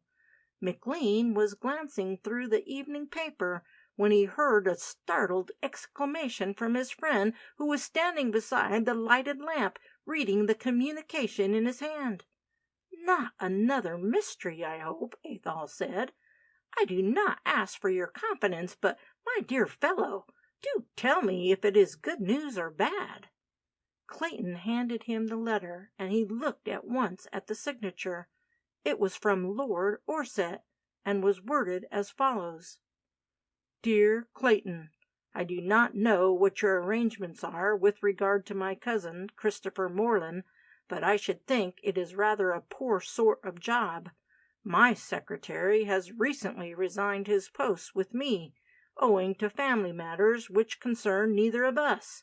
I am therefore writing to ask if you would care to take his place. If so, please let me know your decision during the next few days, as my sister is taking Miss Rossiter and myself off to some God-forsaken place abroad shortly, and I should want you to come with me. I hope you will see your way to accept my offer, and we can arrange details later on." What a ghastly affair this was at the nunnery! I am sure you would be glad to get away from the place and its associations. The ladies join me here in town this afternoon, and we remain at the above address till the end of the month. Yours sincerely, Orsett. McLean handed it back to Clayton. "By Jove, you are in luck," he said.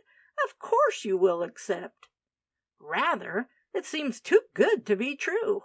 I do not think Morland will raise any objection, for, after all, they are cousins, and he can find plenty of men to do my work here better than I can. I suppose Lady Anna did not know anything about this when we saw her today, or she would have mentioned it." "I expect she knew a good deal more than you think," McLean said, "and you probably have to thank her for the offer as much as his lordship. Lady Anna is no fool, and she sees pretty clearly what the position is between Miss Rossiter and yourself." They sat talking over the new situation which had arisen till the dressing-bell sounded somewhere at the back of the building, and then hurried upstairs to their rooms. The old hereditary love for social forms and etiquette was a strong characteristic of Morland's, and it was always understood that they were obeyed, even when he and Clayton were alone together. The clock upon Clayton's table was striking the hour, and he had just finished his preparations when he heard the sound of a motor coming along the drive and stop outside the front door. Christopher Morland was a punctual man in all his engagements, and was never too late or too early unless there was some definite reason for being so. But more than half an hour passed before he joined his two guests in the hall downstairs. He looked pale and worried, and Clayton noticed a restless expression in his eyes which he had not seen there before. His health had not improved during his sojourn in London, and he moved slowly with the help of his two sticks. "I am sorry to have kept you waiting," he said, as he shook hands with the two men who came forward to meet him. "My servant seems to have missed the train at Victoria, and I had to come down alone." He smiled in a strained way as he spoke. That may appear a small matter to you, but it means a great deal to me. I have been obliged to do my own unpacking, and, in my present state of health, the exertion is a painful and a tedious one." "I wish you would have let me know," Clayton said. "Of course I should have come at once and done it for you."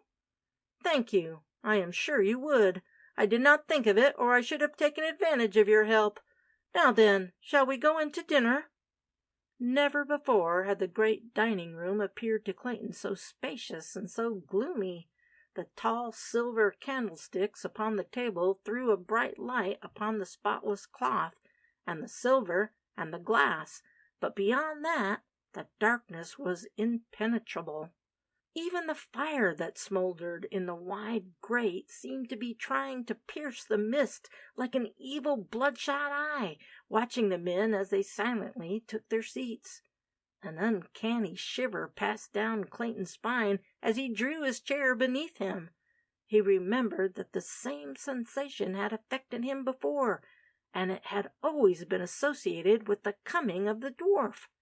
A sudden, indescribable feeling of fear took possession of him, and he glanced furtively round the room.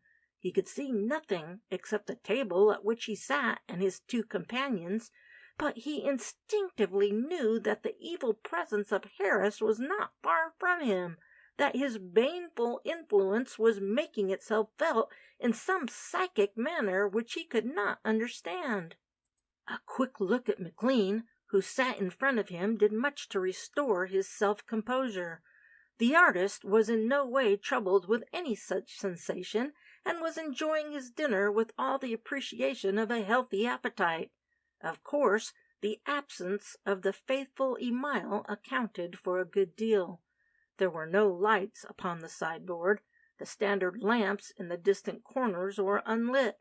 There were only Madame Gaston and her niece to attend to them, which was a strange contrast to the silent, deaf footmen who had flitted ghost-like behind their chairs upon former occasions.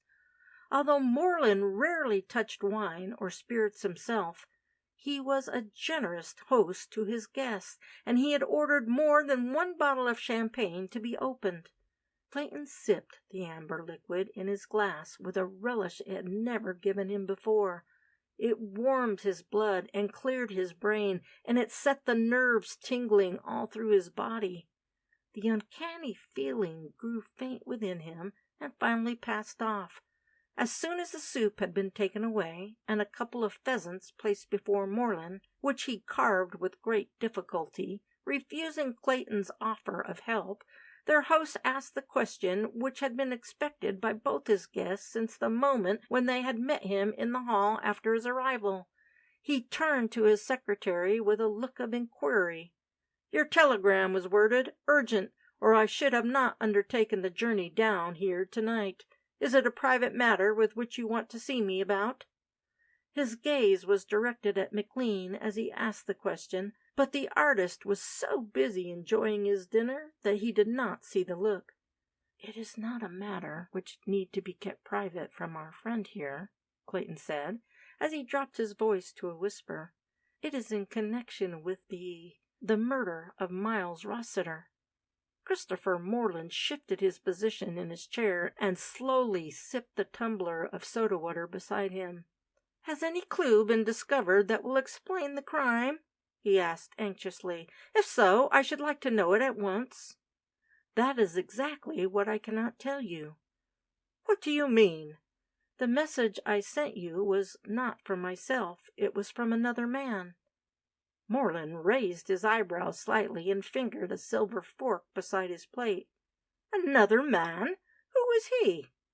"He is the doctor who attended the inquest," Clayton replied. "He was the one who came with the police as soon as the murder was discovered." "I do not remember his name." "His name is Ferguson, Dr. Ferguson of Ardley." "But why did he send such a message to me and through a third person? My address in London is not a secret one." "He wishes to submit to you certain evidence which has been obtained with regard to the crime by his friend, Mr. Greatorex." "And who is Greatorex?" He is an ex-detective who was formerly employed at Scotland Yard." "What has he found out?" "That I do not yet know." "Where has he been making his inquiries?" "In this house." "In this house? But what right had this man, Greatorex, or Ferguson for that matter, to carry on investigations here without my leave?"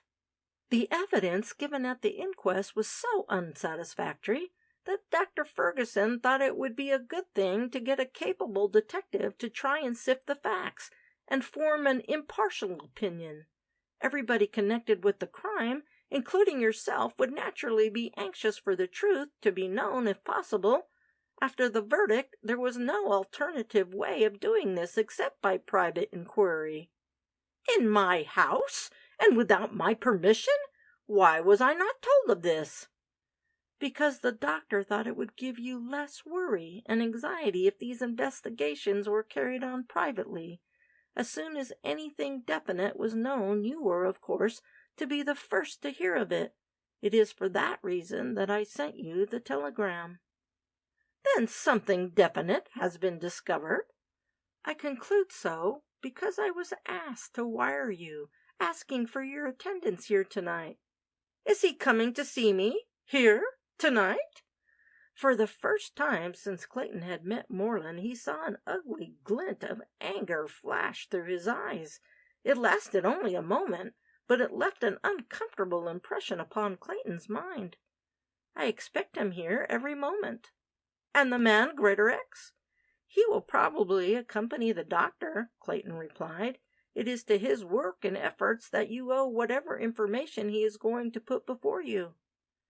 "As I did not authorize any such inquiries to be made here, I consider the behavior of these men a most presumptuous and uncalled for piece of impertinence, and I refuse to see them." Moreland leaned across the table as he spoke. "I also think you have considerably abused the confidence I placed in you, Mr. Clayton, by allowing such a thing to take place." Clayton flushed at the words. "I assure you that your welfare was our first consideration." "I do not want to be assured of anything of the kind," Moreland replied coldly. "I shall be obliged if you will consider your engagement with me terminates tomorrow morning. The car will be at the door to take you and your friend to the station in time to catch the midday train to London." "But—" Clayton did not finish the sentence, for at that moment a man stepped forward out of the surrounding darkness and advanced to the table.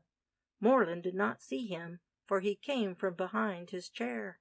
But both McLean and his friend started suddenly from their seats and stared wide-eyed at the stranger. Neither of them had seen him before.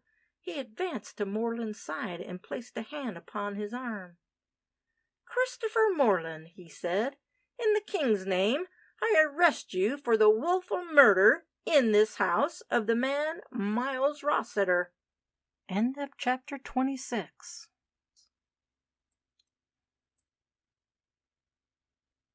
Chapter 27. Moreland turned hastily round in his chair and looked up at the man who stood over him. "What is the meaning of this?" he said furiously. "Who are you, and what the devil are you doing here at this time of night?" The stranger glanced behind him and gave a beckoning sign. As he did so, two men came forward from a distant dim corner and silently took up their positions, one upon each side of Moreland's chair. "The reason for my visit is twofold," the stranger said.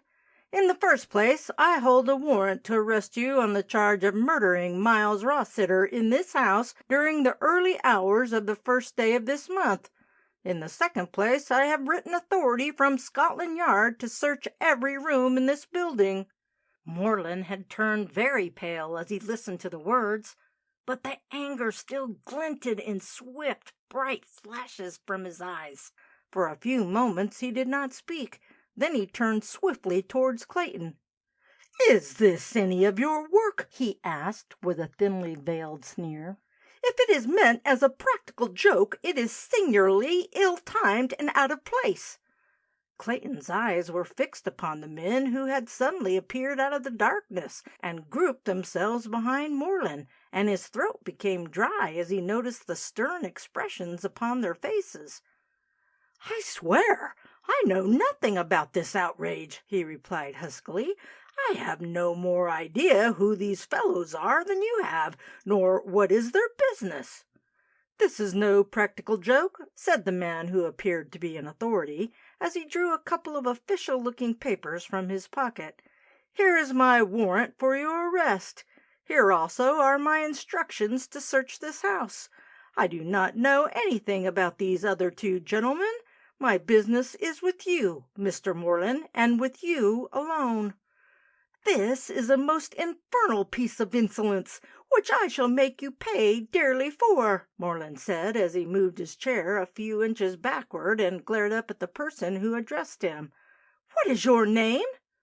"I am Superintendent Mills of Scotland Yard," the man replied. "Here is my card." He placed it upon the table as he spoke.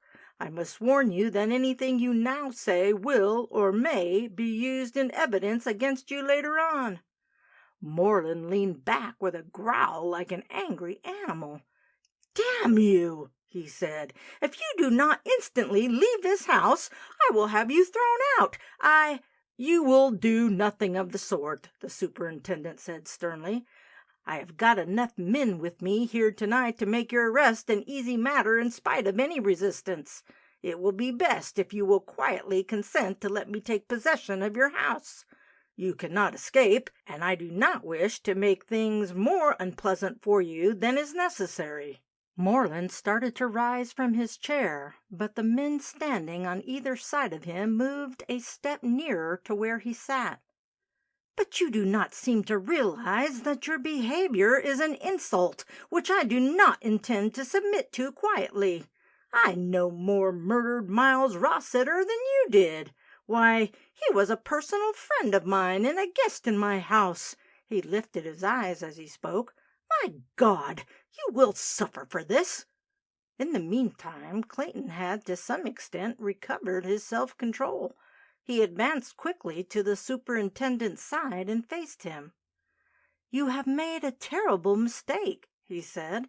"Mr. Moreland is as innocent of that crime as I am. I saw the assassin enter the room where the murder was committed, and I heard the shot fired. So also did that gentleman who was with me at the time." He pointed to McLean. "That is quite right," the artist said, and he looked very much as if he was going to make for the superintendent and throw him out of the room. "We both saw the murderer, and we are prepared to swear in any court of law that he was not Mr. Moreland. I tell you, you are making a damned fool of yourself, and the sooner you get out of the house the better. You are upon the wrong track altogether this time. The man you want is an infernal little dwarf who goes by the name Harris. When you have caught him, you will have got the right man, and I will be among the first to give evidence against him." Moreland was sitting thoughtfully tapping his fingers upon the table. A deep red spot had come to each of his cheeks, and he was staring straight in front of him. The superintendent placed a hand upon his shoulder. "Now, Mr. Moreland," he said, "if you have finished your dinner, I must ask you to come into another room where I can speak to you privately." "Do you really mean this?" "I do, and under the circumstances I must instruct my men to search you." Moreland started. "Searched? What for?" "I've got my orders," the superintendent replied, "and my business is to obey them. You must be searched in case you carry firearms upon your person. Please stand up." "And if I refuse?" The officer lifted his shoulders with a deprecating gesture. "The inference would be obvious," he answered, "and the consequences most unpleasant for yourself." Christopher Moreland rose painfully to his feet, and there was an ugly look upon his face as he did so. "Unfortunately, I am not in a position to refuse," he said, "but the time will come when you will be sorry for this behavior." "Shall we chuck these blighters out?" McLean shouted furiously. "I think Lawrence and I can tackle them between us." "I do not know who you are, sir," the superintendent said, "but it would be best for you not to mix yourself up in this matter. Any force you may attempt to use would be worthless, as I have ample assistance here to carry out my instructions in spite of any opposition you may offer." While he was speaking, the two constables had been passing their hands in and out of Morland's pockets and feeling the length of his body to discover any hidden weapon that might be concealed there. As soon as they had finished their examination, they looked towards their chief and shook their heads. "Right," the superintendent said, addressing Morland. "If you will show the way, sir, we will now retire to another room." It was evident there were other unseen occupants of the apartment besides those who were visible, for as Morland advanced towards the door, it opened slowly, and the strange procession passed out into the dim light of the hall. Clayton counted 5 figures, besides those of his host and Superintendent Mills. As the door closed behind them, he turned to McLean with a low whistle. "They will have the devil to pay for this," he said. "What do you think is their game?" McLean poured himself another glass of port and sipped it in silence for a few moments. Then he resumed his seat. "I think both Ferguson and Greatorex have made a terrible blunder," he replied. "I cannot understand what they are up to. They know as well as you and I do that Morland did not kill Miles Rossiter." "Of course they do. Besides, we both saw who it was who did commit the crime. There is no doubt about that. It was the dwarf Harris. Yes, it was the dwarf. Although we did not actually see the murder performed, we know there was only one person who could have done it, and that person was undoubtedly Harris. Why, we saw him enter the room, and we heard the shot fired. Nobody entered or left that room afterwards except ourselves. There is a ghastly mistake somewhere, and I fear our little friend Greatorex is at the bottom of it. He has worked very hard, but he has come to the wrong conclusion this time." Clayton was walking slowly up and down the room, deep in thought. Both the men heard the sounds of distant voices and the tread of feet upstairs and in the hall. McLean had lit his pipe and was staring at the darkness above him. They did not speak much. Each of them was conscious of some impending disaster, and was waiting expectant, not knowing for what. Nearly an hour passed in this way, and McLean had almost emptied the well-filled decanter of port beside him, when the silence of the house was suddenly broken by a shrill, long-drawn cry which chilled the marrow in their bones. It was the sound of a man's voice, in hellish fury, but not in pain. As he heard it, the same uncanny feeling returned to Clayton, and he shivered, though the room was warm. He paused in his walk and looked towards his friend. "What does that mean?" "Don't ask me," McLean replied nervously. "I am beginning to think I do not know what anything means in this infernal house." Again the long shriek echoed through the silence. It sounded like the cry of some creature, half human, half animal. It was the voice of passion, lust, fury, despair. Both the men in the dining room hastened towards the door, as though moved by a common impulse. Clayton glanced backwards as he did so at the picture of the white-covered table, with its wealth of silver and glass and hothouse flowers and fruit. Beyond it the misty darkness, veined with blue clouds of cigarette smoke. Above it the great gloom of massive rafters, dimly seen in the hazy space. As they reached the door, it opened suddenly, and a figure appeared upon the threshold. The light was behind it, glimmering faint from the hall, and they could not see the face. As soon as he spoke, however, they recognized the voice of Dr. Ferguson. "Come," he said in a low, hushed voice. "You are wanted in the library." Clayton laid a hand upon his arm and drew him forward. "Ferguson," he gasped, "for God's sakes, tell us what all this means. The whole thing is absurd, a ridiculous mistake. Morland is as innocent of that crime as I am." The doctor disengaged himself gently, but without a word, and led the way across the hall to the door of the library, which was open. On either side of it stood a man in dark relief against the deeper gloom of the oak paneling behind him. Clayton followed his leader like a man in a dream. He did not raise his eyes till he had entered the room. There was a horrible silence about him. Only his own steps made sound upon the bare boards he trod. A dull numbness had come to his brain, though his senses of touch and of sight had grown keenly alert. He felt the body of McLean pressing close behind him. He could feel the hot breath from his nostrils upon his neck. Then he looked up, slowly, fearfully, at the scene in front of him. Each detail of it left a lasting impression upon his memory which remains to this day. As he realized the gruesome significance of what he saw there, he gave a low moan of horror and staggered forward. Facing him upon the sofa was the distorted shape of a human figure, and the superintendent was holding a lamp over it. Behind him stood 3 tall men, and Greatorex was bending over the cushion upon which the head of the person rested. "Oh, my God!" Clayton panted. "This is terrible. I do not understand it. No, I cannot believe it." It was the superintendent's voice which broke the silence that followed his words. He placed the lamp upon a table behind him and looked straight at Clayton. "This is the man who murdered Miles Rossiter," he said. "You say you can deny it. Look at him now." Clayton's eyes were fixed with a growing horror upon the form coiled up in front of him. He reeled across the room and leaned over the upturned face. The shape he saw was that of the dwarf, Harris, but the features were the features of Christopher Morland. He sank back upon a chair which was quickly moved towards him and hid his face in his hands. The sight of it and all it meant to him was more than he could bear.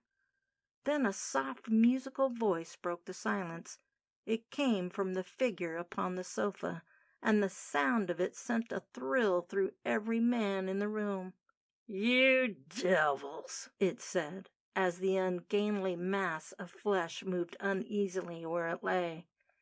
"You have got the truth out of me by force. Damn you! But you think I am in your power?" A weird laugh followed the words. "I am not.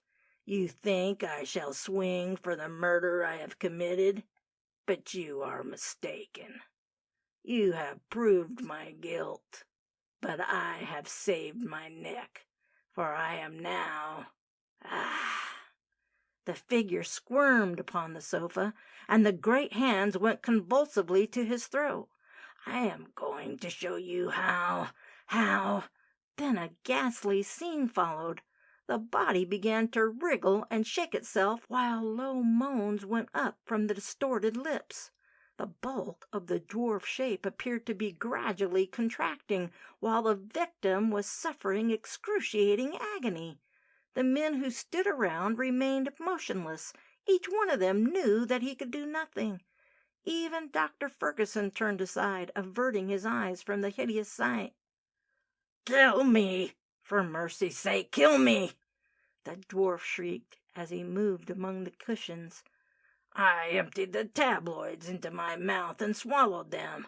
Oh, God! Kill me! Kill me!" The figure rose and fell in shocking convulsions. Then it rolled to the ground, wreathing with a dreadful gurgling at the throat. For a moment the contracted muscles twitched. Then it lay still, a deformed, lifeless mass upon the carpet. Dr. Ferguson was already stooping over the body, feeling both the pulse and the heart. "It is a terrible end," he said as he straightened himself and glanced round him. "But God is more merciful to him than man would have been had he gone before a human judge and jury." "Is he dead?" Greatorex asked in a low voice. "Yes, he is dead." McLean stepped quickly to the chair where Clayton sat. He appeared to be in a dazed condition and hardly conscious. "Come, old pal," he said, as he helped him to rise from his seat. "There is nothing more we can do here, and I am going to take you to your room. We shall hear all we want to know tomorrow." Athol McLean is still haunted by the scene he then left behind him. Dark figures standing in the half-light, and upon the ground the lifeless body of the dwarf, Christopher Moreland. End of chapter 27.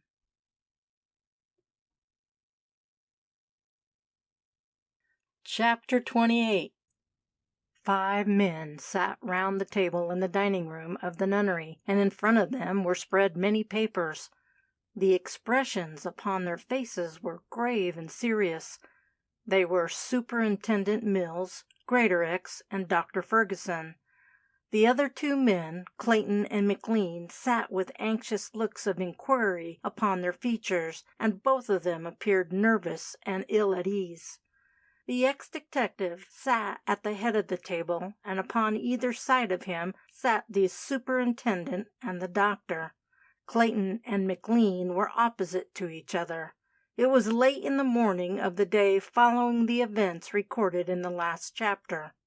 Greatorex, whose hands had been busy among the papers and notebooks beside him, gave a low sigh of satisfaction as he drew from among them a small packet of manuscript and loosened the pink tape which held the sheets together. Then he glanced thoughtfully upwards, and the direction of his gaze alternated between the faces of the 2 men furthest from him. "I have asked you to meet me here, gentlemen, in order that I may place before you, as soon as possible, the facts which culminated in the terrible event we witnessed in this house last night," he said, in a slow, even voice. "The evidence which I am now going to submit to you will, of course, be repeated at the inquest of the unfortunate man who has taken his own life. I feel, however, it is my duty to let you know without delay the result of my investigations and inquiries, here and elsewhere, which directly led up to that tragedy, which is really a sequel to the former crime, the murder of Miles Rossiter." He paused and slightly altered the position of some of the papers in front of him. He was still directing his remarks exclusively to Clayton and to Athol McLean. The doctor and Superintendent Mills were leaning back in their chairs, and their countenances in no way betrayed the fact that they knew what was going to be said. "It is a long story, and a strange story," Greatorex continued. "I believe it to be one of the most remarkable episodes in all the annals of crime. Had it not been for the valuable assistance I have received from my friend Dr. Ferguson, I doubt whether the identity of Miles Rossiter's murderer would have ever been established. Now, gentlemen, I have before me 3 important documents dealing with this case, each of which is dependent upon the others in forging the links of evidence to prove indisputably that the man who murdered Miles Rossiter was Christopher Moreland." Clayton leaned hurriedly across the table. "No, no," he said quickly. "That is impossible. The assassin was the dwarf, Harris." Greatorex raised a reproving hand for silence, and his forehead contracted into a slight frown. "I must ask you not to interrupt me, except to answer my questions," he said. "I have a very difficult and strange problem to unravel, and it is necessary that you should listen attentively to what I tell you, following each step I take in explaining this remarkable story with most careful reasoning. Now, the most important of these 3 documents is the diary of recent events which occurred both in London and here." He looked at Clayton as he spoke. "The 2 other statements deal with my own investigations of the case, and a medical theory or opinion upon the matter, written by Dr. Ferguson.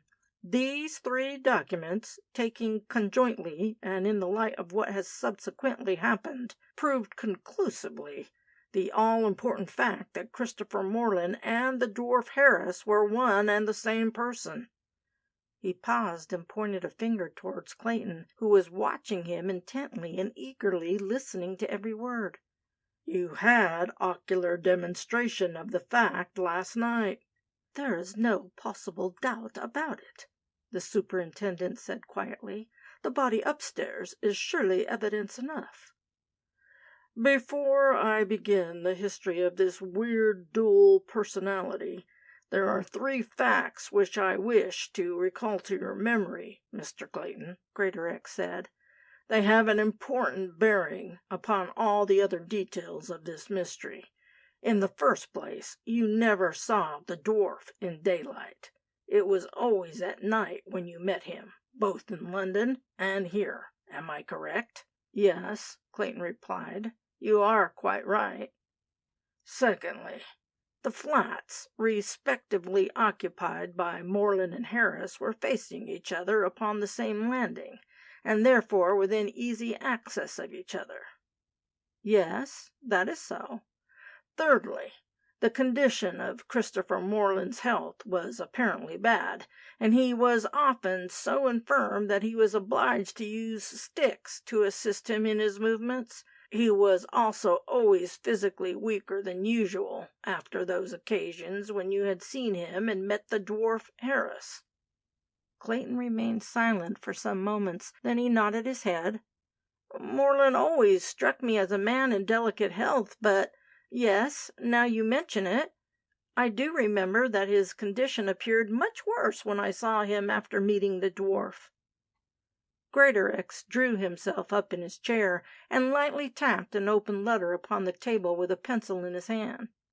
"I confess," he said, "that after I had concluded my investigations here, there were several points which baffled me, even after consulting the doctor." He held up the letter in his hand and replaced it in front of him.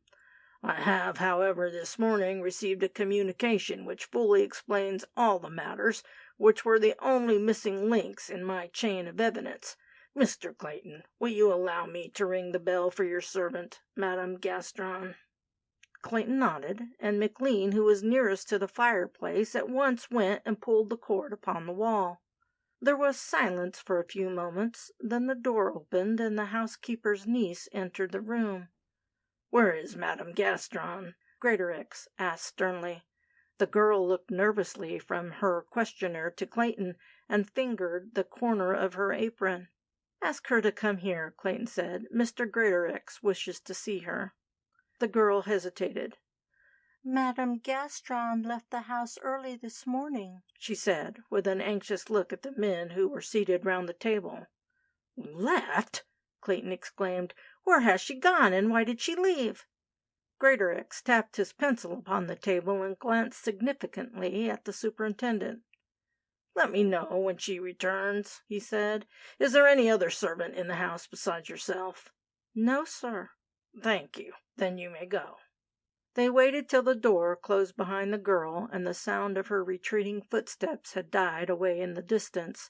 Then Greatorex broke the tense silence, addressing himself to Clayton. "Your worthy housekeeper will not return," he said, "at any rate to the nunnery. She is now on her way to join her husband in Amsterdam, though I much doubt if she will leave this country. Had I received this letter earlier in the day, I might have been able to intercept her departure, but Superintendent Mills has already sent a telegram to Scotland Yard, and by midday the police at every port in the country will be on the alert to arrest both Emile Gaston and his wife. I did not question that girl just now. If she is ignorant of the woman's movements, I should only have excited her suspicions. If she is aware of her aunt's present actions, which I doubt, she would have lied to me. Any chance of her escape from this house would now be impossible, for the police are already in possession of the place." Then Greatorex rose from his seat, with a rapid glance at the papers strewn before him. He seemed to be more at ease as he stood there than he had been in the deep oak chair in which he sat. He cleared his voice and again took up the letter to which he had already referred.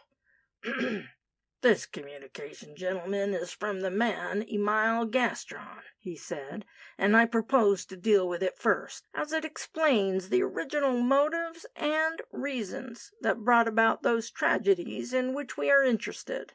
It must be fully understood before we come to more recent events. I must again ask you to follow me very carefully, judging the information I am now going to place before you in connection with what has happened recently." Superintendent Mills had moved his chair a few inches nearer the speaker, and sat forward with his head resting upon his hands and his elbows upon the table. Dr. Ferguson leaned back in his seat, and his hands were clasped tight in front of him. His face was like a mask, but he was watching Greatorex with eager, professional look. Both Clayton and McLean were straining across the table, with every nerve tight strung, every sense at high pressure, and their gaze was fixed intently upon the mild blue eyes of the great detective. Some years ago, when the diamond mines were first being discovered in South Africa, 3 men were traveling in a then unknown district of that country," Greatorex began slowly. "They had met each other by chance, and continued their journey together, more for the sake of companionship than because they had any interest in common. They all belonged to the class which, in those days, was too often represented in our British dominions beyond the sea. They had left this country for various reasons, none of which were creditable to our notions of honesty and morality. Their names were Christopher Moreland, Miles Rossiter, and William Thorndyke. The first named of these men was, as you know, of good family, being, as a matter of fact, a near relative of the Earl of Orsett. Rossiter was a mere adventurer, with small means and unscrupulous conscience. I have not been able to trace his parentage, but he appears to have had a fairly good education and went out to South Africa to pick up any job which would put money in his pocket. His wife was dead, and he had only one child, whom he left behind him in England. That child was Miss Verna Rossiter." Clayton's lips twitched as the name was spoken, and the lines upon his face became more set as he listened to the story which was being unraveled before him. "The third man was what I suppose in those days was called a squatter. He had a certain amount of land and money, and went in for farming upon a small scale. He was a man of weak character, and with 2 all-compelling vices, drink and gambling.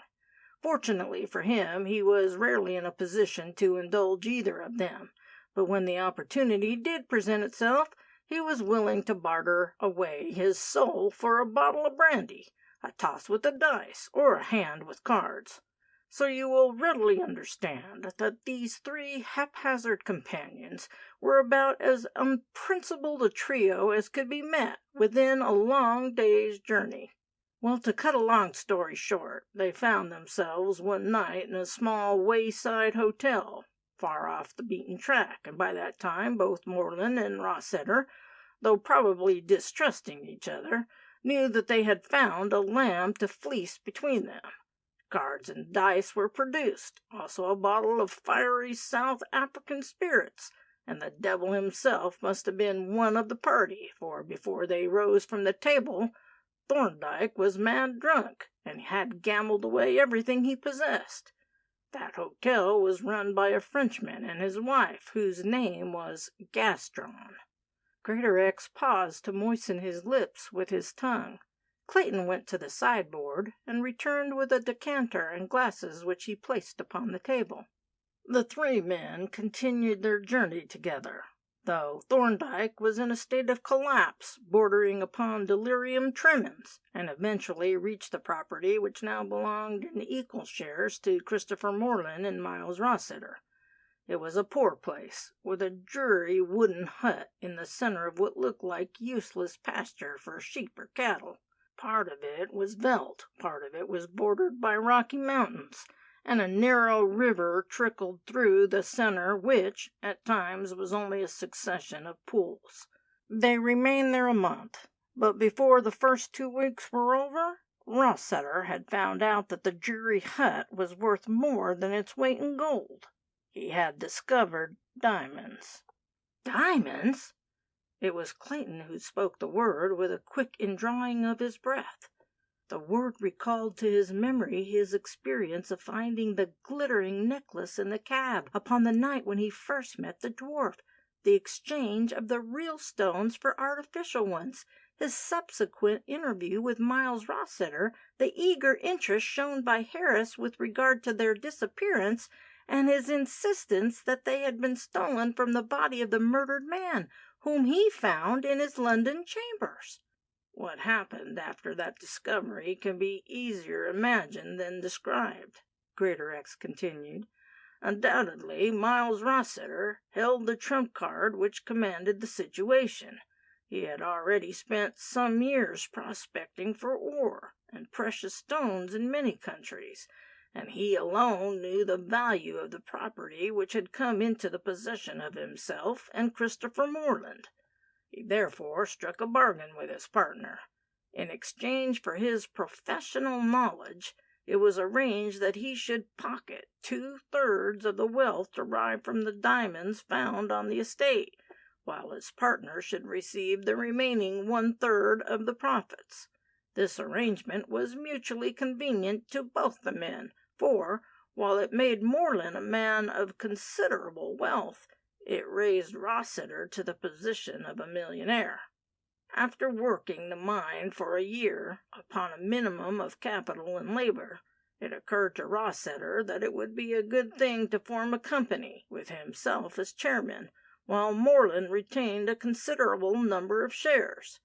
Negotiations were opened with more than one financial magnate, both in England and in South Africa, and eventually the company was upon the eve of establishment. It was then that the man Gaston reappeared upon the scene. He had heard of what had been discovered upon the Thorndyke estate, and he saw his chance. It was during the evening before the day when the terms of agreement between Rossiter, Moreland, and the capitalists of the new company were to be ratified and legally entered into. A dinner was being held in a hotel at Cape Town, at which all the interested parties were assembled, when a note was brought to Moreland. It was the demand for an immediate interview between himself and Emile Gaston, and a very important interview it proved to be. It appears that both Gaston and his wife, upon the night in question, when Thorndyke had gambled away his estate, had watched the players at their game. They had not only seen that the 2 sober men had deliberately set themselves to make their companion drunk, but they had observed Christopher Moreland slip something from a bottle into Thorndyke's tumbler, which had the effect of reducing him almost to a condition of torpor. So much so, that when he had to sign the paper that admitted his liability, he was unable to hold a pen, and his hand was guided by Christopher Moreland himself.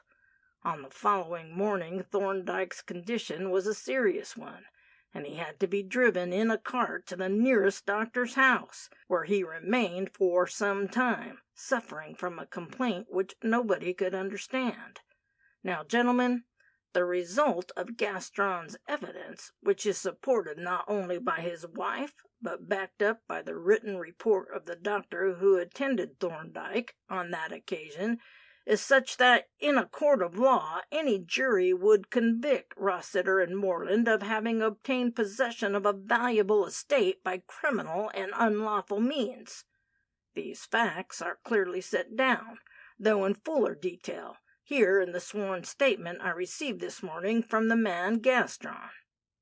Greatorex held up in his hand the letter he referred to, and then slowly sipped the tumbler of hot water beside him. There was a deep silence among the men round the table. Each face was turned with interest and expectancy towards the mild blue eyes of the speaker. It now became merely a question of blackmail upon the part of Gaston and his wife. The man offered terms to Moreland, which, under the circumstances, appeared to have been extremely moderate for a man in his position. They were that Moreland should take them into his service, and provide generously for them during their lives, in addition to the immediate payment of a substantial check.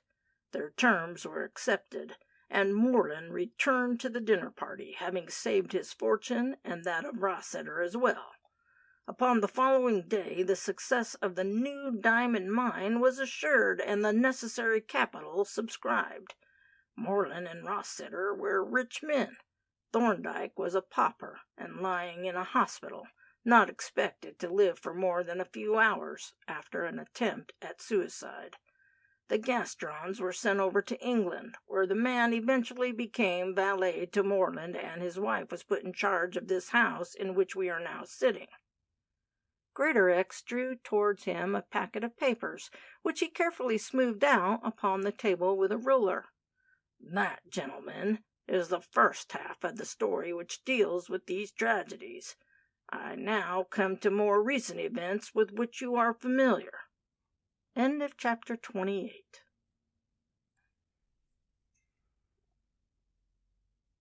Chapter 29. When Greatorex continued his narrative, he dropped his voice almost to a whisper, though each word could be distinctly heard in the spacious room where he stood. He was fully conscious that he was now going to deal with the succession of mysteries which have been set down in the preceding pages, and he addressed his remarks exclusively to Clayton. You must please carefully follow the points which I am going to put before you. If any of the facts I state are inaccurate, I hope you will correct me. He glanced at Clayton as he spoke, and his look was met with a sympathetic nod. The work of unraveling this mystery will be easier understood if I deal with the dual personality of Christopher Moreland as though it belonged to two separate people. You must, however, always bear in mind that, when I refer to the Dwarf Harris, I am also referring to the man who is now lying dead upstairs. I do not propose to enter into every particular of what happened in London and at this house between you, Mr. Clayton, and the Dwarf, as the facts are already known to all of us. I shall only explain certain circumstances which at present appear inexplicable, but which are necessary for the elucidation of these crimes. The most important portion of my remarks will deal with the discoveries made by Dr. Ferguson and myself since I took the matter in hand. I learned from this diary that it was upon the evening of the 14th of last November when the first meeting took place between you and the Dwarf Harris, outside Miles Rossiter's house in Berkeley Square. Clayton nodded. During the morning of that day you had received a letter from Miss Rossiter asking you to call at a particular hour that night. This was obviously written at the dictation of her father. In fact, I understand the lady has admitted it. The reason for writing that letter was to ensure your absence from your chambers at a certain time. I have visited those chambers, and I have also interviewed the caretaker, Mrs. Barrett. The results of my investigations point to two conclusions. In the first place, the rooms were undoubtedly suitable for the perpetration of a crime like murder. They were upon the third floor of the building. The tenant of the second floor was absent, and the ground floor was vacant. In the second place, the caretaker, who is very deaf, could not hear any struggle that might take place, and no one else was likely to be present in the house at that time of night. Now, in my interview with Mrs. Barrett, she distinctly affirmed that Christopher Moreland had been up to your rooms on the day before the murder, for she recognized him upon a subsequent occasion when you were with him yourself. She mentioned that fact to you, I think? Yes, Clayton replied, as Greatorex paused for an answer to his question. I did not believe her, for there was no reason why Moreland should visit my rooms. Pardon me, there was a very important reason. He wished to obtain a wax impression of your keyhole, so as to have a key made which would admit Rossiter during your absence. While he thought you were with his daughter in Berkeley Square, Miles Rossiter took Thorndyke to your chambers, and there he murdered him." Clayton sprang forward with a cry. "No, no! I do not believe it. Why should he do such a thing? My God, this cannot be true." "I will explain what was the position of affairs at that time," Greatorex continued evenly and without undue haste. "The man William Thorndyke had suddenly turned up in London, when both Rossiter and Moreland were under the impression that he had died in the Cape Town hospital. He claimed that his property had been obtained from him by illegal means and demanded compensation. It was necessary for the two men who had swindled him to come to terms. They did so, and the arrangement made was that Thorndyke should be given diamonds of a certain value in exchange for a written statement signed by him that his property had been honestly bought. It was to effect this exchange that Rossiter got the man to your rooms that night. He carried the diamonds, and Thorndyke had his written statement. I do not believe that Rossiter actually intended to kill the man, but he safeguarded himself against any untoward event by not having the interview in his own house. It was safer that it should take place in the rooms of another person, and you were the person chosen. By some mistake, which I cannot explain with certainty, though several theories are plausible, the diamonds were left in the cab which Rossiter used that evening, and by a remarkable coincidence you occupied the same cab afterwards, and found the parcel there." "It was outside Gatti's restaurant in the Strand," Clayton said. "So I gather from your diary. I presume the two men went there to fill up their time before continuing their journey to the temple. On your return home you found the murdered body of Thorndyke upon the floor, and almost immediately afterwards you were joined by the dwarf. My opinion is that he did not expect to find Thorndyke there, and it is uncertain what was his object in following you, unless it was to try and find out the result of your conversation with Miss Rossiter, or to again impress upon you the desirability of becoming Moreland's secretary, or, in other words, his own secretary." Greatorex paused and wiped his spectacles. "He then made you an offer of a private nature, upon the condition that you accepted his friendship and carried out his instructions, did he not?" A flush came to Clayton's face as he inclined his head in agreement. "And you refused?" "Most certainly." "Good. You then left your rooms and reported the matter to the police, having locked the dwarf in the apartment alone with the corpse. Upon your return, with Dr. Bransbury and a constable, you found your chambers empty, but the dwarf and the body had disappeared." "That was so." "You'll pardon me for saying so, Mr. Clayton, but in the entire absence of any proof of what you told the police, you will understand their very natural suspicion that the whole story was a fabrication, and that you were suffering from a delusion." "But how could the dwarf take the body downstairs and leave it in a room upon the ground floor?" "In the first place, you must remember that the house was empty, save for Mrs. Barrett, who was deaf. Secondly, the dwarf must have had a duplicate key, similar to the one which he, as Moreland, obtained for Rossiter. Thirdly, you know from your own experience with him in the drive here on Christmas Eve that even in his disjointed state he was an abnormally strong man. I believe he used his teeth to help him draw the body downstairs." Clayton shuddered.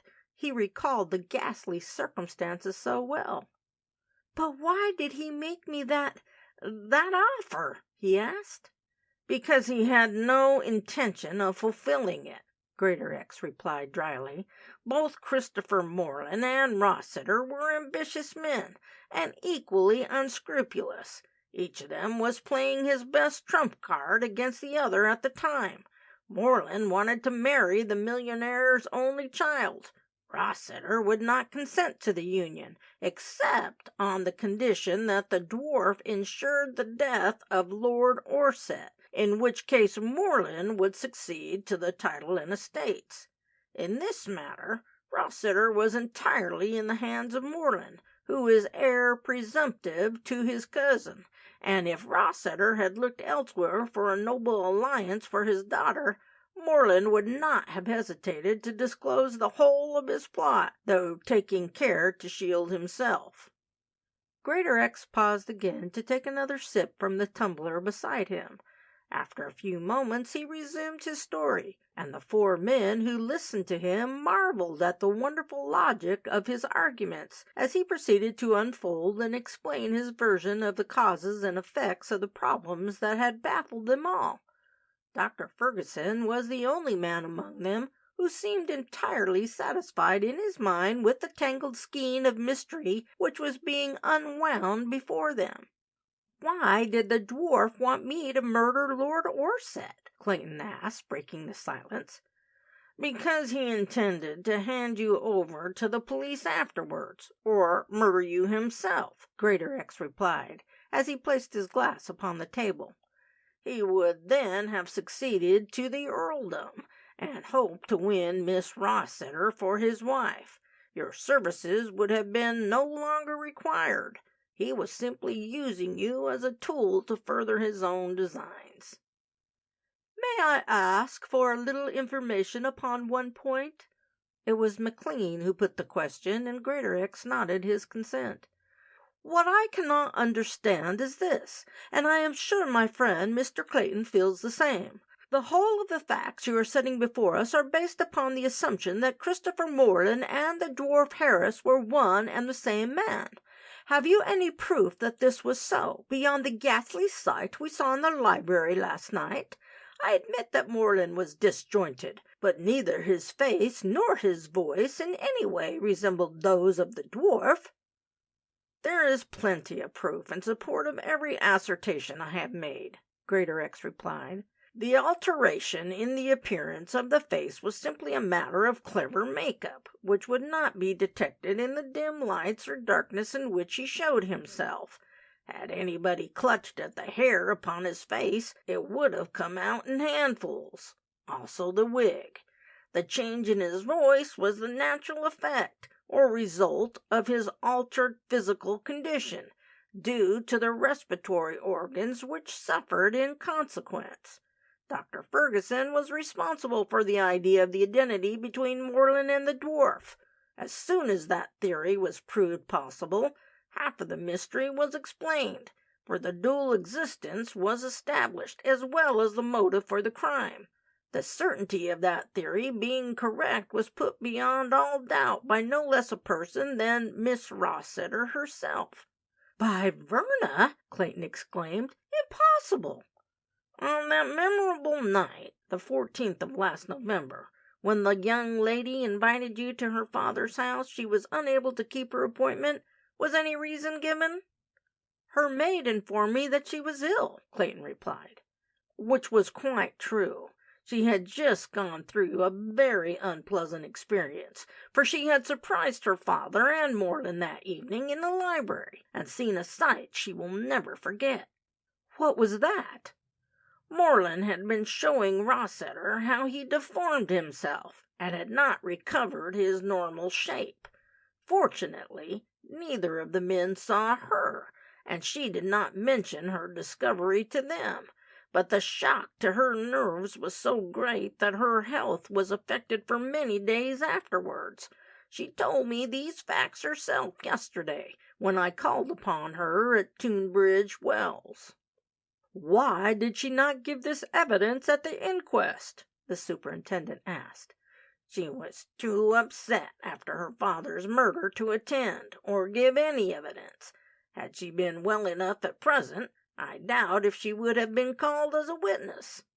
The only persons whose evidence was considered to be of any value were these two gentlemen here, Mr. Clayton and Mr. McLean. Then for the second time during Mr. Clayton's connection with this mystery, his story of the dwarf was rejected as being too fantastic for belief. If the man Morland desired the death of his cousin, Lord Orsett, why did he not kill him in the same way that Rossiter murdered Thorndyke? Again, it was the superintendent who put the question. Because, in my opinion, had he done so, he could not have shifted the responsibility of the crime on to Mr. Clayton. How was Thorndyke murdered? McLean asked. By putting some of the dwarf's tabloids into the drink which he had had at Gaddy's restaurant. Rossiter could not have realized how potent they were, and gave him a dose which produced a more terrible effect than he intended. I believe he only wished to render Thorndyke unconscious, so as to obtain possession of his document, knowing by that time that he had lost the case of diamonds. He did not wish to kill him, but the result of his action produced those conditions in the corpse which the medical experts were unable to diagnose at the inquest, and can easily be recognized in the body upstairs. But how and by whom were those diamonds extracted from the parcel I found in the cab, and when were the imitation stones put in their place? Clayton inquired. That is what I cannot understand. The exchange was effected by Emile Gaston, who had an exact counterfeit of it in his possession, and knew perfectly well what negotiations were going on between his master, Miles Rossiter, and Thorndyke, and, incidentally, with yourself. You gave him a lucky opportunity, which he did not fail to avail himself of. When was that? It was upon the occasion when he helped you off with your coat in the hall of Christopher Morland's flat. He knew that you were going to call, and had had the duplicate parcel ready for some time. The imitation was perfect in every respect, even to the enclosure of Miles Rossiter's card. It was a clever trick, but not a difficult one for a man like Emile Gaston to play. You have not told us yet how Morland managed to reduce his height by nearly 2 feet, McLean said, as well as the other distortions of his shape. That seems to be the most uncanny part of the whole business. Greatorex looked at a paper which had been pushed towards him by the doctor, and perused it for several moments before he answered. This is a statement which has been drawn up by Dr. Ferguson, but it is so technical in its information that I only propose to give you an epitome of what it contains. You will have every opportunity of perusing it for yourselves later on, should you desire to do so. He took up the paper as he spoke. It appears that, by reason of a malformation of the muscles and the tissues about his joints, which was accidental from birth, Christopher Morland was able, without difficulty or pain, to disjoint his limbs in a way that reduced his stature by about 17 inches. Incredible as that may appear to the lay mind, this transformation from a man of normal size to that of a dwarf was as easy an action for him to perform as it is for me to raise my arm or move my legs. The doctor here, who has given all his professional life to the study of physiology, tells me that, though such a case as this has never to his knowledge been brought before the medical faculty, there is no reason why such a phenomenal condition of the human body should not happen. It is well known that some people can easily disjoint their thumbs. In the case of Christopher Morland, he was able, with equal facility, to disjoint his hips, his knees, his ankles, and even his backbone. Dr. Ferguson tabulates the individual reductions by dislocation approximately as follows: hips, 4 inches, knees, 2 inches, ankles, 2 inches, backbone, 5 inches, general relaxation of muscles, 4 inches, total, 17 inches. I understand that by relaxing the muscles of the trunk and legs, anyone can in time shorten himself by 3 or 4 inches, but it was the dislocation of the backbone which was the strangest part of Morland's power of deforming himself.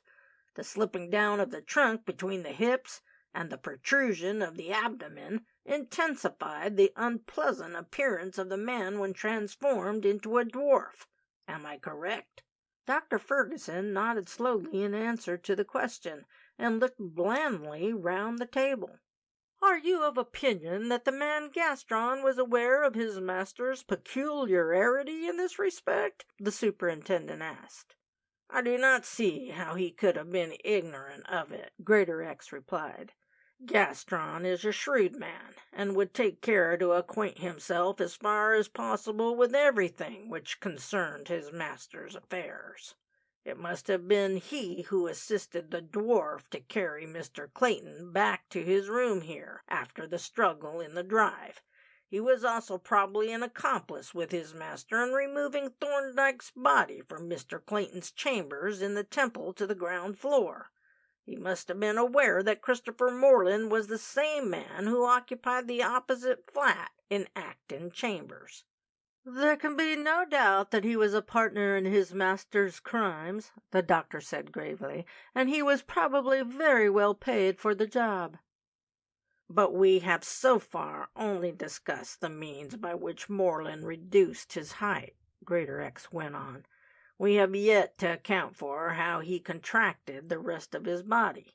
I was baffled by this problem during my first visit of investigation here, but my suspicions were at once aroused by that special room he built out of this house, and to which you, Mr. Clayton, were unable to admit me. I examined it carefully from the outside and noted the positions of the windows. There were 2 at each side, and 1 at the further end. By the simple process which, upon a previous occasion, had been adopted by Christopher Morland himself, I obtained a wax impression of the keyhole, and got a duplicate key made in Ardley.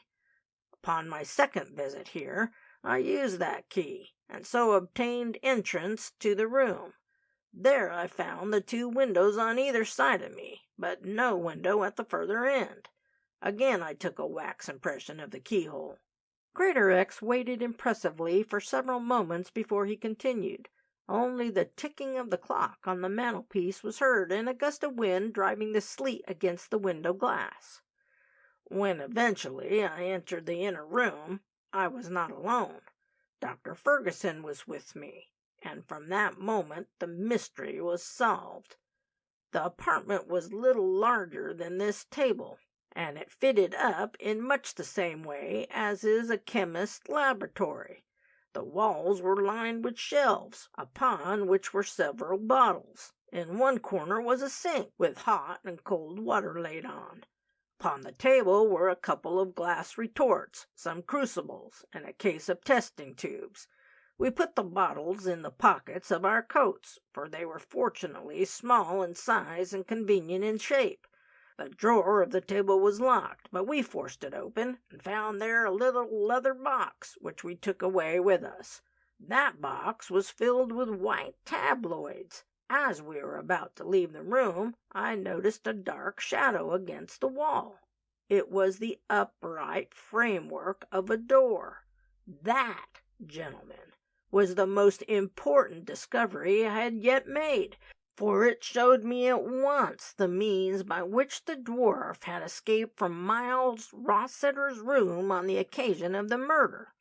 The night after our return to Ardley, the doctor examined the contents of the bottles we had brought with us. He also tested the composition of those white tabloids with infinite care and patience. It was not till after midnight that he discovered they were made up of a certain medical preparation, rarely used in the Eastern Hemisphere and unknown in the West, which has the effect of drying up all the muscles and tissues in the body if taken in proper quantity. It was thus proved that after reducing his height to that of a dwarf, Morland was able, by swallowing a couple of these tabloids, to bring the rest of his body, with the exception of his head and the framework of his chest, into almost a glutinous condition, which could pass through a very small space indeed. His appearance must have then resembled that of a balloon in human form, which was almost emptied of gas. he was able to compress himself almost flat. Last night, when we examined him in the library here, we proved that our deductions were correct, for we dislocated his limbs by force. He had, however, already discovered that the game was up, and took his life by swallowing a sufficient number of tabloids to have killed half a dozen men." An expression of triumph spread over the great ex-detective's face as he looked round the assembled company and noted the keen interest with which his auditors were following his remarks. "But how did the dwarf escape from Miles Rossiter's room?" Clayton asked in a hushed voice. "We followed him immediately after the shot was fired, and he certainly was not in the apartment when we searched it. Then the door was locked when we wanted to get out." "I anticipated that question, and intended to answer it before it was asked," Greatorex replied. "It is the only detail of this extraordinary mystery which still requires explanation. On the occasion of my first examination of the bedrooms in this house, I noticed that the doors were all similar, with the exception of 4. The rooms were those occupied by yourself, by Christopher Morland, the one where the murder was committed, and that outside room to which I afterwards obtained entrance. When you told me what you had heard and seen on the night of the crime, and after very carefully examining the room where the murder took place, there was only one conclusion to come to. The shot must have been fired from a spot very near to the door, and the means of escape close at hand. I examined those 4 doors minutely, but they gave me no hint of the secret they hid. It was not till I discovered that framework in Morland's laboratory that the mystery was explained." There was a breathless silence in the room. With irritating slowness, Greatorex removed his spectacles from his face, replaced them in their case, and put it in his pocket. "The deep frames of those doors were of deal, painted to resemble the rest of the oaken woodwork. They were not only hollow, but the interiors of them revolved. By pressing them upon a spot about halfway up on the right-hand side, a narrow aperture was revealed, and the opening of the door mechanically turned the hidden hiding-place. The dwarf shot at the bed as soon as he entered the room, and then immediately hid himself in the framework of the door.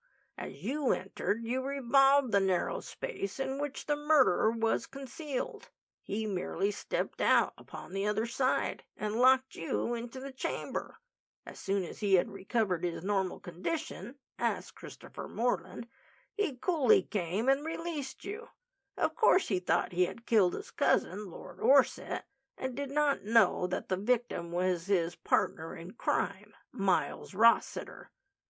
Greatorex turned dramatically and pointed to a distant corner of the room. "There, gentlemen, is the framework of the door which the doctor and I found in the secret laboratory. If you will examine it yourselves, you will more easily understand the facts which I have been placing before you." End of chapter 29.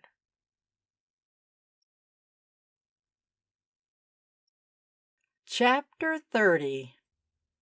Nearly a couple of years have passed since the events recorded in the preceding pages, and they have certainly been the happiest in Lawrence Clayton's life. As soon as possible, after the second tragedy at the nunnery, he had left the place with Lord Orsett, who had hastily returned there after hearing of his cousin's death, and together they had joined Lady Anna and Verna Rossiter in London.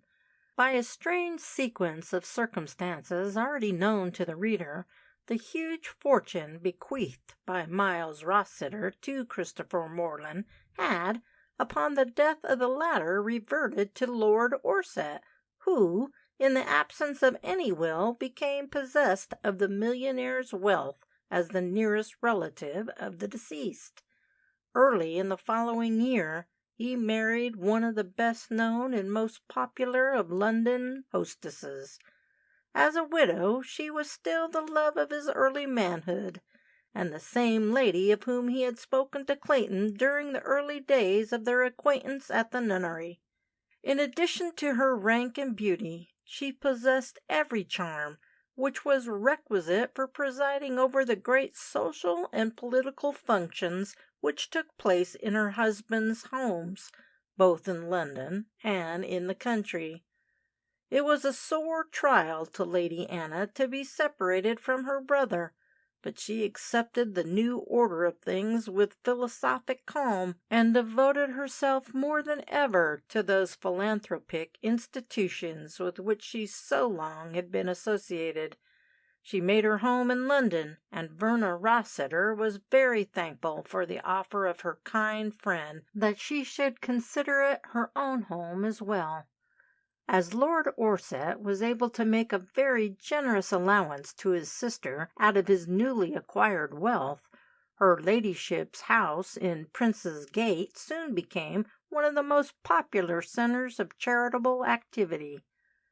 After Lord Orsett's marriage, Clayton continued to act as his private secretary, and the salary he received was a most liberal one. A strong friendship had become formed between the two men, partly due to their mutual interest, and also to their association with the terrible events that had taken place at the nunnery.